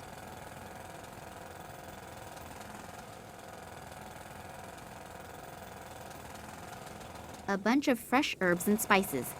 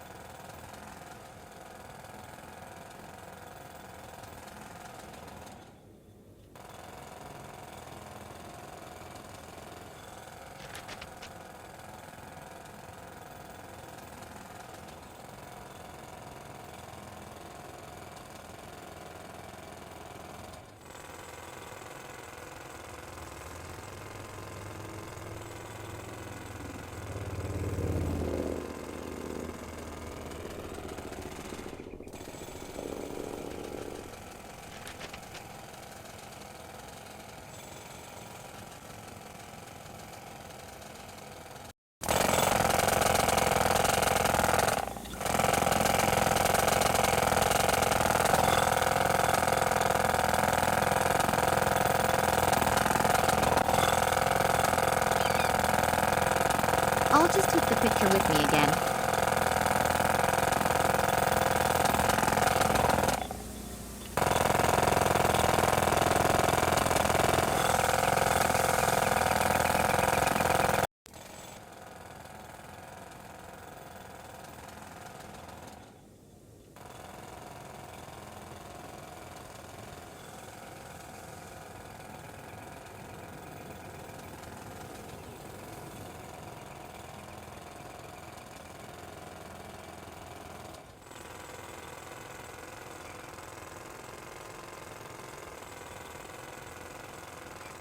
A bit of burned wood from the fireplace, and it's still hot.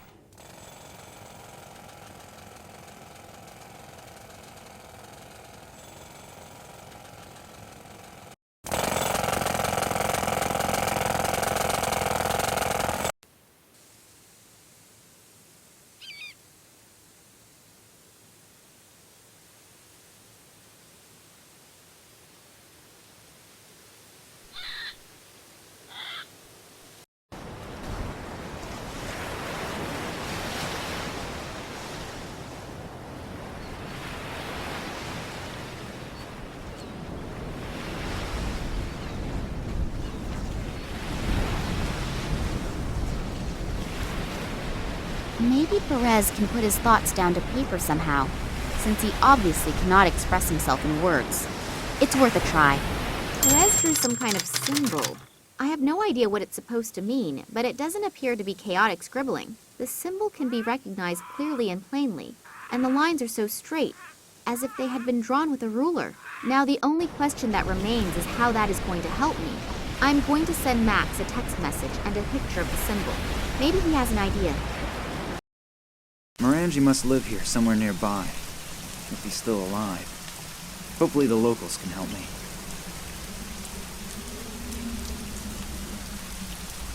I would really like to know how Nina is doing, but I'd probably interrupt her while she's doing something important.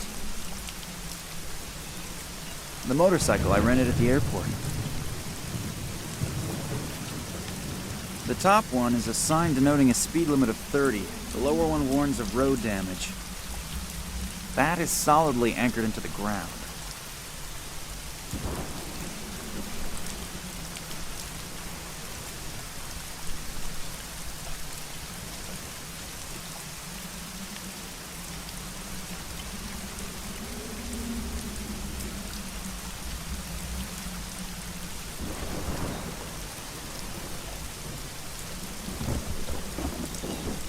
A tin advertising sign for an island sightseeing tour by boat. Definitely not by that weather, though.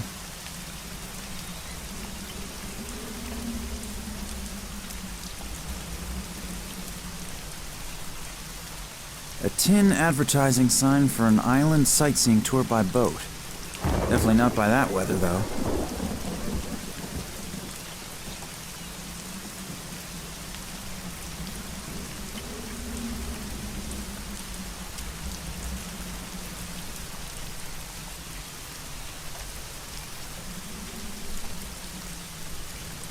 The daily menu is hanging there. There's nothing on it. Either the cook is sick or they're fasting at the moment.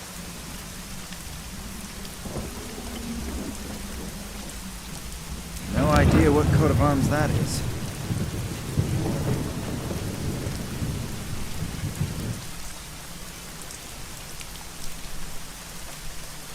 The motorcycle I rented at the airport.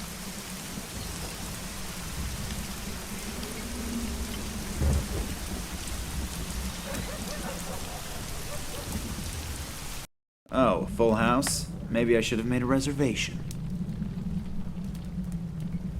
A simple tin cup.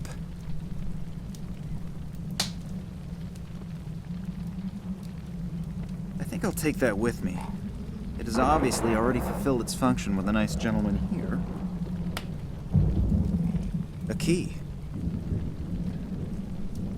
Can I borrow the key for a second? No.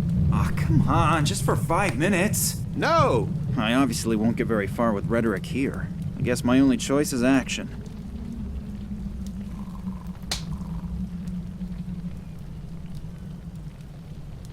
He looks really plastered. Nice and toasty. I could stand in front of it and dry my wet things. On the other hand, I probably have to leave right away anyway. I might as well not bother.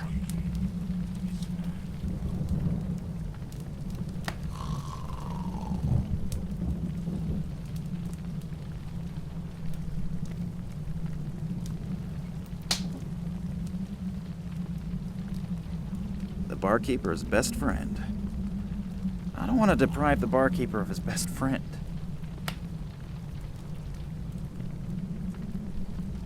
Hello? Are you alright? He doesn't appear to be overly communicative. Maybe I'll just let him sleep it off for now. He seems to be his own best customer. Oh well, he also appears to be his only customer.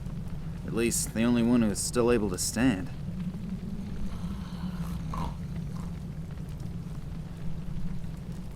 Hello. Nice weather we're having today, isn't it? What? It's raining cats and dogs. It was supposed to be a joke. Yeah, real funny. Well, this should be fun. I'm looking for a man named Morangi. Good for you. What I meant to say was, can you tell me where I can find him? If you mean old Ken Morangi, he lives on this island. Island? How can I get there? Ask Folly. He's probably down by the water fishing.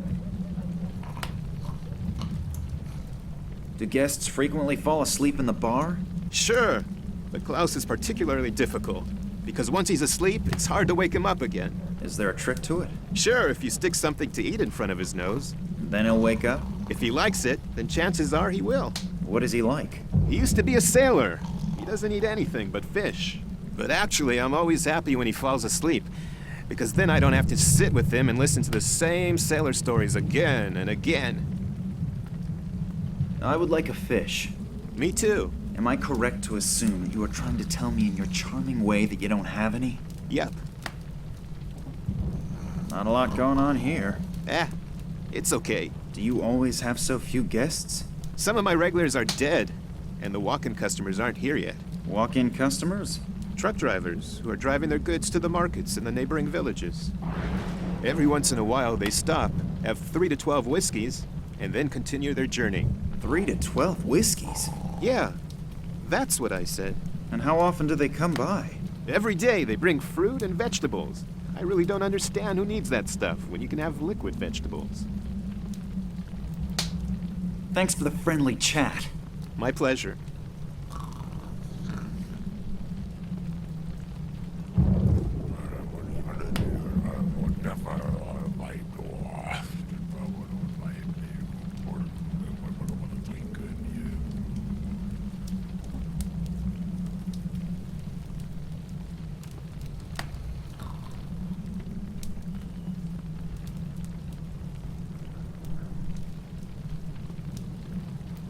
If I swap the cups, he'll miss his whiskey.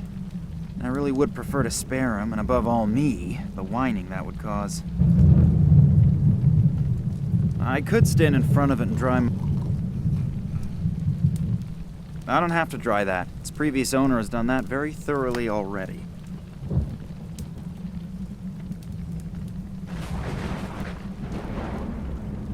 If I'm gonna put the shield into the fireplace, there should at least be some kind of reason for it.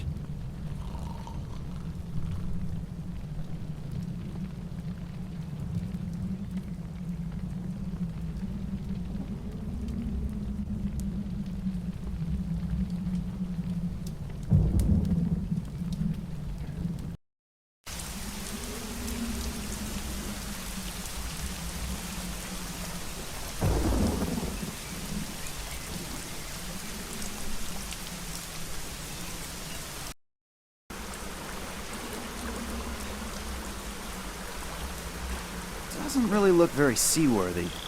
On the other hand, a famous pirate by the name of Pinzel or something like that sailed the entire Caribbean in a boat like this. Water from above, water from below. They are most definitely not going to die of thirst.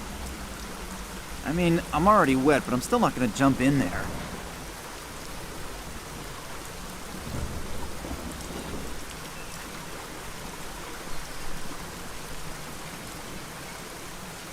There's salty seawater in it.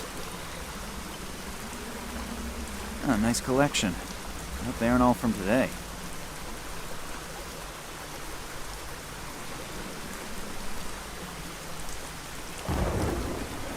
That must be today's catch.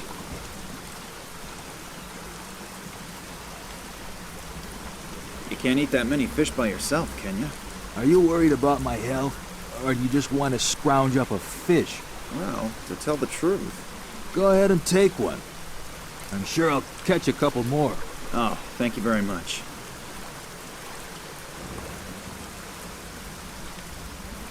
That must be today's catch. Actually, he only needs to breathe into the water once, then all the fish would swim to the surface, drunk. Hello there! Why are you fishing in this weather? You don't have the first clue about fishing, do you? No, not really. Why? Because the fish bite the best in weather like this. You can see my bucket. That's my catch in just the last 3 hours. Even if I was able to catch 30 roast doves and wild pigs with apples in their mouths within 3 hours, I would never voluntarily sit outside in weather like this. I'm looking for a man named Morangi. Can you help me? Sure. Old Ken lives over there, on his island. Oh, great. Thanks a lot. How can I get there? Is there a ferry? Or a bridge? Nah, there aren't any bridges. And no ship is going to go out in this weather. Is that your boat over there? Yes. Can I borrow it for a second? I really don't need it at the moment. But perhaps you could do me a favor in return. Sure. What? My buddy Stefan visited me this morning and now I'm all out of whiskey again. Now I should get some for you? Why don't you just get some from the bar around the corner? Why don't you just swim to the island? Touché. So it's a trade-off. The whiskey for the boat? Yeah, that sounds fair. That door in the cliff, do you know what's behind it? The cellar of old Stevie's pub. Is there any way to get in there? You have any idea how often I've tried that already? The cellar contains at least a year's supply of whiskey, but O'Brien, the old skinflint, keeps it under lock and key. He always says a barkeeper shouldn't give away his goods. We used to barter fish for whiskey. But one time a red herring got accidentally mixed in with the delivery. He's been pissed and ran something about industrial fish ever since. But the damage was minimal. In that case, tight lines. Thanks.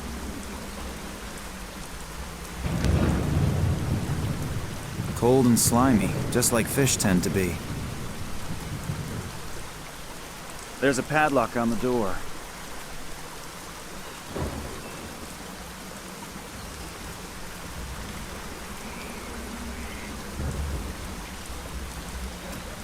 A stone. Exceptional characteristics? None. Nobody'll miss it. A stone. Exceptional characteristics? None.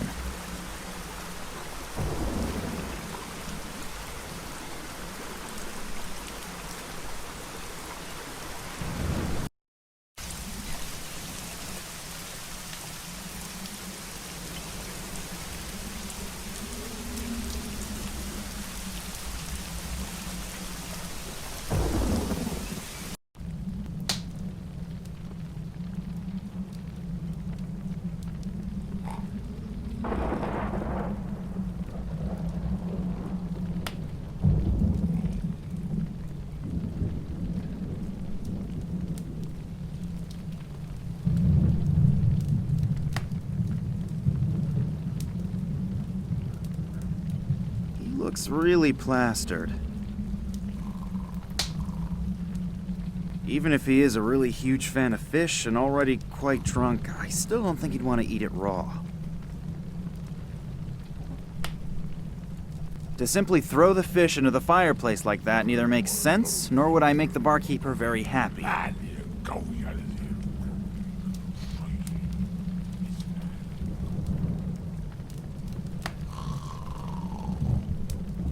Whatever I do with this fish, I'll have to do it quickly. It's beginning to pong a bit.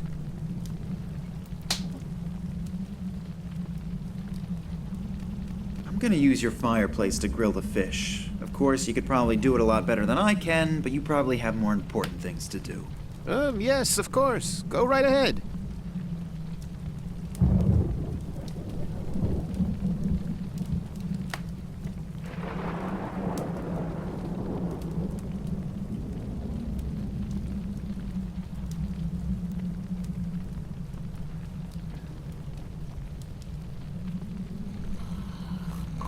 Hello. I know that you have a lot to do, but can I bother you again? If you have to. Yes.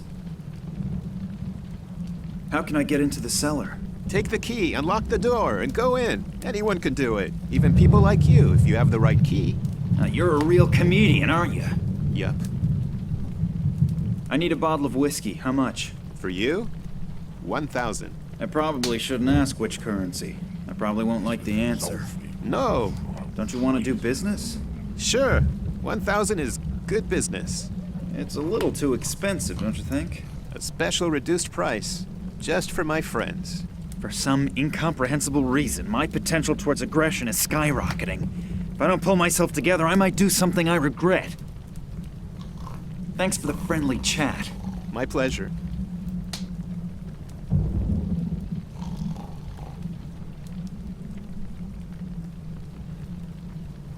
The metal is much too hot.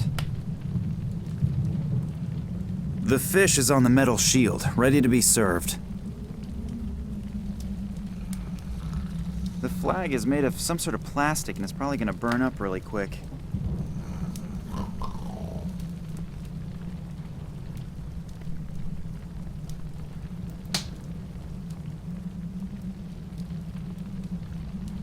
The water is completely evaporated. There's only a layer of salt left over.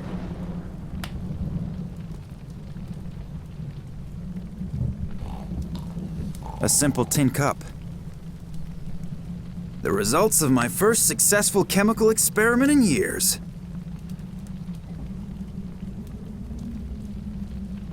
As long as he's not distracted somehow, I shouldn't do this, for health reasons.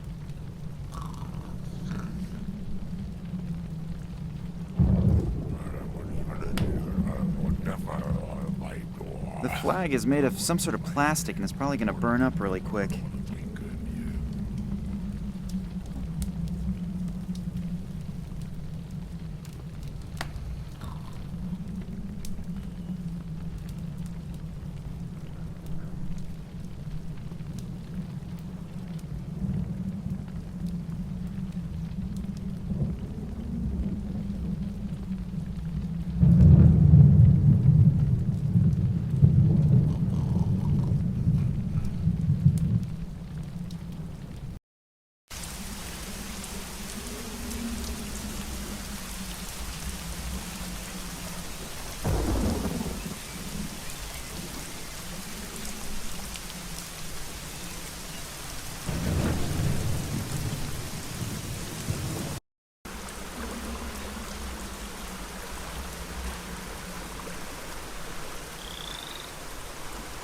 Are they still biting?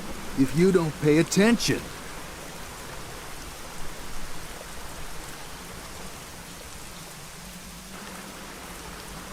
It doesn't really look very seaworthy. On the other hand, a famous pirate by the name of Pinzel or something like that sailed the entire Caribbean in a boat like this.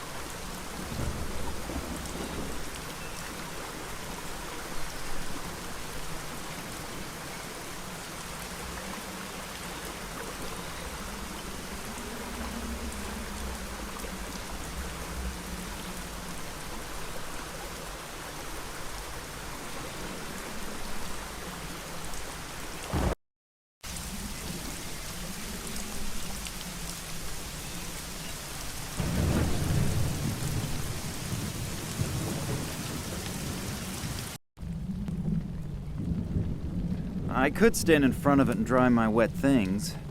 On the other hand, I probably have to leave right away anyway. I might as well not bother.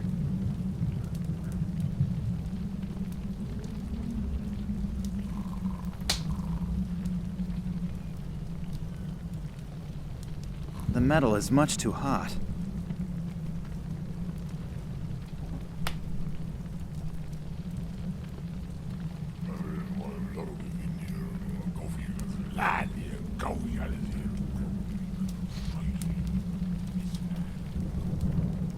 Hello? Are you alright? He doesn't appear to be overly communicative. Maybe I'll just let him sleep it off for now.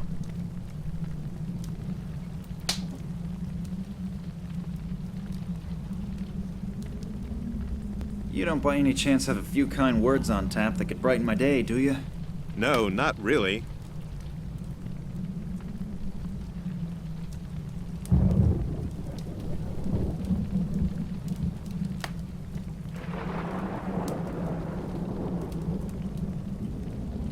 I don't want to deprive the barkeeper of his best friend.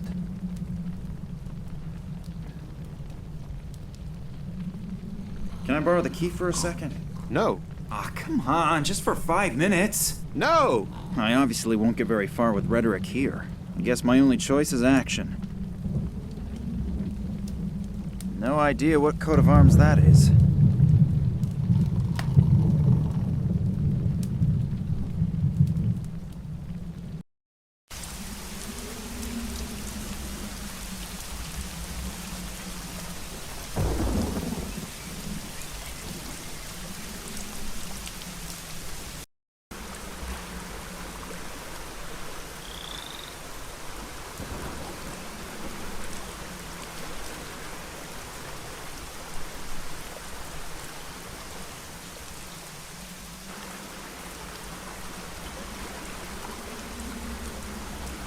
The flag is soaking wet.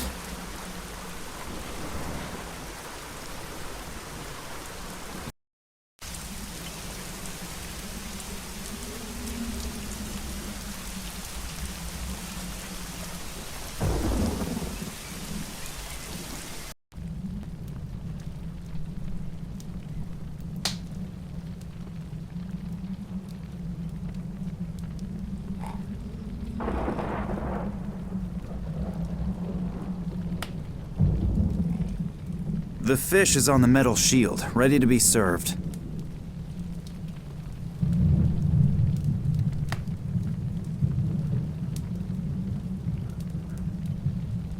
Dinner is served, my lord.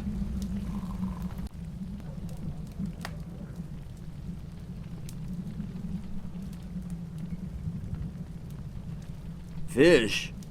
I smell fish. What? Lemon's missing. Barkeep, bring me some lemon. Fish without lemon is like a bottle without whiskey. Barkeep? Hello. Are you feeling a little better now? Apparently, it doesn't matter with some people whether they're awake or asleep. Their communication skills are always in high gear. He's awake now, but still looks rather plastered.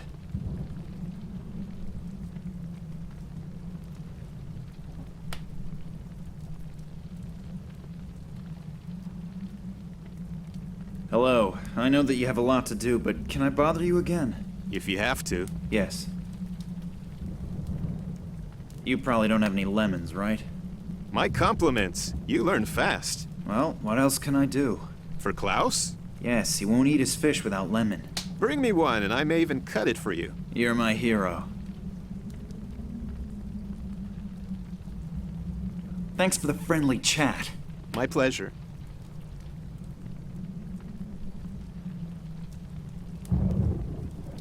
As long as he's not distracted somehow, I shouldn't do this, for health reasons.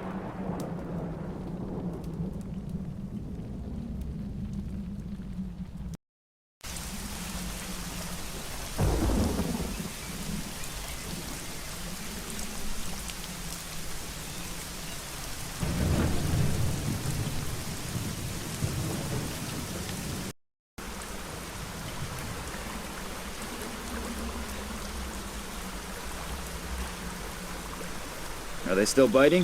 If you don't pay attention.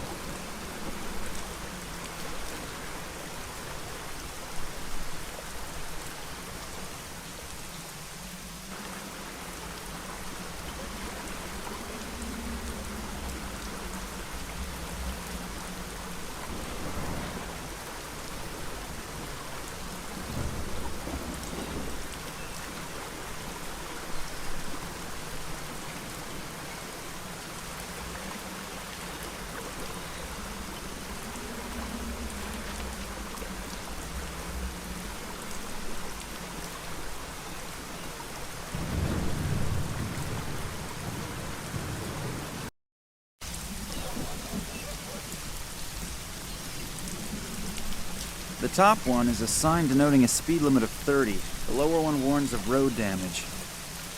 That is solidly anchored into the ground.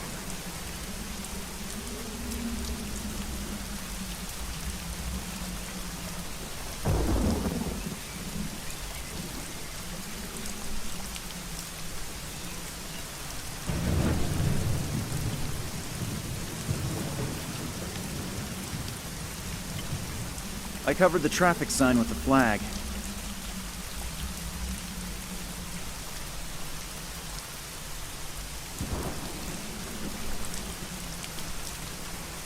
Here comes the truck with the goods for the market. Maybe he'll stop.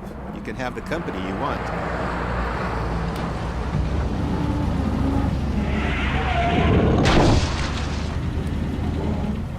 Oh, the truck driver appears to be new. He doesn't know his route and can't read any road signs. Oh, kids these days. I hope nothing bad has happened. I should probably check on the driver.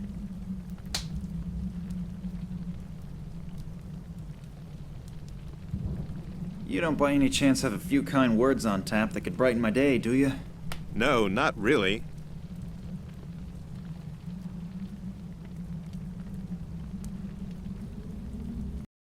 I'm in luck. The truck driver appears to have made the turn. I would have never forgiven myself if something had happened to him.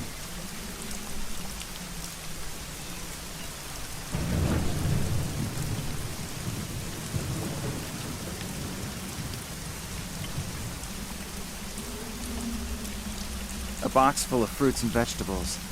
The truck must have lost it when he started to skid here. Only healthy stuff. And I'm lucky, it even includes a lemon. A box full of fruits and vegetables. The truck must have lost it when he started to skid here.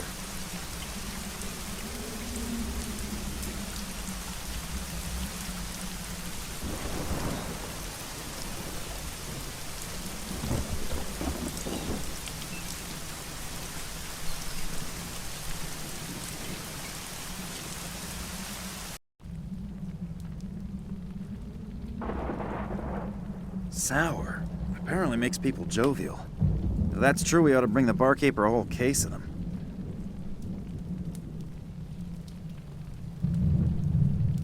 I don't have a knife, but it wouldn't hurt the barkeeper to do something for a change. You don't by any chance have a few kind words on tap that could brighten my day, do you? No, not really. Here, you can give it to your eloquent guest, if your valuable time allows it. Oh, he will definitely be pleased, and hopefully, then he'll shut his mouth for a while.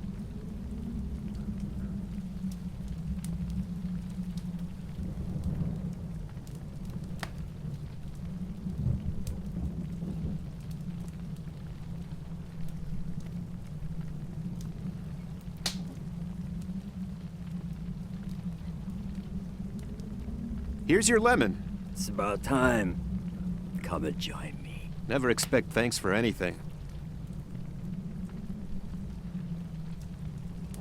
If I do it quickly and unobtrusively, hopefully the barkeeper won't notice. Let's see if he tastes the difference. Man, Klaus, watching you eat this whole time is making me hungry.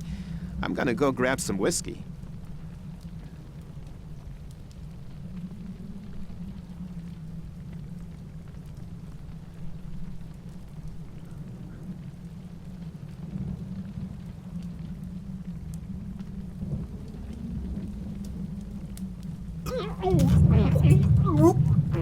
It looks as if he actually noticed the difference.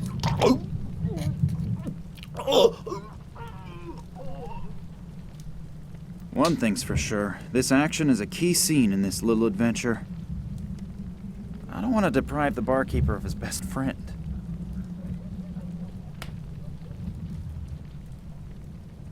Hello, are you feeling a little better now? Apparently, it doesn't matter with some people whether they're awake or asleep.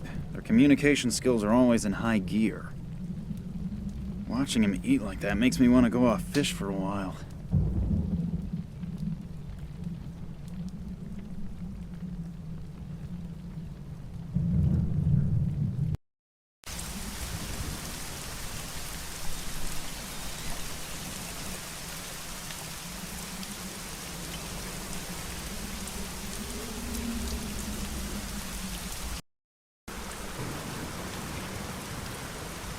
key.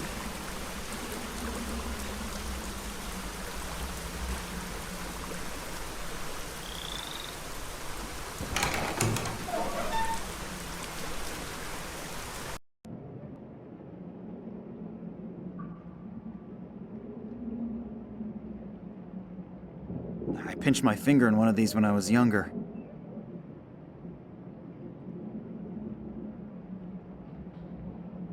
A torch.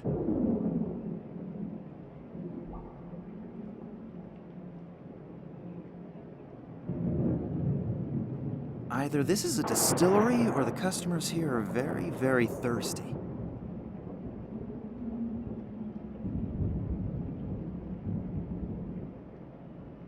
A few full and a couple of empty bottles. They're probably being filled from the whiskey barrels.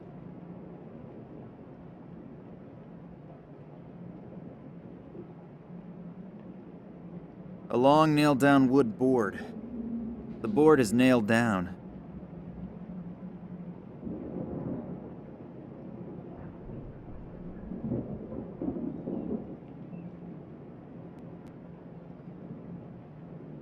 A few full and a couple of empty bottles. They're probably being filled from the whiskey barrels.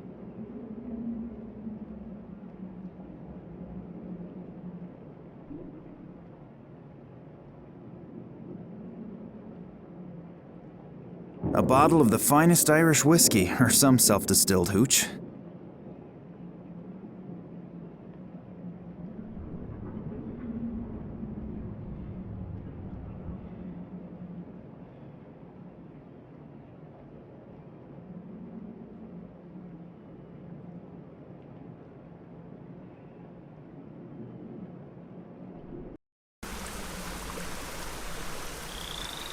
A bottle of the finest Irish whiskey, or some self-distilled hooch.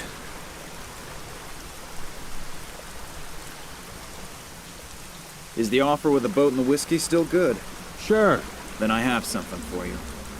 Thanks. It won't last very long. But I wanted to head out in a while anyway.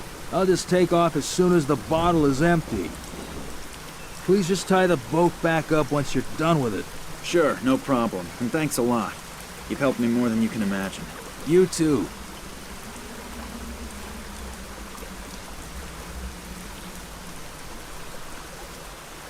Are they still biting? If you don't pay attention.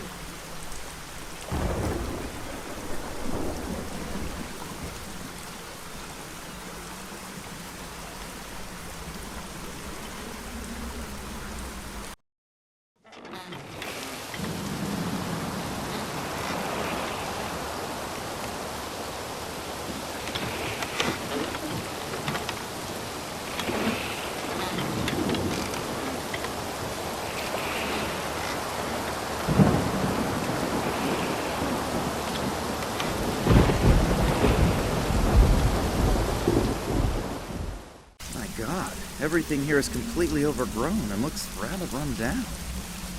I wonder if Morangi still really lives here. Hello? Hello? Is someone there? Help me! What are you doing down there? They locked me in down here. Please help me and get me out of here. Sure. But how?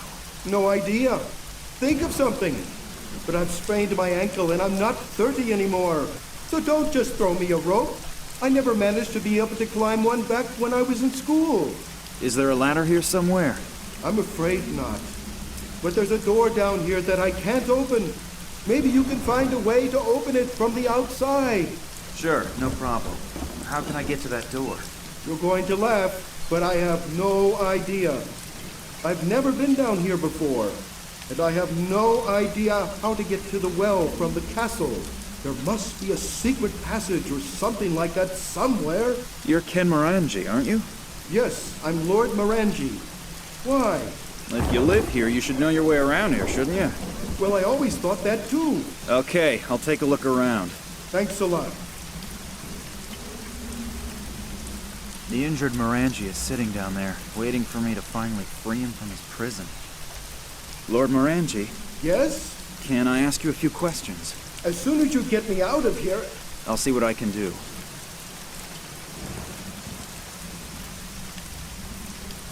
I probably have to be a knight of the round table to pull the sword from the stone.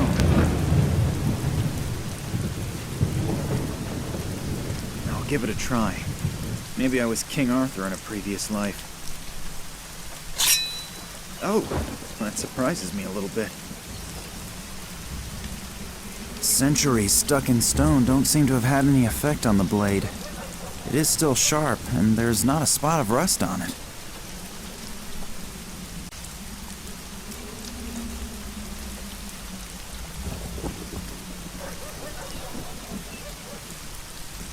An old and already slightly moldy window shutter.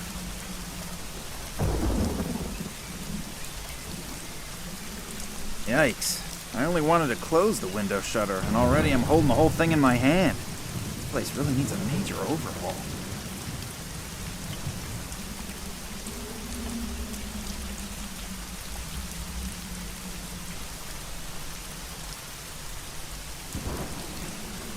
Please. Row across the lake twice, and already my arms are ready to fall off. I really should exercise more. Doesn't really look very seaworthy. On the other hand, a famous pirate by the name of Pinzel or something like that sailed the entire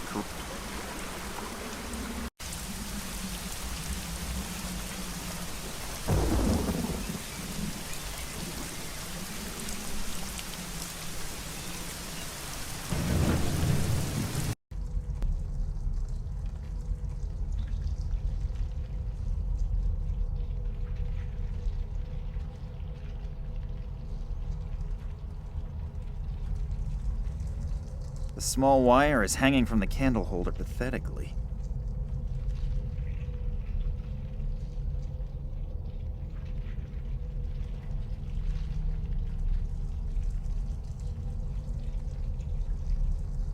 The candle is burned down almost completely.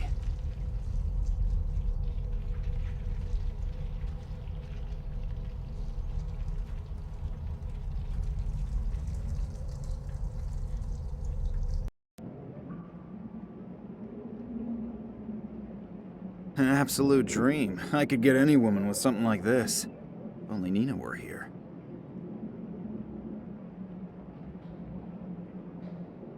So, what do we have here? Knee socks? Long underwear? Nothing here that I might covet from the owner. Oops. What's this?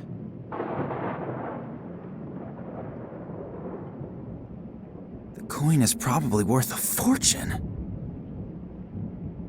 Typical Irish weather. Actually, one should simply stay in bed on days like these. Pictures of landscapes. If I'm correct, the scenery around the castle could have served as the setting. Pictures of land... A statue, most probably one of the Morangis. The statue is massive and cannot be moved.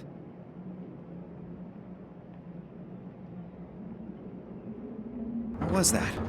Sounds like I accidentally triggered some kind of mechanism again. The statue is massive and cannot be moved.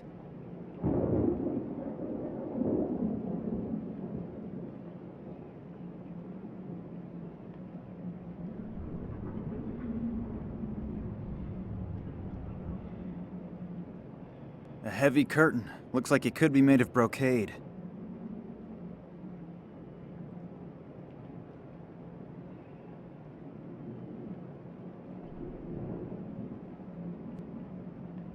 The pictures appear to be very old.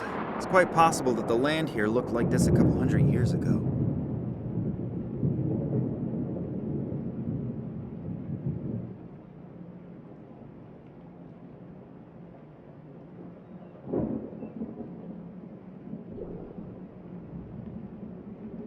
A passageway. There are a few steps down into a dark passage. It smells rather moldy. I wonder what's waiting for me down there.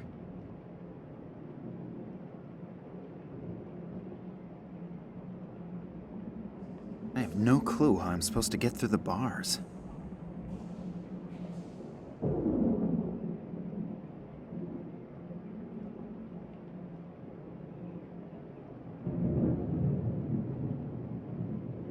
There's a niche in the rock, but I can't see if there's something in it from here.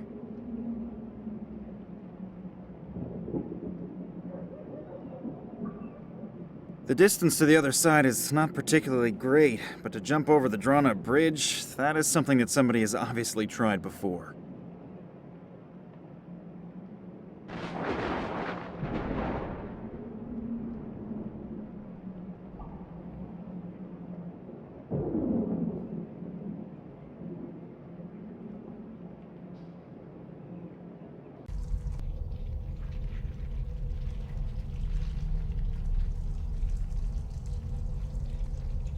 A real torture chamber? I think something like this in a museum is really amusing. But when I look around here and imagine that people really were tortured to death here, I don't find it so funny anymore. It's obvious why that thing is called the Iron Maiden. The thorns are so sharp, I wouldn't touch them voluntarily either. Ideal for people whose height-to-weight ratio does not correspond to today's ideal of beauty. I'm actually quite happy with my figure as it is at the moment.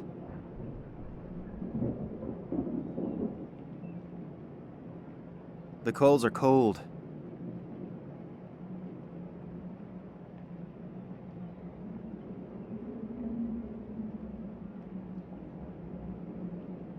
I don't want to imagine what these used to be used for in the torture chamber.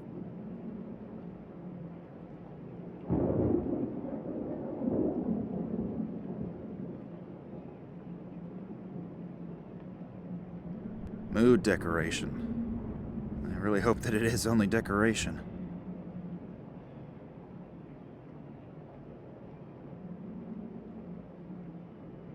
They were probably used to chain up prisoners in earlier times.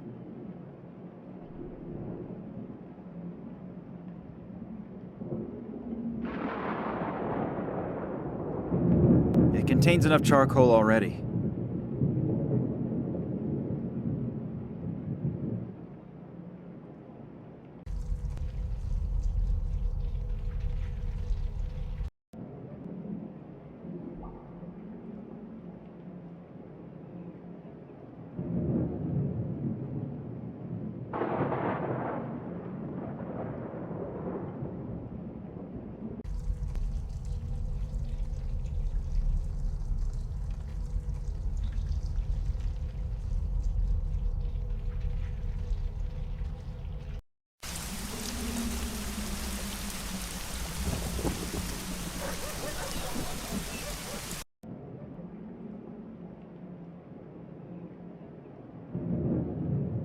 A really nice chandelier.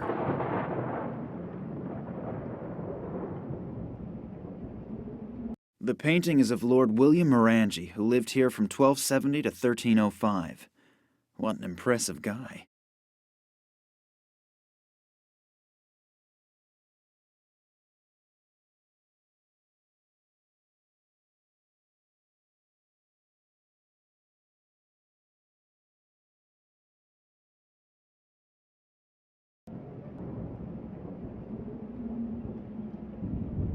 This clock says 7:15. It has obviously stopped running. That's funny. The pendulum is still moving.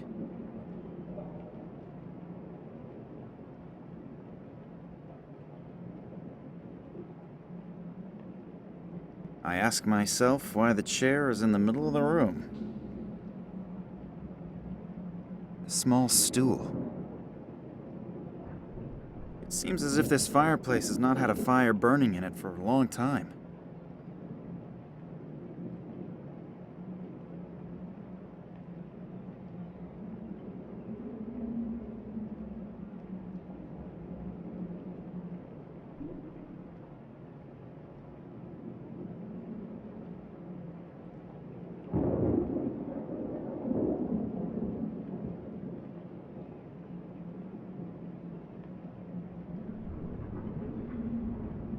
Although the tips of the spears are very old and have already seen action, they are still pretty sharp.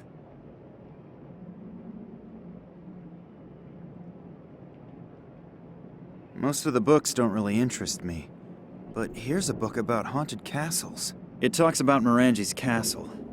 It It says that there's a rumor that William Morangi, who lived from 1270 to 1305, was buried without the usual customs and traditions, and they even refused to give him a funeral pyre. He was entombed in a sarcophagus wearing only a simple robe and his family's amulet. They say he's been walking through the castle and seeking revenge on intruders after midnight ever since. Even if I don't believe in ghost stories, I should probably finish rescuing Morangi from the well before midnight.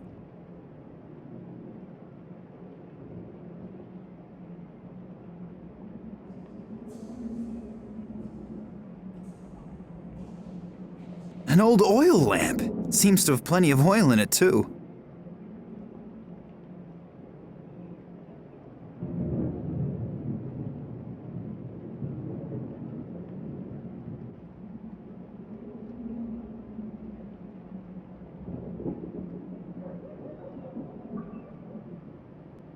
The chain moved a bit.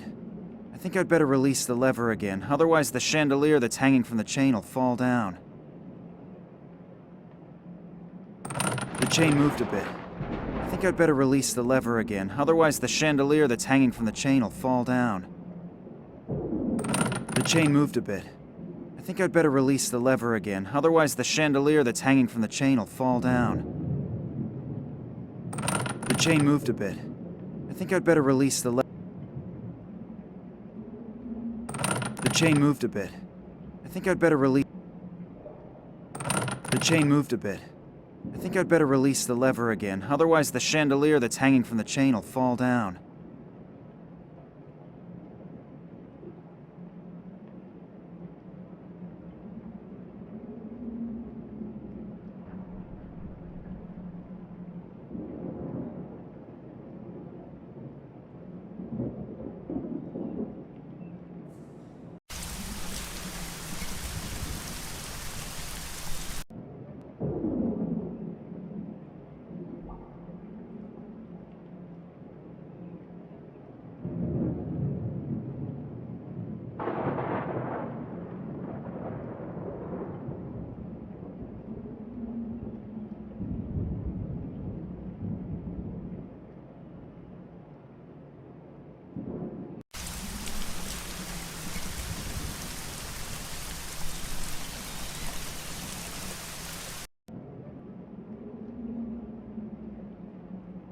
I believe this is the last resting place of one of Lord Morangi's ancestors.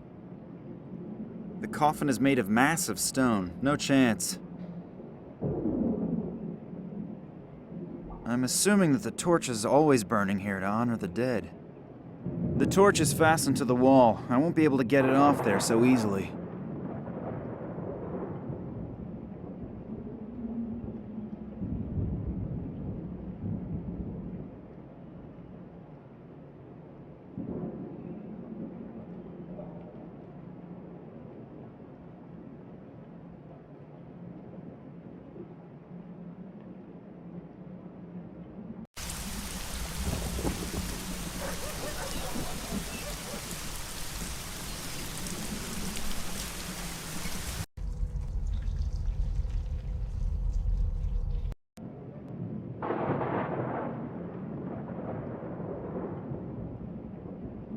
Sounds like I triggered some kind of mechanism again.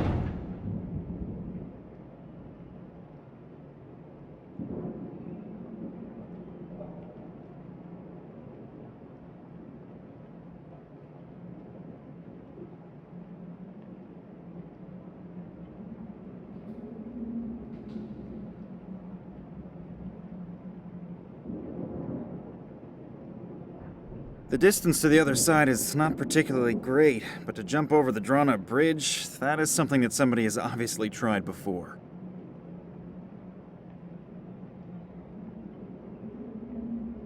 I have no clue how I'm supposed to get through the bars.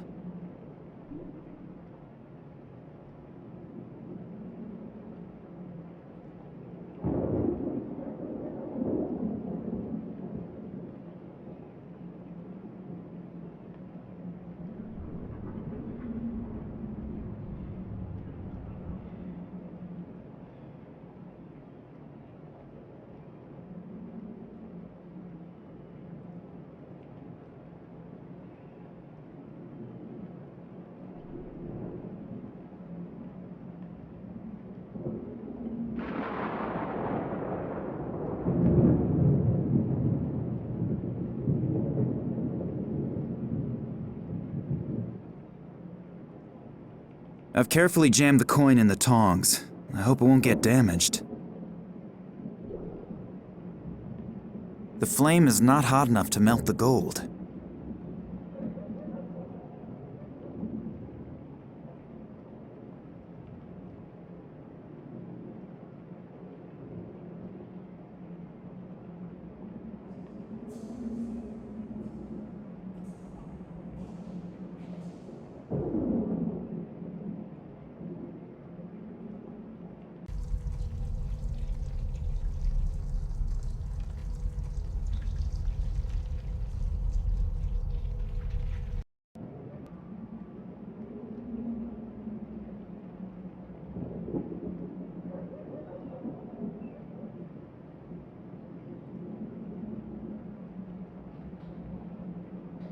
I think I'd better take the coin out of the fire again, otherwise the gold will flow into the forge. The coin is red hot and it's become slightly distorted.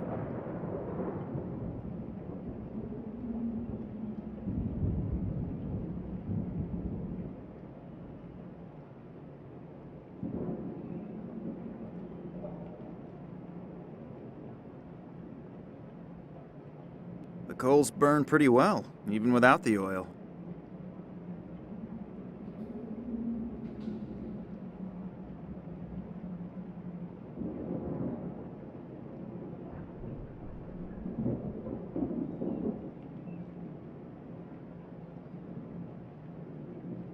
The spear tips are too big and too wide to work on the small coin.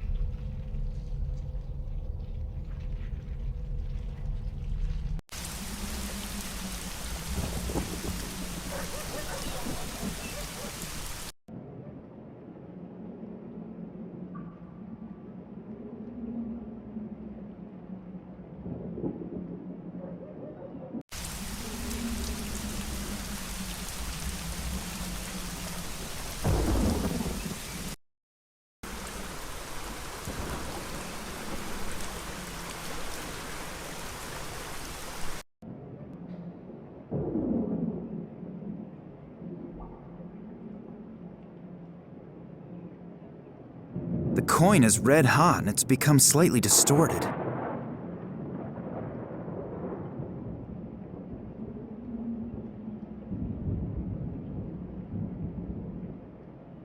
I've now wedged the spear tips into the vise without mutilating my fingers. The ultimate proof that one never ceases to learn in life. The tips of the spears are clamped into the vise, one after the other.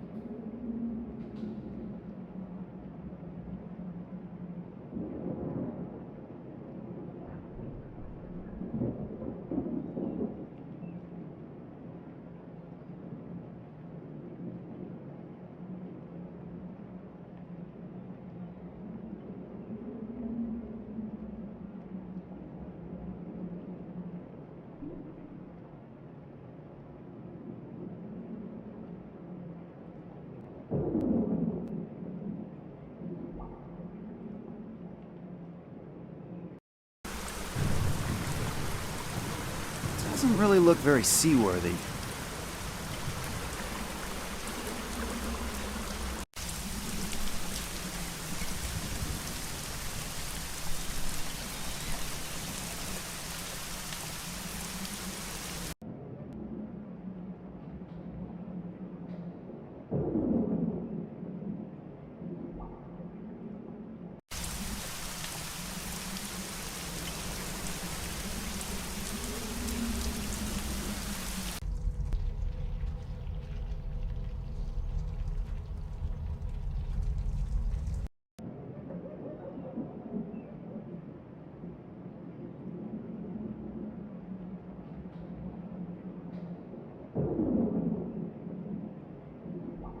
The tip easily penetrated the gold coin.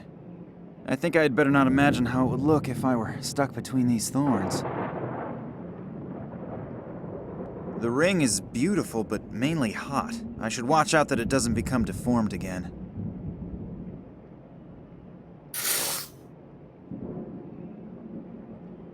Very pretty. Perhaps I should give it to Nina. It'll definitely suit her.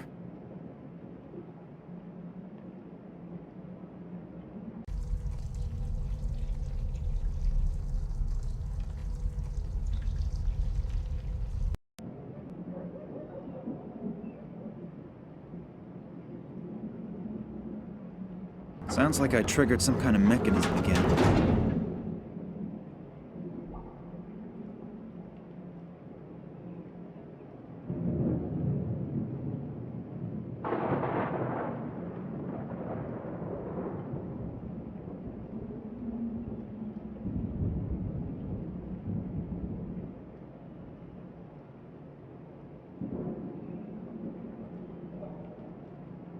I have no clue how I'm supposed to get through the bars.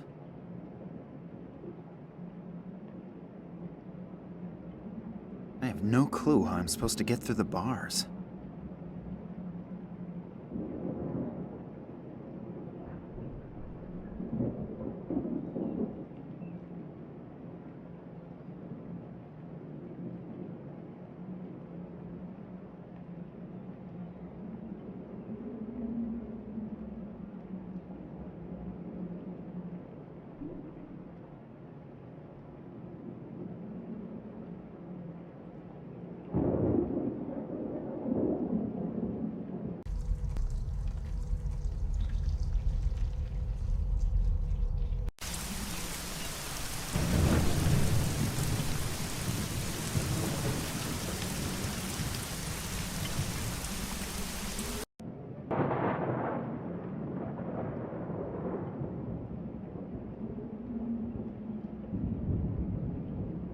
I'll pour lamp oil into the groove that goes once around the sarcophagus.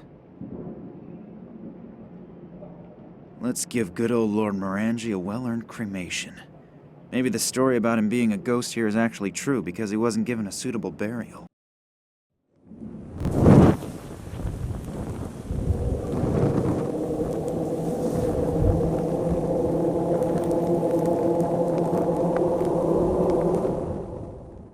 What was that?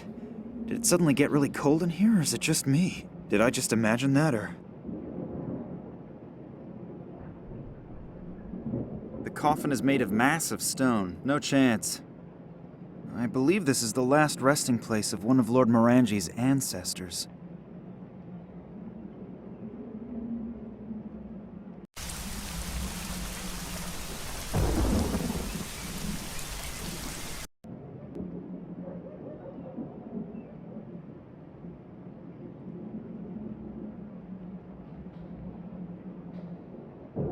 The painting is of Lord William Morangi, who lived here from 1270 to 1305.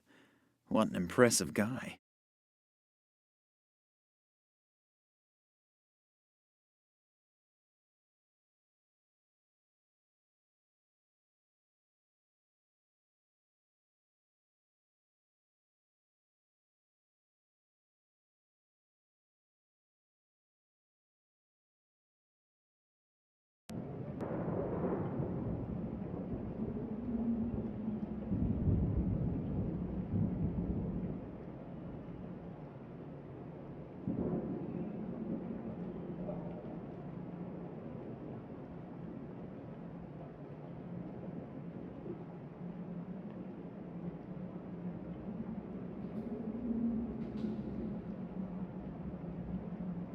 The chain moved a bit.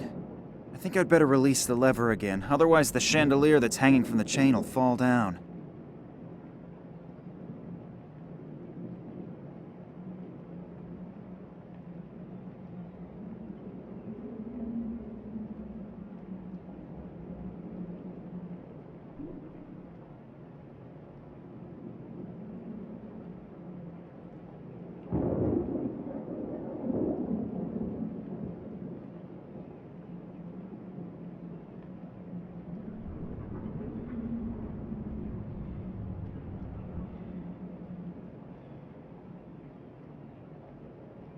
Seems as if this fireplace has not had a fire burning in it for a long time. A small stool.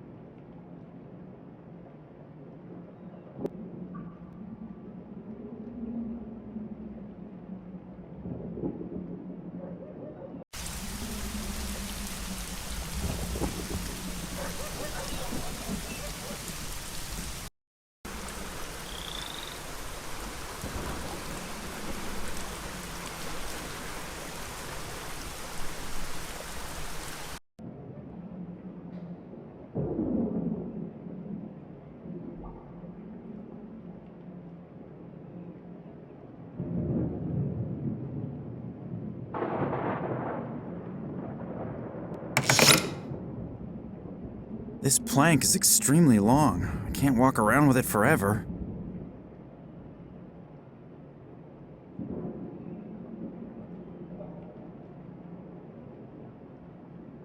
I'm gonna try to saw the board into a tolerable size with the tips of the spears.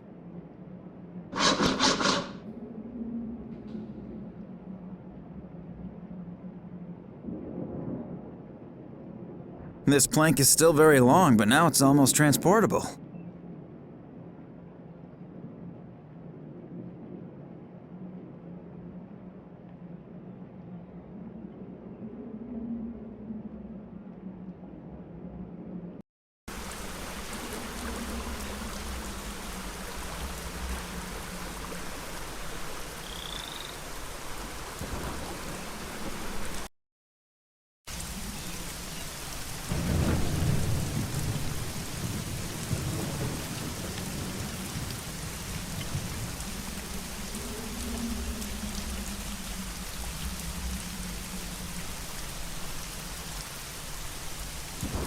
I don't think that the rain gutter was made for this amount of water.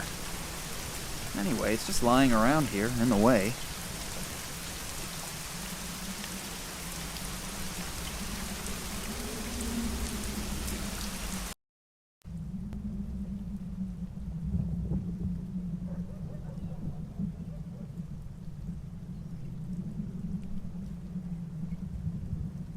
I don't want to deprive the barkeeper of his best friend.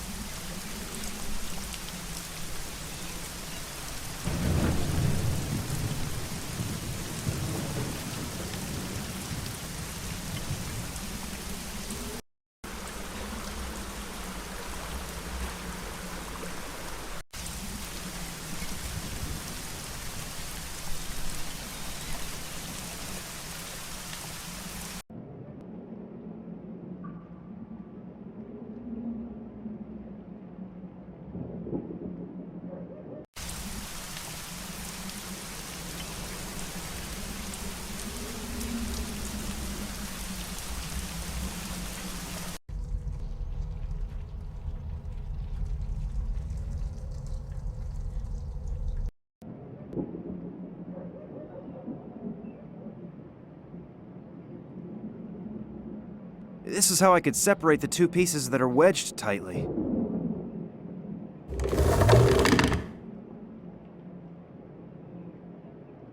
Ideal for people whose height-to-weight ratio does not correspond to today's ideal of beauty.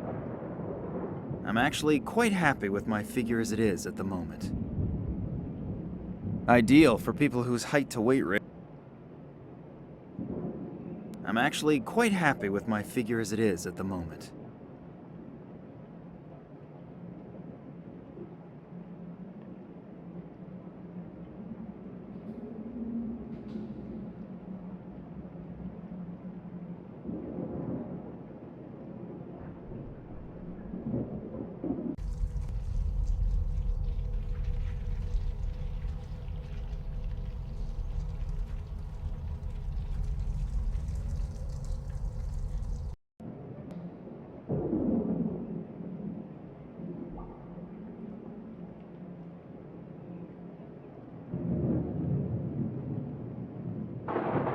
Sounds like I triggered some kind of mechanism again.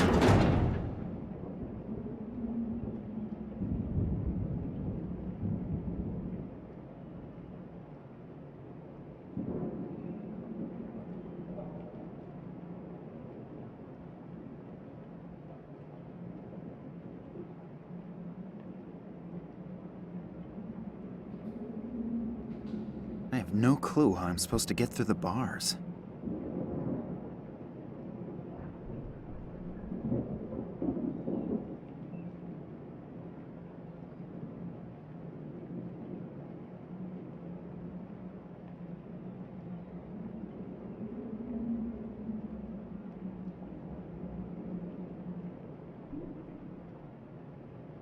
The statue is massive and cannot be moved.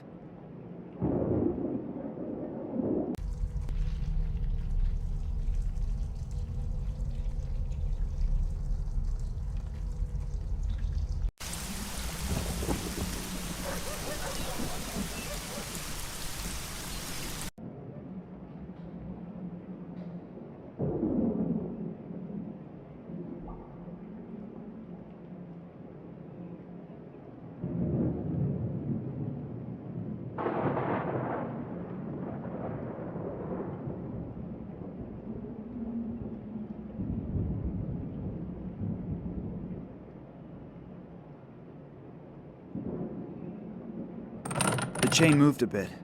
I think I'd better release the lever again, otherwise the chandelier that's hanging from the chain will fall down.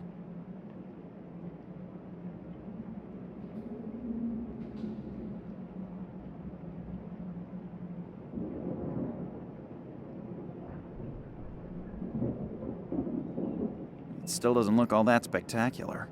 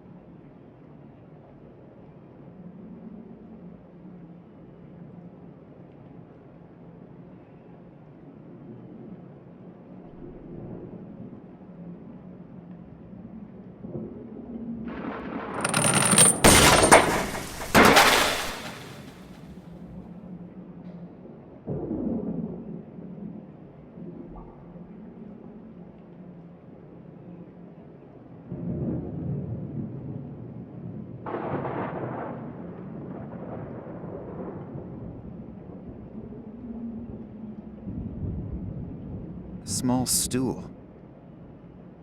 It seems as if this fireplace has not had a fire burn.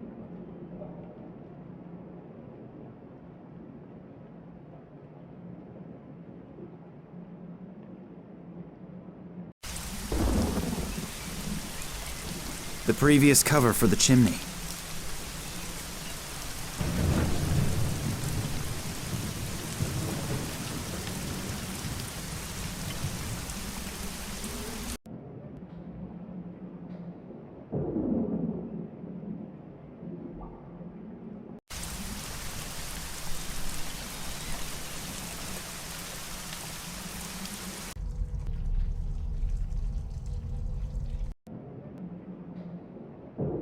The previous cover for the chimney.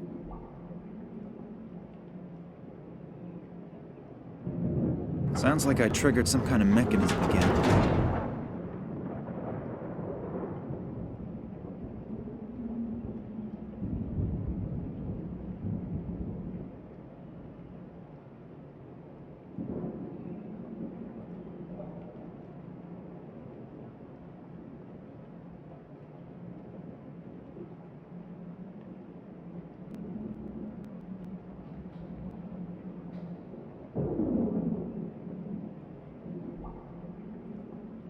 It appears the ceiling is caved in here.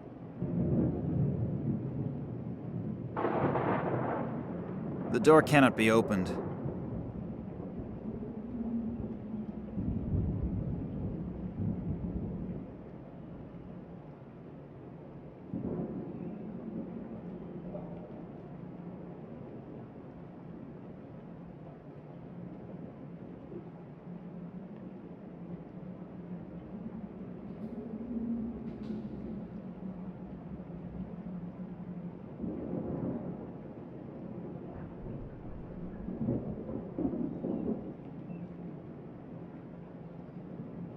The door cannot be opened.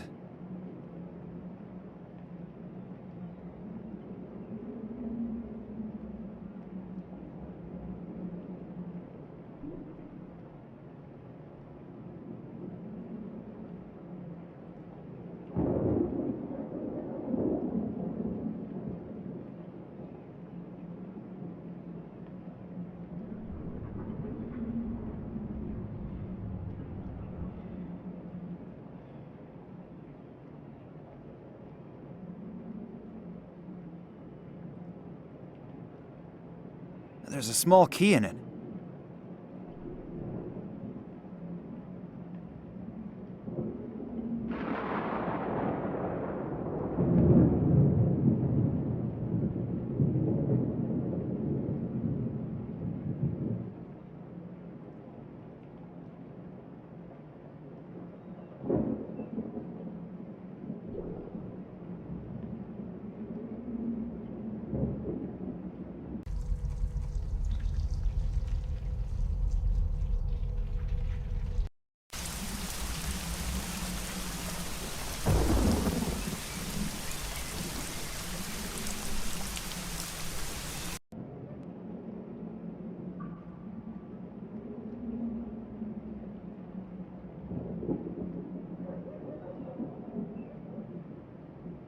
The opening appears to have been sealed with wax, the color of the sarcophagus. The fire melted the wax and made the opening visible. I believe this is the last resting place of one of Lord Morangi's ancestors.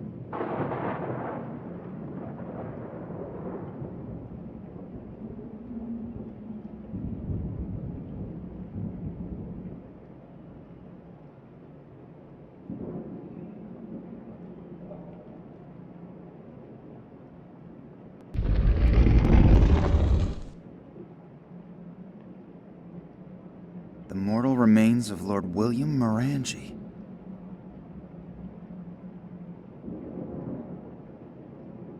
The amulet is beautiful and decorated with symbols.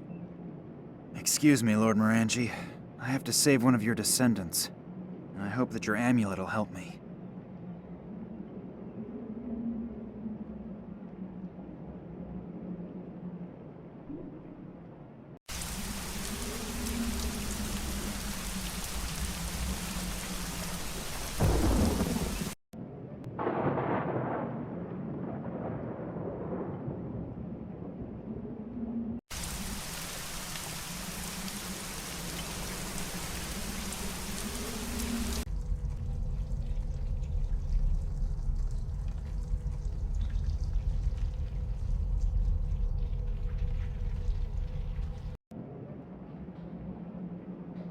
The amulet is beautiful and decorated with symbols. I have no idea how to fix the amulet to the statue. I pulled the wire through the small eyelet of the amulet. There's a small wire connected to the eye of the amulet. The wire is too short. At most, I could tie the amulet to the statue's little finger. If I turn the other end of the wire into the chain, it should hold. A beautiful amulet with an ugly chain. I like it all the same. Sounds like I triggered some kind of mechanism again.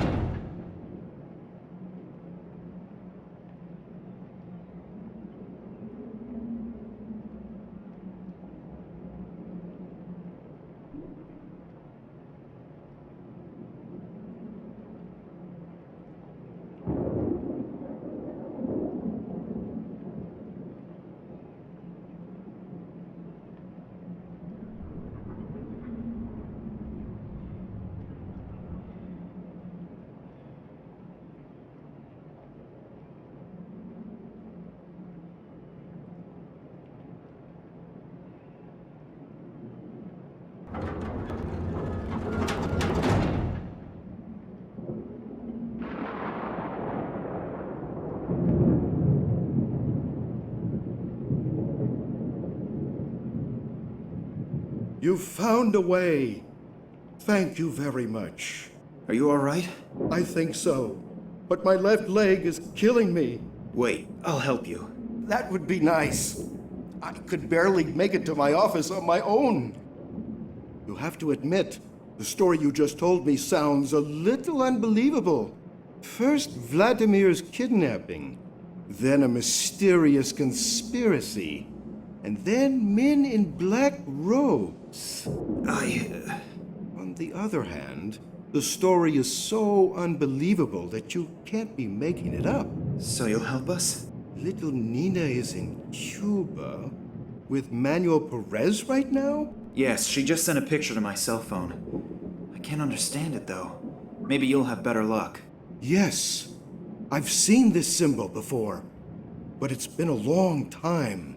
Vladimir contacted me out of the blue many years after our Tunguska expedition. He wrote in a mysterious letter that he had made a sensational discovery and needed my help. Several years earlier, he had examined a metallic fragment that had been found in the Tunguska region. You've probably never heard of the Kalenkov report, have you? Just in general. It has something to do with extraterrestrial material, right? Yes, but that's only half the truth. What do you mean? Manuel Perez, who wrote the report with Vladimir, discovered this exact symbol engraved on the surface of the fragment.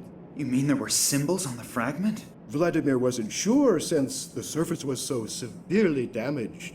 During further investigation, he discovered something in the archives of the Academy of Science in Moscow. It was in a report about the research expeditions of an English scientist who apparently discovered disc-shaped artifacts made of unknown material in 1947 during an expedition. This researcher, Evans was his name, described the same material properties that Vladimir had observed on the Tunguska fragment. That alone was a hot lead. But as soon as he saw a sketch Evans had made, it took his breath away. Why? Please continue. The artifact was covered with unfamiliar symbols. One of the symbols was the same symbol that Perez and Vladimir had discovered on the Tunguska fragment. Phew. Sounds exciting. Where did the discs come from? And where did this Evans guy find it? That's also what Vladimir wanted to know. But he couldn't find anything in the Moscow Academy's records. That is why he contacted me. Vladimir had found out that Evans had died recently, and his personal notes and journals were supposed to be auctioned off in London. He asked me to get the documents for him, since he couldn't leave Russia at that time. And did you get the documents? Where did this metal disc come from? I sent Vladimir an encoded copy of the journals. I still have the originals here. Really? Can I see them? Just a minute. They have to be here somewhere. Nina, I have news. Could this Morangi be of help to us? I have to say yes. Do you know about your father's expedition to China? To be more exact, to the Himalayas. He took a lot of trips before my mother's death. It's possible that he was also in the Himalayas. Why? I think that he was looking for something there and maybe even found it. Maybe that's also the reason he disappeared. I don't get it. I'm gonna send you a few things to your cell phone. You better get going right away. I'll meet you in your father's apartment.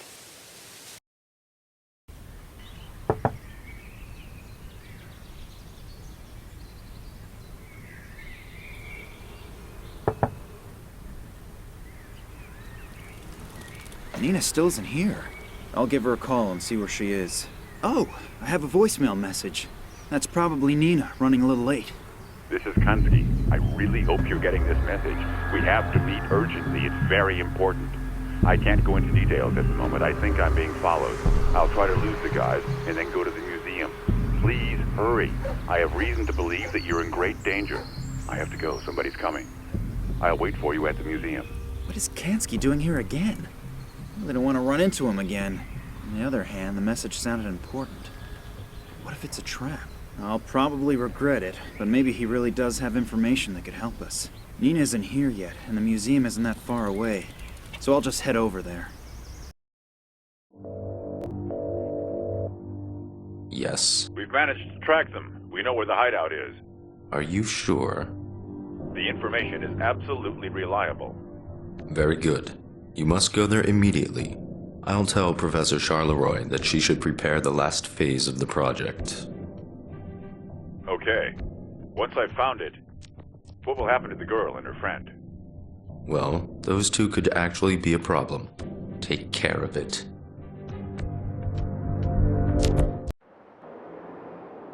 Oh my god, that's Konski. I don't feel a pulse. He's dead. What have I gotten myself into? Kidnapping was bad enough, but murder? I should get out of here.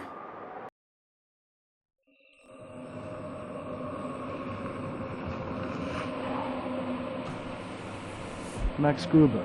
Yes. Get in, please. What's keeping Max?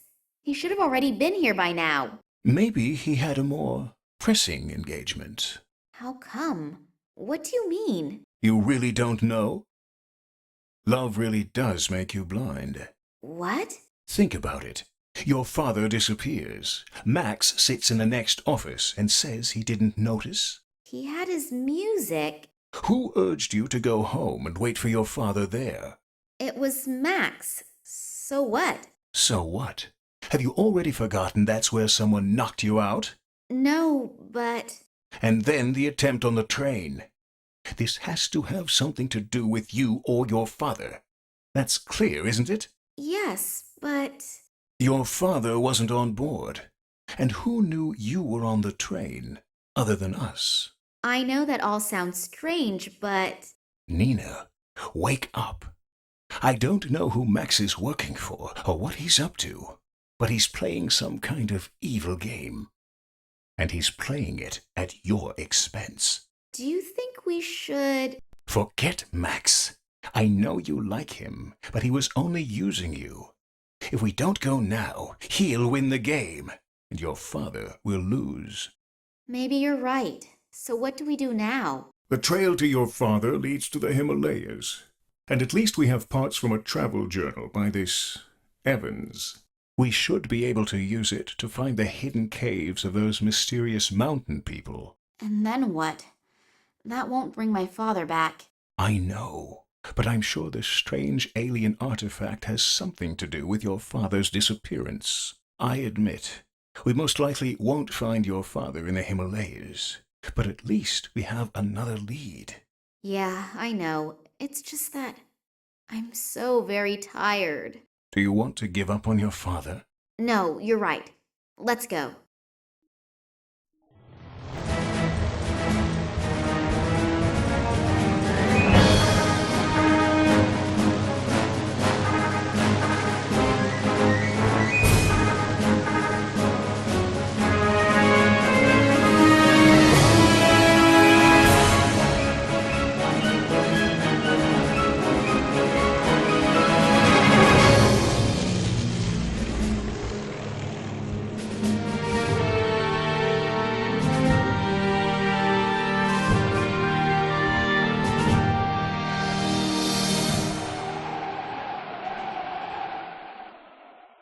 No wonder these caves are unknown.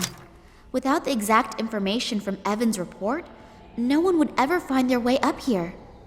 Let's hope that you are right. We are, you know, in the border area, and I really do not want to make the acquaintance of overly nervous border patrols. I'll stay at the entrance and keep an eye out. Let me know when you have found something.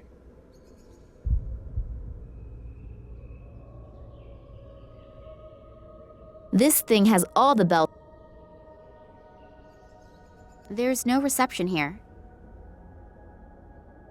An excerpt from the travel journal of a certain Dr. Evans. My father considered getting these documents to be so important that he intentionally coded all documents that deal with this subject.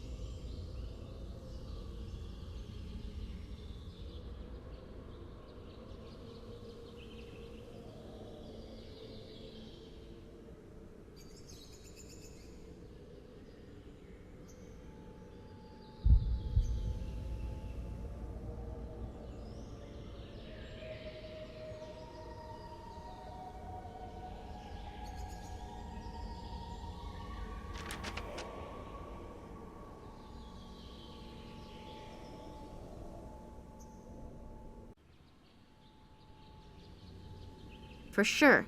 Without Oleg, I never would have found this cave.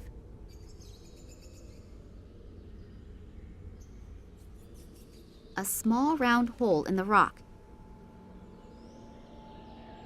A small round... It could come from a yak.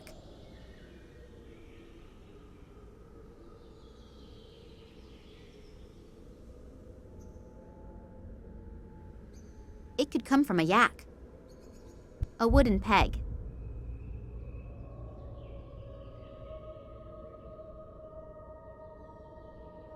I can push the part into the opening without any problems, but nothing is happening.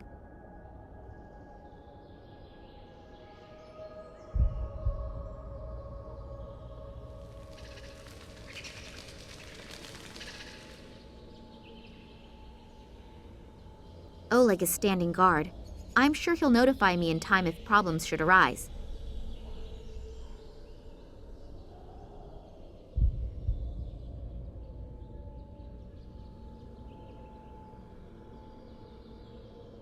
I can push the part into the opening without any problems, but nothing is happening.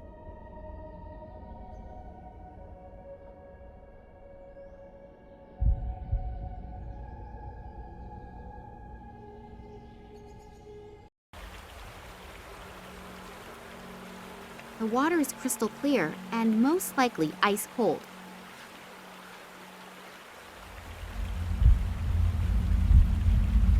The poor guy must have fallen in there. I wonder if he was a member of my father's expedition.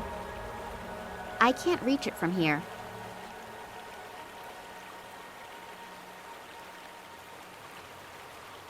Pretty big rock.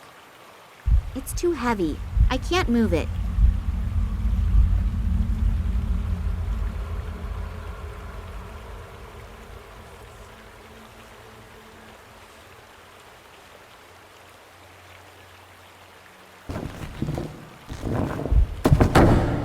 I was lucky that there is another drain. Otherwise, the entire cave would probably be underwater already. The bag was next to the skeleton, and the rising waters brought it to the surface. This means that the contents can't be that heavy.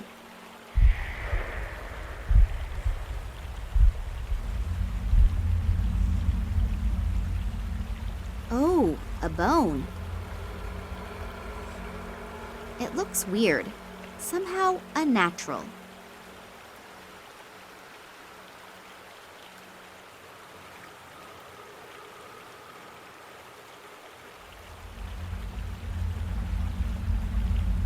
Patterns were chiseled into the rock here.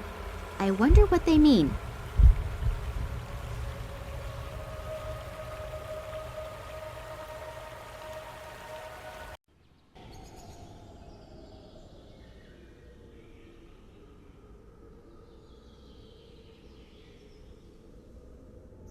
The bone caught on something. I can't get it out anymore.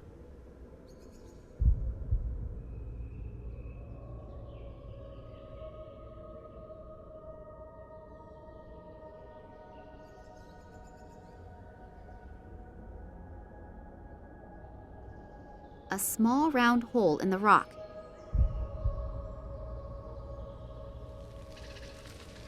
It could come from a yak.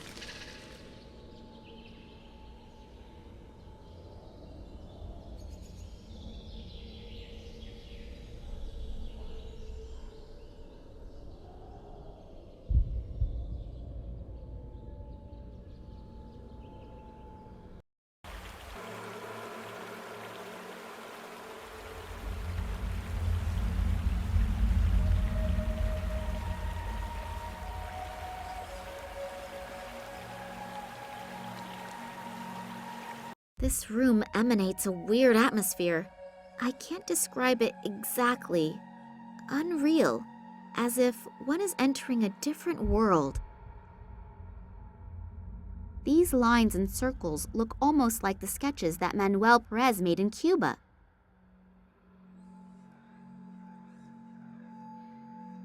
Small humans flee from a huge unshapely object into a cave. The head was chiseled directly out of the massive rock face.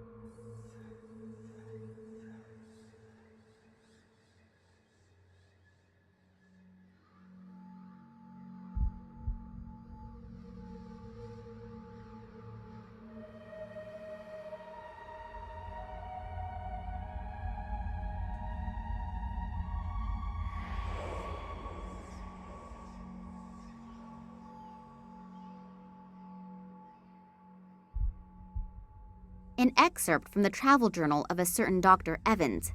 My father considered getting these documents to be so important that he intentionally coded all documents that deal with this subject.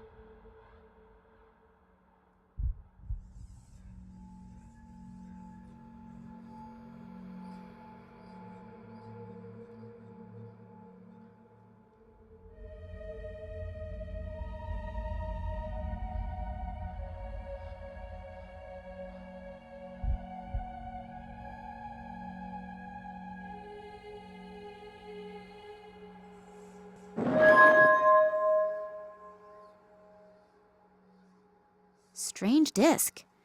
Really looks rather insignificant, but it feels warm, and I have the feeling as if some sort of weird energy is emanating from it. I'll show it to Oleg. Maybe he's got an idea about what we should do with it.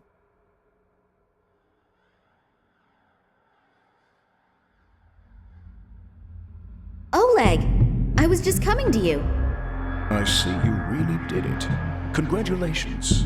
We were not mistaken about you. Thanks. What do you mean by... I'll explain that later. The boss is waiting. Kambursky to station. Requesting permission to land. Ah, Oleg, I heard you actually found this metal thing? Hello, Sergei. Yes, everything actually went as we hoped. The girl was really good. Excellent work. The boss will be pleased. Now what are we going to do with her? The boss's orders were clear. Is that really necessary? Well, it is a shame with that cute ass. But with some luck, it'll keep fresh on ice. And now, turn the water on. Okay.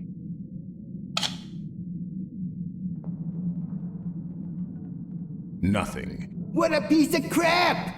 The damn thing's broken again! Let's see what the problem is. We should hurry, though. The prototype is as good as ready for use. You see, and the boss is waiting for us. And the little one? We won't be gone long. We'll take care of her later.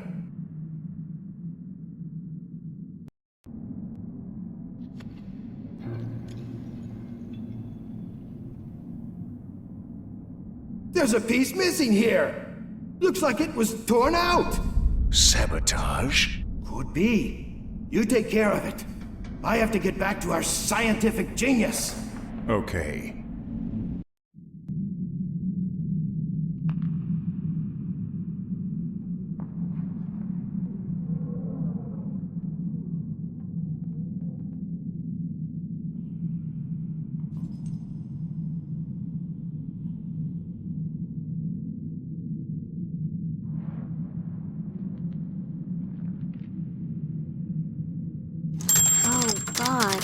I hurt all over, and I'm totally freezing. Where am I? I can only vaguely remember that Oleg knocked me out. But why? I really thought he was someone I could trust. Yet another bad judgment.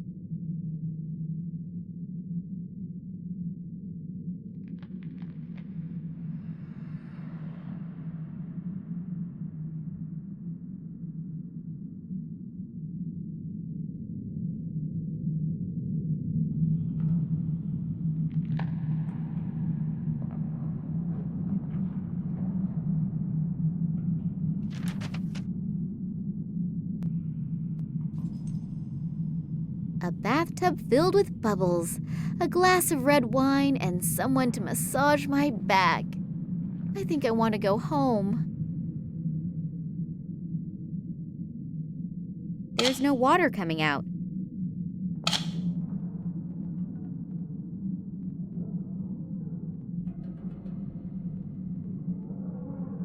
A video camera in the bathroom? I wouldn't want to take a shower in here. I can't reach it.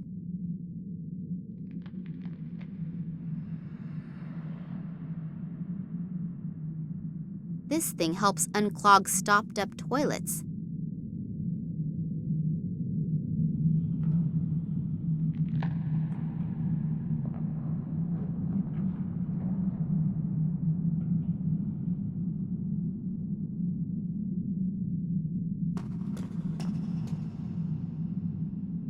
Extra soft and fluffy 3 layers.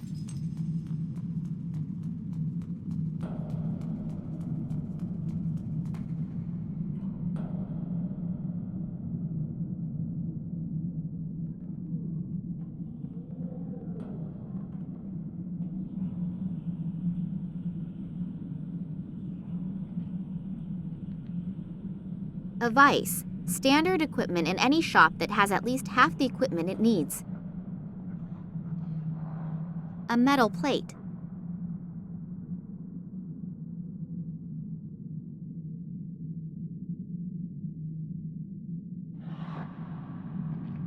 I'll take everything with me that is not on the trees by the time I count to 3.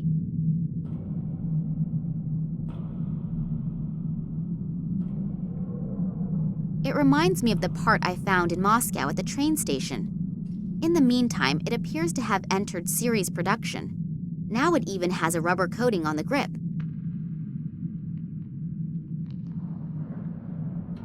You can use this to seal windows or become a lifeguard on TV.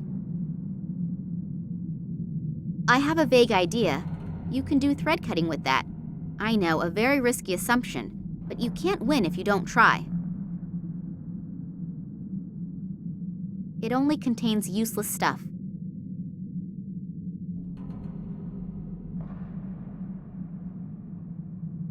A stationary drill. A metal bit is in it. It works! A stationary drill. A metal bit is in it.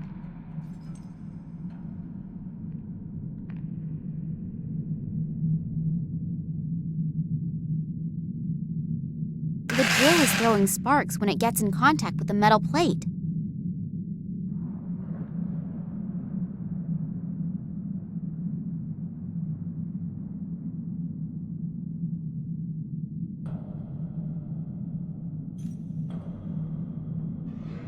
Could be a kind of master key that can be replicated in the workshop as needed.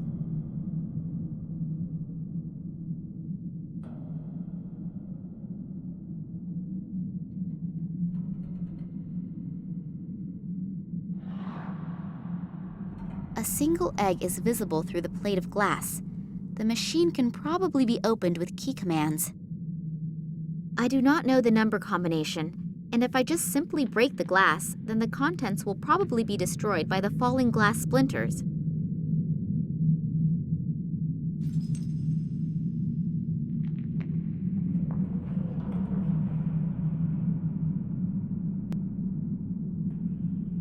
The door is locked. The lock is completely iced over. I can't get the key into it.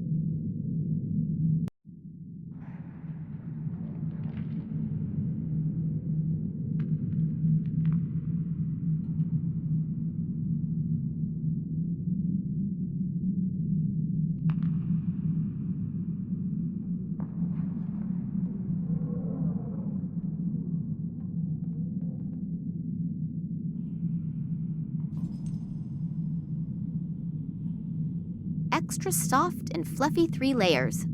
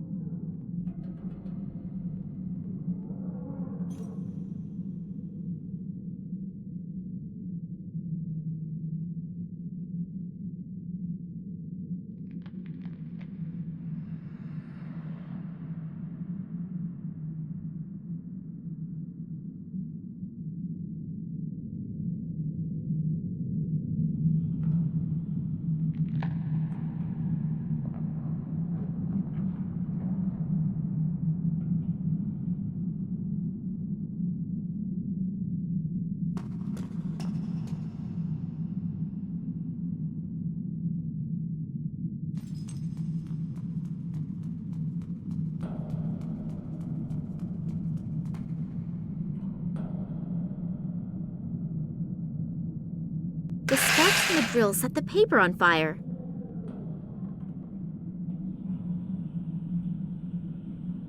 I actually managed to create a little fire with the drill. Not bad, Nina. Not bad at all.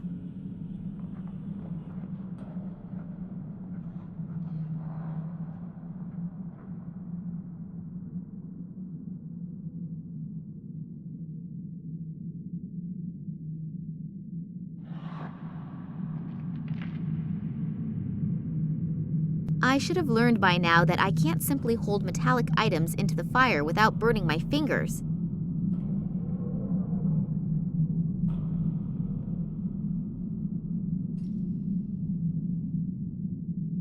What a strange design.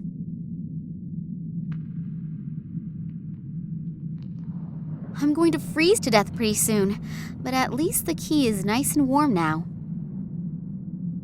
Maybe I'll be able to sell it as art sometime, if I ever get out of here.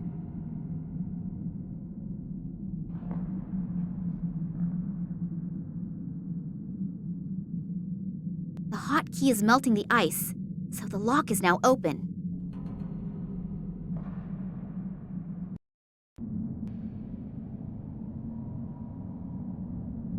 I assume that by entering numbers, one can extend a bridge to the room on the other side. I don't have the slightest clue what I should enter. And what happens if I enter the wrong combination too many times? I should look around for clues first. How am I supposed to get across? Fly?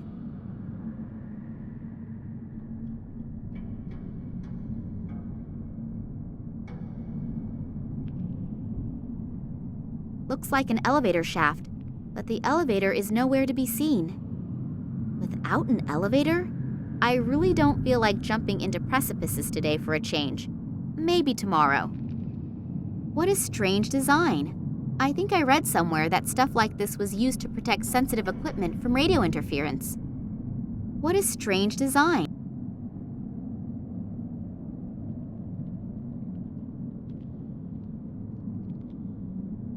Oh, this appears to be something like a control room. And what is that down there?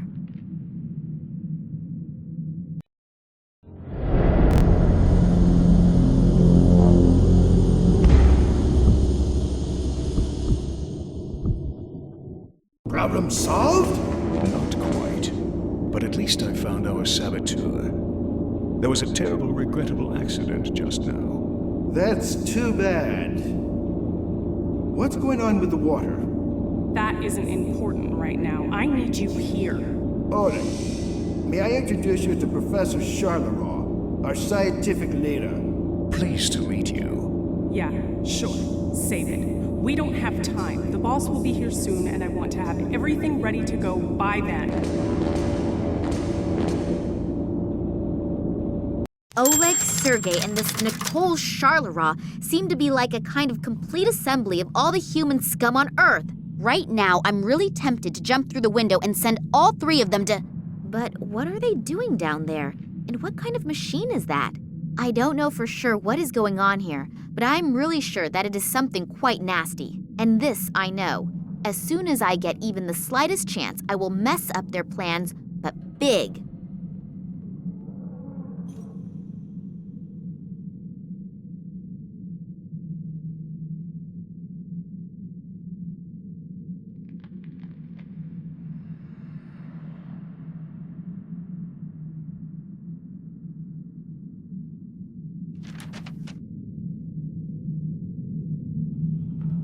They all appear to be very busy down there. I should take advantage of it. A huge plasma screen. What do they need all those video recorders for? None of them has a cassette inside.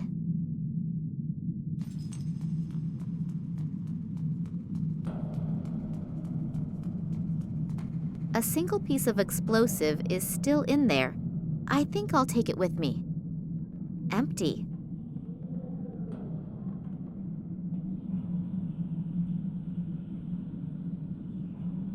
It all looks terribly complicated, at least for someone who knows frighteningly little about it.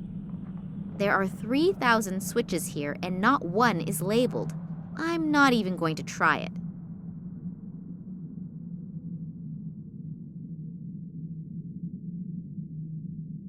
None of the monitors shows anyone. It's probably possible to switch from one room to another somehow, but I can't find the right knobs.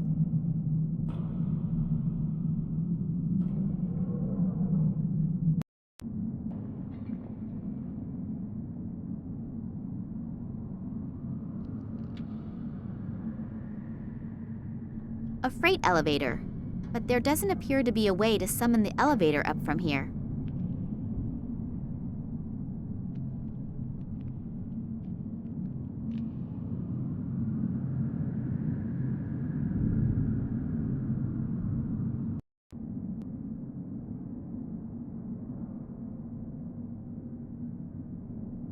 No idea what that does. Nothing is happening. Maybe the switch is broken.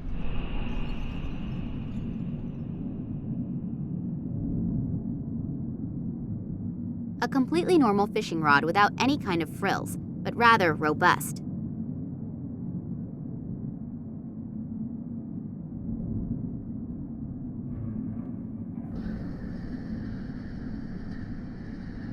I think that's a water pump. It's not running though.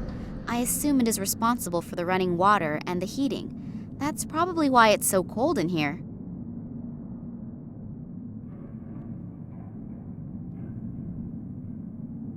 It's not making a sound. Something isn't right.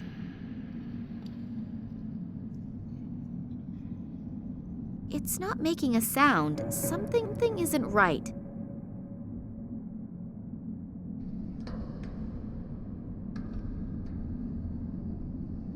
Salt. Probably from the bag up there. That little bit is just enough for a breakfast egg.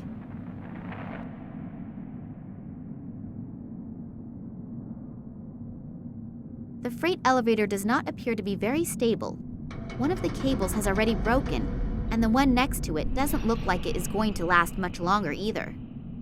The platform hangs too high. I can't reach the stuff.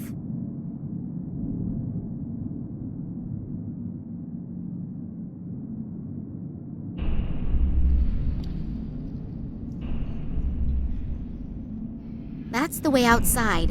I'm already freezing my butt off in here, and it's not going to be any warmer out there. 10 polar bears couldn't get me out of here while I'm wearing these clothes.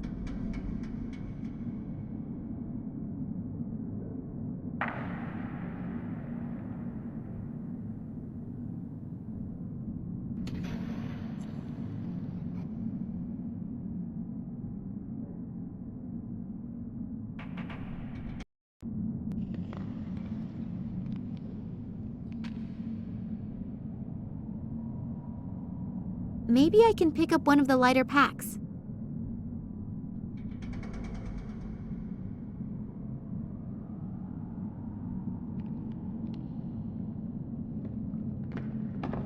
Winter clothing. That's a nice catch. Much better already. A freight elevator, but there doesn't appear to be a way to summon the elevator up from here.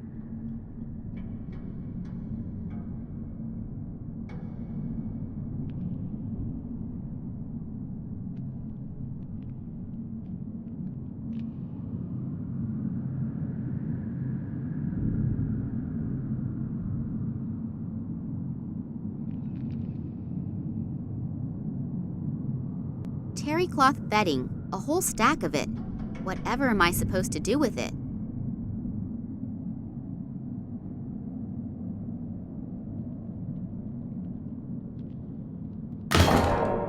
platform swings back and forth, but it holds.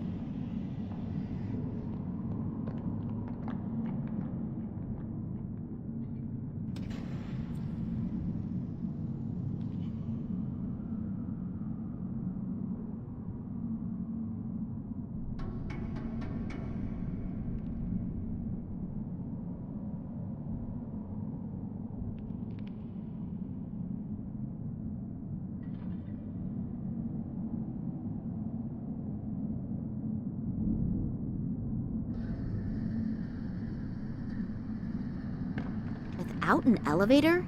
I really don't feel like jumping into precipices today for a change. Maybe tomorrow.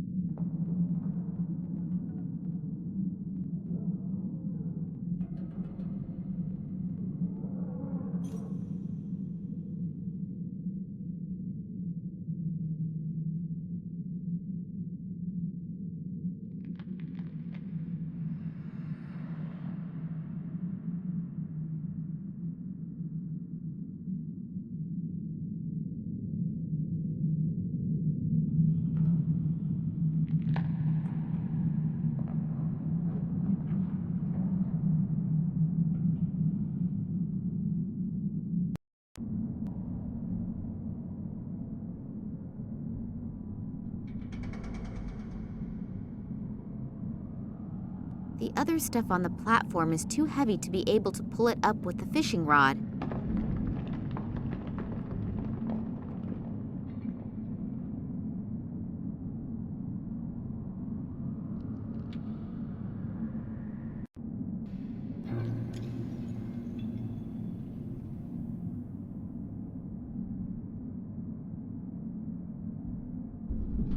Somebody please tell me that I'm dreaming. Just where am I?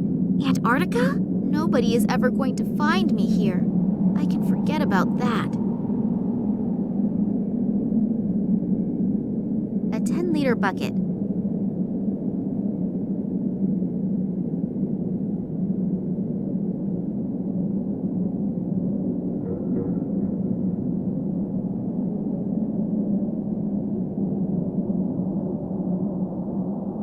A 10-liter bucket.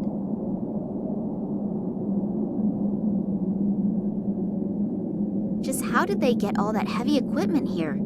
It must have been a huge logistical effort.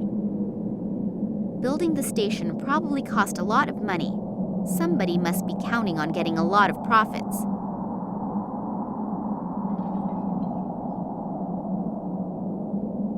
A huge field full of these strange things. I assume that they contain antennas, but what do you do with them? Receive signals? Or send signals? The power consumption of this facility must be gargantuan.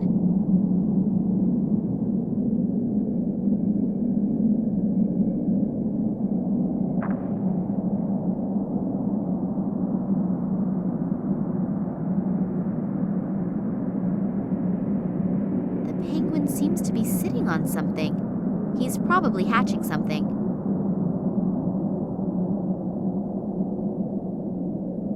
A warning sign. Caution. Precipice.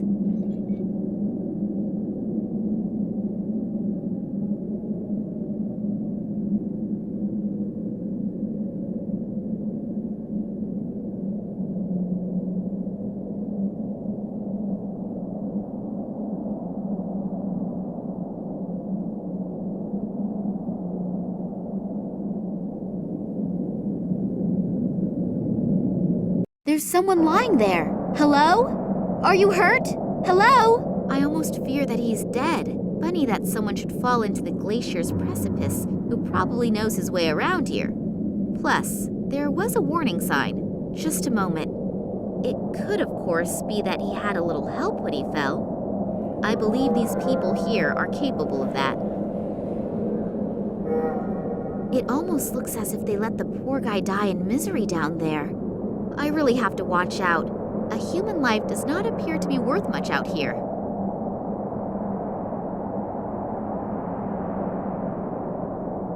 This goes down so deep, I can't even guess where the bottom is.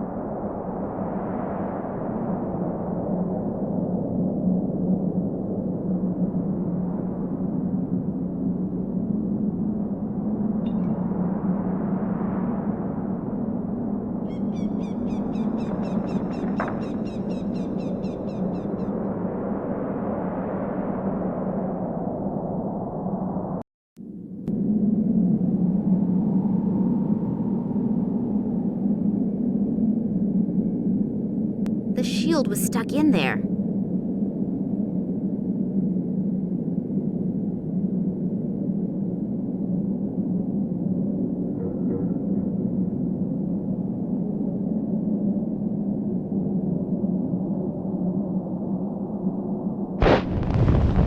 Wow, what an explosion! It appears that it even triggered a small avalanche, but it didn't appear to bother the penguin.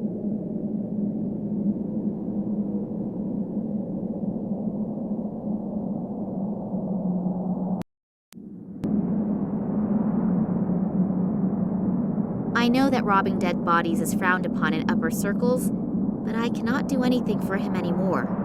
He, however, could perhaps still be helpful.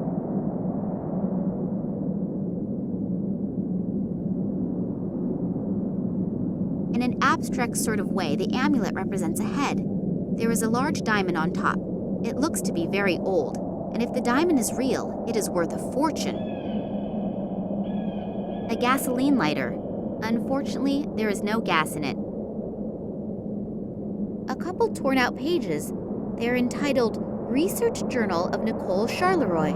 I don't think that this information will help me right now, but I might at least understand better how everything ties together.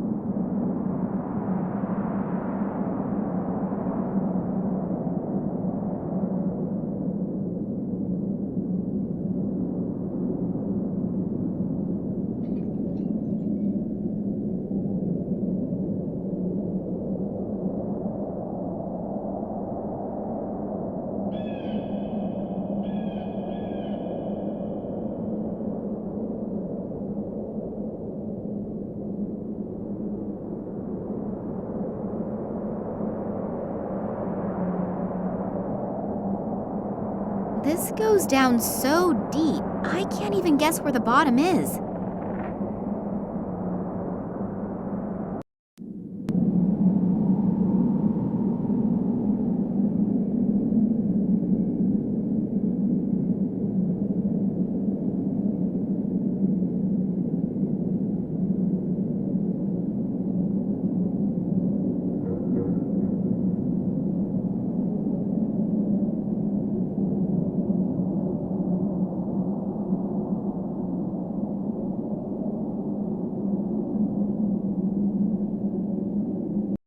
Wow, an old whaling ship, completely enclosed in ice. I wonder how long that has been here. A stationary harpoon. The things have an enormous penetrative ability and a relatively large operational range. What am I supposed to fire at? I haven't really been able to find that many real potential targets here yet.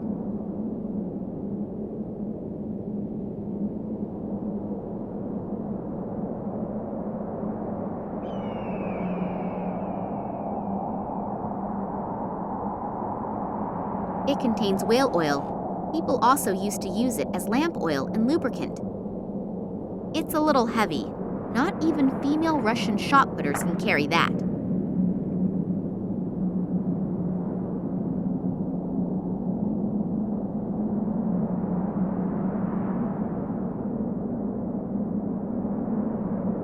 It appears as if there had been a hole in the ice at one time, but it has frozen over almost completely in the meantime.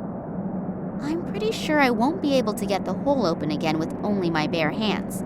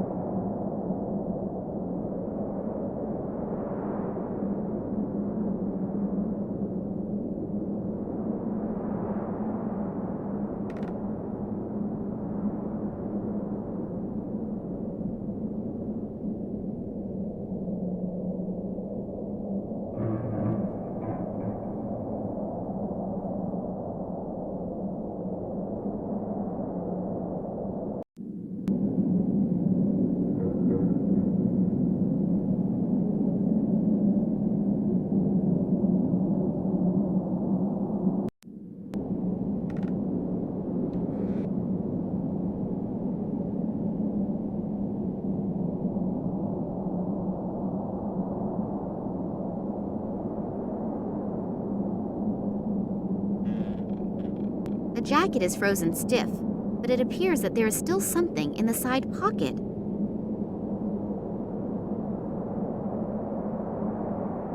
I don't think it will contain any vodka, but in this cold, I would be happy with whiskey too. If I only could get this damned cork out of this bottle.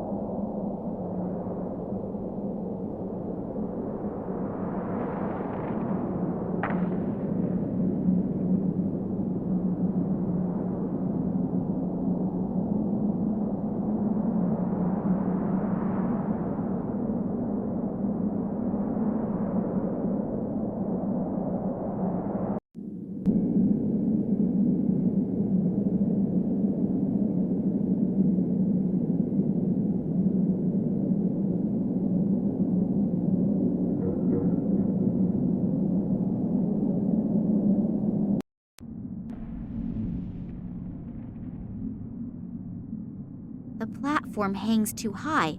I can't reach the stuff.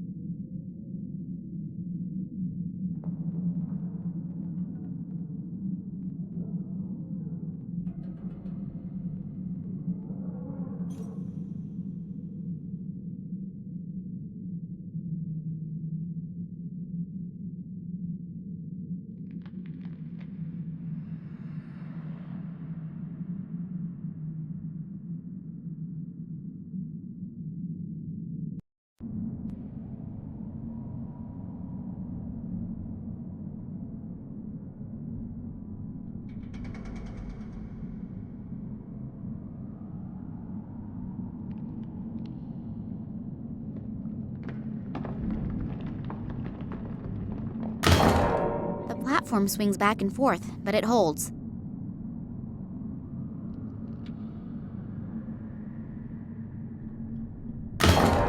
The platform swings back and forth, but it holds.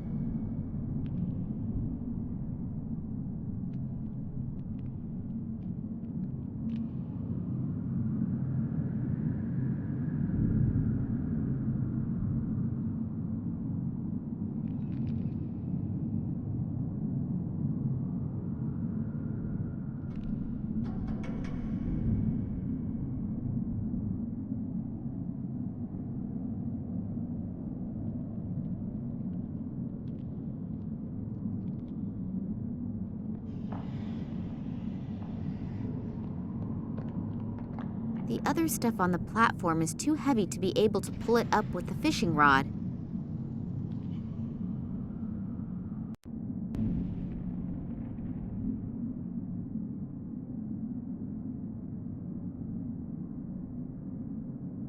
That little bit is just enough for a breakfast egg.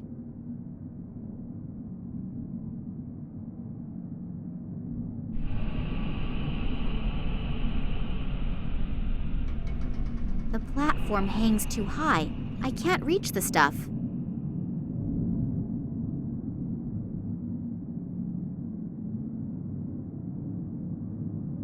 It's not making a sound. Something isn't right.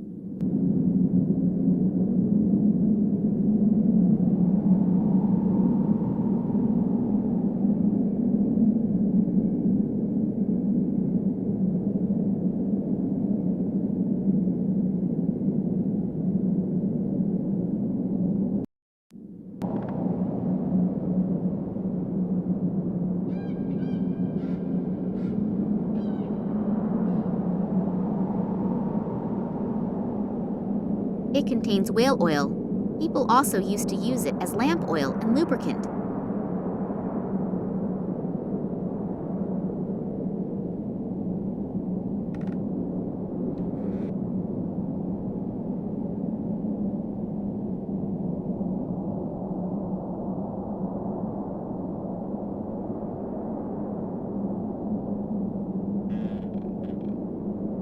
The bedding has soaked up fish oil. It is beastly heavy and stinks like one too.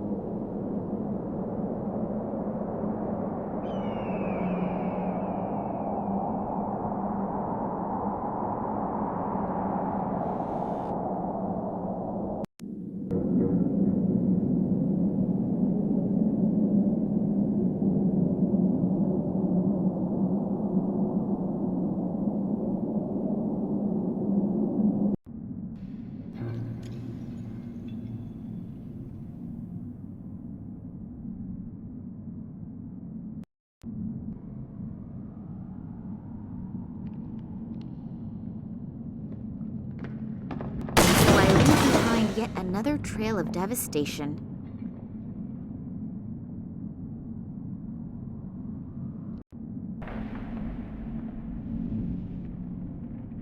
That would be enough for a lot of breakfast eggs.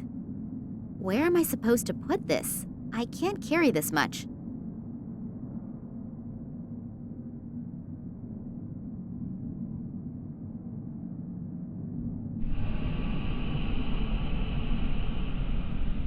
A 10-liter bucket full of salt.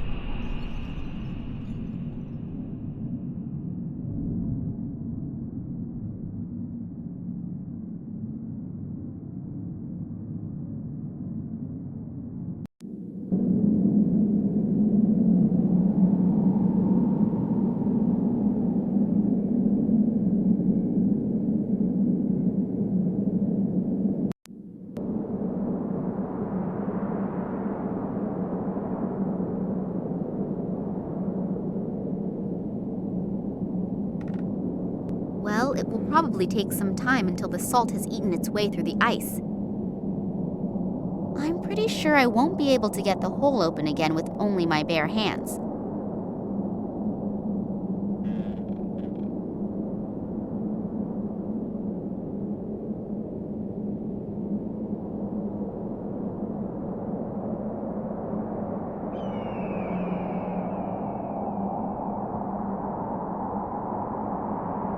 It appears as if there had been a hole in the ice at one time, but it has frozen over almost completely in the meantime.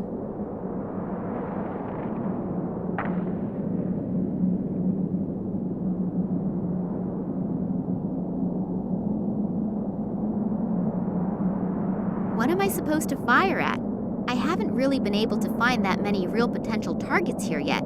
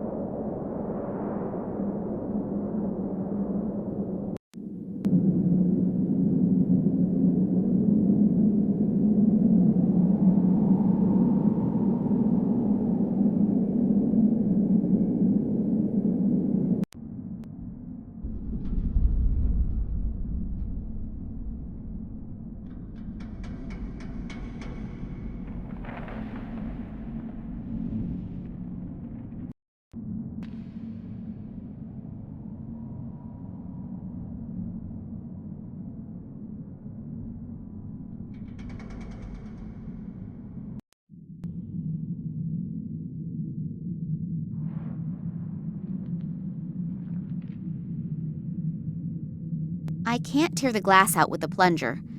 I'll just take it with me again.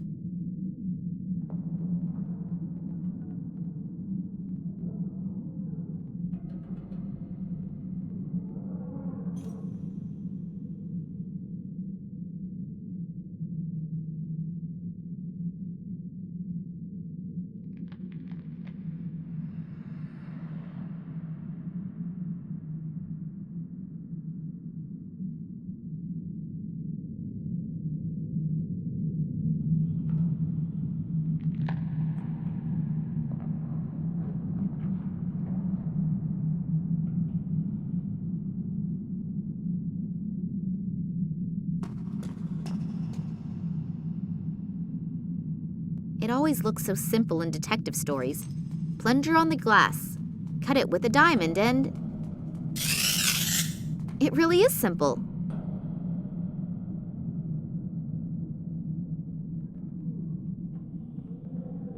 I have no idea what animal this comes from. It's too large to be a chicken egg, but who knows what they are doing here in the station. I think they are capable of anything. Empty.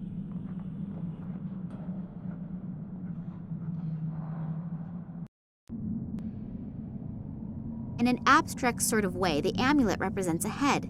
There is a large diamond on top. It looks to be very old, and if the diamond is real, it is worth a fortune.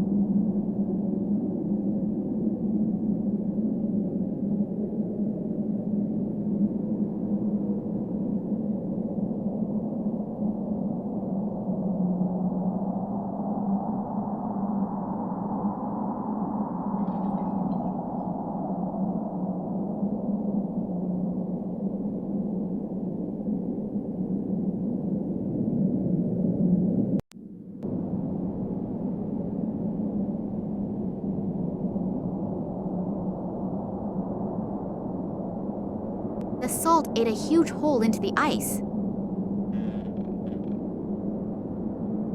Nothing is happening. I probably should try it with some bait.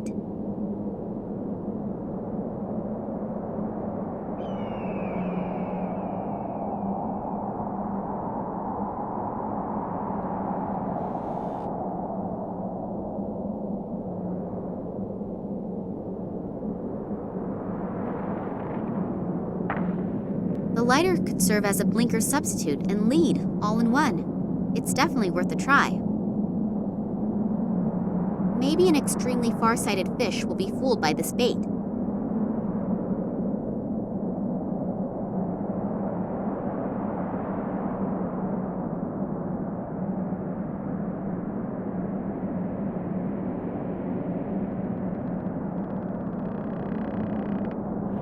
That was easier than I thought it would be.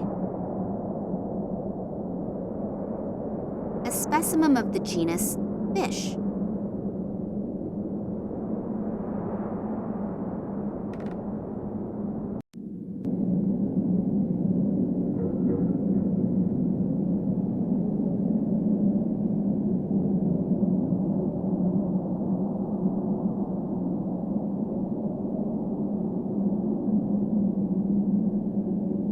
Maybe I can distract it with some fish.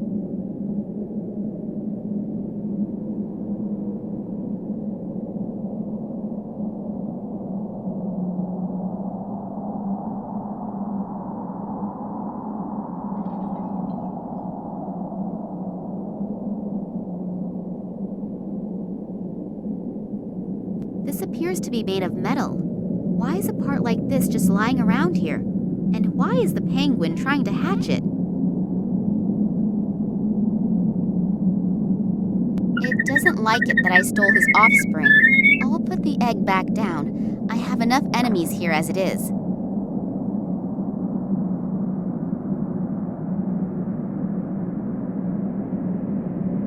At least now the poor little guy has a real chance of seeing something come out of that egg.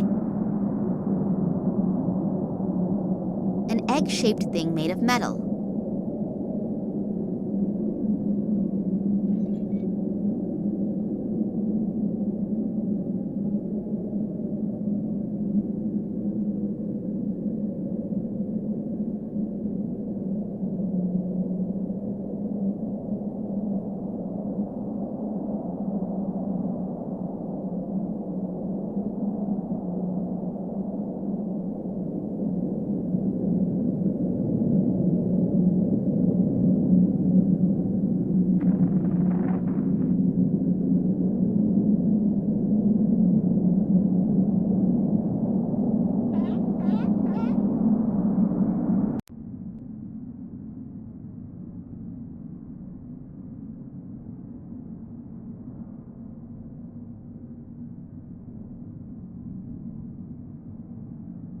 It fits, and the machine is also starting to work again. The pump is running. It's gradually getting warm again.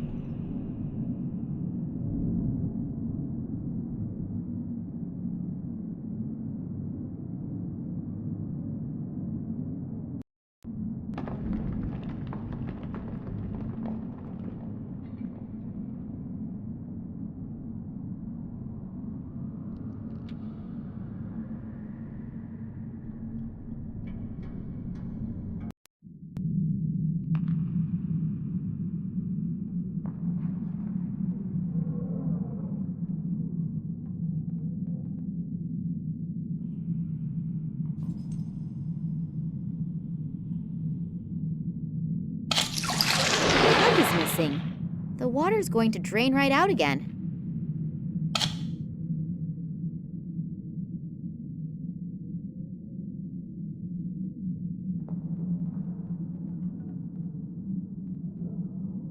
I don't really feel a great need to be a plumber right now.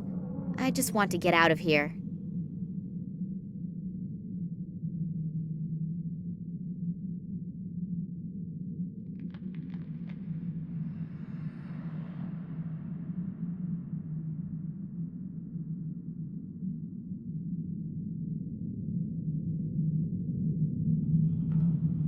I don't think it will contain any vodka, but in this cold, I would be happy with whiskey too. If I only could get this damned cork out of this bottle.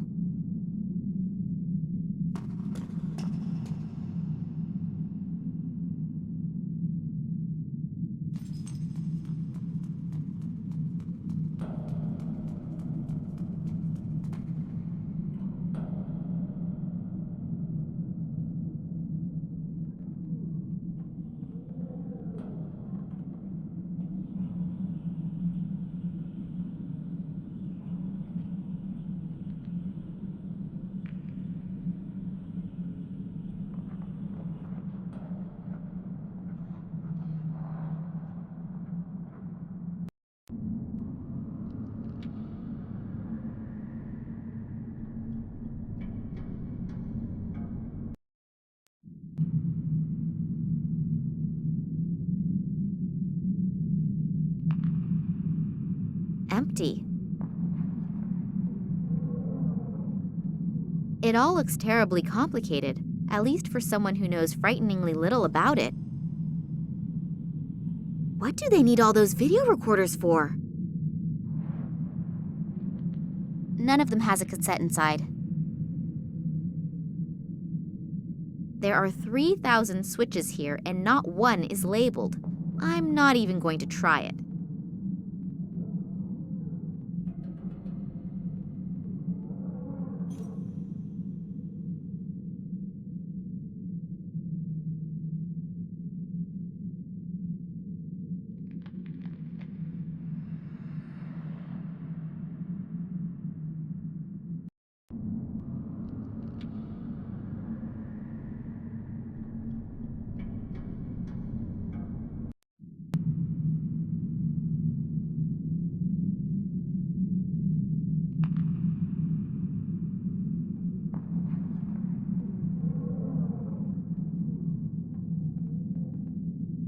So, pulled the cork in style. A cork.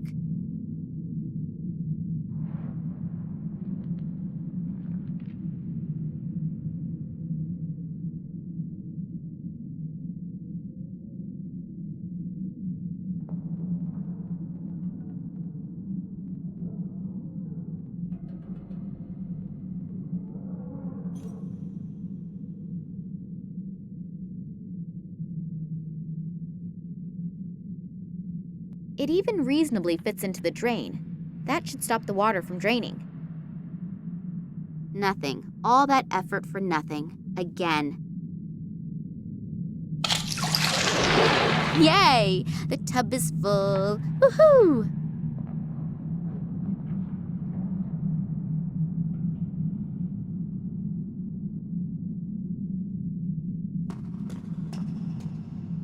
Now all I need is a relaxing bath oil.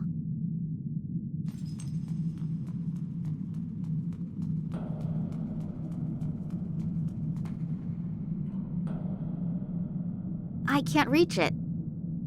A video camera in the bathroom? I wouldn't want to take a shower in here.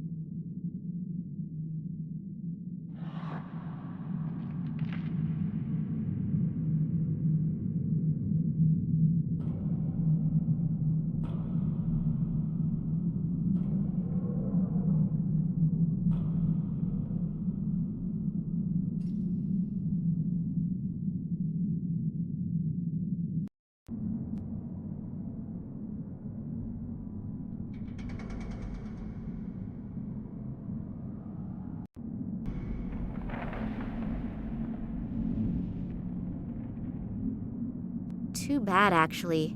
It was just about to get nice and warm.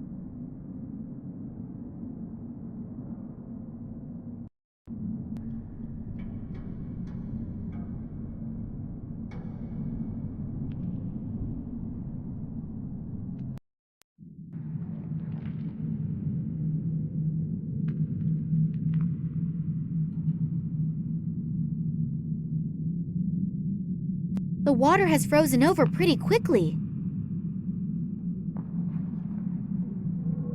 I hope that the ice will hold me.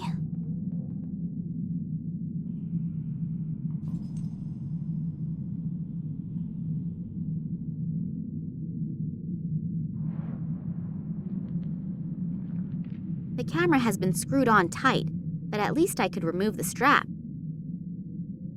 The video cassette from the surveillance camera in the bathroom.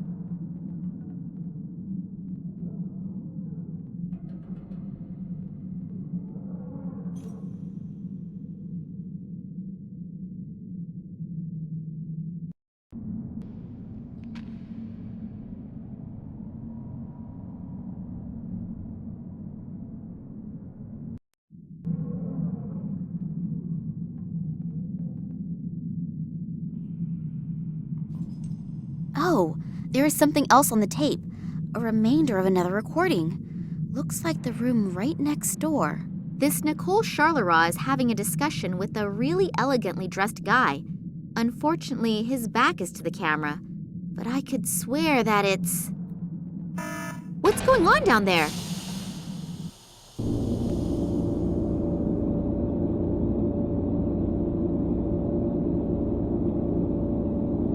I heard we are ready. Yes, apart from a few small details, everything is ready. Thanks to the artifact, we were able to quickly bring the radiation fields to the desired level. So I was right. About the artifact? About you, Professor Charleroi. Your team has truly done magnificent work. And Sergei, Oleg, you also deserve a lot of praise. Thank you. It was an honor for us. But enough self-congratulations. We still have a lot to do. Mankind is waiting for us to relieve them from a few decisions. Massimo Gartuzzo? If he's involved in this, it must be a really big thing. And if he goes to the ends of the world just for this, then I'd rather not dwell on how big this thing is. Realistically, there are only two possibilities. Either I make sure there is a super big noise, or I die clandestinely, quietly, and unnoticed. And since I definitely do not feel like dying, I should think of something that makes a huge kaboom. Only I probably won't be able to do much by myself. I need help, and I need it fast.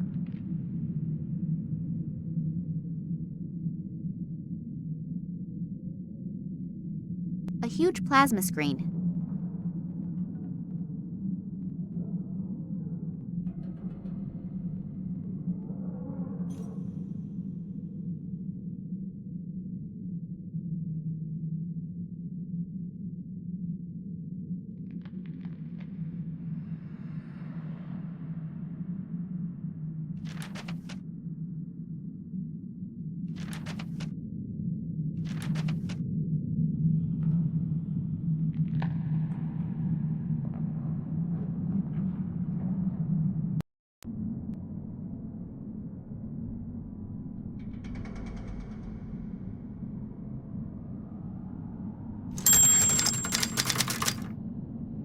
Two, 5, 1, 3. Done it.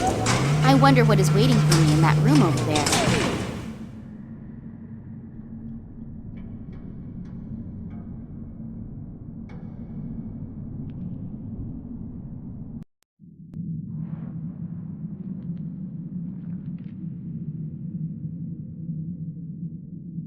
There is something in the close vicinity of the research station, most likely an airplane.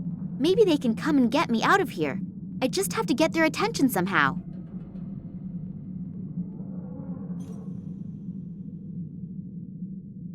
All of the equipment looks to be completely out of date.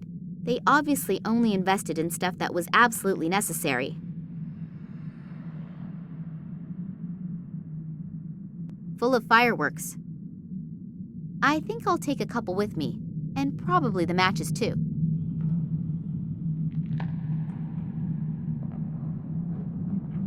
All of the equipment looks to be completely out of date. They obviously only invested in stuff that was absolutely necessary.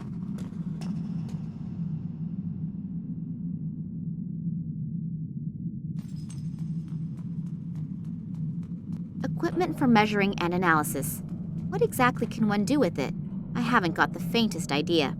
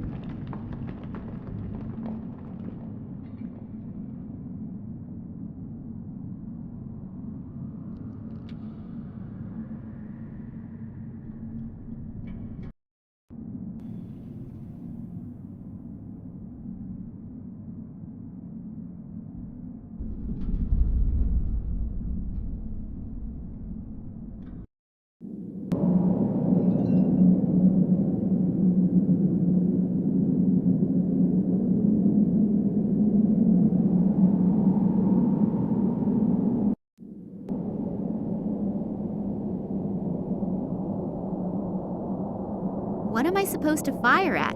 I haven't really been able to find that many real potential targets here yet. It's a little heavy.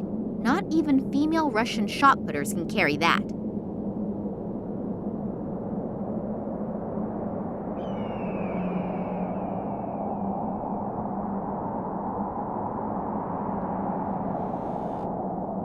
Hopefully the fuses will work again if I pour the whale oil over them. Flares. I assume that they are used to mark the landing spot for helicopters and airplanes. If I put them on the floor and light them, that won't help much either. Maybe I can use them somewhere else that makes more sense.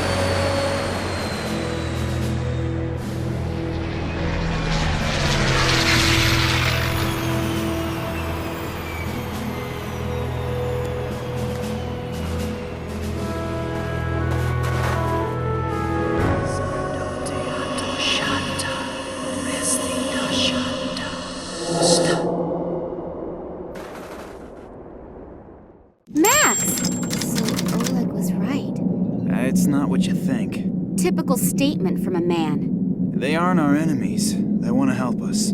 I've had my fill lately of people who allegedly want to help me. Yeah, I know. I'm really sorry about Oleg. How did you know? Later. These men have brought me here to... So you are in cahoots with them? They're the same guys who were seen in the museum by the janitor and the little girl when my father was kidnapped, right? Yes, and the sect did actually kidnap your father, but for his own protection. Don't worry, he's fine. For his protection? From people like you? You played me for a sucker and were working with these guys the entire time. No, when I got back from Ireland, the sect also kidnapped me. Then they explained how everything fits together. I'd never seen these guys before that. You have to believe me. Do I? During his investigation into the Tunguska catastrophe, your father stumbled onto something that has to be kept secret at all costs. The sect has done everything it can to make sure this secret doesn't fall into the wrong hands. And what is that? The people believe that they're the offspring of aliens from outer space. Oh, God. And the Tunguska catastrophe was caused by a nuclear-powered interstellar spaceship that crashed while trying to rescue its last living survivors from Earth. Bullshit! Psst. Don't tell me you believe that. I don't know what I should believe anymore. Do you remember your encounter with the sect? In Tunguska? Yes. It was pretty weird. The fact is that in the summer of 1908, an unidentified object was annihilated in a detonation as powerful as a modern hydrogen bomb, but they found no crater and no remains. Then these strange fragments appeared years later. Your father examined them and discovered that they were made from materials that didn't come from Earth, but were processed. The Kalenkov report? Exactly. Then the military got a hold of the material, and your father was prohibited from doing any more research. When he and Manuel Perez took off again for the Tunguska region, Perez accidentally became a victim of an experiment that the military was conducting with the extraterrestrial object there. Your father realizes how dangerous the material is, but he continues to do research despite, or maybe because of it, until he comes across evidence of the Zopa, whose abandoned caves he discovers in China. There he discovers artifacts that consist of the same extraterrestrial material as the fragments from the Tunguska region. A strange connection, don't you think? And one of the artifacts is here now, delivered personally by Nina Kalenkov. The station belongs to a man named Massimo Gattuso. Have you ever heard his name before? Billionaire, divorced 3 times, devastatingly handsome. You can ask him for an autograph in a second. What? He's here. I saw him below in the station. Hopefully we aren't too late. He bought shares in all the telecommunication companies through middlemen and will soon control the entire mobile network. So what? Are you afraid that the prices per minute will go up? Be serious for a second, Nina. Don't you have any idea what they're planning here? Think about Perez's accident, the psychiatric clinic in Cuba, the French female scientist, and the Russians' animal experiments. Give me a hint. They are working on a technology that will manipulate thoughts. Oh, come on. First you come to me with these aliens, and now this? It sounds inconceivable, I know. But research into this technology is nothing new. As far as I know, no one has been successful yet.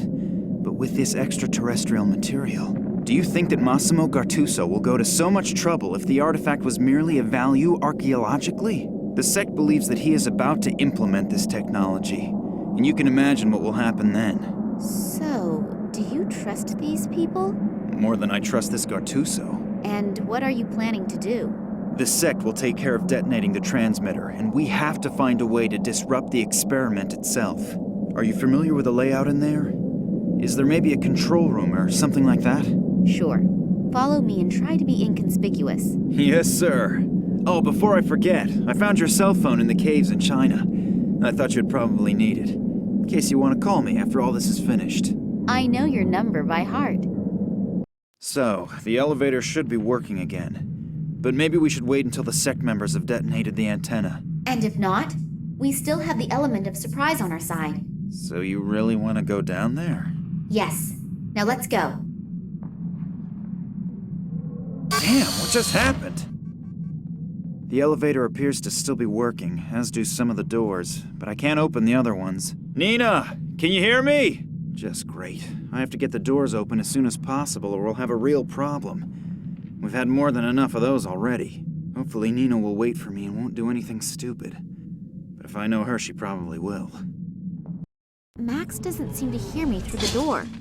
Now what? Hopefully he'll get the door open again. But I can't really wait for him to do it. We have no time to lose. Maybe that elevator still works. Then I can look around a little downstairs.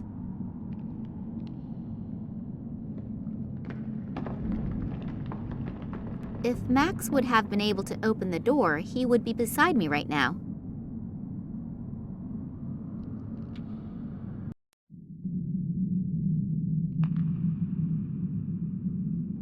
A radiator.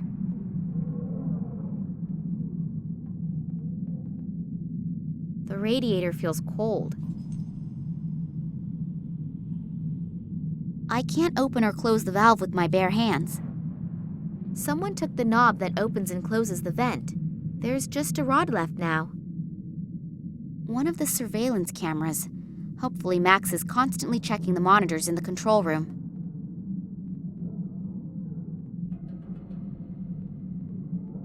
There's no reception here.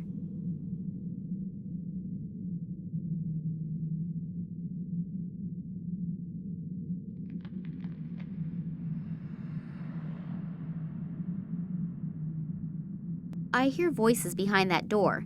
As long as I don't have an army behind me, I really shouldn't go in there.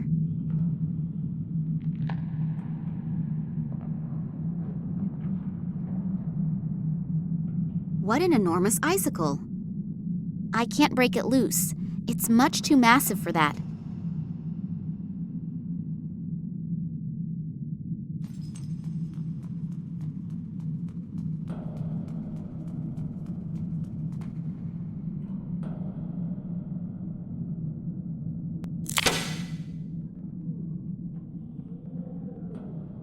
What an enormous icicle!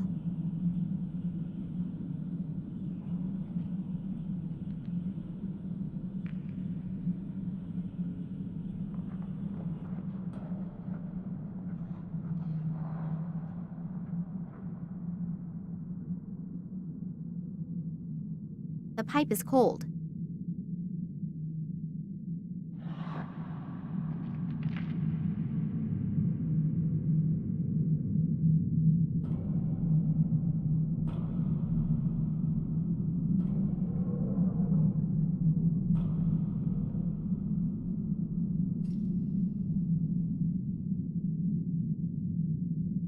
In some places where the walls have cracked, the ice is visible behind the walls. We must therefore be below sea level.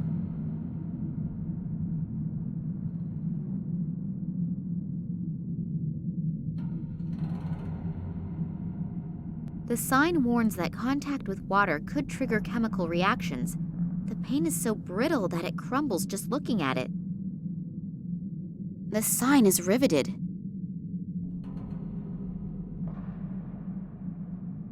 There are 2 labels on it: danger, explosive, and do not bring in contact with water. For such dangerous stuff, that vat sure doesn't make a stable impression. I'd better not touch it. The labels on it promise a lot of trouble if I do, and I have more than enough of that already.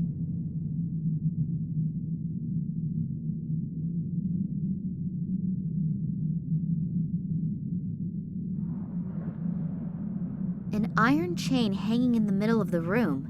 No idea what that's good for.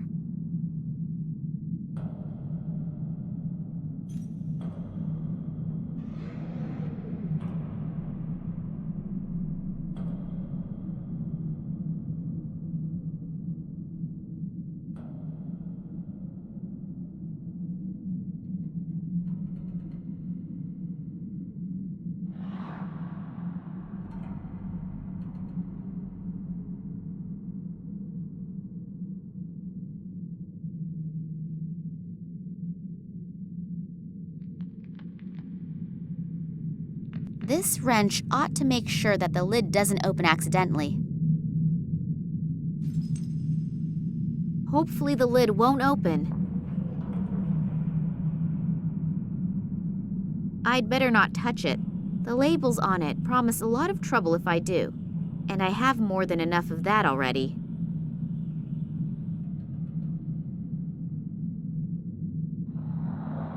The tube leads through the wall into the hallway.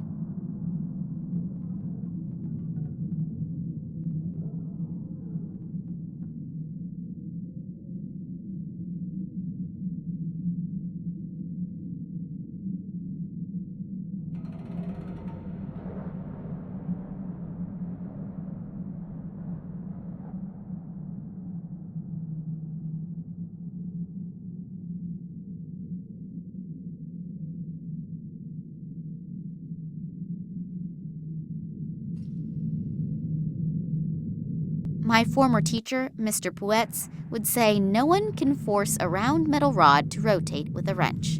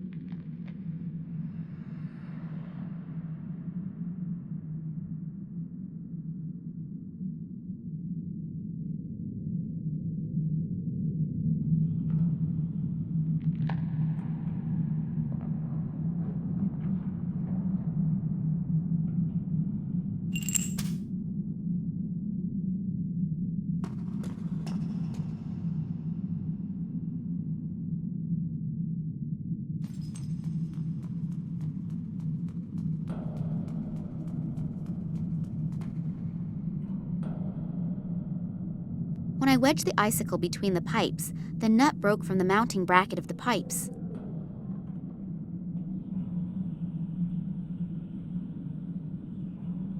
When I wedged the icicle between a wrench. I can't think of anything more to say on that subject.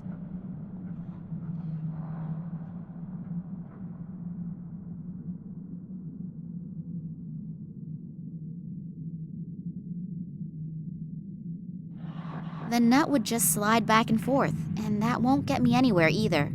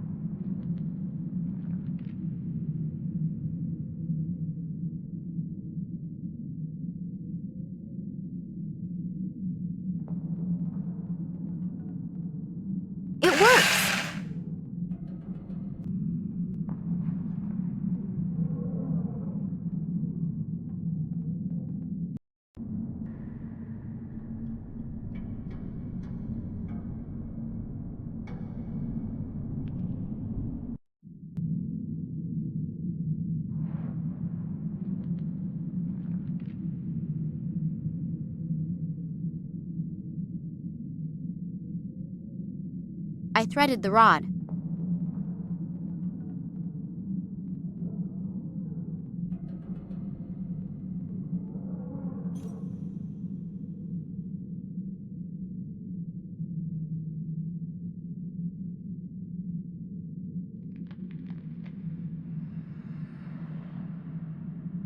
The radiator feels cold.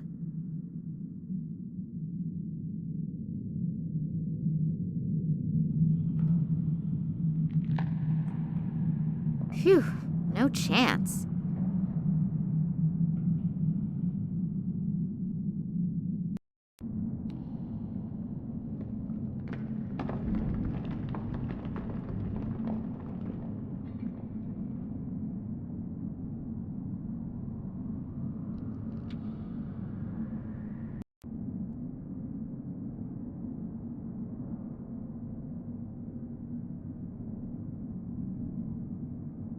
I've gotten warm enough now.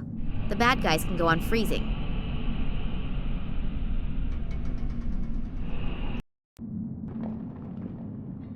If Max would have been able to open the door, he would be beside me right now.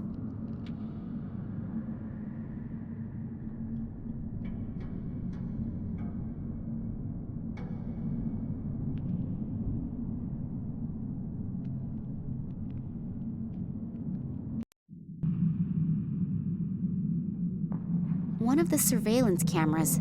Hopefully Max is constantly checking the monitors in the control room.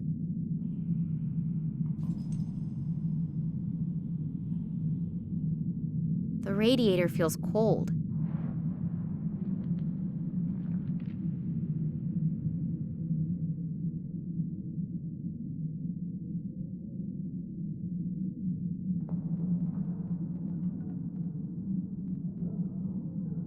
The pipe is cold.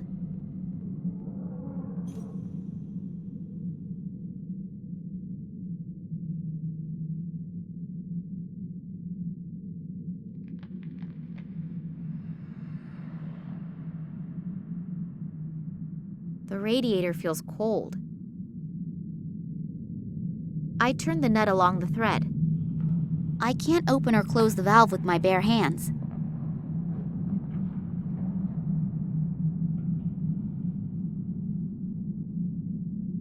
Phew, no chance. One of the surveillance cameras. Hopefully Max is constantly checking the monitors in the control room.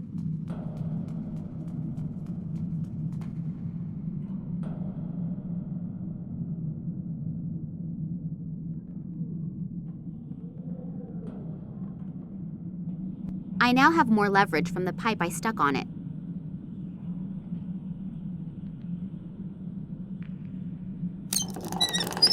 Phew. That's it then. The vent is open.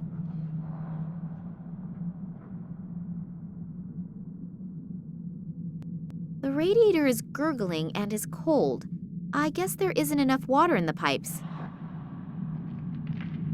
One of the surveillance cameras. Hopefully Max is constantly checking the monitors in the control room.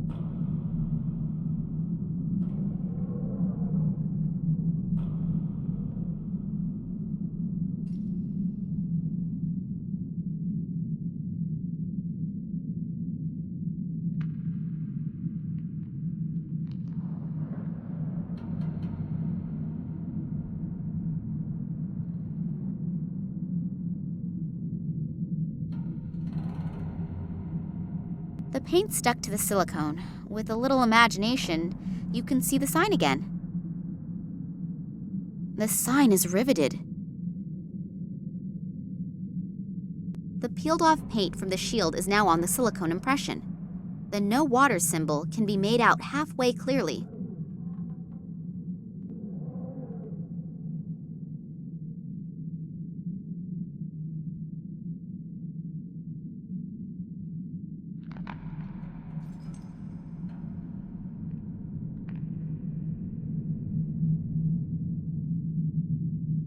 Water? Heat? There's no water in the heating unit? I'll see if I can find a control unit for the water feed. I hope that was the right switch.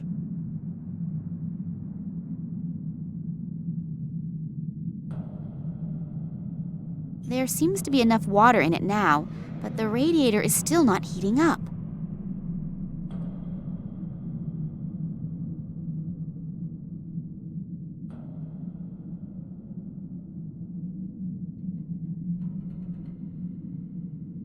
If my plan works and Max understands my clues, the heater will get warm, and so will the pipes with the icicle between them. When it melts and slides out of the pipes, it will hopefully push the vat from the shelf onto the floor. And as soon as the vat cover opens and the highly explosive chemical comes into contact with the ice on the floor, it will go kaboom! A great fuse! If I could somehow get out of here, I should close the valve again afterwards, otherwise this whole joint will blow with me and Max inside. There's no flame lit in the heating unit? Well, then let's look for the right button that fires it up. So, that should have been it. Ah, damn it! Nina, look out! So I did hear right. The lady did actually manage to free herself. Well then, come along. The boss is already eagerly waiting to make your acquaintance. Ah, Miss Kalinkov. We finally meet in person. Please excuse my bad manners. I would have introduced myself much sooner, but as you can see, I'm under quite a bit of stress. Allow me to introduce myself, Massimo Gattuso. Kidnapping, aggravated assault, and whatever else you ordered to do. So you're considering that good form? No, but special circumstances unfortunately demand special measures. But since you are already here, may I offer you a front row seat for the world premiere? Thanks, but I'm not interested. Then you'll really be missing something. You will witness how my new marketing measures will lead humanity into a happier future. I can't wait. As you should. I'm sure you're familiar with it. You spend days thinking about which dress you should buy, and then you have a fight with your boyfriend about whether you should buy the red or the green couch. I don't need a couch, and certainly not a green one. I will relieve humanity from these problems in the future. Through brainwashing? I call it help in decision-making. It will not only save people a lot of trouble, but they will also have more time to concentrate on really important things. You have to admit, it's a truly noble gesture on my part. I have to admit, you're even sicker than I thought. All you care about is selling your products. You don't give a shit about the people. What a shame that you don't appreciate my plans. Don't worry, though. You won't be in the position to take offense. And now, if you'll please excuse me, I have to prepare for the first test run. And if I can offer you a word of advice, be happy that you will be allowed to witness this spectacle. It would be a shame if you couldn't enjoy your last hours on Earth, wouldn't it? It can't be much longer until the icicle slips from the pipe. I have to get out of here, fast! Massimo wants to realize his sick plans with it. I won't be able to get there unnoticed. I really trusted that guy. How could I be so stupid? I would like... Quiet! Professor Charleroi has to concentrate. His pseudo-charming way hides a textbook archetypal slick and unscrupulous supervillain.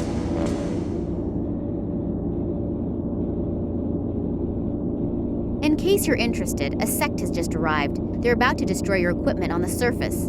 Yeah, sure. Who is leading them? Superheroes who are saving the world? I'm serious. I think you're missing my point. And now please excuse me. I don't have time to talk. To build all these devices here at the edge of the world, that must have been a huge effort. What's it all for? The equipment is extremely sensitive. Do you see the big display back there? It's hard to overlook. The project is strictly monitored, because incorrect radiation could lead to a malfunction. We've therefore played it safe and built part of the complex underground.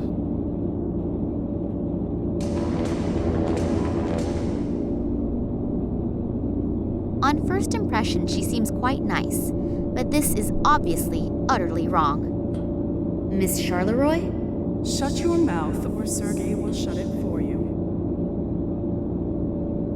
Another one who has made a fool of me this entire time. I assume that he was Massimo's information source in Russia. My interest in a conversation with him approximates the temperatures down here. I assume that Sergei isn't just standing there for the fun of it. According to Massimo, these monitors serve to check whether the conditions are still at optimum or whether there are problems, such as interfering radiation. It appears that all displays are currently in the normal range.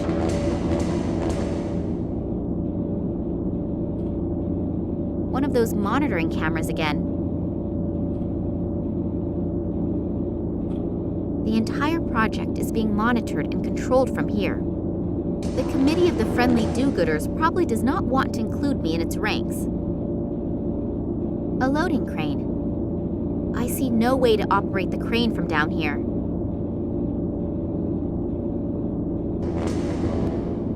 I can't kill them all at once. Once I killed the first person, I probably would be dead on the floor.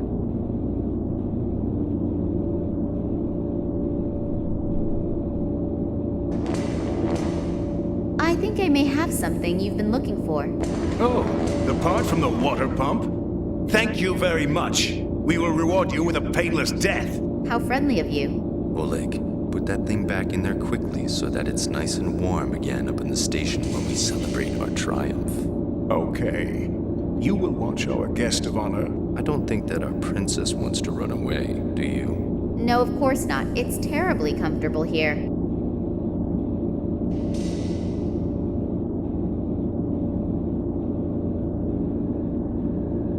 I can't kill them all at once. Once I killed the first person, I probably would be dead on the floor. Max must be up there. Hopefully they haven't caught him yet. I won't be able to get there unnoticed.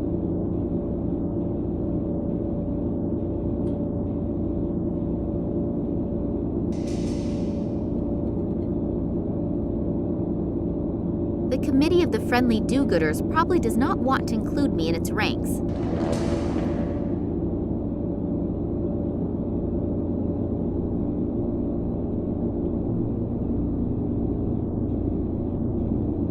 There's no reception here.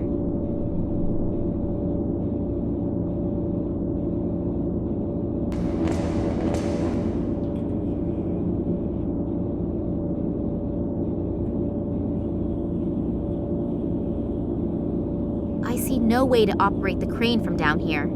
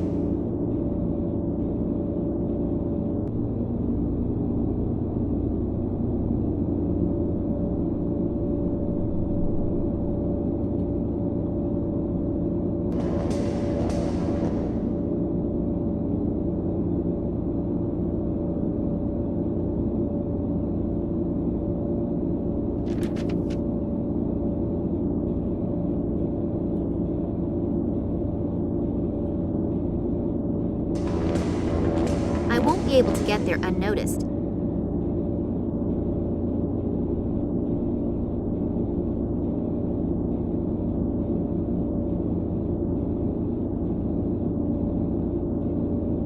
I can't kill them all at once.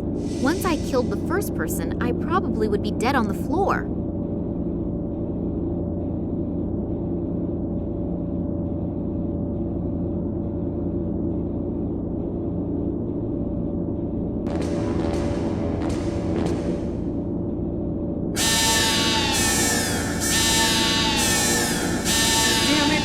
Some interfering radiation here somewhere. If we don't get it under control quickly, we'll have to stop the experiment.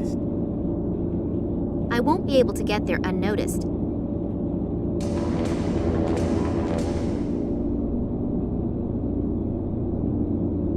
You mean escape using the crane? We'll see if that goes well. But I don't have a better idea, so let's give it a shot. Good luck, Nina. It's getting warm up there, and the champagne is being chilled. This means that there is nothing standing in the way of our party. The celebration will have to wait. We have some serious problems here.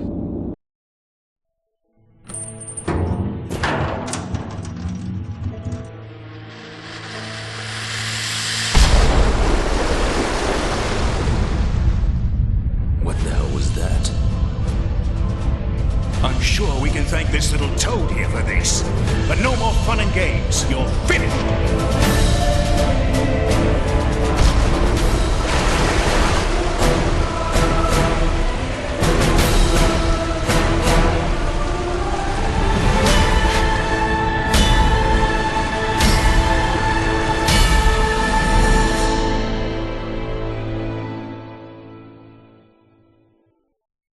I'm sorry that I was wrong about you, but Oleg was very convincing and... That's okay. I'm a man. I don't hold a grudge.